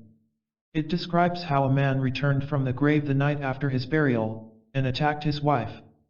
When this happened again the following night, the wife asked various neighbors to spend the night with her, and their shouts drove the ghost away. Then the ghost began to create a general disturbance in the town, attacking animals and alarming people. That he was a ghost, and not a physical body, is proved by the comment that some people could see him while others could not, although they perceptibly felt his horrible presence. The archdeacon consulted the bishop, Hugh of Lincoln, who, on the advice of various learned men, suggested that the body should be dug up and burnt to ashes. Then he decided this would be undesirable, and instead wrote out a charter of absolution. When the tomb was opened, the body proved to be uncorrupt, just as on the day it was buried. The absolution was placed on his chest and the grave closed again. After that, the ghost ceased to wander abroad. One of William of Newburgh's other accounts sounds slightly more like the traditional vampire in that the ghost, of a wealthy man who had died at Berwick-on-Tweed, had an odor of decomposition which affected the air and caused plague. The body was exhumed. It is not recorded whether it was undecayed, and burned. Stories like these have the touches of absurdity that might be expected from an ecclesiastical chronicler of that period, yet their similarity to the other chronicles cited suggests that they have some common basis. The same applies to another work, De Nucis Curialium by Walter Mapp, 1193, also cited at length by Summers. All these cases took place long before Western Europe heard tales of vampires from former Turkish dominions, and in only one of them is there any suggestion of blood drinking. But in most ways, the revenants behave very much like Peter Plagahowitz and the vampires of Medvgia. They haunt the living, climb into bed with people when they are asleep, and then throttle them, leaving them drained of energy. And when the bodies are disinterred, they are found to be undecayed. It seems very clear that there is no basic difference between the vampires of 1732 and the revenants of the 12th century. And when we look more closely into the accounts of the vampires, we discover that they are energy suckers rather than blood suckers. Peter Plagahowitz has fresh blood on his mouth, but it is merely a matter of hearsay that he sucked the blood of his victims. The account mentions only throttling. Otherwise, these earlier revenants behave very much like the paranormal phenomenon known as the poltergeist. 2 16th century cases also bear a close resemblance to the later vampire legends. One is known as the Shoemaker of Breslau, and is to be found in Henry More's Antidote Against Atheism of 1653. This describes how, on September 21, 1591, a well-to-do shoemaker of Breslau, in Silesia, one account gives his name as Weinrachaius, cut his throat with a knife, and soon after died from the wound.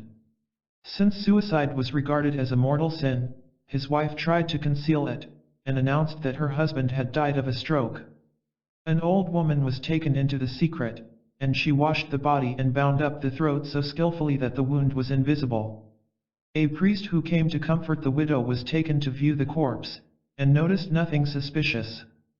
The shoemaker was buried on the following day, September 22, 1591. Perhaps because of this unseemly haste, and the refusal of the wife to allow neighbors to view the body, a rumor sprang up that the shoemaker had committed suicide. After this, his ghost began to be seen in the town. Soon it was climbing into bed with people and squeezing them so hard that it left the marks of its fingers on their flesh. This finally became such a nuisance that in the year following the burial, on April 18, 1592, the council ordered the grave to be opened. The body was complete and undamaged by decay, but blown up like a drum.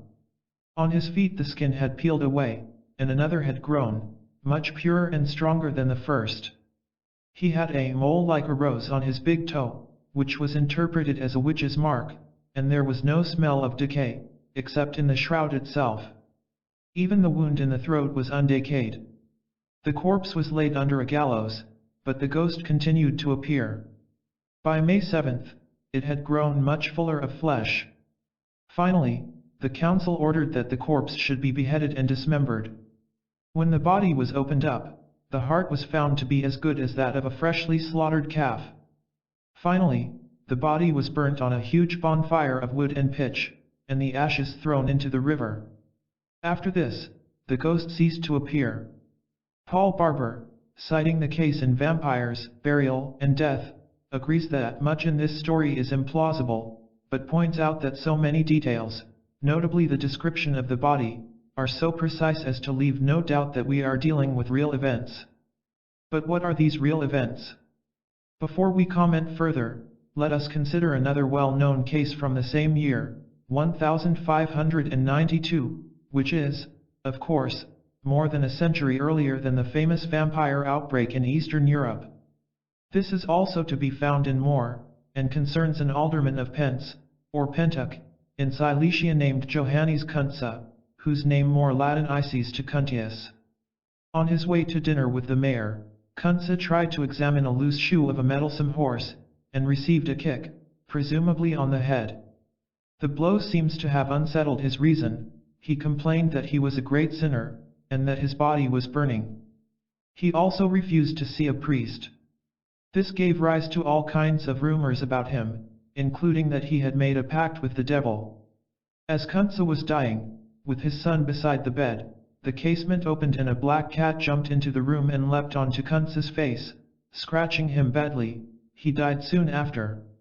At his funeral on February 8, 1592, a great tempest arose, which continued to rage as he was buried beside the altar of the local church. Before he was buried, there were stories that his ghost had appeared and attempted to rape a woman. After the burial, the ghost began to behave like a mischievous hobgoblin, throwing things about, opening doors, and causing banging noises so that the whole house shook again. On the morning after these events, animal footprints or hoof marks were found outside in the snow. His widow had the maid sleeping in her bed. The ghost of Kuntze appeared and demanded to be allowed to take his proper place beside his wife. And the parson of the parish, who is mentioned as the chronicler of these events, dreamed that Kuntze was squeezing him, and woke up feeling utterly exhausted. The spirit was also able to cause a nauseating stench to fill the room. The conclusion is much as in the story of the shoemaker of Breslau. Kuntze was finally disinterred on July 20th, 5 months after his burial, and was found to be undecayed, and when a vein in the leg was opened, the blood that ran out was as fresh as the living. After having been transported to the bonfire with some difficulty, his body had apparently become as heavy as a stone. He was dismembered, the blood was found to be quite fresh, and burnt to ashes. So the earlier vampire stories are very clearly about poltergeists, not blood drinkers. And the Greek and Eastern European cases bear a strong resemblance to stories of demonic possession, like so many reported in Chapter 11. If we can once concede the possibility of psychic invasion, as well as the possibility of spirits, then the notion of vampires suddenly seems less absurd. In the Magus of Strovolos, an American academic, Kyriakos Z. Markides, has described his friendship with a modern Cypriot mystic and magus, Spiros Sathi, known as Daskalos, who lives in Nicosia. Daskalos takes the actual reality of spirits for granted. It also becomes clear that Daskalos takes possession for granted, and Markides tells a number of stories, in some of which he was personally involved.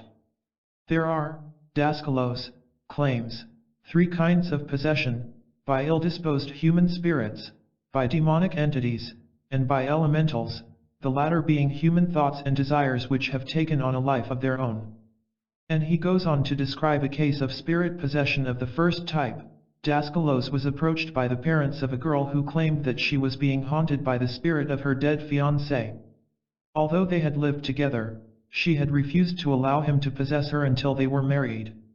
He died of tuberculosis, haunted by unfulfilled cravings. Each night before she would go to bed he would semi-hypnotize her and induce her to keep the window of her room open. He would then enter inside a bat and would come to her. The bat would wedge itself on her neck and draw blood and etheric energy. The local priest told Daskalos how to deal with it. He must wait in the next room, and when he heard the bat entering, should go in and quickly shut the window. Then, since the bat would attack him, he must stun it with a broom. Then he must wrap the bat in a towel and burn it in a brazier stove. Daskalos did this, and as the bat burned, the girl screamed and groaned. Then she calmed down and asked, "Why were you trying to burn me?" The haunting ceased thereafter. Daskalos told another story that has elements of vampirism. On a journey in southern Greece he had encountered another girl who was being haunted by a former lover. A shepherd who had been in love with her had died in a motor accident. 5 years later, when looking for some goats, the girl saw the shepherd, whose name was Loiso, and he followed her, finally making her feel very sleepy, so she felt obliged to sit down. He then hypnotized her, and caused her to experience intense sexual pleasure. When she reported the incident, she was medically examined and found to be a virgin. But 3 days later the shepherd came to her bed and made love to her. Medical examination revealed she was no longer a virgin. Daskalos noticed 2 reddish spots on her neck. "He kisses me there, but his kisses are strange. They are like sucking, and I like them." Daskalos claimed that, 2 days later, he saw the shepherd coming into the house and greeted him. Loiso explained that he had wanted the girl for many years, and had never had sexual relations with a woman, only with animals like donkeys and goats. Now he was possessing her, he had no intention of letting her go. He refused to believe it when Daskalos told him he was dead. Daskalos warned him that if he persisted in possessing the girl, he would remain in a narcotized state like a vampire. His arguments finally convinced the shepherd, who agreed to go away. The doctor who examined the girl believed that she had torn the hymen with her own fingers. Daskalos seems to accept this, but believes that Loiso made her do this. These 2 cases, taken in conjunction with the others we have considered, offer some interesting clues about the nature of the vampire. According to Daskalos, the earthbound spirit of the dead fiancé was able to enter an ordinary bat and then to suck her blood. This was an expression of his sexual desire, his desire to possess her. There had been many cases in the history of sex crime of so-called vampirism. In the early 1870s, an Italian youth named Vincent Verzeni murdered 3 women and attempted to strangle several more. Verzeni was possessed by a powerful desire to throttle women, and even birds and animals. After throttling a 14-year-old girl named Johanna Mata, he disemboweled her and drank her blood. Verzeni admitted that it gave him keen pleasure to sniff women's clothing, and it satisfied me to seize women by the neck and suck their blood. So it is easy to imagine that the earthbound fiancé mentioned by Daskalos should enjoy drinking the girl's blood. But we can also see that his desire to possess her was also satisfied in another way, by somehow controlling her imagination. As the bat was burning, the girl cried out, "Why are you trying to burn me?" Again, in the case of Loiso, we can see that the shepherd had entered the girl's body and taken possession of her imagination, enough to cause her to tear her own hymen with her fingers. This implies, as we would expect, that the lovemaking was not on the physical level, since Loiso possessed no body. All this has an interesting implications. The act of lovemaking seems to involve a paradox, since it is an attempt at interpenetration by 2 bodies, an attempt which is doomed to failure by their separateness. Plato expresses the paradox in an amusing myth. Human beings were originally spherical beings who possessed the characteristics of both sexes. Because their sheer vitality made them a challenge to the gods, Zeus decided that they had to be enfeebled. So he sliced them all down the center, as you and I might slice an apple, and turned their faces back to front. And now the separated parts spent their lives in a desperate search for their other half, and they ceased to constitute a challenge to the gods. It is also clear that, in its crudest form, the male sexual urge is basically a desire for possession, and that the act of physical penetration is an act of aggression. Most writers on Dracula have noted that it is basically a rape fantasy. As a man holds a woman in his arms, he experiences a desire to absorb her, to blend with her, and the actual penetration is only a token union. So we might say that a vampire like Loiso is able to achieve what every lover dreams about, a possession that involves total interpenetration. The notion of vampirism that begins to emerge from all this is simple and, provided one can accept the notion of earthbound spirits, plausible. Dascalos told Markides that those who commit suicide may become trapped in the etheric of the gross material world, unable to move to the higher psychic planes. A suicide dies in a state of despair and confusion, and may vibrate too close to the material world, which will not allow him to find rest. He becomes a hungry ghost, wandering in and out of the minds of human beings like a man wandering through a deserted city.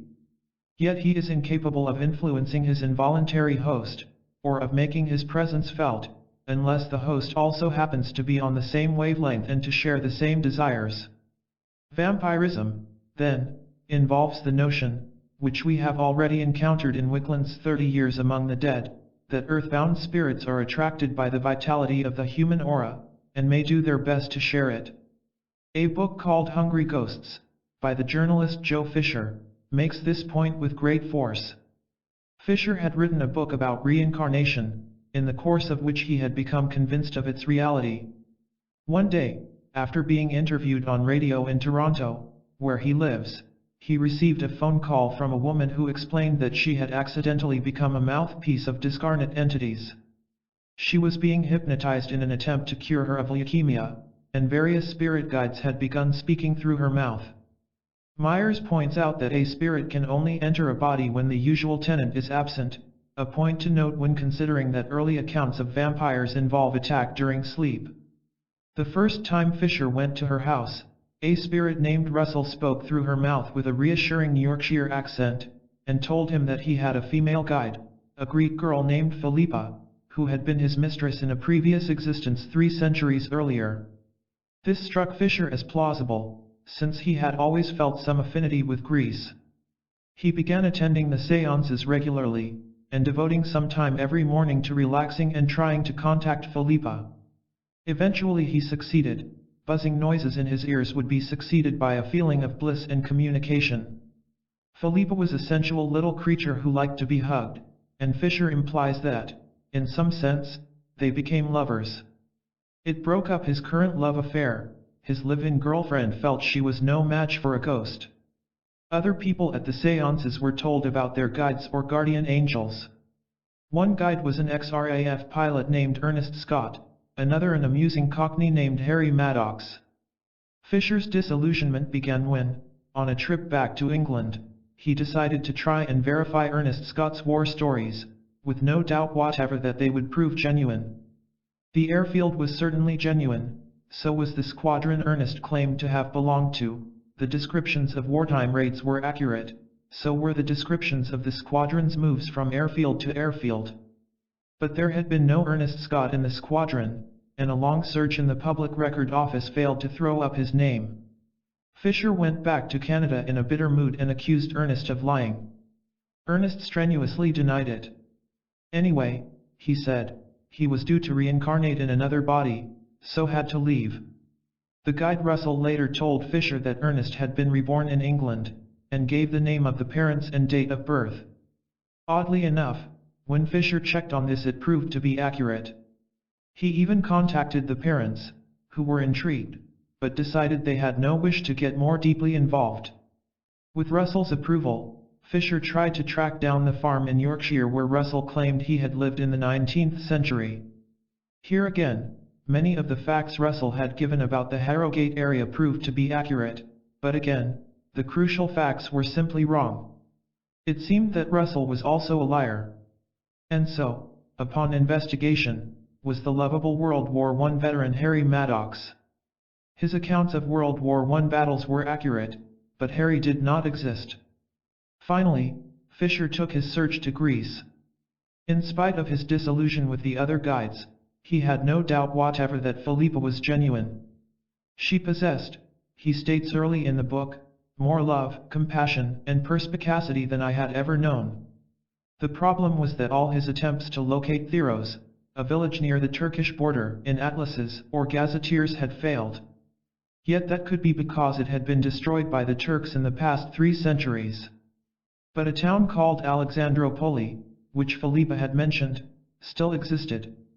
After a long and frustrating search for the remains of Theros, Fisher went to Alexandropoli, a city that he assumed had been founded by Alexander the Great.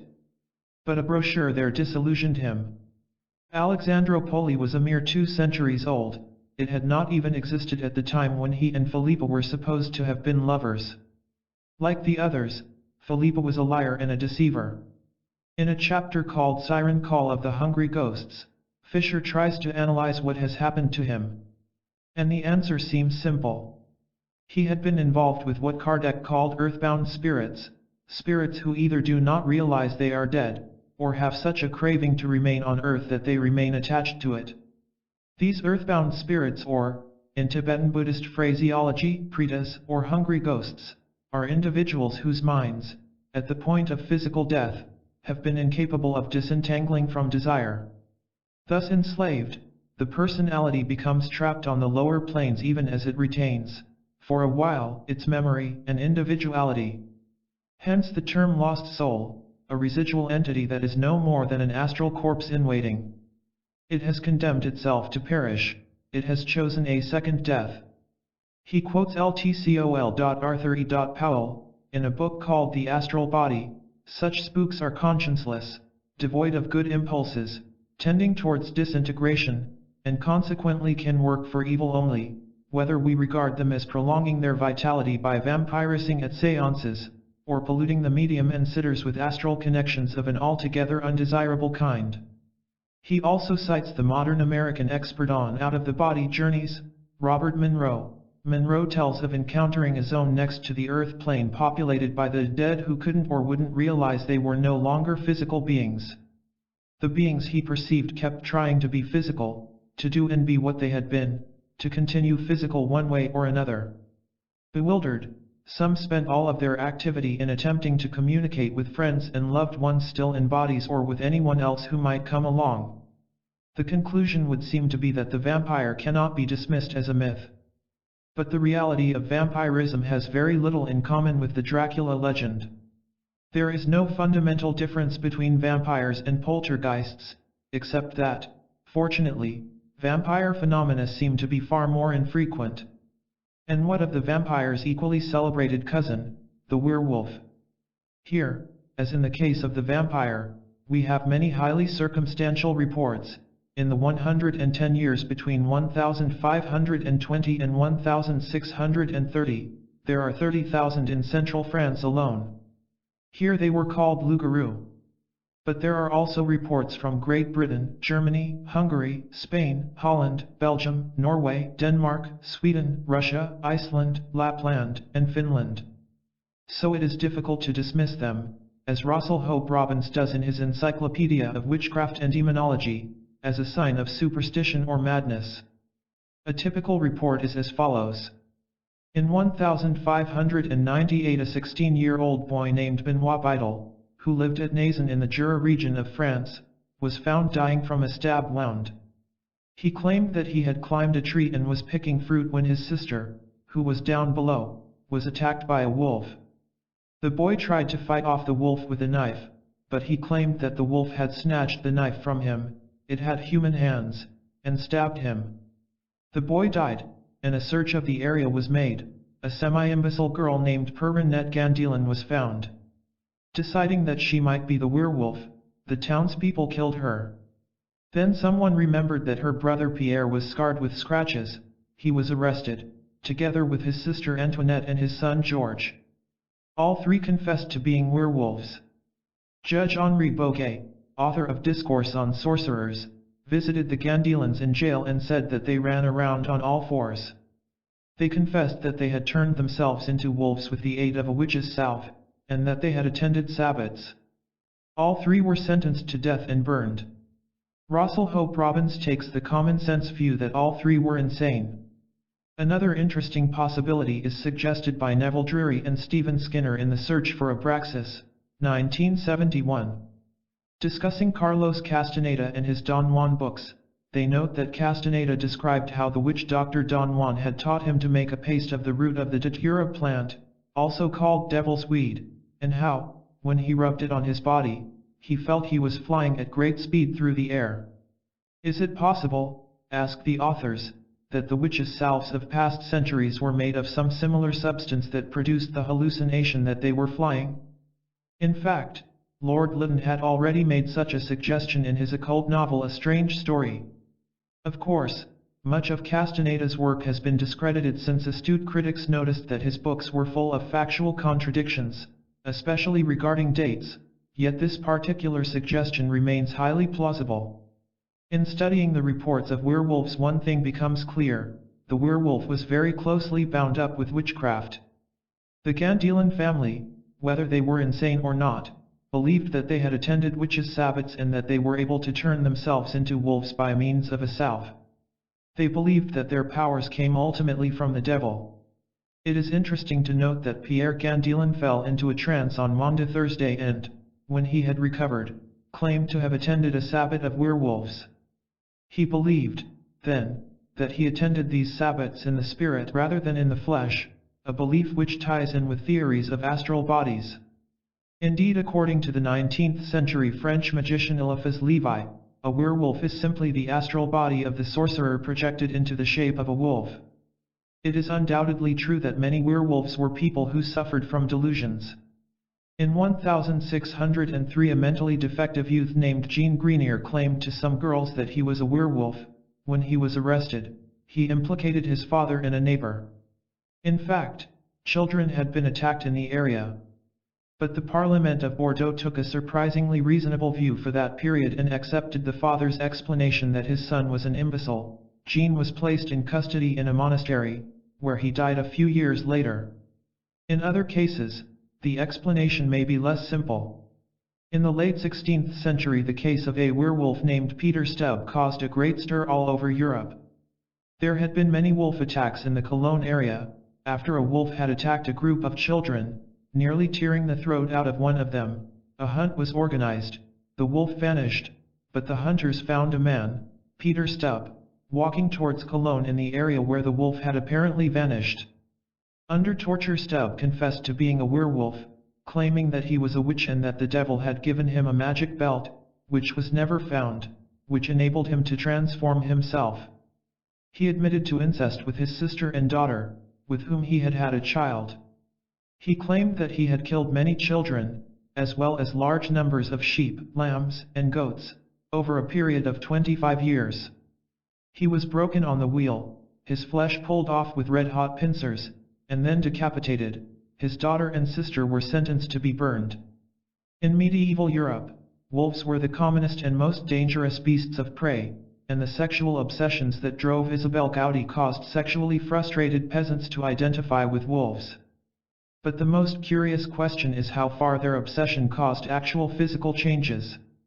William Seabrook has a remarkable description of how a Russian emigre woman meditated on hexagram 49 from the I Ching, whose meaning is associated with an animal's fur, and with molting. She imagined herself to be a wolf in the snow, then began to make baying noises, and slaver at the mouth. When one of the witnesses attempted to wake her up, she leapt at his throat and tried to bite it. In the case of Jill Garney, executed as a werewolf in 1574, he seems to have carried out the attacks on children either in the shape of a man or a wolf.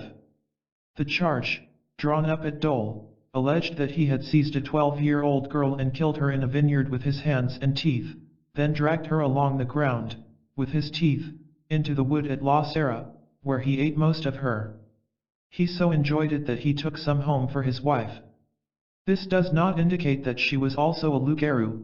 300 years later, in the same area, a peasant named Martin de Mollard made a habit of murdering girls that he lured into lonely places, and taking their clothes to his wife.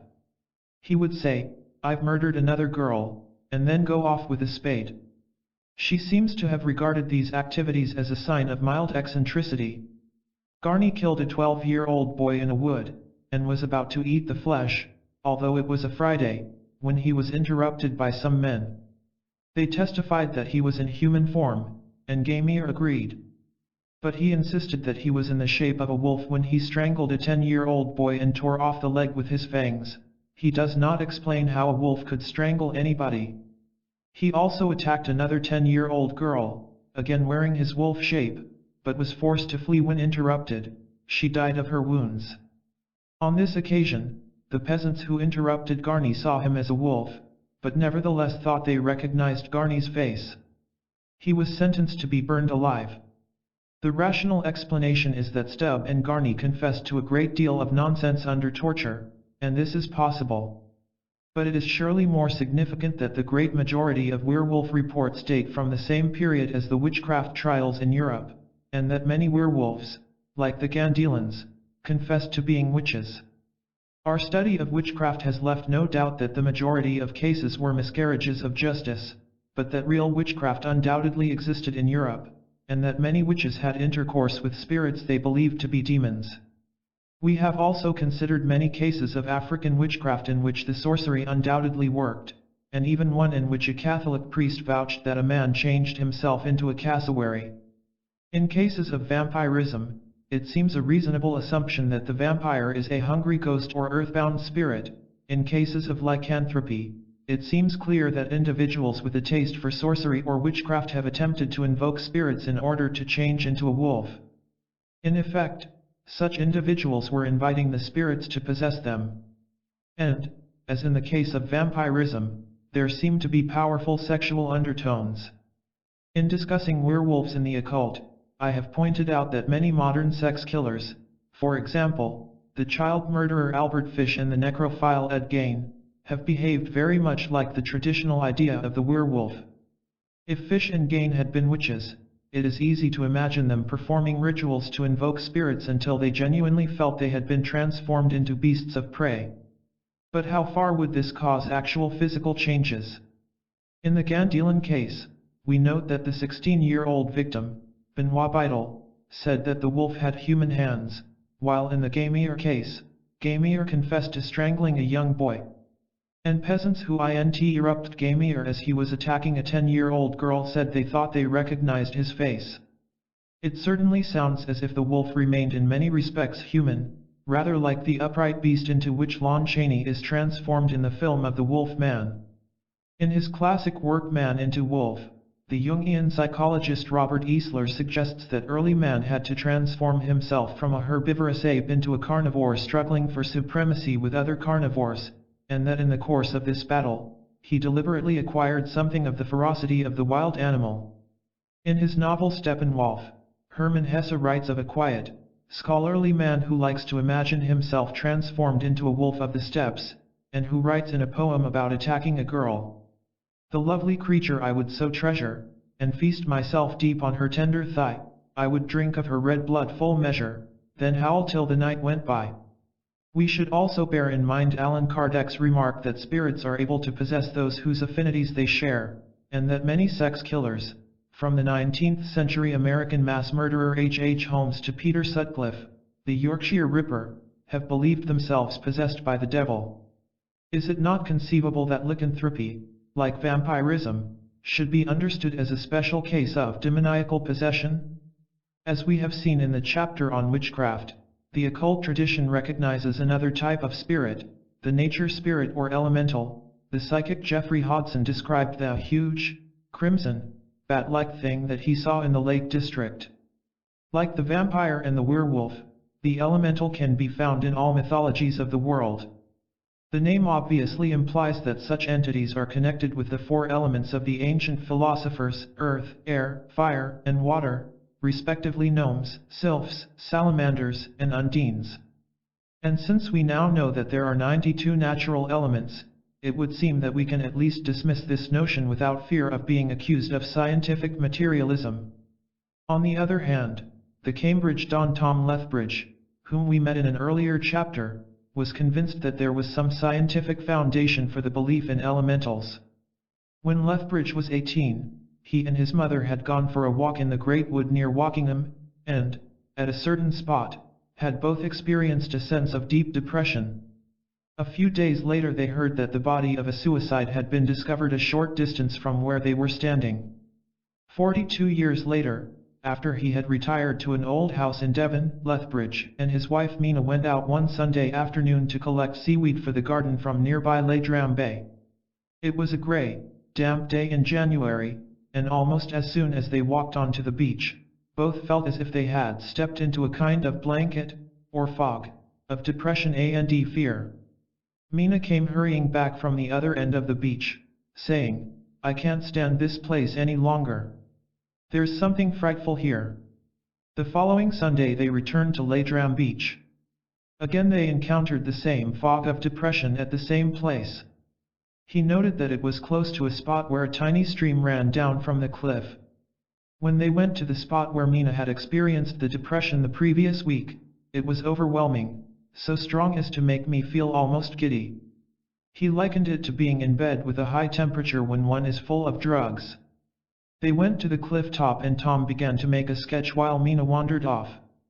As she stood on the edge of the cliff, she experienced a sensation as if someone was urging her to jump.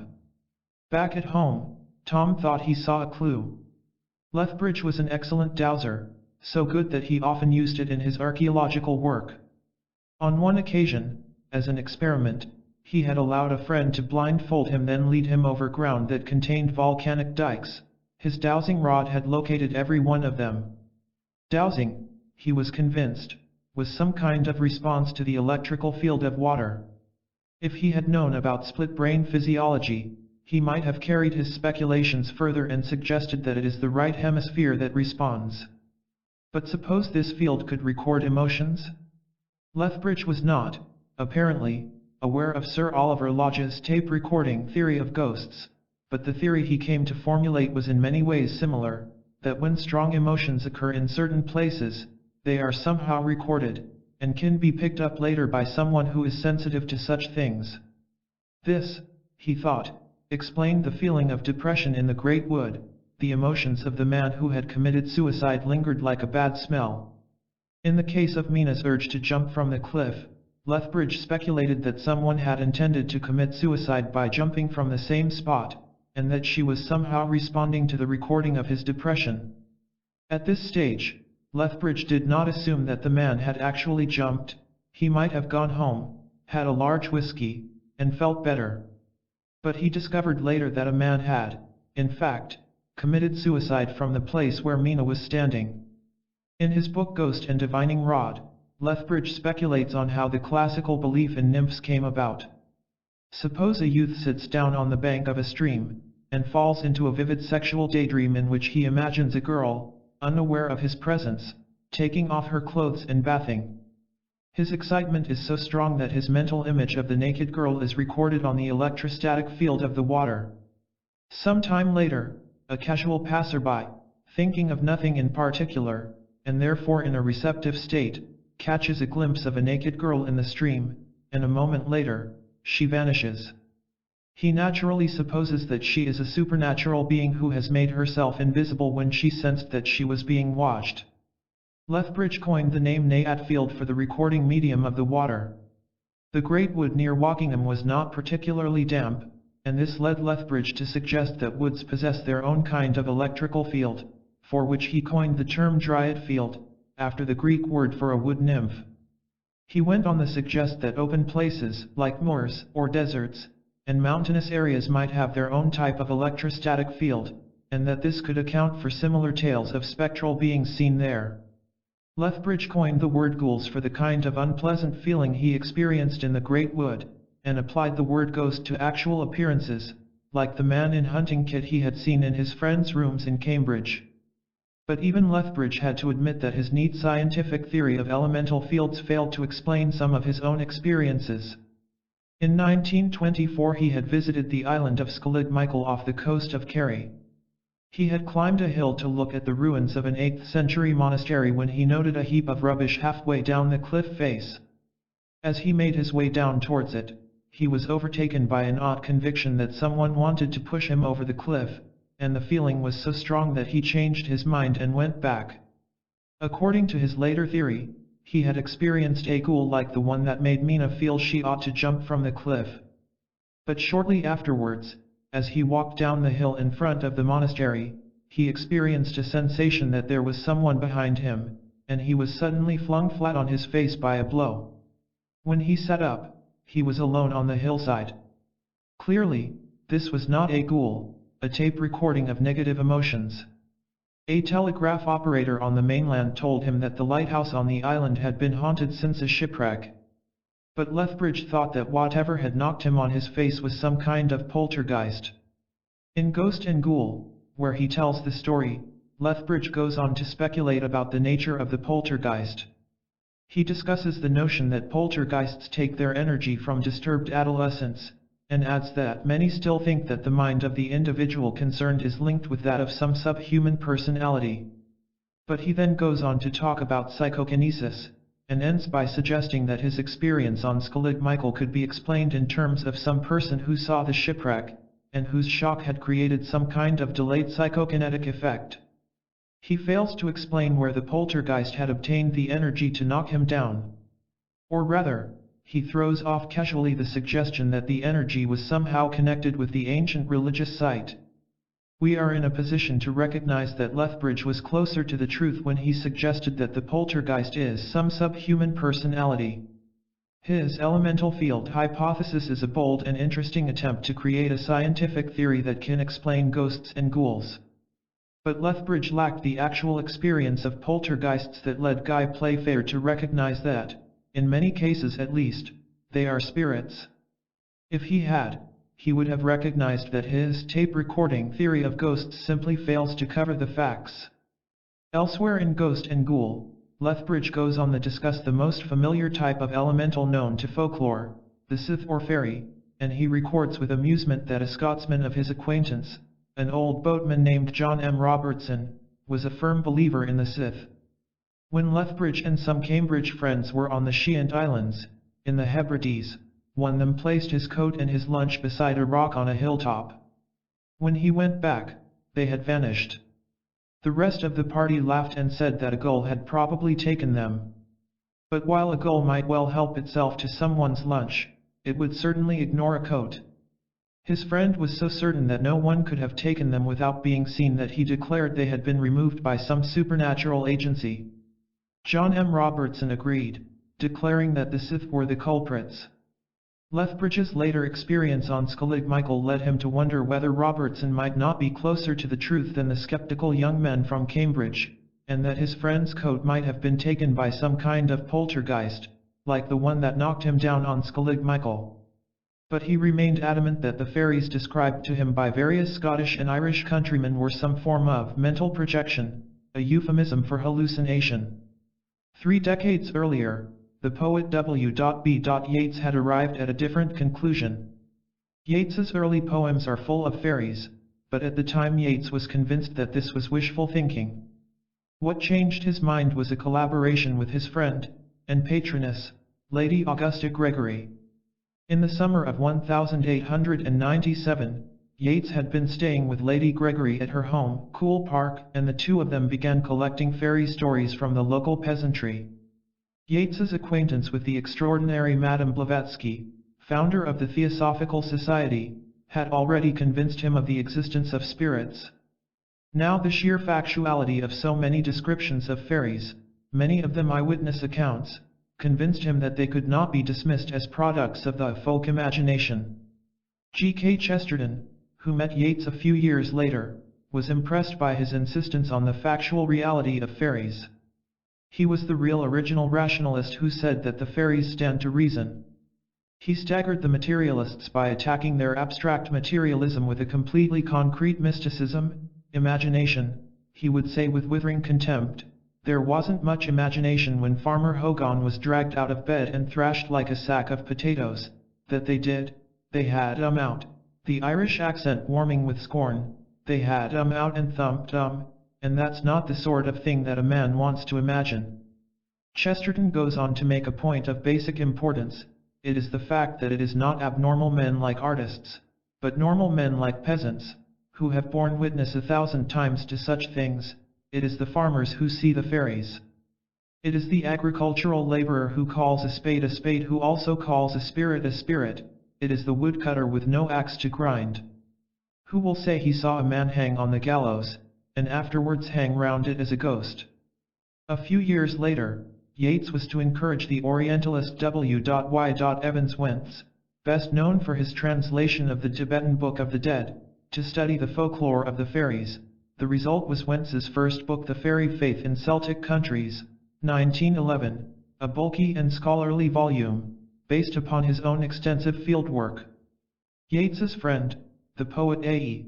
George Russell, contributed an anonymous piece to the book, under the title An Irish Mystic's Testimony, in which he describes his own fairy sightings with the factuality and precision of an anthropologist describing primitive tribes, shining beings, opalescent beings, water beings, wood beings, lower elementals.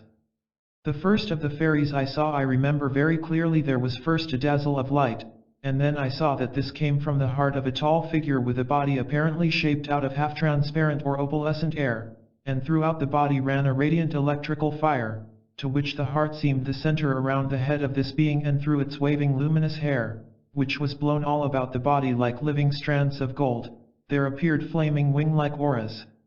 From the being itself light seemed to stream outwards in every direction, and the effect left on me after the vision was one of extraordinary lightness, joyousness, or ecstasy. Wentz concludes that the factual and scientific evidence for the existence of fairies is overwhelming. There are hundreds of proven cases of phenomena. But A.E.'s fairies were essentially visions, and could therefore be classified with unicorns or centaurs. 9 years after Wentz's book appeared, the British public was intrigued to learn of new scientific evidence which seemed to place belief in the little people on an altogether more solid foundation. The story began on a Saturday afternoon in July 1917, when an engineer named Arthur Wright went into the dark room to develop a photograph taken earlier in the day by his 16-year-old daughter Elsie. As the plague began to develop, Wright saw vague white shapes appearing. He took them for birds. But when the picture became clear, he was startled to see that they were fairies. The picture showed a serious-faced little girl, Elsie's cousin Frances Griffiths, aged 11, standing behind a bush, her chin propped on her hand. And in front of her, dancing on top of the bush, were 4 neat little female figures with wings and diaphanous garments, one of them playing a panpipe. "What on earth are they?" said Arthur Wright to his daughter, who was standing behind him. "Fairies," she said, matter-of-factly. Now working-class Yorkshiremen tend to be phlegmatic and down-to-earth. Arthur Wright did not press his daughter for explanations, he merely grunted, and awaited further developments. They came a month later, when the girls again borrowed his camera. Elsie and Frances scrambled across the deep stream, or beck, that ran at the bottom of the garden, and went to the old oaks in the dell beyond. And when Arthur Wright later developed the plate, it showed Elsie sitting on the grass, holding her hand out to a gnome who was apparently about to step up onto her dress. This time, Arthur and his wife Polly looked through the bedroom of the girls, hoping to find cut-out pictures that would explain the photographs. They found nothing. Arthur Wright became mildly exasperated when both girls insisted there had been no trickery, that there really were fairies at the bottom of their garden. He told Elsie she couldn't use the camera again until she told him the truth. In November 1917, Frances wrote a letter to a friend in South Africa enclosing one of the photographs, and remarking casually that it is me with some fairies up the beck. These events took place in the village of Cottingley, in Yorkshire, on the road from Bradford to Bingley. It has long since ceased to be a separate village, and has become a part of the urban sprawl, but the fairy dell still exists. In the summer of 1919, Polly Wright, Elsie's mother, went to a meeting of the Theosophical Society in Bradford. She was interested in the occult, having had experiences of astral projection and memories of past lives. The lecture that evening was on fairies, for it is the position of the Theosophical Society that fairies are simply a type of elemental spirit, nature spirits, that can manifest themselves to people with second sight or clairvoyance. Naturally, Mrs. Wright could not resist mentioning her daughter's fairy photographs to the person sitting next to her. As a result, Arthur Wright made prints of the 2 photographs, and they were passed from hand to hand at the Theosophists' conference at Harrogate a few weeks later, and finally made their way to London, and into the hands of Edward Gardner, who was the president of the London branch of the Theosophical Society. Gardner was familiar with faked photographs of ghosts and spirits, and decided that these looked doubtful. He asked his correspondent if he could let him see the negatives. When these arrived a few days later, Gardner was surprised to find no evidence of double exposure or other cheating. He took the negatives to a photography expert named Snelling, who examined them carefully under a powerful lens, and announced that it was undoubtedly not a double exposure. Nor were the dancing fairies made of paper, or painted onto a sheet of glass. They had moved during the exposure. A week later, after enlarging the photographs, Snelling announced that, in his opinion, they were not faked. They were ordinary open-air shots. It so happened that Sir Arthur Conan Doyle, the creator of Sherlock Holmes, had agreed to write an article on fairies for the Christmas number of the Strand magazine, in which Holmes first appeared. When he heard about the photographs, he contacted Gardner and asked if he could see them. The two men met, and agreed that the pictures were too good to be true: the waterfall in the background, which looked like a painted backcloth, the highly appropriate toadstools. Gardner agreed to go to Cottingley to see the girls, and to find out whether they were hoaxers. Mr. and Mrs. Wright were startled to hear that the experts thought the photographs genuine. And Gardner was startled when he walked up the glen with Elsie, and saw the scene exactly as she had photographed it, complete with waterfall and toadstools, although without fairies. Gardner decided to test the girls.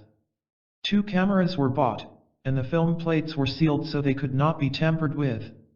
In due course, the negatives were returned to Gardner, and the factory that had produced them verified that they were still sealed. One showed Frances with a fairy leaping close to her face, another showed a fairy offering a flower to Elsie, while the third showed 2 fairies in the middle of a bush. In the center of the picture there is an object that looks rather like a bathing costume hung on a line.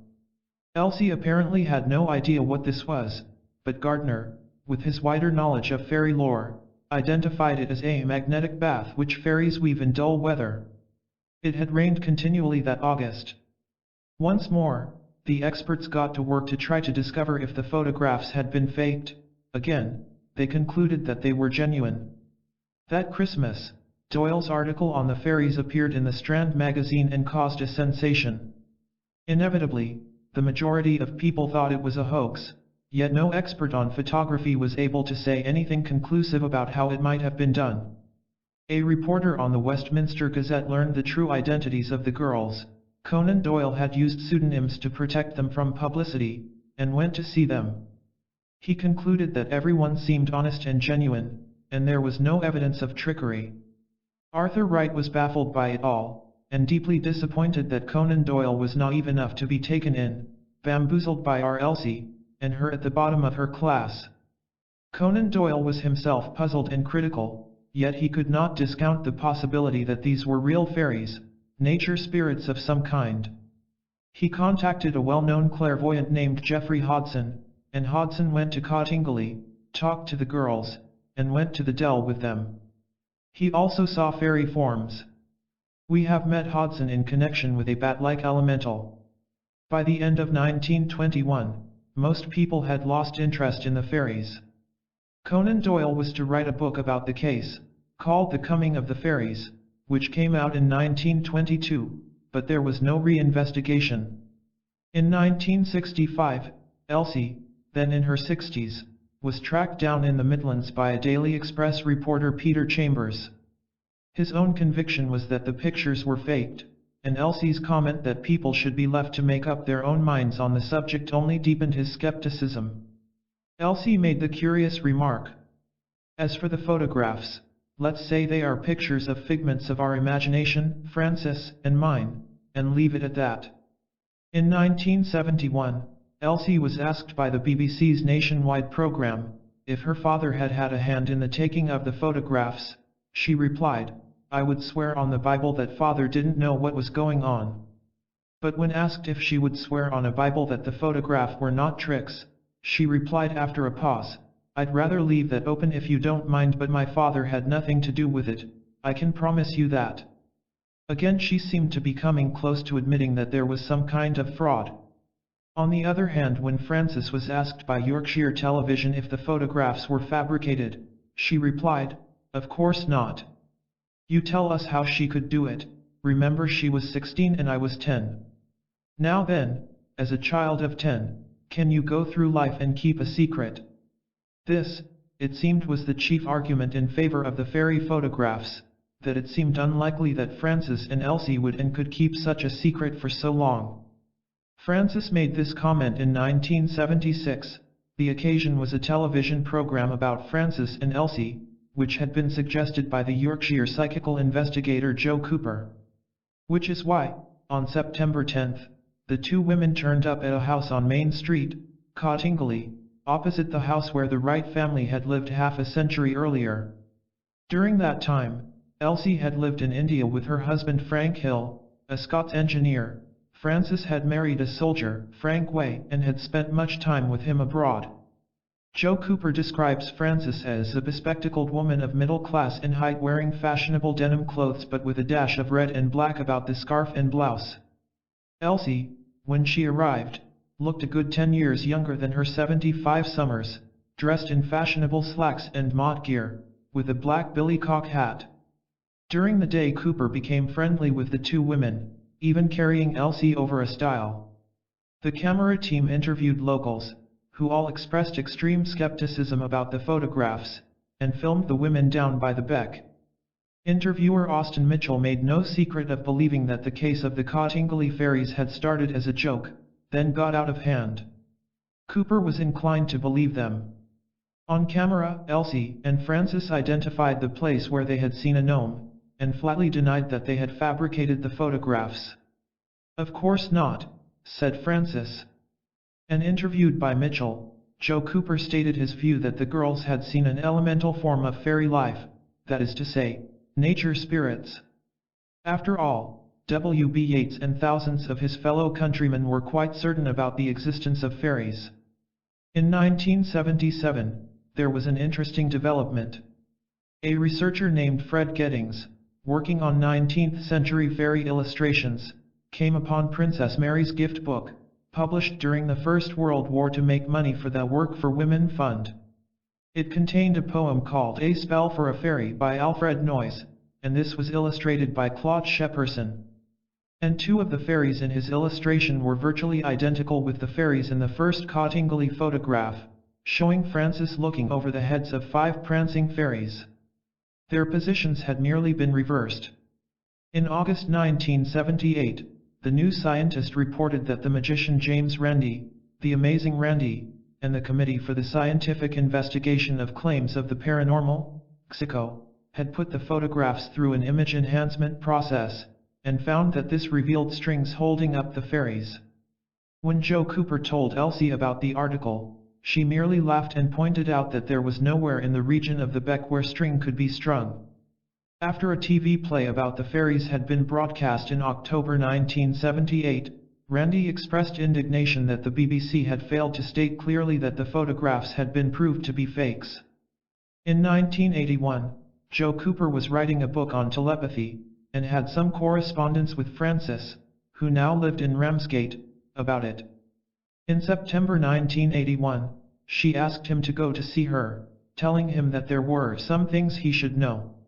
When he arrived, she was still not ready to specify what these were. But the following day, she asked him to drive her to Canterbury. Once there, she asked him to wait for her while she went into the cathedral. When she returned, they sat in a coffee bar, and she asked him what he thought of the first fairy photograph. He commented that it has been greatly touched up. Then Frances dropped her bombshell. "From where I was, I could see the hatpins holding up the figures. I've always marveled that anybody ever took it seriously." "Why are you telling me?" asked the flabbergasted investigator. "Because Elsie has already told Glenn. Glenn was Elsie's son." "What about the other 4? Are they fakes?" Her answer was, in its way, as astonishing as the original admission. 3 of them. The last one's genuine. Cooper and Frances now discussed writing a book together, and giving Elsie a share of the proceeds. Frances was adamant that Elsie should play no part in writing the book. Cooper went to London to talk to his publisher. Unfortunately, the publisher was not particularly interested in a 60-year-old story about fairies, particularly since it ended so anticlimactically. The present writer had also got involved. I had met Joe Cooper at a weekend conference on parapsychology, at the Swanwick Conference Centre in Derbyshire, in 1980, and he told me he had written a book on the Cottingley fairies. This, of course, was a year before Francis told him the true story. He sent me the typescript, and I found it fascinating. I had also come across people who claimed to have seen fairies, one of them a hard-headed Scottish TV interviewer, and I was simply not willing to rule out the possibility that nature spirits might exist.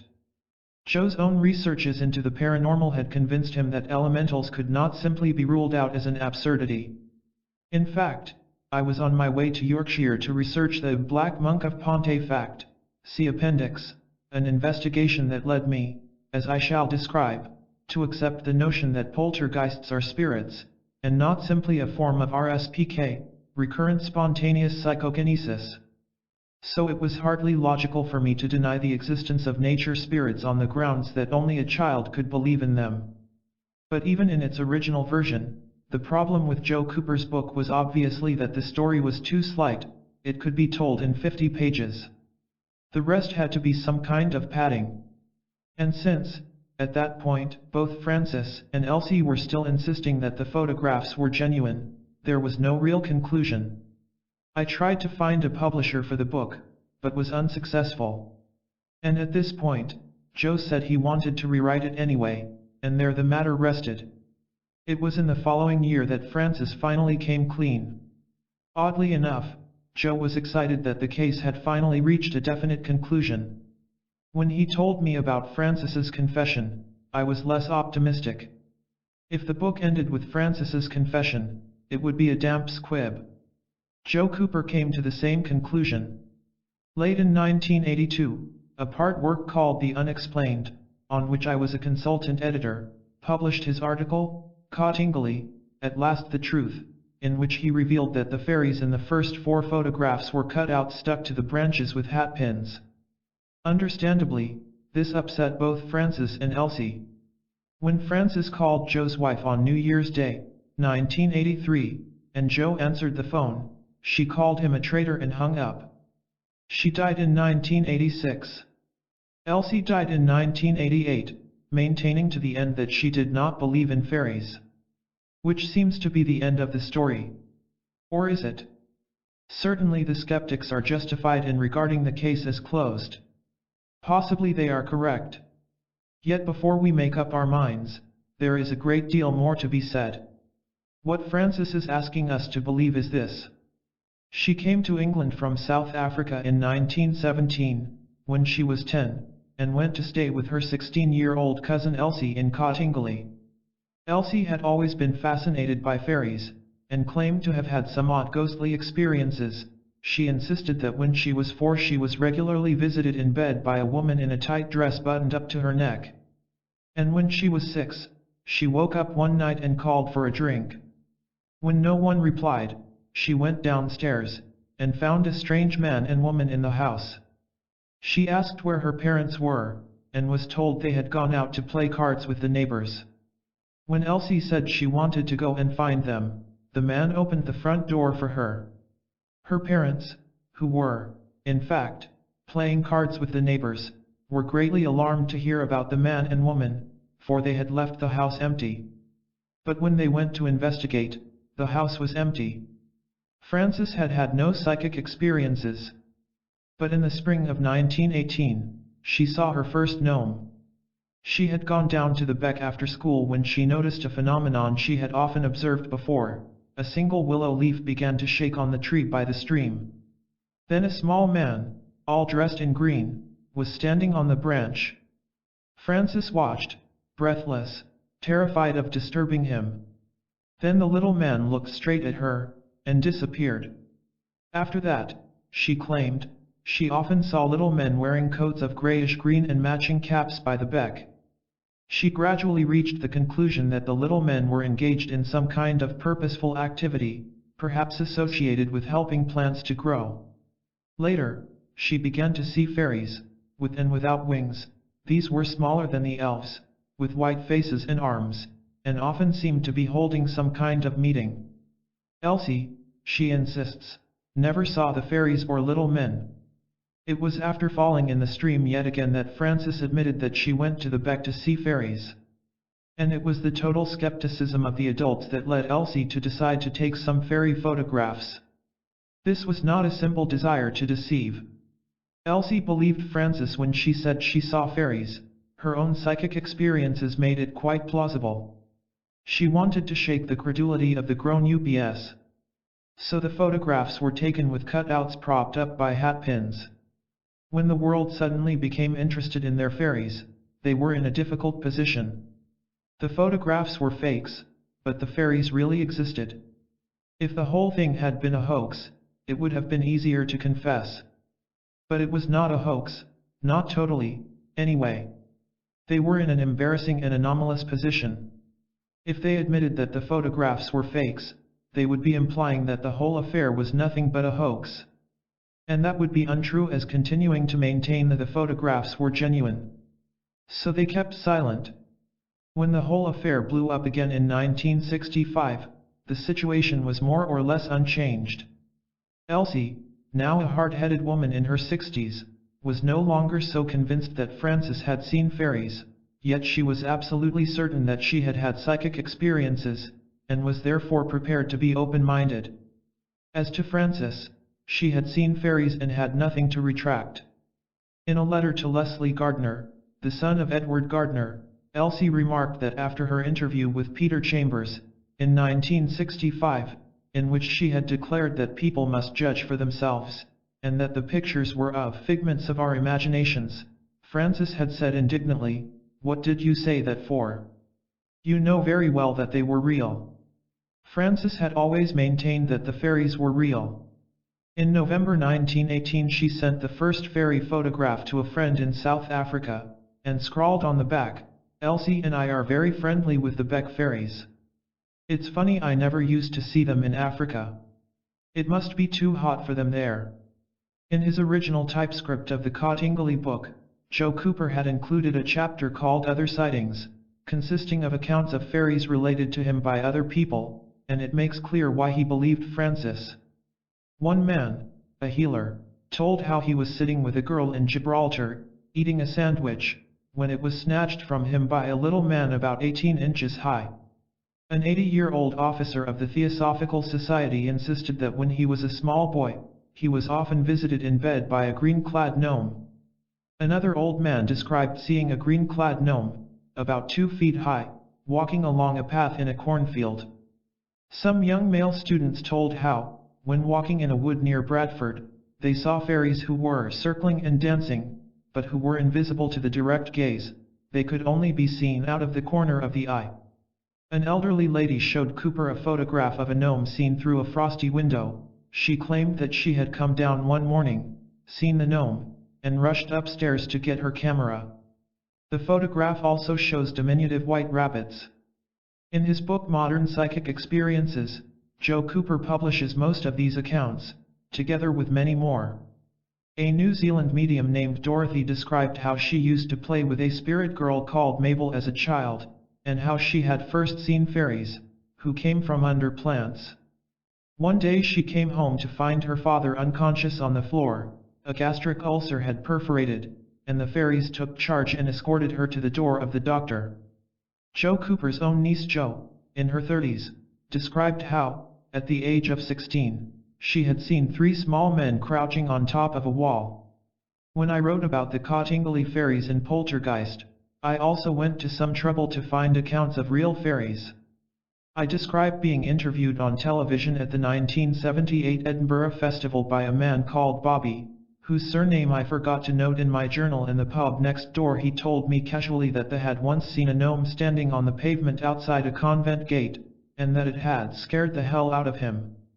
My friend Mark Alexander, author of many books on the paranormal, told me a story of a friend in New Zealand called Pat Andrew, who claimed to have seen a pixie when he was 6.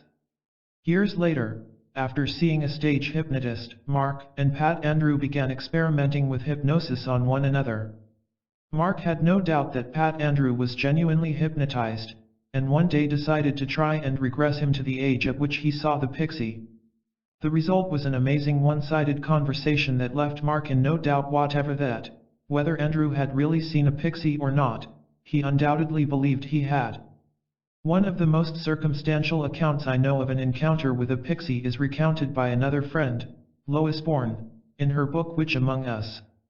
Lois is a witch in the sense of possessing odd psychic powers, of whose reality I have not the slightest doubt. She is an extremely sensible and down-to-earth lady. And in her book, among many stories that psychical researchers will find credible enough, she tells a story that will obviously cause most readers to doubt her truthfulness. Staying on holiday at a cottage at Crantock, in Cornwall, she met another member of a Wicca coven, and spent an evening at her home. The woman's husband, Rob, asked her if she would like to see a goblin. One appeared among the rushes of the millstream at Trigo Mill, Cubert's Heath, every morning at sunrise, and if she wanted to see him, she had to be up early. The next morning Lois and her husband Wilfred joined Rob at the mill gate, and they crept up to the stream. I have never been able to decide, and still cannot decide, whether I really saw that goblin, or if Rob made me see it.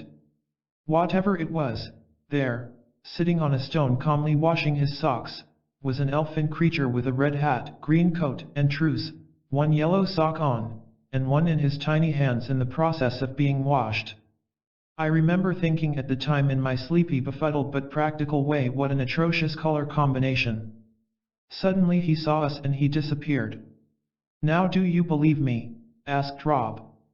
"I have known Lois for years. I may be gullible and she may be a liar, but I believe her. She is not the type to invent such a silly story. And her husband Wilfred, who also saw it, is not the type to support a downright lie." As already mentioned, the poet W.B. Yeats had been convinced of the existence of fairies ever since he and Lady Gregory went from door to door collecting information from the local peasants. They recorded these interviews in a book called Visions and Beliefs in 1920. Evans Wentz concludes his fairy faith in Celtic countries by acknowledging, "We seem to have arrived at a point where we can postulate scientifically the existence of such invisible intelligences as gods, genii, demons, all kinds of true fairies, and disembodied man." By the latter he means ghosts. And he goes on to cite the very sound evidence for the existence of the poltergeist. George Russell, A.E., and Wentz emphasize that these entities are seen only by psychics, and Russell believes that such beings are not individuals in the human sense. Theirs is a collective life, so unindividualist and so calm that I might have more varied thoughts in 5 hours than they would have in 5 years.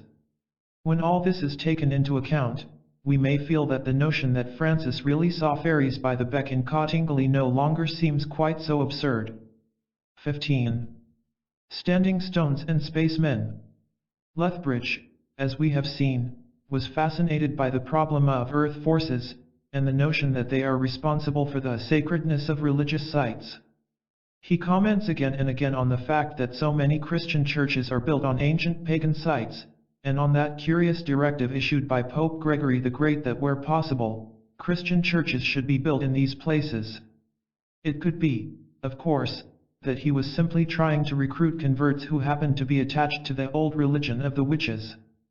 But there was almost certainly a second reason, that he recognized that certain places were chosen because the ground itself was sacred.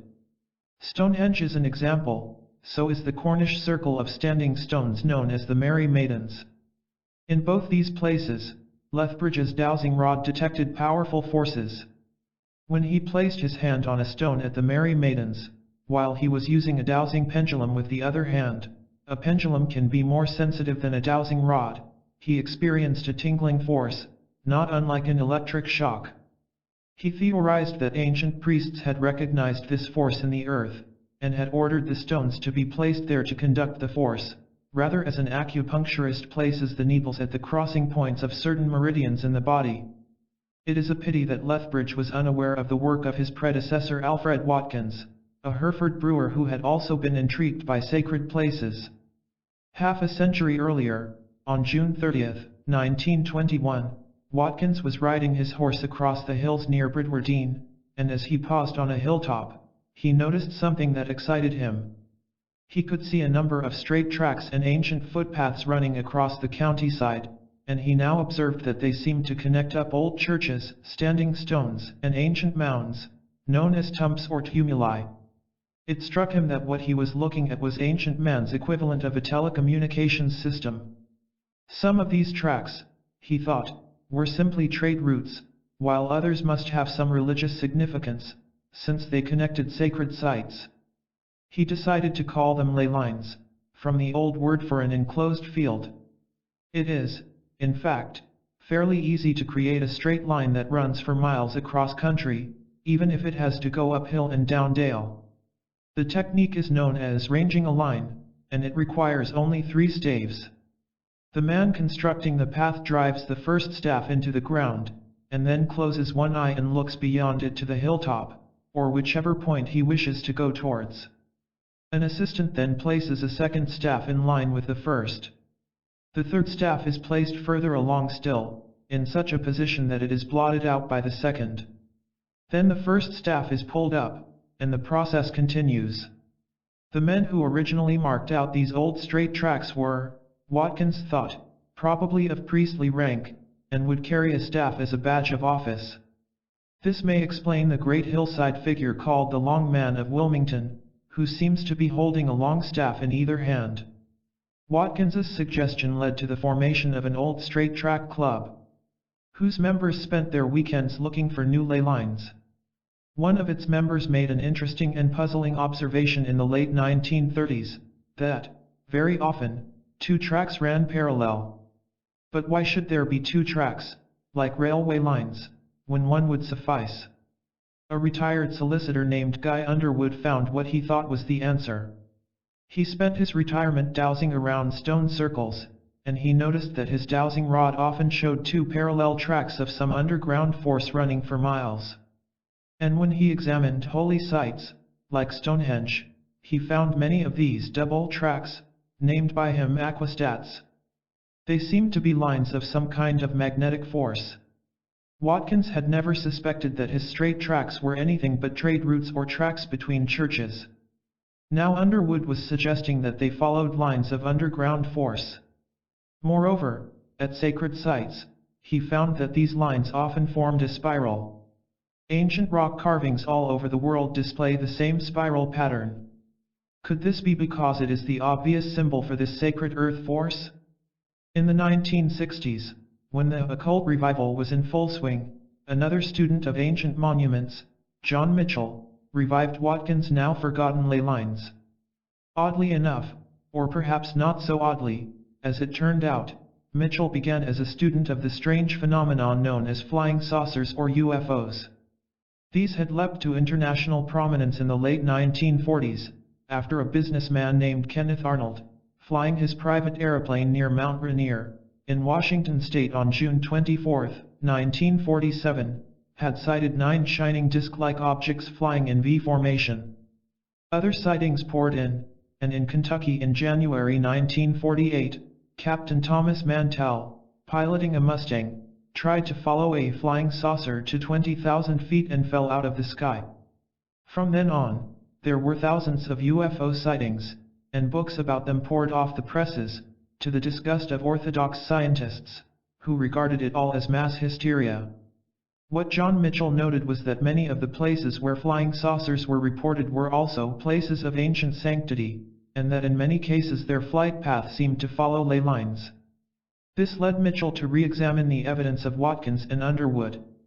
He also noticed that in Ireland ley lines are called fairy paths, and have been known since time immemorial. His views were first propounded in a book called The Flying Saucer Vision, 1967, and then, 2 years later, in A View Over Atlantis. It suggested that the religions of ancient man were based upon a recognition of the magnetic forces of the earth, which were closely connected with its fertility. Ancient man, he believed, had his own form of non-technological civilization based upon these sacred forces. Glastonbury was one of the sites of this ancient religion. But why Atlantis? The Atlantis of legend was an ancient civilization described by Plato, an enormous island in the Atlantic Ocean which had been swallowed up by some gigantic catastrophe 9,000 years earlier. Scholars had dismissed it as a myth, although one modern archaeologist, Professor A.G. Galanopoulos, had suggested that Atlantis was really the island of Santorini, north of Crete, which had been destroyed in a gigantic volcanic explosion about 1500 BC. Galanopoulos thought that the Egyptian priests from whom Plato got the story had accidentally multiplied all their figures by 10, including the date of the catastrophe.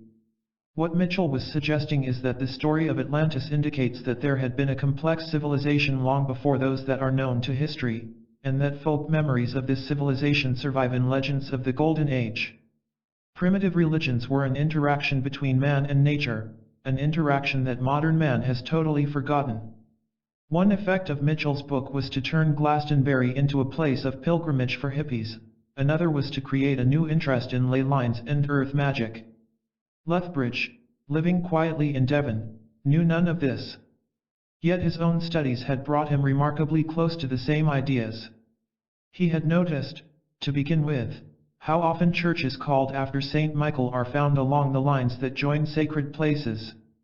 This, he believed, was because the Christians had taken over pagan sites, and replaced the Celtic god Lugh, or Lucifer, the sun god and light bringer, with Lucifer's traditional enemy Saint Michael.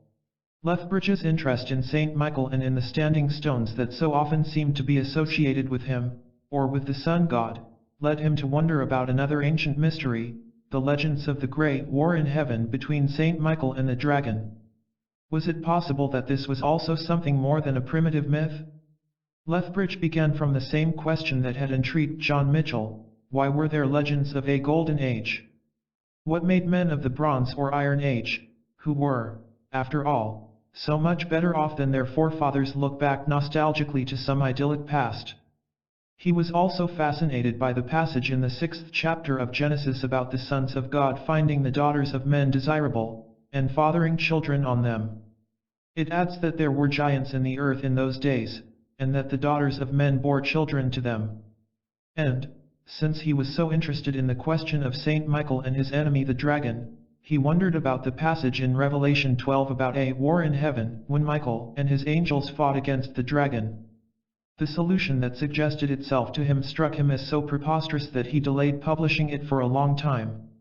It was that the sons of God were visitors from space, and that the war in heaven had actually taken place, and that an atomic bombardment accounted for the heavy cratering of Mars and the Moon. As to the standing stones, like Stonehenge and the Merry Maidens, was it not possible that they might have served as beacons for the spacecraft to home in on? In short, what Lethbridge suggests is that the Golden Age, Mitchell's Atlantis, was an age in the remote past when visitors from space had landed on Earth and taught human beings a great deal about the use of technology. The result was a diffusion of this knowledge over the surface of the Earth, which accounted for the similarity of artifacts found all over the world. Because Lethbridge was such a loner, he was unaware that he had simply tuned into the spirit of the age, and was raising questions that had occurred to other speculative thinkers.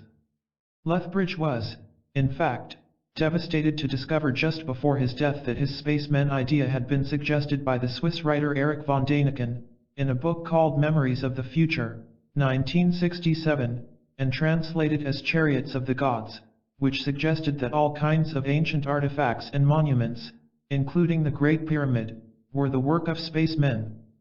In fact, as early as 1958, a writer named George Hunt Williamson had written a book called Secret Places of the Lion, in which he declared that visitors from space had landed 18 million years ago, and had dedicated themselves since then to the evolution of mankind. Pauwels and Bergier repeated the suggestion in their Morning of the Magicians, 1960. The same idea was given popular currency in 1968 in Stanley Kubrick's film 2001, A Space Odyssey.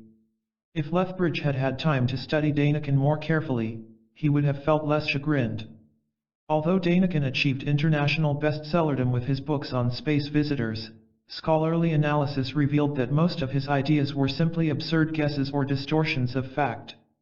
Chariots of the Gods describes how, in the Assyrian epic of Gilgamesh, there is an episode in which the hero Enkidu is borne upward in the claws of the sun god, so that his body feels as heavy as lead. He then flies for 4 hours in the talons of an eagle. These episodes, Daniken suggests, are really accounts of a trip in a spacecraft. A door that speaks with a human voice is obviously a loudspeaker. In fact, a careful perusal of the Epic of Gilgamesh reveals that these events do not occur. Von Daniken also suggests that the Great Pyramid must have been built by ancient astronauts because rope was not known in Egypt at the time it was built. In fact, many tomb paintings depict men using ropes. Von Daniken also manages to multiply the weight of the pyramid by 5.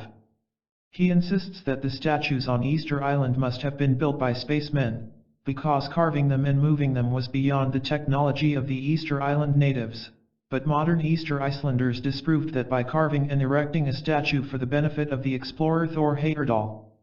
The lines drawn on the flat surface of the desert in Peru, known as the Nazca lines, were, according to Daniken, intended as landing strips for spaceships. He ignores the obvious fact that the turbulence created by any large craft would destroy the lines, which have remained unchanged since 500 AD only because the desert is windless. In a later book, Gold of the Gods, Daniken indulges in actual deceit. He describes in detail how he descended into a vast underground cave system in Ecuador, and examined an ancient library of strange metal leaves engraved with unknown characters.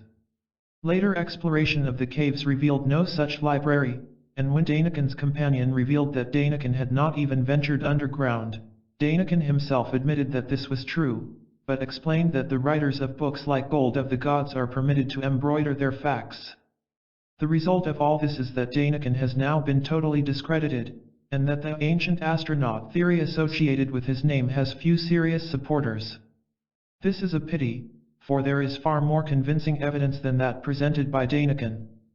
An impeccably scholarly book, The Sirius Mystery by Robert Temple, examines the question of how an African tribe called the Dogon came to know that Sirius is a double star, since this can only be perceived through an astronomical telescope, and that its companion, Sirius B, is a white dwarf, a collapsed star of tremendous density, which rotates on its axis and revolves around Sirius A every 50 years.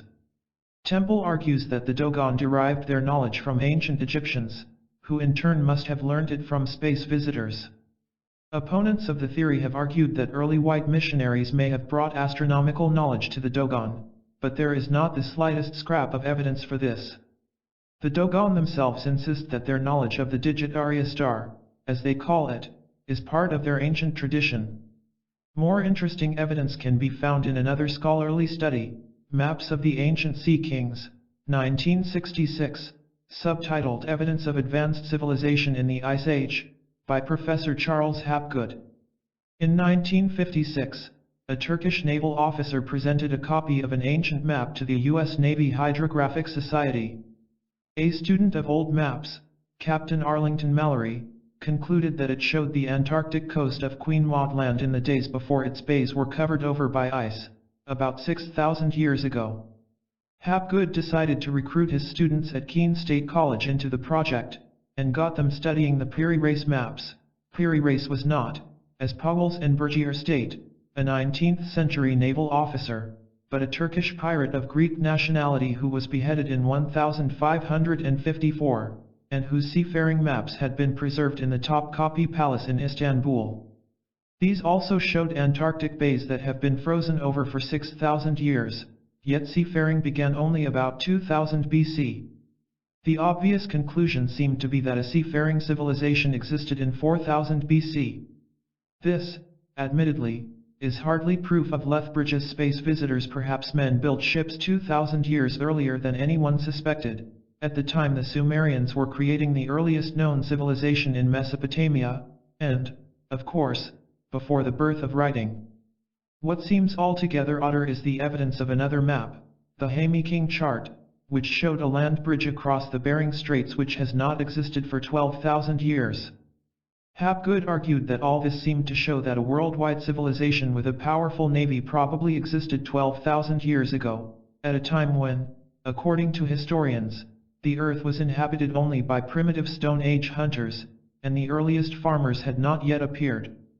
All this naturally excited devotees of the legend of Atlantis, not to mention Mu, a similar civilization which was supposed to have existed in the Pacific in an earlier epoch. The publication of Daniken's Chariots of the Gods in the following year poured cold water on all this excitement, much as the birth of spiritualism had caused the eclipse of Buchanan's psychometry. Hapgood found himself tarred with the same brush and labeled a crank. Yet republication of his book, in a revised edition, in 1979, left no doubt that his theory of an ancient worldwide civilization must be taken seriously. All this, of course, is still no proof of Lethbridge's spacemen theory. In his book Timescale, a narrative map of world history, Nigel Calder refers to our Cro-Magnon ancestors, who replaced the more ape-like Neanderthal man around 34,000 years ago, as a race of supermen, created by mutations among the highbrow subspecies living in warm regions. This race of supermen survived the last great ice age, starting 28,000 years ago, and when the thaw began, about 14,000 years ago, nothing seems more likely than that they quickly learned to take advantage of the seas with their teeming fish population. So it may be that we merely have to revise our notions of history to accommodate the idea of a Stone Age civilization with seagoing vessels. But it is far more difficult to believe that these Stone Age seafarers created complex maps, even if they scratched them on bark. Hapgood's evidence suggests that we may have to choose between the legend of Atlantis and the notion of ancient astronauts. In Legend of the Sons of God, Lethbridge is inclined to accept both. Atlantis, he thinks, may be a garbled memory of the exploits of the megalith builders. But he is also inclined to believe that flying saucers may also be the vehicles in which the Sons of God originally came to Earth. Lethbridge had seen something that might have been a flying saucer in 1931, a shining disc like a large balloon floating down towards the road. Nicholas Roerich, who designed Stravinsky's Rite of Spring Ballet, saw one in 1926, when he and a party of travelers were making their way across the Himalayas from Mongolia to India. This one behaved like the traditional flying saucer in moving at a great speed and then suddenly changing direction. After discussing flying saucers at some length, he suggests that they could either be space visitors, or beings from some other dimension. Lethbridge's studies with the pendulum had convinced him of the reality of other dimensions but he is inclined to believe that the solution to the mystery lies in what he calls bioelectronics, the study of the living forces of the Earth, which ancient man seems to have understood so well. Like John Mitchell, he believes that there is some connection between UFOs and the magnetic forces of the Earth. He also believes that there is a connection between these magnetic forces and the human mind. He goes on to suggest that out-of-the-body experiences are a proof of the human mind's ability to escape our earthly vibration rate and move to a higher one. His neighbor at Branscombe, the witch, convinced him of this by paying an astral visit to his bedroom one night, and later describing what she saw there. Lethbridge died in September 1971, before publication of Legend of the Sons of God. What is clear from that book, and from his final posthumous work The Power of the Pendulum, is that he was experiencing a problem that seems to haunt all investigators of the paranormal. They begin by studying some phenomenon that personal experience led them to accept, as Buchanan's experiences with his students convinced him of the reality of psychometry, and they propound some basically common-sense theory to explain it in scientific terms. Then more evidence turns up that contradicts the theory, like Buchanan's discovery that psychometry worked just as well on a newspaper photograph that had not been in contact with its original. The theory is then expanded slightly to try to accommodate the problem, at which point some new anomaly makes its appearance. And so on, until it is clear that no purely rational theory can accommodate all the facts. Many who have decided to look into flying saucers have encountered the problem. One of these was an American journalist named John Keel, who had prepared a radio documentary as early as 1952, and decided that the evidence for UFOs could not be dismissed. Like so many others, John Keel was also mildly skeptical about flying saucers until he tried the unusual expedient of studying the subject instead of passing a priori judgments. In 1952 he prepared a radio documentary on things seen in the sky, and came to believe that, even then, there had been too many sightings of flying saucers to dismiss them as mistakes or lies. In 1953, in Egypt, he saw his first UFO, a metallic disc with a revolving rim, hovering over the Aswan Dam in daylight. Yet even so, it was not until 1966 that he decided to undertake a careful study of the subject, and subscribed to a press-cutting bureau. What then staggered him was the sheer number of the sightings. He often received 150 clippings in a day.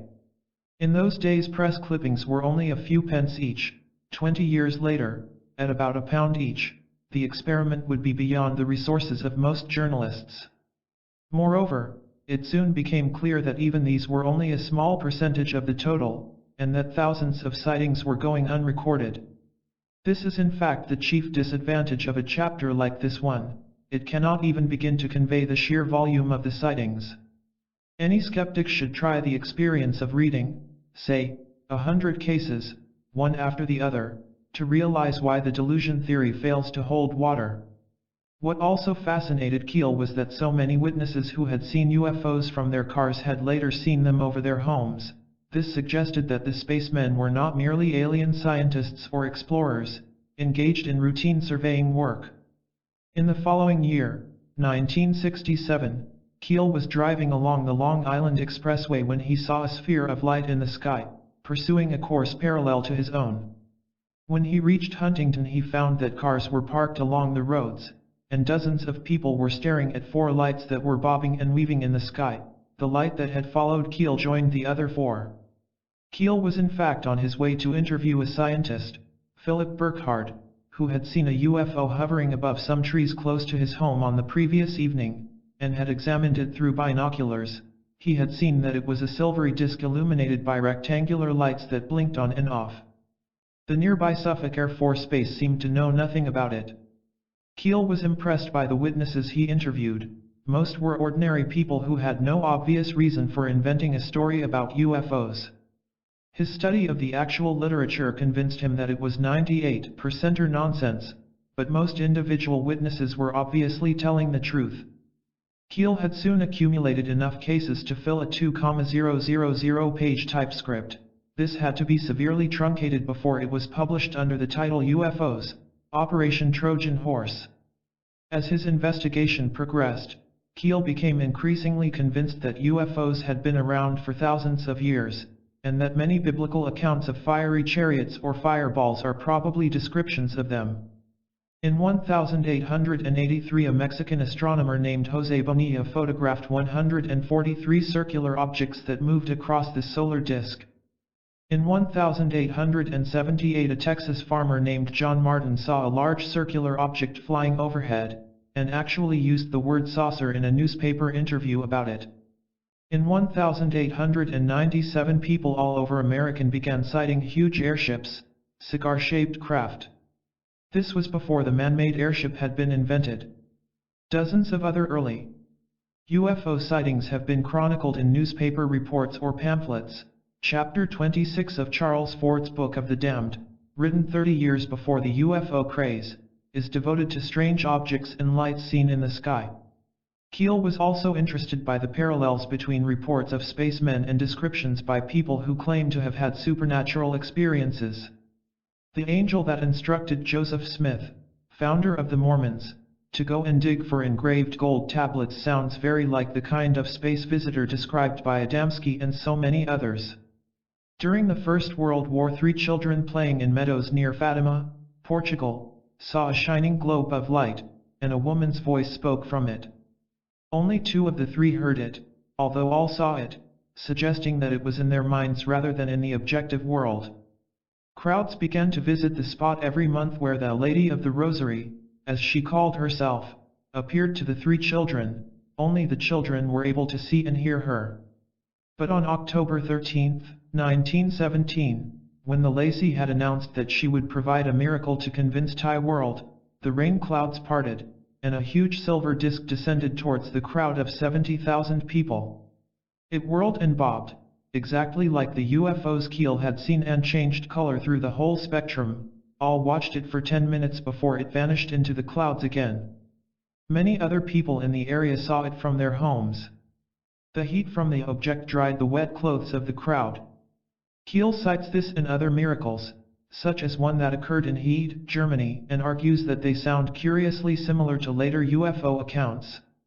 There also seemed to be a more sinister aspect to the UFO affair.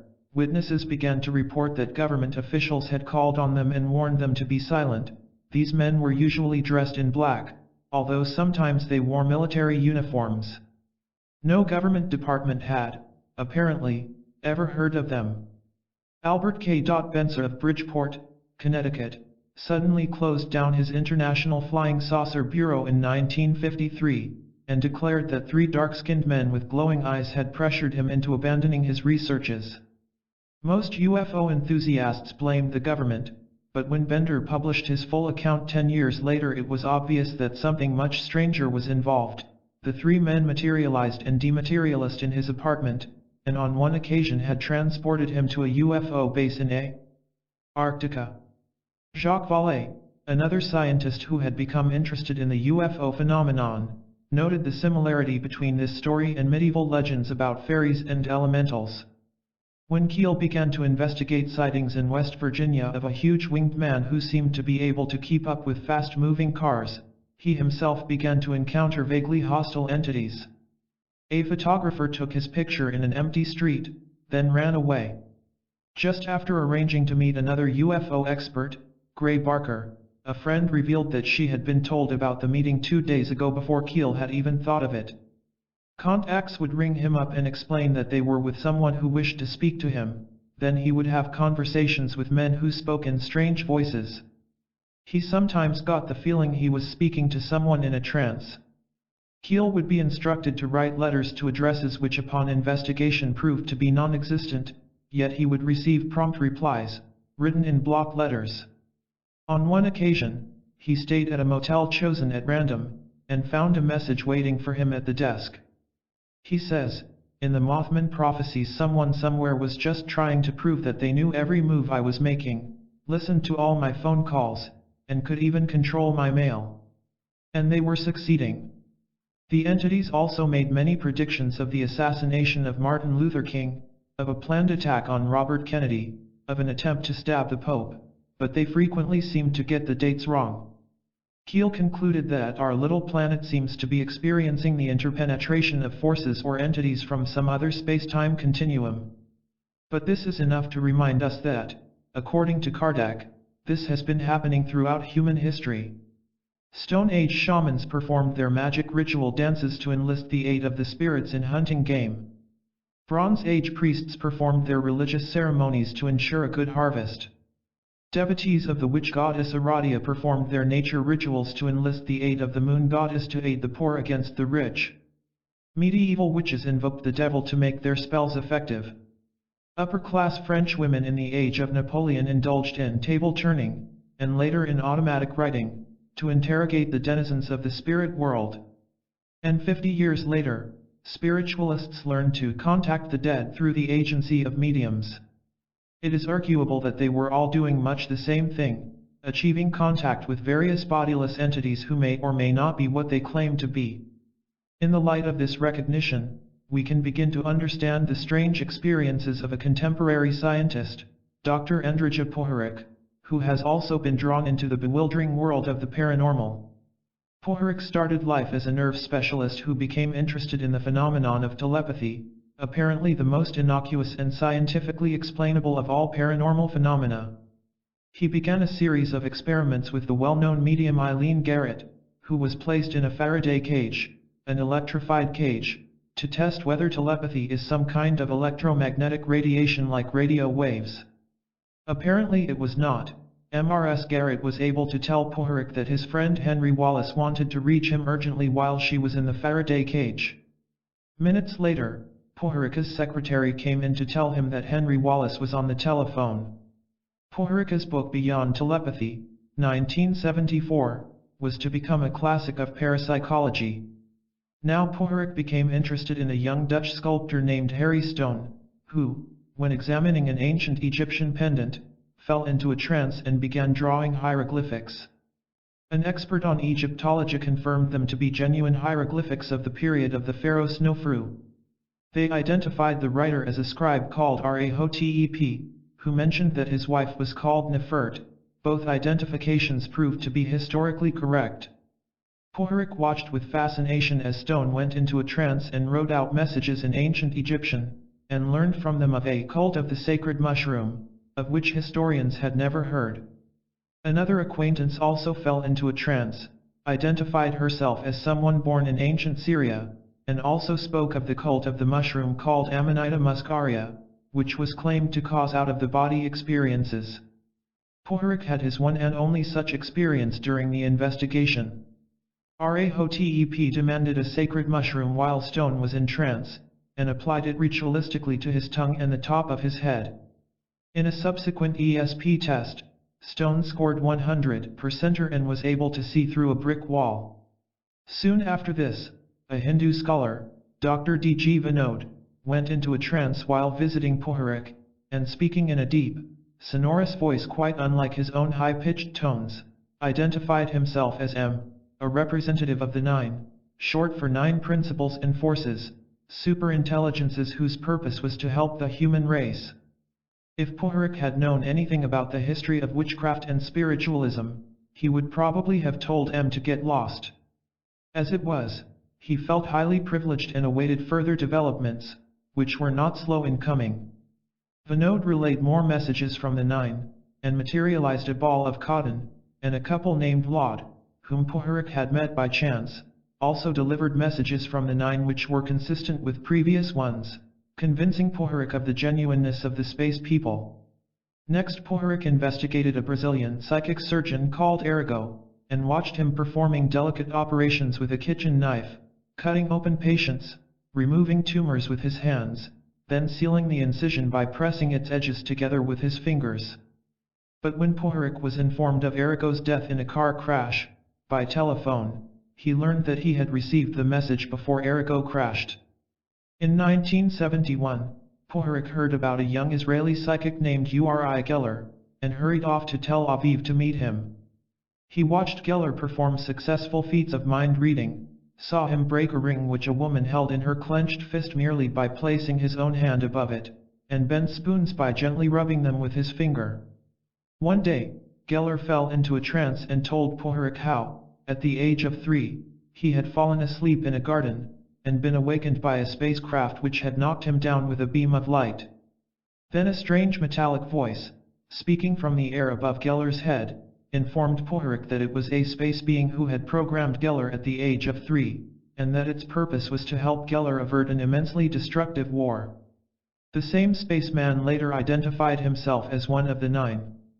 Whenever these beings communicated, they caused the tape recording to dematerialize. The strange series of events that followed are described in detail in Puharich's book Uri, a journal of the mystery of Uri Geller, yet are so bewildering and preposterous that they caused the book to be received with extreme hostility. The Nine stopped cars and started them again, made UFOs appear overhead, teleport various objects, and even Geller himself, and performed so many other bizarre miracles that the reader is finally left in a state of punch-drunk indifference. When I met Puharich, he told me that he had deliberately left out some of the more preposterous events for fear of creating incredulity. When he described some of them to me, I saw his point. The book, which the publishers had expected to become a bestseller, was a flop. Geller and Puharich parted. Geller grew tired of being subjected to endless tests. But the space intelligences were apparently enjoying themselves too much to allow Puharich to get back to science. When Puharich went to investigate a medium named Bobby Horn in Florida, they lost no time in re-establishing contact, and telling him that his purpose now was to prepare mankind for a mass landing of spaceships on planet Earth during the next year or two. Another medium, Phyllis Schlemmer, also began relaying messages from the space intelligences. One of the space beings, a man called Tom, explained that the first civilization on Earth was founded by space visitors in the Tarim Basin in China 32,000 years ago. Stuart Holroyd, an English writer who became involved with the group, subsequently wrote a book called Prelude to a Landing on Planet Earth which describes the amazing goings-on that followed.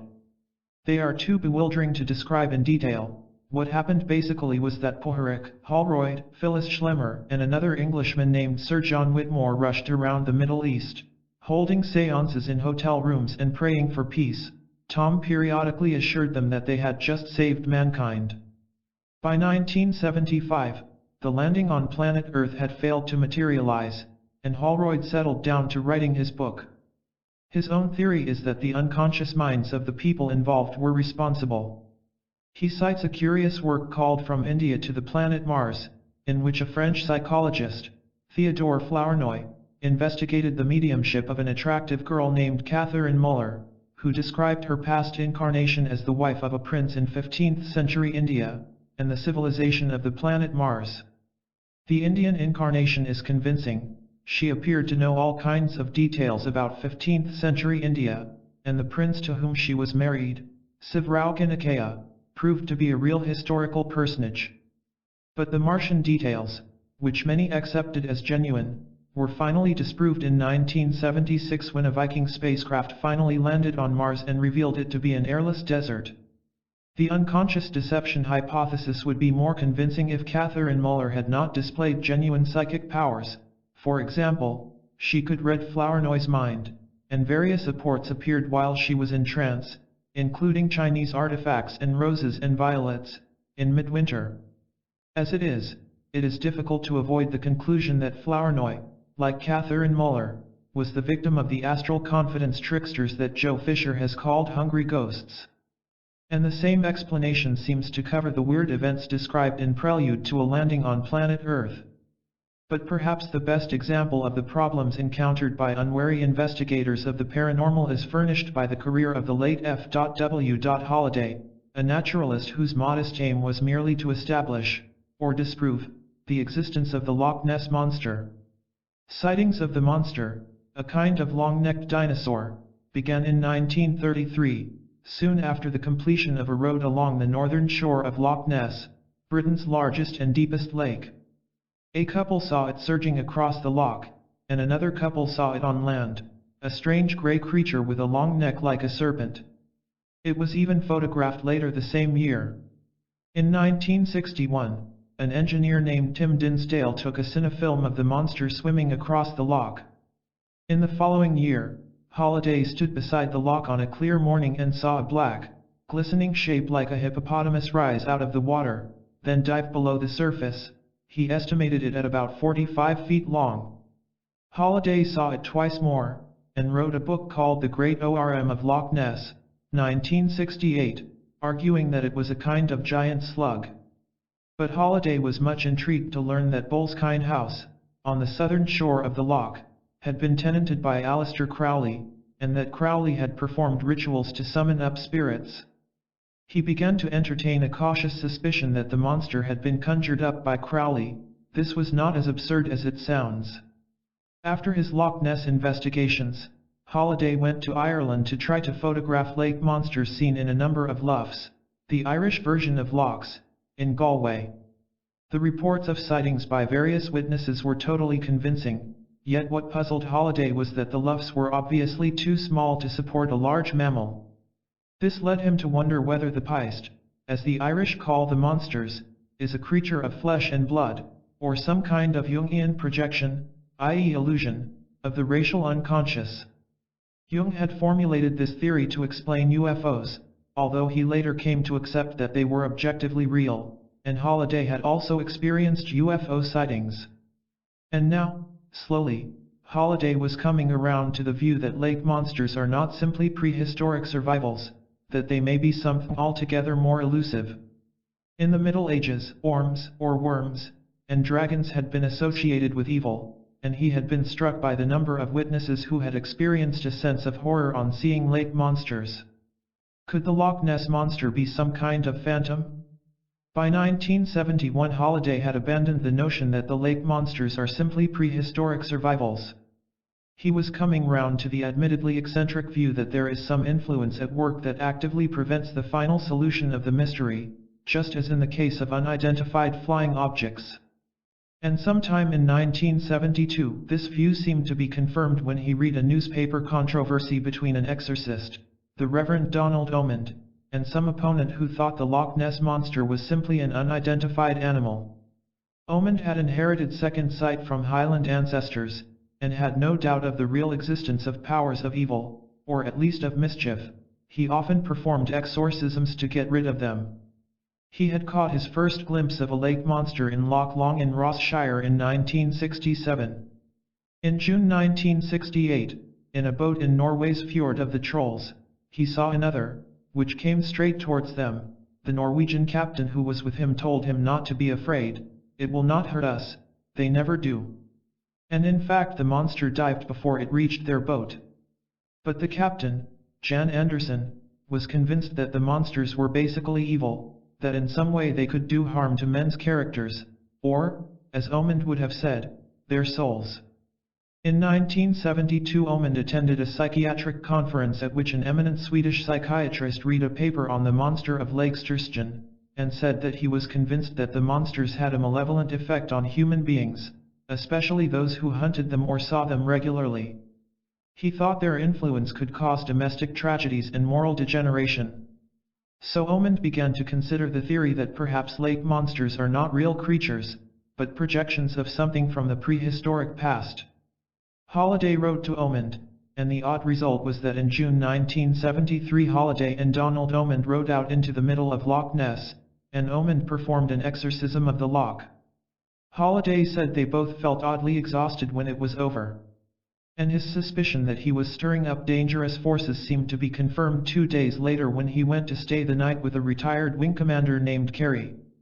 Holliday was telling MRS Carey about a Swedish journalist called Jan-Ove Sundberg who had been wandering through the woods behind Foyers when he had seen a strange craft in a clearing, and some odd-looking men. The craft had taken off at a great speed, and after his return to Sweden, Sundberg had been plagued by men in black, people claiming to be officials who often seemed to harass UFO contacts. Holliday said he intended to go and look at the place where the UFO had landed, and MRS Carey warned him against it. At this moment there was a rushing sound like a tornado outside the window and a series of violent thuds. A beam of light came in through the window, and focused on Holliday's forehead. A moment later, all was still. The odd thing was that Wing Commander Carey, who had been pouring a drink only a few feet away from his wife, saw and heard nothing. The next morning, as Holliday was walking towards the loch, he saw a man dressed entirely in black, including helmet and goggles, standing nearby. He walked past him, turned his head, and was astonished to find that the man had vanished. He rushed to the road and looked in both directions. There was nowhere the man could have gone. 1 year later, close to the same spot, Holliday had a heart attack. As he was being carried away he looked over the side of the stretcher and saw that they were just passing the exact spot where he had seen the man in black. 5 years later, in 1978, Holliday died of a heart attack. Perhaps a year before his death, Ted Holliday sent me the typescript of his book The Goblin Universe, in which he attempted to justify the rather strange views he had gradually developed since starting his hunt for the Loch Ness Monster. He had already discussed them in his second book The Dragon and the Disc, in which he linked UFOs, discs, and worms as symbols of good and evil. Then, to my surprise, he changed his mind about publishing the book. There were, I suspect, 2 reasons. The team of investigators from the Academy of Applied Science at the Massachusetts Institute of Technology, led by Dr. Robert H. Rines, had taken some remarkable underwater photographs in 1972 and 1975. One of the 1972 photographs showed very clearly an object like a large flipper, perhaps 8 feet long, while a 1975 photograph showed very clearly a long-necked creature and its front flipper. This was particularly impressive because the sonar evidence, waves of sound reflected back from the creature, made it clear that this was not some freak of the light or piece of floating wreckage or lake weed. By the time he was thinking about publishing The Goblin Universe, Holliday was probably wondering whether the book would be contradicted by some new evidence that would establish the physical reality of the monster beyond all doubt. Apart from this, the argument of The Goblin Universe was not quite as rigorous as it might be. He was attempting to explain why his views had changed so startlingly since 1962. and spent a great deal of time dwelling on the paranormal. At all events, he decided not to publish the book, and instead wrote another typescript confined to lake monsters. I finally succeeded in finding a publisher for the book in England and America, and it has appeared in both countries. The Goblin universe will confirm skeptics in their view that any involvement in the paranormal is likely to result in some mild form of insanity. Without apology, he states his conclusion that both lake monsters and UFOs are psychic phenomena, or, at least, have some psychic component, and that the same probably applies to such odd anomalies as phantom pumas, leopards, Bigfoots, and abominable snowmen. It is an oddly frustrating book because he makes no attempt to advance some unifying theory that will explain these phenomena, although there are times when he seems to hint that, like John Keel, he regards them as some kind of attempt to force human beings to abandon their dogmatism and widen their mental horizons. Like so many investigators, Holliday has moved from the position of open-minded skeptic to that of a thoroughly confused believer in the paranormal. There is no reason to believe that, if he had lived, he would have become any less bewildered. The confusion, of course, is due to his attempt to reconcile the endless contradictions that seem to arise in any serious attempt to interrogate the paranormal. We, at least, are in a slightly better position, since, like any experienced detective, we recognize that a large number of our suspects are incapable of telling the truth. The latest, and in some ways one of the most puzzling, manifestations of the Goblin universe is the curious mystery of the crop circles. In early August 1980, a Wiltshire farmer named John Scull was irritated to find 3 flattened circular areas in one of his oat fields. It looked as if vandals had stood in the center, and swung around some heavy object on a long piece of rope, flattening the oats to the ground in a clockwise direction. But if this is how they were made, the vandal must have been a very tall and powerful man, for the circles were 60 feet in diameter. And the fact that the surrounding oats showed no sign of trespassers made it unlikely that the circles had a human origin. The Wiltshire Times reported the incident on August 15, adding that the circles were within the view of the famous White Horse of Westbury, the hillside figure cut into the chalk. Close study of the 3 circles established that they had been formed on 3 different dates, probably over a period of months. One of the experts, an atmospheric physicist called Terence Meaden, stated that the likeliest explanation was summer whirlwinds. But he admitted that it was odd that each whirlwind had remained stationary, instead of flattening a path through the crops. On August 19 the following year, 1981, 3 more circles appeared in a punch bowl formation below Cheesefoot Head, near Winchester in Hampshire. This time the pattern made whirlwinds seem unlikely. There was one central circle, about 60 feet in diameter, and 2 smaller ones, about 25 feet across, placed neatly on either side. Would a whirlwind bounce 3 times? There were a few isolated reports of incidents in 1982, but they were unspectacular, and excited little attention. As if to make up for it, a series of 5 circle phenomena began in 1983, one of them again close to the White Horse of Westbury. These made it clear that whirlwinds could not be the explanation. A bouncing whirlwind might make 3 circles in a line, but these fivesomes had a central circle, with the others placed neatly around it as if at 4 corners. UFO enthusiasts had already noted that one of the groups had appeared at the foot of Clay Hill, near Warminster, where there had been dozens of UFO sightings. Now the fivesomes began to excite the attention of the national media.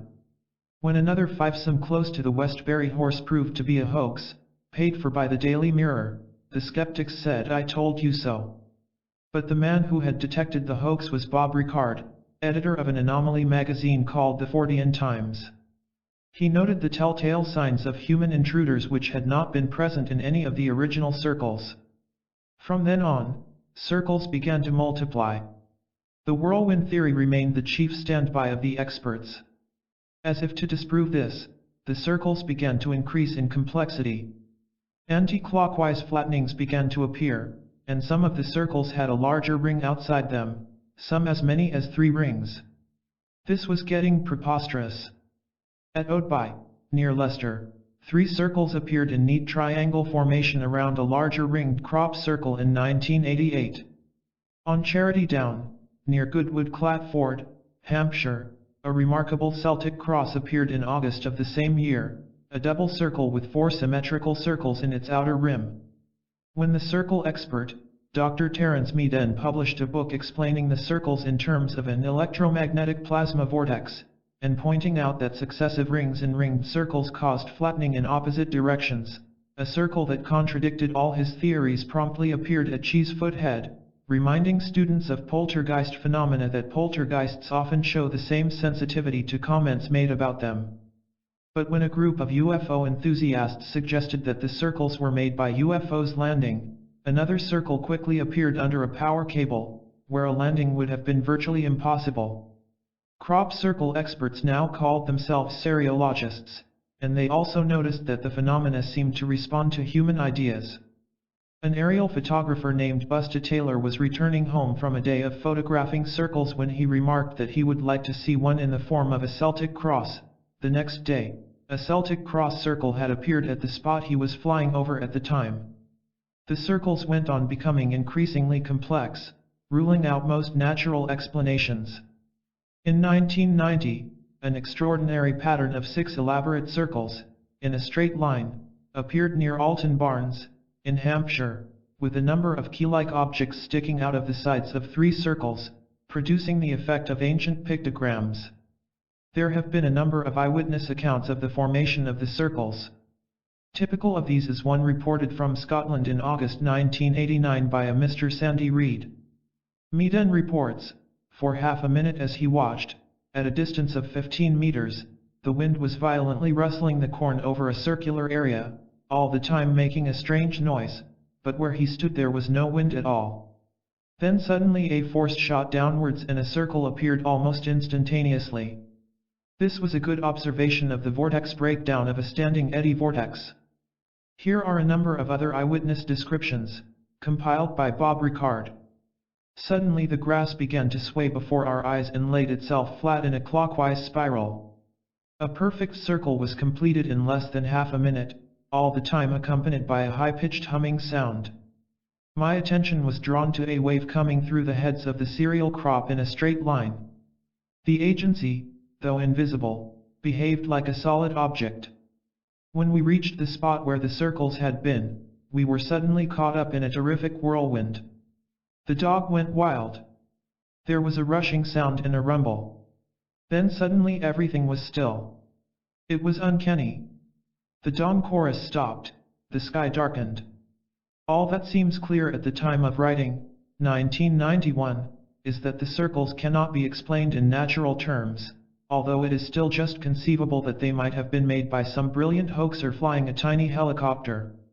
In a book called The Crop Circle Enigma, 1990, an article by John Mitchell points out that the phenomena bring to mind John Keel's descriptions of his own experiences with UFO phenomena, that strange ideas and experiences force their way into the lives of all who inquire into such subjects.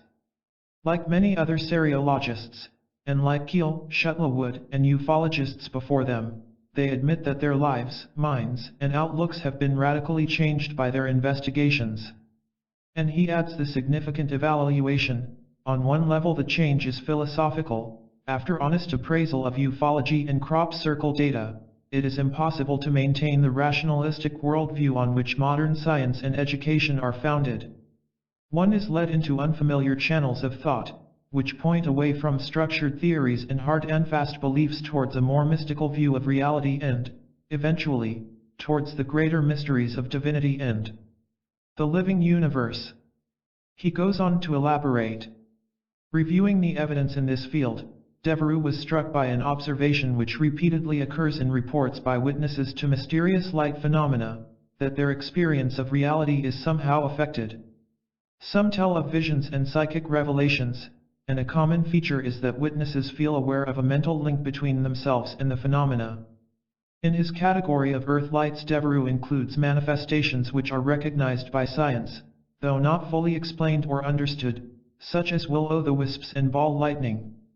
Such things certainly seem to be related to the Earth's energy field, but their behavior is unpredictable, and they often give the impression of acting in an intelligent or purposeful way towards those who see them.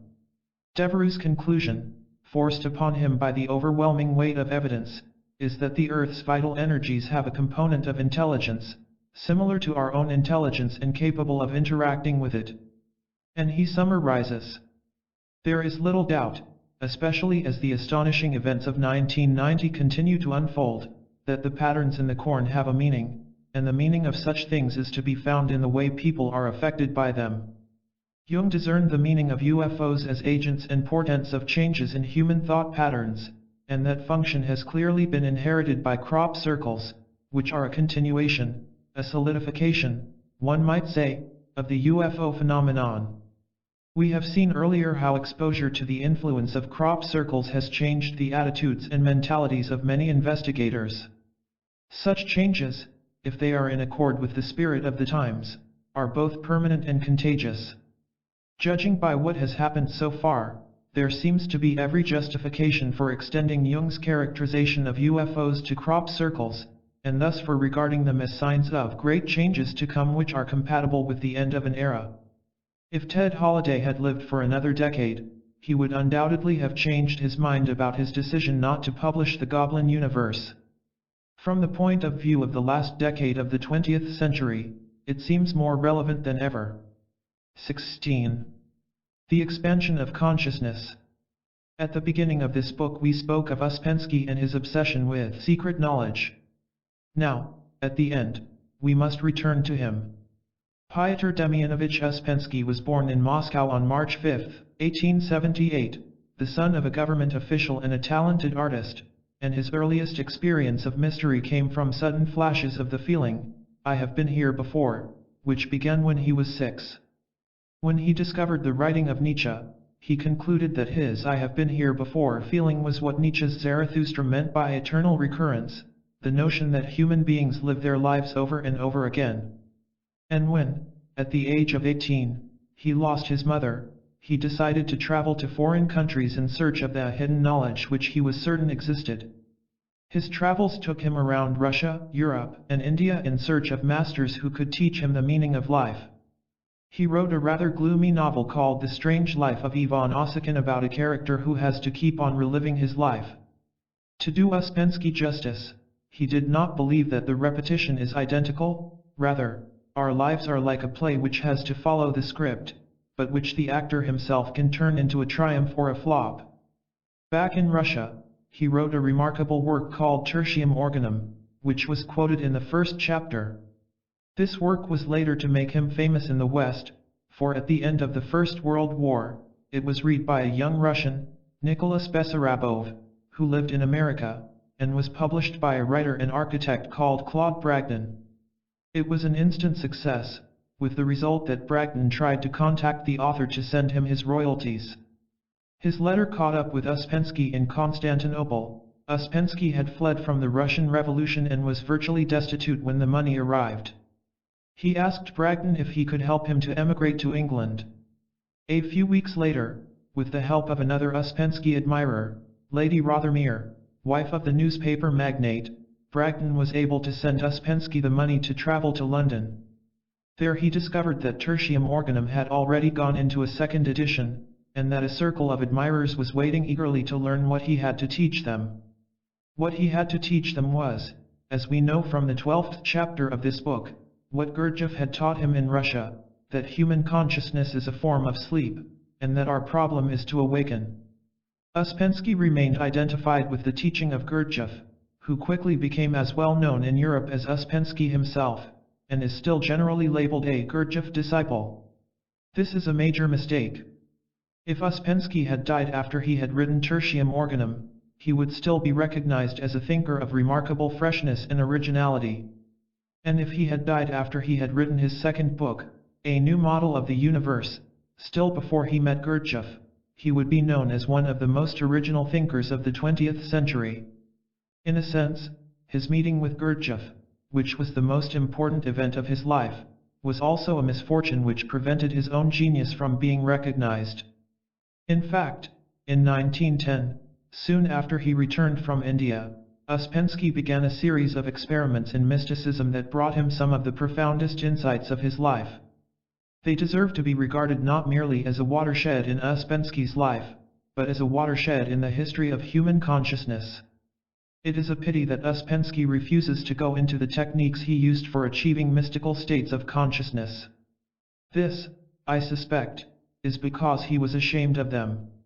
I believe he simply used the gas that dentists used to use for putting their patients to sleep, nitrous oxide.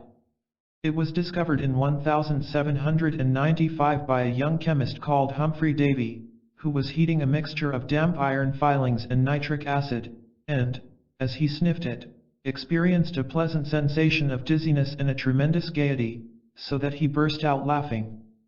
Then he lost consciousness. When he woke up he exclaimed, "What a wonderful discovery, laughing gas."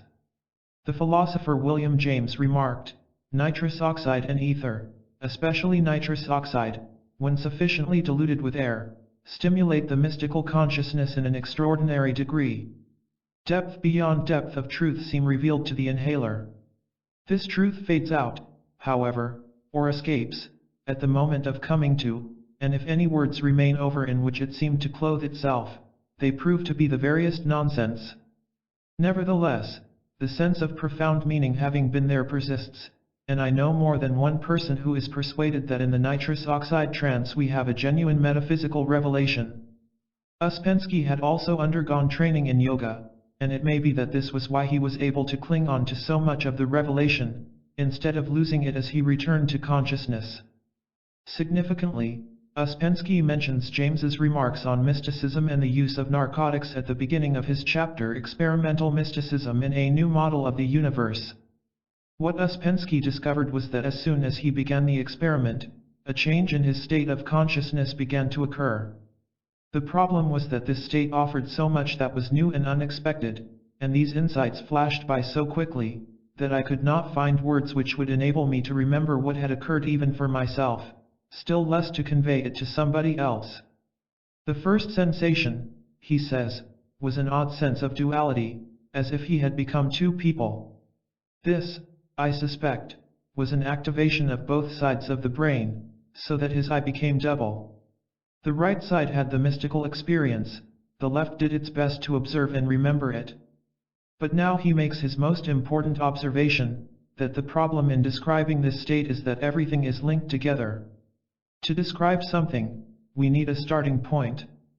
Uspensky found that in order to describe the first impressions, the first sensations, it is necessary to describe all at once. The new world with which one comes into contact has no sides, so that it is impossible to describe first one side and then the other. All of it is visible at every point. In other words, what he saw in this state is that everything is connected with everything else, so that trying to describe it is like trying to pick up a heap of chain when you have no idea where to find its beginning.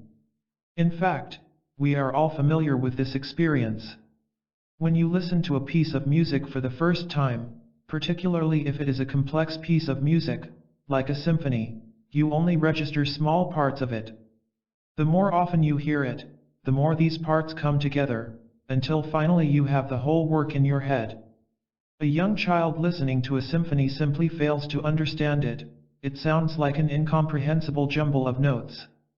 But when the child is old enough to understand and enjoy the symphony, he still could not explain it to his younger brother. He could only say, "Ah yes, now I see." Uspensky offers an example of the way in which he actually saw the connectedness. I remember once sitting on a sofa smoking and looking at an ashtray. It was an ordinary copper ashtray. Suddenly I felt that I was beginning to understand what the ashtray was, and at the same time, with a certain wonder and almost with fear, I felt that I had never understood it before and that we do not understand the simplest things around us. The ashtray roused a whirlwind of thoughts and images. It contained such an infinite number of facts, of events, it was linked with such an immense number of things. First of all, with everything connected with smoking and tobacco. This at once roused thousands of images, pictures, memories. Then the ashtray itself. How had it come into being? All the materials of which it could have been made? Copper, In this case, what was copper? How had people discovered it for the first time? How had they learned to make use of it? How and where was the copper obtained from which this ashtray was made? Through what kind of treatment had it passed? How had it been transported from place to place? How many people had worked on it or in connection with it? How had the copper been transformed into an ashtray? These and other questions about the history of the ashtray up to the day when it had appeared on my table. I remember writing a few words on a piece of paper in order to retain something of these thoughts on the following day. And next day I read, "A man can go mad from one ashtray." The meaning of all that I felt was that in one ashtray it was possible to know all. By invisible threads the ashtray was connected with everything in the world, not only with the present, but with all the past and with all the future. To know an ashtray meant to know all. My description does not in the least express the sensation as it actually was, because the first and principal impression was that the ashtray was alive, that it thought, understood, and told me all about itself. All I learned from the ashtray itself. The second impression was the extraordinary emotional character of all connected with what I had learned about the ashtray. Everything is alive, I said to myself in the midst of these observations. There is nothing dead, it is only we who are dead. If we become alive for a moment, we shall feel that everything is alive, that all things live, think, feel, and can speak to us. This sensation was intensified when he tried his experiments when walking down the street. On such occasions the whole of the ordinary world changed in a very subtle and strange way. Everything became different, but it is absolutely impossible to describe what happened to it. The first thing that can be said is that there was nothing which remained indifferent for me. All taken together and each thing separately affected me in one way or another. In other words, I took everything emotionally, reacted to everything emotionally. Further, in this new world which surrounded me, there was nothing separate, nothing that had no connection with other things or with me personally. All things were connected with one another, and not accidentally, but by incomprehensible chains of causes and effects. All things were dependent on one another, all things lived in one another. Further, in this world there was nothing dead, nothing inanimate, nothing that did not think, nothing that did not feel, nothing unconscious. Everything was living, everything was conscious of itself.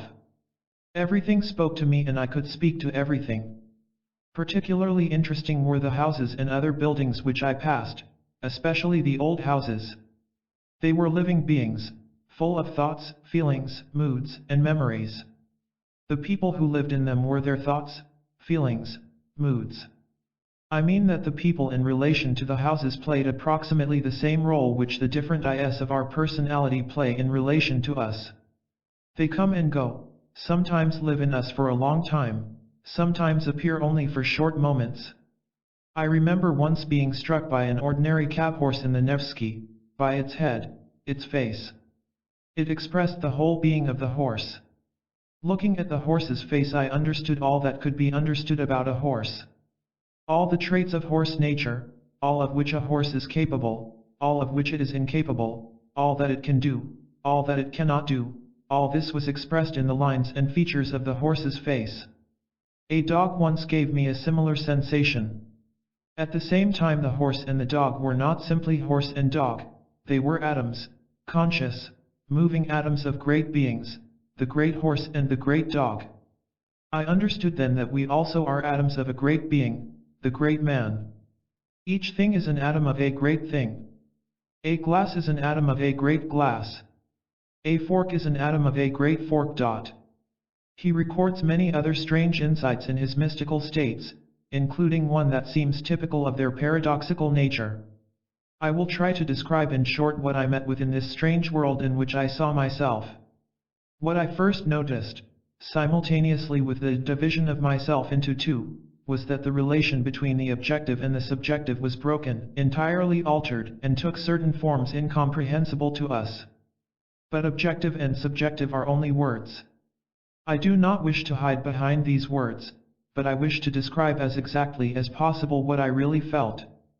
For this purpose I must explain what it is that I call objective and subjective. My hand, the pen with which I write, the table, these are objective phenomena. My thoughts, my mental images, the pictures of my imagination, these are subjective phenomena. The world is divided for us along these lines when we are in our ordinary state of consciousness, and all our ordinary orientation works along the lines of this division. In the new state all this was completely upset. First of all, we are accustomed to the constancy of the relation between the subjective and the objective. What is objective is always objective. What is subjective is always subjective. Here I saw that the objective and the subjective could change places. The one could become the other. It is very difficult to express this. The habitual mistrust of the subjective disappeared. Every thought, every feeling, every image, was immediately objectified in real substantial forms which differed in no way from the forms of objective phenomena, and at the same time objective phenomena somehow disappeared, lost all reality, appeared entirely subjective, fictitious, invented, having no real existence. This was the first experience. Further, in trying to describe this strange world in which I saw myself, I must say that it resembled more than anything a world of very complicated mathematical relations. Imagine a world in which all relations of quantities, from the simplest to the most complicated, have a form. Certainly it is easy to say imagine such a world. I understand perfectly well that to imagine it is impossible. Yet at the same time what I am saying is the closest approximation to the truth which can be made. A world of mathematical relations. This means a world in which everything is connected, in which nothing exists separately and in which at the same time the relations between things have a real existence apart from the things themselves, or, possibly, things do not even exist and only relations exist. Equally fascinating is his observation that, in this state of intense excitement, he also mentions that he was seething with a sense of sheer joy and delight. Time seemed to slow down. It became impossible to communicate with anyone because his mind was moving so much faster than his words. I tried my experiments under the most varied conditions and in the most varied surroundings. Gradually I became convinced that it was best to be alone.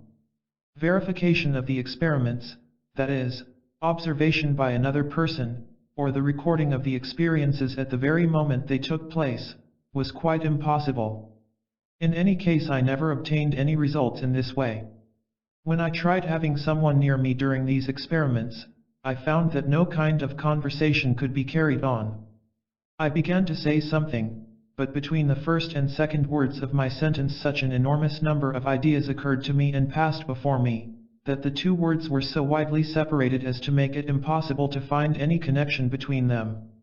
And the third word I usually forgot before it was pronounced, and in trying to recall it I found a million new ideas, but completely forgot where I had begun.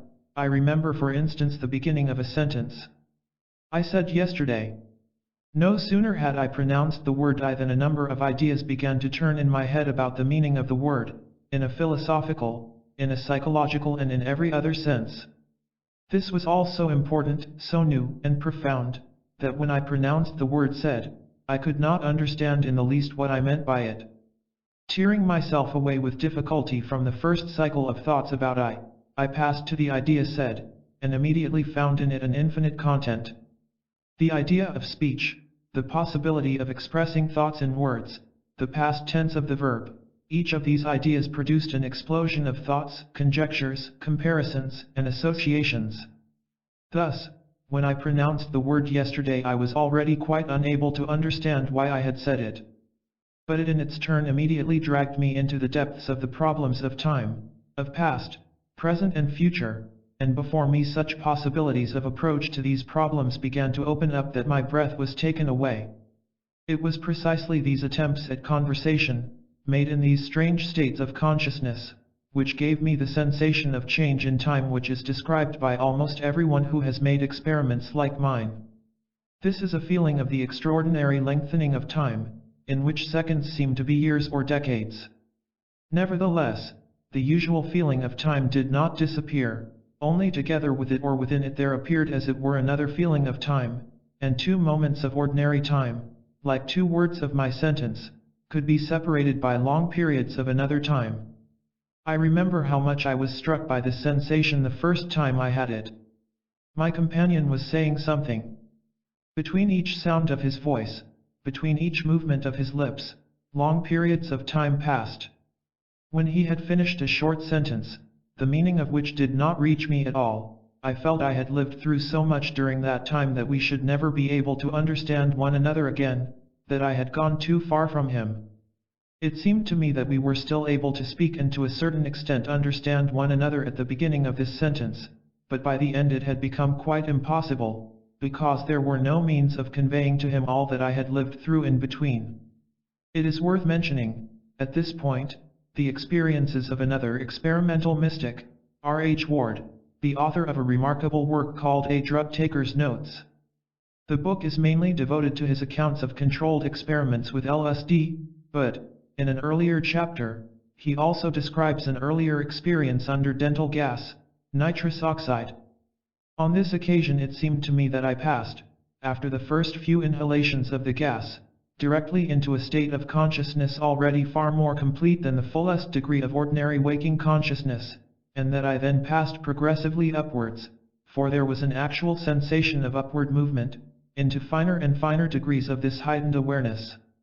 But although one must write of it in terms of time, time had no place in the experience. In one sense it lasted far longer than the short period between inhaling the gas and coming round, lasted indeed for an eternity, and in another sense it took no time at all. In terms of time, however, the first phase of the experience was comparatively brief, though perhaps it would be more exact to say that it was comparatively unimportant, a confusion of sensations in which, while I was already hardly aware of my body, I was still able to think in the ordinary way, and with some surprise that I was not being made unconscious by the gas I was inhaling, but very much the reverse. For already I knew, I understood, I actually was, far more than I normally knew, understood, and was. I put it in this way because I had no impression of suddenly receiving new knowledge, understanding, and being. Rather I felt that I was rediscovering these things, which had once been mine, but which I had lost many years before. While it was altogether strange, this new condition was also familiar, it was even in some sense my rightful condition. Meanwhile, what was becoming unreal, slow, and clumsy was the ordinary world which I was leaving behind, but of whose shadowy existence I was still vaguely aware. Indeed it presented itself to me as being like the receding shadow which fades across a landscape when the sun comes out. Like Uspensky, Ward records the sheer happiness of the experience, its emotional richness. As for the emotional tone of this phase of the experience, I can only describe it as being compounded of wonder, joy, and a wholly peaceful inevitableness for which there is no name. This sensation, which yet had nothing to do with my already anesthetized senses, had an emotional depth which does not belong to waking sensation, and to which our waking word values do not belong, so that it is all but indescribable. Meanwhile, the extraordinary feeling of the rightness of things increased, became more poignant, and was accompanied as it did so by a peculiar sensation of upward and bodiless flight. This sense of upward movement continued until it seemed to me that I was rapidly passing through what I afterwards told myself was a region of ideas. The emphasis had shifted, that is to say, from the emotional to the intellectual. It is clear that this region of ideas corresponds to Uspensky's world of mathematical relations. Ward compares it to Plato's world of forms or ideas, recalling Uspensky's comment that a fork is an atom of a great fork. Both Uspensky and Ward describe the disappointment of returning to ordinary consciousness. This is Ward. Thereafter the upward flight became a downward flight, whereas one had risen into the pure light of the sun, now one fell again towards the shadows of earth. I was once more aware of being in the region of ideas, and this time, as consciousness diminished towards the consciousness of everyday life, or, paradoxically, as my anesthetized body regained consciousness, the region of ideas took form. On its nether fringes the symbols we need in the waking state if we are to comprehend intuition were supplied. In a flash, as it seemed to me, I saw the meaning, that is, of the universe, of life on earth, and of man. As the darkness of what we flatter ourselves is consciousness closed in upon me, and even as I began dimly to be aware that I was coming to the sum of things appeared before my inward eyes as a living geometrical figure, an infinitely complicated and infinitely simple arrangement of continually moving, continually changing golden lines on a background of darkness. Geometry, it has often been recorded, is a common form for such visions to take. We note here again the need to fall back on a mathematical analogy. Ouspensky expresses an even stronger sense of rejection of normal consciousness. The strangest thing in all these experiences was the coming back, the return to the ordinary state, to the state which we call life. This was something very similar to dying, or to what I thought dying must be. Usually this coming back occurred when I woke up in the morning after an interesting experiment the night before. The experiments almost always ended in sleep. During this sleep I evidently passed into the usual state and awoke in the ordinary world, in the world in which we awake every morning. But this world contained something extraordinarily oppressive. It was incredibly empty, colorless, and lifeless. It was as though everything in it was wooden, as if it was an enormous wooden machine with creaking wooden wheels, wooden thoughts, wooden moods, wooden sensations. Everything was terribly slow, scarcely moved, or moved with a melancholy wooden creaking. Everything was dead, soulless, feelingless. They were terrible, these moments of awakening in an unreal world after a real one, in a dead world after a living, in a limited world, cut into small pieces, after an infinite and entire world. Ouspensky's own vision of an entire world had been oddly reminiscent of Ward's living geometrical figure. Once when I was in the state into which my experiments brought me, I asked myself, what is the world? Immediately I saw a semblance of some big flower, like a rose or a lotus, the petals of which were continually unfolding from the middle, growing, increasing in size, reaching the outside of the flower and then in some way again returning to the middle and starting again at the beginning. Words in no way express it. In this flower there was an incredible quantity of light, movement, color, music, emotion, agitation, knowledge, intelligence, mathematics, and continuous unceasing growth. And while I was looking at this flower, someone seemed to explain to me that this was the world, or Brahma, in its clearest aspect and in the nearest possible approximation to what it is in reality. If the approximation were made still nearer, it would be Brahma himself, as he is, said the voice. The main difference between the two accounts is that Ward describes only mystical insights, while Ouspensky, no doubt because he repeated the experiment so often, also had certain experiences that are closer to some of the paranormal experiences described in this book. He heard voices, and was able to ask them questions. From the beginning he mistrusted the voices, but on at least one occasion, when he asked them a question about alchemy, they were able to tell him the name of the book in which, in fact, he found the answer to his question, although, he adds, not the complete answer. In these states, Ouspensky also found that he was able, to some extent, to foresee the future, or rather, that some inner voice was able to predict it.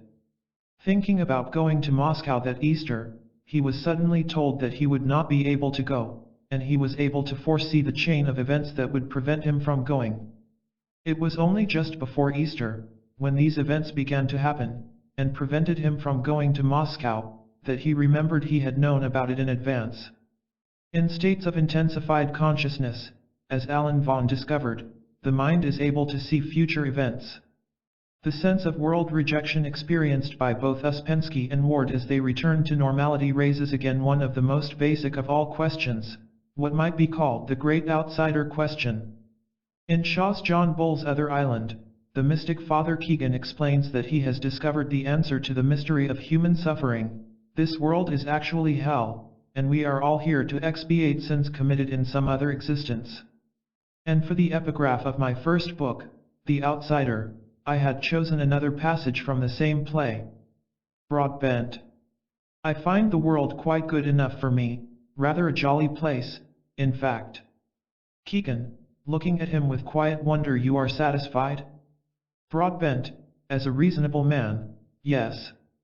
I see no evils in the world, except of course, natural evils, that cannot be remedied by freedom, self-government and English institutions. I think so, not because I am an Englishman, but as a matter of common sense. Keegan, You feel at home in the world then? Broadbent, of course. Don't you? Keegan, from the very depths of his nature, no. This is the essence of the romantic dilemma, the problem that caused so many of the men of genius of the 19th century to commit suicide or to die in despair, for the romantics also experienced this same sense of revulsion on returning to the everyday world. The crucial question is therefore, is the anticlimax necessary and inevitable? If the answer is yes, then we are admitting that our human reality is a kind of trap, and that life is fundamentally futile. But if life is futile, if all effort is a waste of time, then why have we devoted this book to asking so many questions and formulating answers? Why did we bother to launch into this exploration of the unknown in the first place? Is it not because, in spite of our rather unstable sense of reality, we have a curious certainty that these questions will lead somewhere, will provide us with answers that could transform our lives? And if that is so, then surely it means that it is possible to do something about human consciousness, to behave in such a way that we can live on a far higher level of happiness and purpose, in a state that is far closer to what Abraham Maslow called the peak experience. This, I am convinced, is true. I have spent more than 40 years attempting to answer this question. Now, as I approach 60, I am certain that I know the answer. I have glimpsed it again and again, and lost it again and again. It is like trying to do an enormous jigsaw puzzle which is spread out over the whole floor of the room. You find half a dozen pieces that interlock, and you quickly fit them together. But then you pass on to another part of the puzzle in another part of the room, and the part you have solved gets forgotten and buried under other pieces as you move them around. And one of the greatest problems is that this room called everyday consciousness is too small. You know that the floor is simply not big enough to hold the whole puzzle in its completed state. In an attempt to maintain some kind of order, you try classifying the completed bits of the puzzle under different headings. This book, for example, contains about 25% of the bits I have labeled occult or paranormal. A book with the off-putting title Beyond the Occult, it was imposed on me by the publisher, contains about 25% more. Some of the most promising of the completed sections are to be found in books like The Outsider or The New Existentialism, which could be labeled philosophy. Oddly enough, my books on criminology also contain some of the most interesting parts, and one single page in a book on sexual deviation called The Misfits contains one of the most important paragraphs in all my work. Our human senses show us only a small part of the world, the present. We have to supplement this present awareness with memory and imagination. The reason I feel more alive when I set out on holiday is that my memory and imagination are finally pulling their weight, and supplementing the present moment with all kinds of other times and places. It is as if I am in two places at once. The same is true if I am sitting in front of a blazing fire on a cold winter night, with the snow pattering against the windows. I am in two places at once. My body is in the warm room, while my imagination is out there, in the cold. But it would be a mistake to assume that we are talking about mere imagination. We are talking about something that might be called the sense of reality, what the psychologist Pierre Janet called the reality function. Whenever the reality function is awake, we are happy. In short, before we can feel really alive, the mind needs to add a dimension of reality to the world of the senses. If there is such a thing as the great secret of human existence, this is it. Let me try to explain why I feel that Ouspensky's attitude about the wooden world was a kind of premature defeatism, the defeatism of a man who was in some ways a great thinker, but who was also a typical 19th century romantic. One of my most basic insights came one day when I was reflecting upon this problem of defeatism and pessimism. I was also considering this interesting fact that any kind of crisis immediately arouses us to a higher level of drive and purpose, so that when it goes away, we momentarily experience a sense of total freedom. In Crime and Punishment, the hero Raskolnikov, who has committed a murder, realizes that he might be executed, and reflects, if I had to stand on a narrow ledge forever and ever, in eternal darkness and tempest, I would rather do that than die at once. We all know exactly what he means, that if someone placed a revolver against your head, and said, "What is it to be?" immediate death, or a narrow ledge for the rest of your life, you would reply without hesitation, narrow ledge, of course. But consider, what would you actually do on a narrow ledge? What is that strange secret that you glimpse, when threatened by crisis, that convinces you that a narrow ledge is preferable to death? These reflections led me to recognize that one of our most basic problems is what I labeled upside-downness. You could say that you have three selves: a physical self, an emotional self, and an intellectual, or mental, self. My physical values have a nasty habit of changing from 1 hour to the next. I may feel marvelous at 10 in the morning, and rather depressed a few hours later merely because I am hungry or feel tired. But then, we are used to these physical ups and downs, and do not let them bother us too much. Much more dangerous are our emotional ups and downs.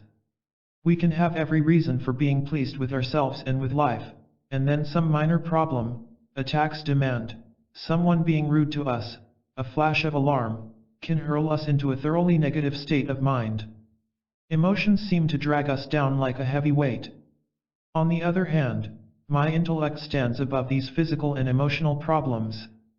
When I am feeling angry or jealous or upset, another part of me looks down on it with cool detachment and tells me not to be such a fool. On the whole, my intellect tells me the truth, or at least, does its best.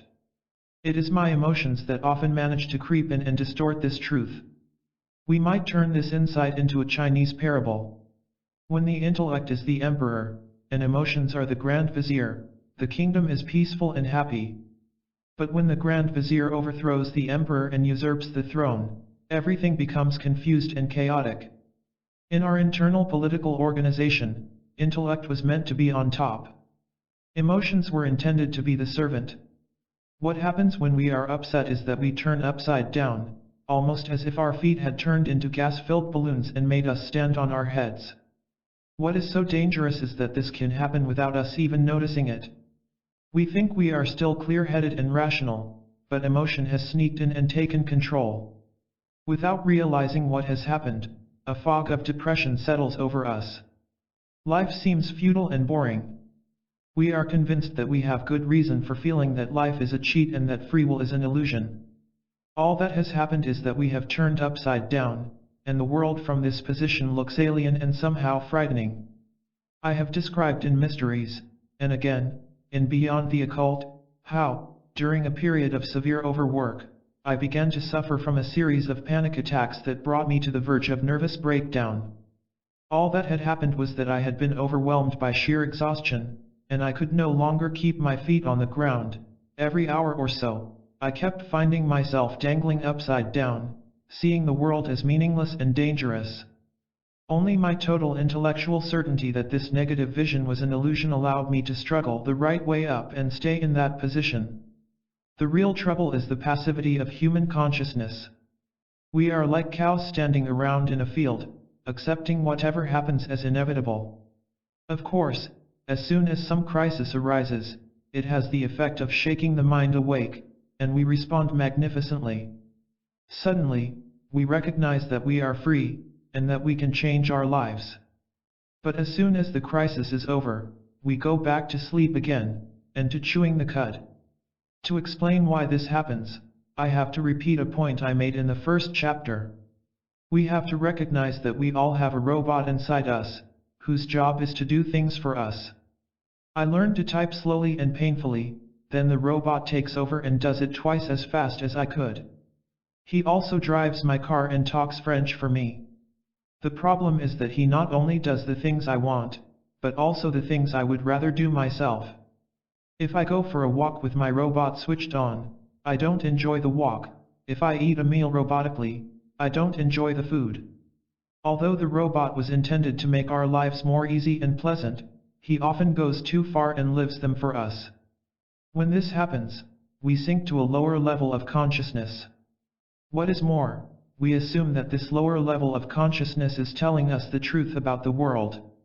In fact, it is telling us lies, because it is so dim and dull.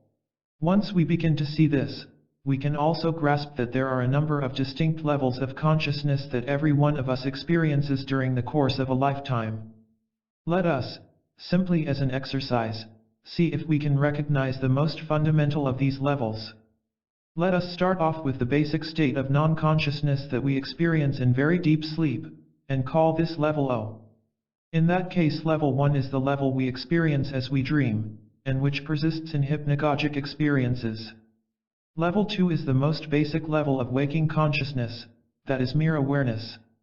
A child experiences this when he is too tired to take any interest in anything. He may be on his way home from a party, but he gazes blankly at the passing world. If you were to ask, "What have you just seen?" he would reply, "I don't know." His consciousness is merely a mirror reflecting the outside world. Nietzsche once said that we envy the cows their placidity, but it would be no use asking them the secret of their happiness, for they would have forgotten the question before they could give the answer. This is level 2. At level 3, consciousness has become self-aware, but it is still dull and heavy, so heavy that we are only aware of one thing at a time. Everything seems to be merely itself, utterly without meaning, and your own reflection in a mirror seems to be a stranger. This is the level that Sartre calls nausea. Level 4 is the normal consciousness we experience every day. It is no longer too heavy to move. It has learned how to cope with existence, yet it tends to think of life as a grim battle, possibly a losing battle. Consequently, it tends to sink back easily towards level 3 and to find experience meaningless and boring. So far, the one thing the levels all have in common is a basically passive attitude towards life and experience. At level 5, this ceases to be so. This is a level that I have labeled provisionally spring morning consciousness or holiday consciousness. It is characterized by that bubbling feeling of happiness we experience when life suddenly becomes more interesting and exciting and all kinds of prospects seem to be opening up in front of us. Quite suddenly, caution and doubt disappear. Life becomes self-evidently fascinating and delightful. This is the feeling that Hesse's Steppenwolf experiences as he tastes a glass of wine and is reminded of Mozart and the stars. Level 6 could be labeled the magical level. It is what happens to a child on Christmas Day, when everything combines to make life seem wonderful. Or imagine the consciousness of two honeymooners on their wedding night looking down from a balcony onto a moonlit lake, with the dark shapes of mountains in the distance. In such states we feel a total reconciliation with our lives. For moments together my heart stood still between delight and sorrow to find how rich was the gallery of my life, says Steppenwolf. Problems seem trivial. We see that the one real virtue is courage. Consciousness has become a continuous mild peak experience, what J.B. Priestley calls delight. Level 7 is the state I have called, in the occult, Faculty X, the odd ability to sense the reality of other times and places. Proust says in Swann's Way, I had ceased to feel mediocre, accidental, mortal. This is more than a peak experience, it is an odd sense of mastery over time, as if every moment of your life could be recalled as clearly as the last 10 minutes. We suddenly realize that time is a manifestation of the heaviness of the body and the feebleness of the spirit. We can also see that if we could learn to achieve this condition of control permanently, time would become, in a basic sense, non-existent.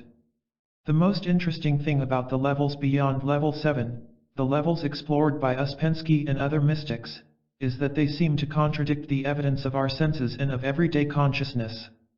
The inner becomes the outer becomes the inner. Man is the whole universe, and a mere atom, space, and time are seen to be illusions, and so on. Yet we can see that these contradictions are already inherent in everyday consciousness. At level 2, consciousness has no kind of connectedness, it is merely a flow of meaningless impressions. Level 3, nausea, starts to arrest this flow, to connect things together, but it keeps collapsing into a sudden perception that the world is after all quite meaningless and futile. Level 4, ordinary consciousness, connects things to a far higher degree, yet it still takes it for granted that life is an endless uphill struggle and that we have to make a continuous effort to see any meaning in it. At level 5, holiday consciousness, all this changes.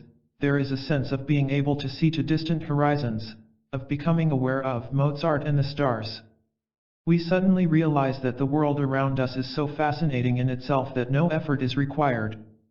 Everything makes us think of something else, and so we are kept in a continuous state of interest and excitement. At level 6, magic consciousness, we seem to be floating in a sea of meaning and find it hard to understand how we could ever have been unhappy, or how anyone else could be. Even the worst experiences of the past now seem deeply interesting attempts to teach us something, essential steps on the upward path to this sense of optimism and control. The only tragedy in the universe seems to be that so many people lack the courage and sheer dogged stubbornness to keep going and so miss this literally heavenly sense of wonder and reconciliation. Level 7, with its sense of freedom, of mastery over time, is only a short step from the mystical level, just as level 6, magic, is only a short step from faculty X. A sudden additional effort can carry the mind over the threshold into that strange realm where separateness is seen to be a delusion caused by fatigue and everything is seen to be connected. One of the most encouraging things about this insight into the levels is that each level is only a short and easy step away from the previous one. Now if you look at this list you will notice an interesting thing about level 4, our ordinary everyday consciousness. At the bottom end it is still dull and heavy, like waking up with a hangover. Life is no longer horrible and meaningless, as it is in level 3, nausea, but it is still an uphill struggle. But as you continue to fight back, your engine warms up, and you begin to experience an increasing sense of optimism, a feeling that obstacles are being overcome. 3 down, 7 still to go. And a point comes, about halfway, when suddenly you are enjoying life, and even the struggle gives you pleasure, like a strong swimmer who enjoys battling against a powerful current. The turning point is level 3 1/2. And 3 1/2 is precisely half of 7. Until you reach 3 1/2, life is an uphill struggle. After 3 1/2, it is all downhill. And at the top end of level 4, we are bubbling with optimism, and what Maslow calls the peak experience, the experience of overflowing happiness, carries us up to level 5, holiday consciousness. You could say that the peak experience is a spark that leaps the spark gap between levels 4 and 5. In other words, below 3 1/2 you are toiling uphill, beyond level 3 1/2, it is all downhill. The odd thing is that most healthy people spend their days fairly close to level 3 1/2. If they made a slightly larger effort, they would be over the top of the hill. Let me put this another way. You could say that, for practical purposes, you are normally 50% robot, and 50% what you might call real you. When you feel tired, you sink to 51% robot, and 49% real you. On the other hand, when you feel cheerful and optimistic, you are 49% robot and 51% real you. In moods of great optimism, setting out on holiday, for example, you become 52% real you and only 48% robot. That turning point, the 50/50ths level, is also what we have called level 3 1/2. And now it should be possible to see the answer to what I called the outsider problem, in the first chapter of this book. Those 19th century outsiders had marvelous glimpses of sheer delight, when it seemed self-evident that the whole universe is marvelous. Then they woke up the next morning, and the old depression was back again. They told them elves that their moments of delight were an illusion, or that they are bound to disappear as the shades of the prison house begin to close around us. This is why so many of them committed suicide or died of wasting diseases that were caused by discouragement. What we can see clearly is that they were making a simple mistake. The moments of delight are not an illusion. They are a perfectly normal consequence of raising consciousness above level 3 1/2. But how do we do that? The answer is obvious. The Romantics were defeated by their sense of gloom, by their conviction that life is a trap and that you can't win. It was this conviction that kept them below level 3 1/2. Notice that as soon as you feel optimistic, your energy levels rise. And if you were in a 50/50th state, the optimism has the effect of pushing you up to 51% real you and 49% robot. The mere knowledge that we are so close to the turning point is enough to push us over the top of the hill. Maslow noticed that people who constantly had peak experiences were all cheerful and healthy people. The peak experiences made them cheerful and healthy, and the health made them have peak experiences. The Romantics, on the other hand, were convinced that life is one long defeat, so they immersed themselves in gloom and self-pity. There is no better formula for remaining below level 3.5. They were in a state of negative feedback. This is the fundamental reason that I am convinced that the human race is on the point of an evolutionary leap to a higher stage. Our evolution has been brought about by the long, slow acquisition of knowledge, from the moment one of our ape-like ancestors learned to use a sharp stone as a hatchet. Now we have acquired the most important piece of knowledge of all, the knowledge of how close we are to level 3.5. What it means, in effect, is that human beings are close to the level at which they will recognize that they possess the power to remain above level 3.5. And precisely how do we do this, in terms of everyday living? Again, we all know the answer without realizing that we know it. When I walk out of my room and into a busy street, I am inclined to wince at the impact of everyday reality. I am, in effect, 49% real me. But I can make that small additional effort to cope with reality, to expect positive instead of negative things to happen, in short, to push myself up that extra 1% that will make all the difference and, having achieved it, to push myself up another 1%, beyond level 3.5. At this point a personal experience may help to make my point. In 1987, I was on a lecture tour in Japan. I do not enjoy travel. I have the natural outsider's preference for my own home, and I found that it was important to make a conscious effort not to allow myself to slip into a state of boredom and indifference in the crowded streets of Tokyo or Hiroshima. One evening, after a particularly crowded day, my wife and I were being taken to a theatrical performance by our interpreter. I would greatly have preferred to stay in my hotel room and rest, and have to admit that I had allowed myself to lose interest in the evening ahead. I had slipped, without noticing it, into a state of upside-downness. The theater was in a very long street, with metal barriers on either side to force pedestrians to cross at the traffic light. But the traffic light was several hundred yards away. The street was empty, and our interpreter ducked underneath the barrier, and beckoned us to follow her. As we started to cross, the lights changed, and a sports car roared towards us at 50 miles an hour. I jerked myself out of my state of indifference, grabbed my wife's arm, and hauled her across the road as fast as I could. And that awakening made me aware that I had permitted myself to slip into a state of upside-downness.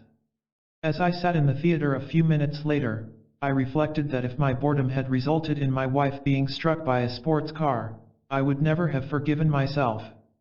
My indifference vanished, and I made a determined attempt to give my full attention to the play. Early the next morning, we were on our way out of Tokyo, being taken to some distant place in the country, and roaring along the crowded freeway at 70 miles an hour, I reflected on the incident of the evening before, and on my recognition that it is of vital importance never to allow ourselves to sink into states of bored resentment. And now I recalled an image that I had used in the final chapter of my book The Quest for Wilhelm Reich. It had struck me that ordinary consciousness has a substratum of boredom. It is disorganized, like billiard balls spread at random over a billiard table. As soon as something arouses our interest, we make a mental effort which pulls all the billiard balls together into the center of the table. When we lose interest, or become tired, they spread all over the tabletop again. If we become deeply absorbed, we make an additional effort of concentration, and this seems to have the odd effect of compressing the billiard balls still further, so they seem to climb on top of one another, forming a second tier. And at this point, I become aware of the power of my own mind. I realize that if I made a still greater effort of concentration, I could make the billiard balls climb up into a third layer, and even a fourth. What is so interesting about this procedure is that as I become increasingly absorbed, T. Lawrence once remarked, happiness is absorption, my mental power seems to increase, and I can see that if I could maintain this level of energy, it should be possible to make the billiard balls form into a pyramid. It is a process of positive feedback, where interest releases further energy and excitement, and the excitement deepens our interest. And, that being so, the pyramid need never collapse. The billiard balls spread out only because we lose vigilance. We forget. And if we could once achieve that intense level of excitement and interest, the universe would be so obviously fascinating that we would never be tempted to allow our attention to lapse. As we drove along the Tokyo freeway, I experienced a state of intense excitement. I felt that I had achieved a bird's-eye view of the problem of human existence, what I sometimes call a hole-in-one. I do not play golf, but the analogy seems apartment. This, I saw, was the answer, the key to the next phase of man's evolution. And because I was able to formulate that insight so clearly in words, it has remained with me ever since. I recognize that this is the solution of the outsider problem that preoccupied me throughout my teens. You may feel that this problem hardly concerns the average insider who goes about his daily business. This is untrue. The outsider problem permeates our civilization. Every serious thinker and artist in the world has to struggle with it to some extent. And most of them are still trapped in the pessimism that led so many of the romantics to despair. Think of any serious writer of the 20th century, and you will immediately recognize that basic pessimism: Proust, Joyce, Eliot, Musil, Valery, Hemingway, Sartre, Camus, Green, Beckett, Derrida, and the rest. It permeates the attitudes of philosophers, painters, and musicians. When our ancestors look back on the 20th century, they will shake their heads and say, they lived in a negative culture. Consider again what happens when you have been threatened by some crisis, which is then averted. You not only experience a sense of relief, you also experience a curious sense of insight, of what G.K. Chesterton called absurd good news. Hans Keller, the director of BBC music programs, described how he had been in Germany during the late 1930s. As a Jew, he was in danger of disappearing into a concentration camp. He records that he prayed, "Oh God, let me escape from Germany and I promise I will never be unhappy again for the rest of my life." It suddenly seemed to him that it would be so easy to remain ecstatically happy for the rest of his life, if only he could escape from the Nazis. In fact, he did not keep his promise. He was generally known as a rather touchy and oversensitive little man. But then, human beings have never learned to keep that particular promise, not because they are lazy, but because they don't yet know how. But think what happens when you are in some situation of crisis. Suddenly, you are giving your full attention to the crisis. And you feel that, when the crisis is over, you will continue to give the same full attention to life without crisis. This is why Keller thought it would be so easy to be happy for the rest of his life. Think of being in bed on a freezing winter morning, when you have to get up in 10 minutes. The bed has never seemed so warm and comfortable. Yet on a Sunday, when you can stay in bed as long as you like, you can no longer recreate that feeling of comfort and warmth. Why? Because when you have to get up in 10 minutes, it is as if you are looking in a mirror, conscious of yourself and of your situation. It is the same for a man standing on the scaffold, waiting to be hanged. He is paying total attention to his situation. We have returned to John Cooper Powys and the subject of Chapter 1. As Wolf Solent sits in the railway carriage, he is paying total attention to his situation, to the seaside posters with their fly spots, to the telegraph poles flashing past the window. Yet he is also totally aware of himself, like a man relaxing in a warm bath. Whenever human beings experience that deep sense of happiness and meaning, it is because they are paying attention. If you eat a meal without paying attention, you do not enjoy it.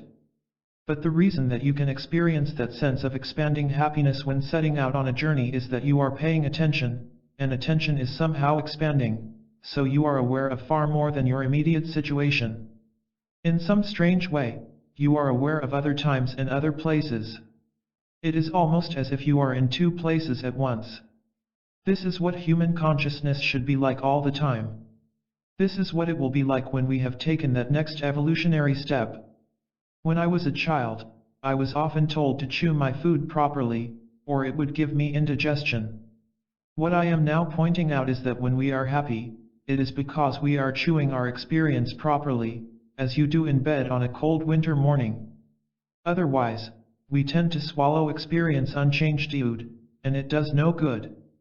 This is what Socrates meant when he said, the unexamined life is not worth living. But in order for this analogy with chewing to take on its full significance, we have to suppose that if a child swallowed food without chewing it, the food would remain undigested, and would fail to have any nutritive effect whatever. For this is what happens with unchanged chewed experience, it passes straight through us, and contributes nothing to our growth. That is why so many unreflective people are spiritually stunted. Human beings have to learn to become reflective, to chew their experience, to savor it. We see this truth every time we experience crisis and wish it would go away. We suddenly see how easy it would be to savor every moment of our lives. We have to learn to calm ourselves down, to relax, to go inwards. R. H. Ward said that when he tried to put the essence of his mystical experience into words, he saw it as a repetition of within and within and within and within, like a repeating decimal.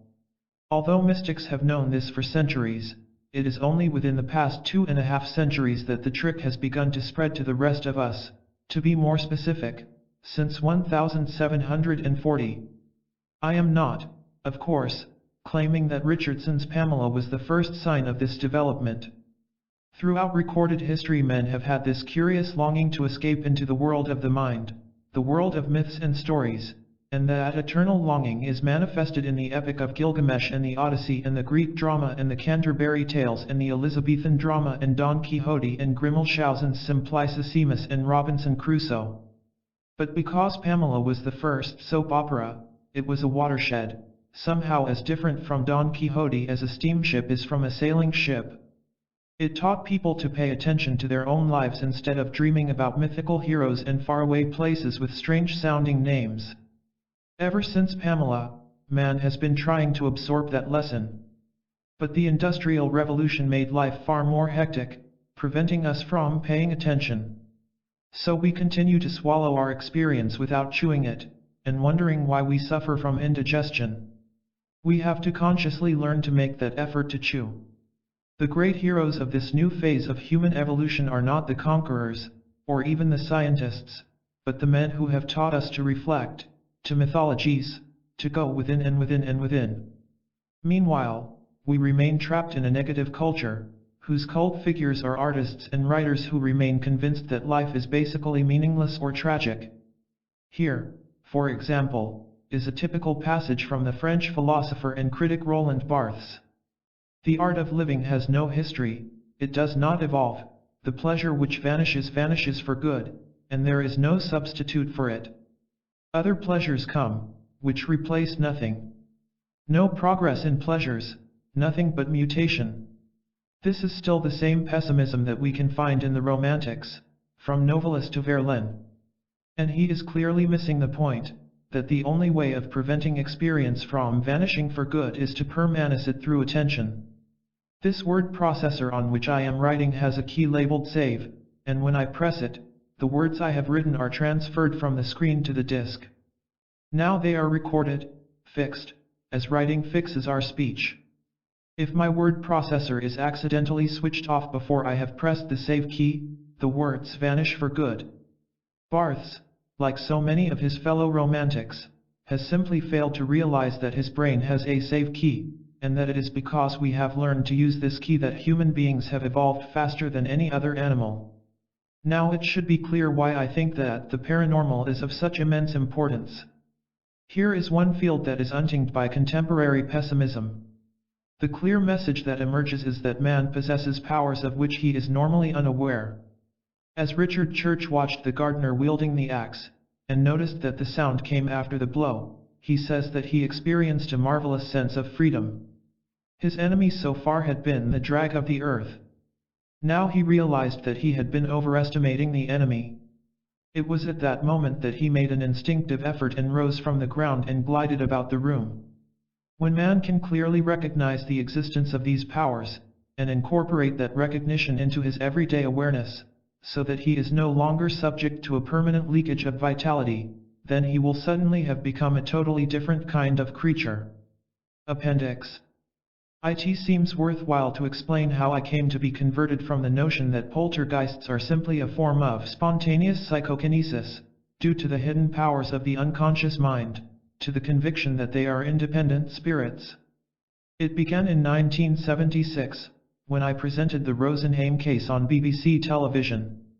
In 1967 the office of a lawyer in Rosenheim, Bavaria, became the scene of a number of violent poltergeist disturbances. Light tubes shattered, pictures turned on the walls and a heavy filing cabinet was moved as if it weighed only a few pounds. Moreover, the telephone bill was enormous because hundreds of calls had apparently been made to the talking clock, more calls than were physically possible in the time available. The poltergeist was apparently getting straight through the relays. A well-known professor of parapsychology from Freiburg, Hans Bender, went to investigate the case and soon observed that the disturbances only took place when a young girl named Anne-Marie Schaberl was in the office. Anne-Marie was a country girl who was unhappy working in a town. Her family life had been difficult, her father was a strict disciplinarian and she was mistrustful and tense. Bender took her back to his laboratory to try various tests for extrasensory perception and she showed remarkable telepathic abilities. And while Anne-Marie was in Freiburg, the disturbances in the office ceased. But they continued at the mill where she found work. When someone was killed in an accident, Anne-Marie was blamed, and she left. Her fiancé broke off his engagement to her because she had such an extraordinary effect on the electronic scoring equipment at his favorite bowling alley. Finally she married and had a child, and the manifestations ceased. Anne-Marie had no suspicion that she was the cause of the disturbances in the lawyer's office.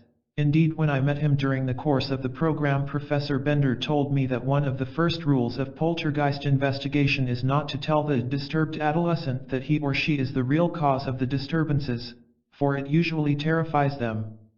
In 1980 I heard of a poltergeist haunting that was even more astonishing than the Rosenheim case. It had taken place in Pontefract in Yorkshire and I heard about it from a friend of the family concerned, who seemed to think that it might make a book rather like the best-selling Amityville Horror. The poltergeist had, it seemed, wrecked practically every breakable item in the house and made such loud drumming noises at night that neighbors gathered in crowds to listen. But in this case a number of people concerned had apparently also seen the poltergeist, which took the form of a monk dressed in black. The friend of the family who contacted me was also interested in local history and told me that his researches had revealed that there had once been a gallows on the site of the house, and that a Cluniac monk had been hanged there for rape in the time of Henry VIII. The story sounded almost too good to be true. But before deciding to write about it I asked a friend who lived in the area, Brian Mariner, to go and investigate. He wrote me a long letter in which he outlined the story of the haunting, and I was left in no doubt that this was a genuine case, not a hoax.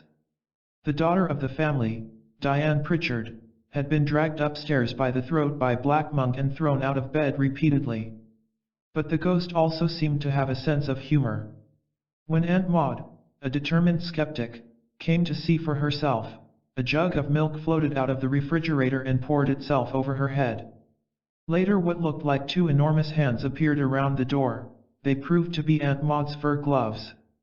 As the gloves floated into the bedroom, Mrs. Pritchard asked indignantly, "Do you still think it's the kids doing it?"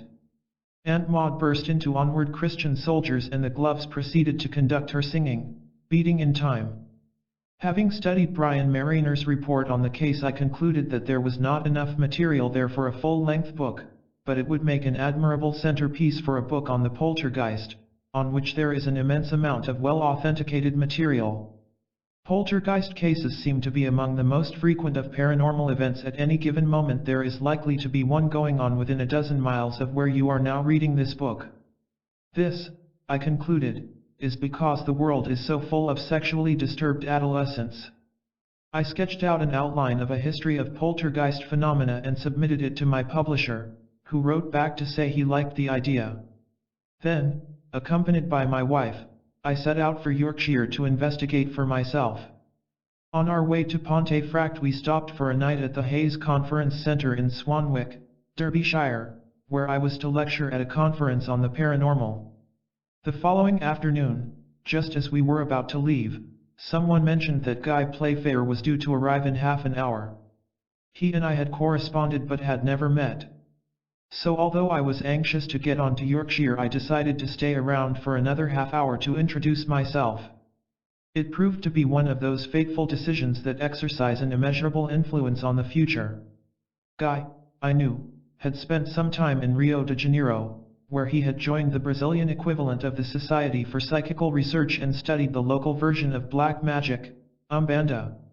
I knew his book The Indefinite Boundary, a scientific study of the paranormal, and was impressed by its logic and detachment. I was just as impressed by Playfair himself, a quietly spoken man whose modest utterances nevertheless carried total conviction. For half an hour or so we talked about ley lines, animal homing and telepathy. Then, just as it was about time to leave, I told him I was writing a book on the poltergeist and asked his opinion. He frowned, hesitated, then said, "I think it's a kind of football." Football. I wondered if I'd misheard him. A football of energy. When people get into conditions of tension, they exude a kind of energy, the kind of thing that happens to teenagers at puberty. Along come a couple of spirits, and they do what any group of schoolboys would, so they begin to kick it around, smashing windows and generally creating havoc. Then they get tired and leave it. In fact, the football often explodes, and turns into a puddle of water. So you mean a poltergeist is actually a spirit? That's right. I'm not saying there's not such a thing as spontaneous psychokinesis. But most poltergeists are spirits. And he advised me to read the French spiritualist Allan Kardec. I must admit that I found this notion hard to swallow. Ever since making the program on the Rosenheim case, I had taken it for granted that poltergeists are some kind of strange manifestation of the unconscious mind. I was not sure where the energy came from, but suspected that it was from the earth itself. I had seen a dowser standing above an underground spring, his fingers locked together and his hands pumping up and down so violently that the sweat poured down his face. He was obviously unable to stop himself while his hands were together. And at a dowsing conference I had been introduced to an old lady who sometimes picked up a large fallen branch and used it as a dowsing rod. Suspended in one hand, it would swing from side to side like a huge voltmeter needle. It seemed to me highly likely that the energy used by the poltergeist flows from the earth via the right brain of the disturbed adolescent. And now Guy Playfair was advising me to abandon these carefully constructed theories and return to a view that sounded like crude medieval superstition. The following afternoon we arrived at the home of Joe and Jean Pritchard in Pontefract. It was the typically neat home of an upper working-class family. Their 19-year-old son Philip was at home, and during the course of the afternoon their daughter Diane came over with her husband to join us. These two had been the unconscious cause of the events that had caused a local sensation in 1966. I asked how the disturbances had begun. With these pools of water on the kitchen floor. Joy and I looked at one another. Can you describe their shape? Ms. Pritchard shook her head. They were just neat little pools like overturning an ink bottle. This, according to Playfair, was a description of the pools of water created by the explosion of the energy football. He said it was almost impossible to make them by pouring water on the floor from a jug, for example, because it splashes. These pools look as if a small cat has placed its behind close to the floor and urinated. I began to feel that there might be something in his spirit theory after all. Ms. Pritchard said that as fast as they mopped up the pools they reappeared elsewhere. But waterboard officials could find no leak. And when the tap was turned on, green foam rushed out. Then the button of the tea dispenser began to move in and out, covering the draining board with dry tea leaves. Lights switched on and off, and a plant pot somehow found its way from the bottom to the top of the stairs.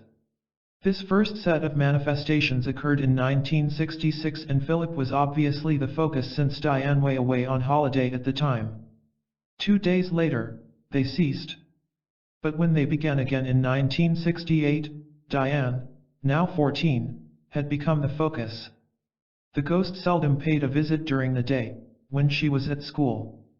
But in the evening the racket would start, usually a noise like a child beating a big drum, and ornaments would levitate across the room while the lights turned erratically on and off.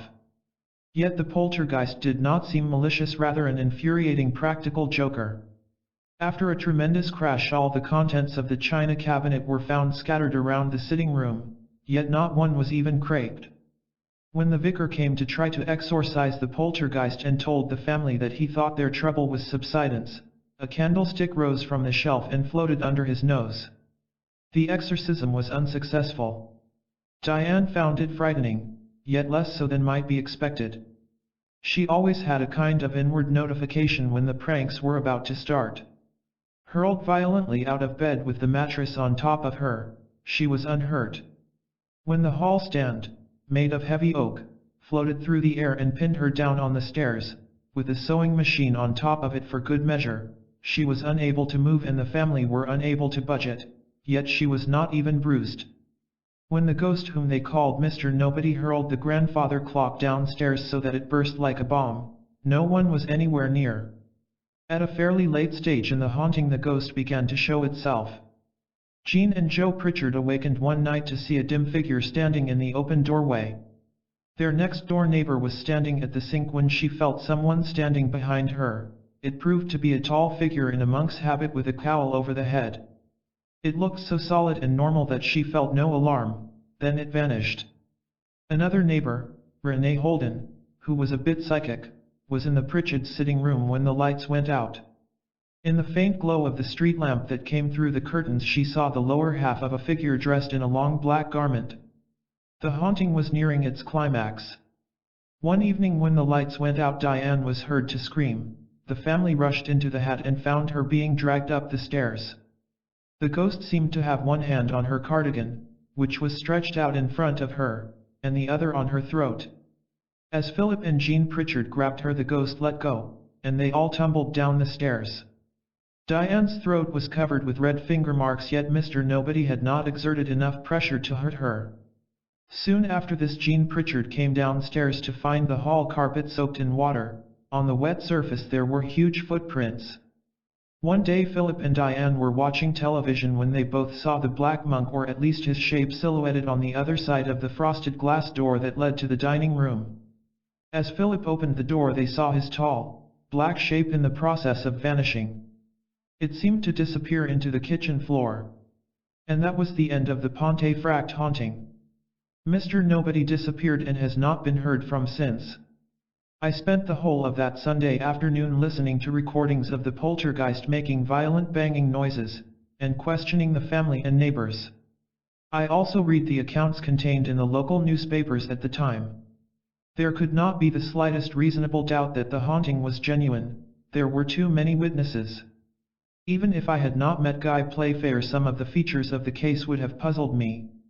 This poltergeist behaved more like a ghost, and its connection with the former Cluniac monastery and the local gallows was fairly well established. In that case, the theory that it was really a kind of astral juvenile delinquent from Diane's unconscious mind seemed absurd. Besides, as Diane described her feelings as she was pulled upstairs by Mr. Nobody, I experienced a sudden total conviction that this was an independent entity, not a split-off fragment of her own psyche. When I left the Pritchards' house that afternoon, I had no doubt whatever that Guy Playfair was right. Poltergeists are spirits. It was an embarrassing admission to have to make. With the exception of Guy Playfair, there is probably not a single respectable parapsychologist in the world who will publicly admit the existence of spirits. Many will concede in private that they are inclined to accept the evidence for life after death, but in print even that admission would be regarded as a sign of weakness. Before that trip to Pontefract, I had been in basic agreement with them. It seemed totally unnecessary to assume the existence of spirits. Tom Lethbridge's tape recording theory explained hauntings. The unconsciousness and the information universe combined to explain mysteries like telepathy, psychometry, even precognition. Spirits were totally irrelevant. Yet the Pontefract case left me in no probability of some local monk who died in a sudden and violent death, perhaps on the gallows, and who might or might not be aware that he was dead. And I must admit that it still causes me a kind of flash of protest to write such a sentence. The rationalist in me wants to say, "Oh, come off it." Yet the evidence points clearly in that direction, and it would be simple dishonesty not to admit it. When I returned from Yorkshire, I took a deep breath and plunged into the annals of poltergeist activity with the aid of the library at the Society for Psychical Research and the College of Psychic Studies. The picture that now began to emerge made me aware of how far my preconceptions had caused me to impose an unnatural logic on the whole subject of the paranormal. It was not so much that the conceptions underlying my previous books, The Occult and Mysteries, were wrong as that they were incomplete. And much of the evidence required to complete them had been staring me in the face from the beginning.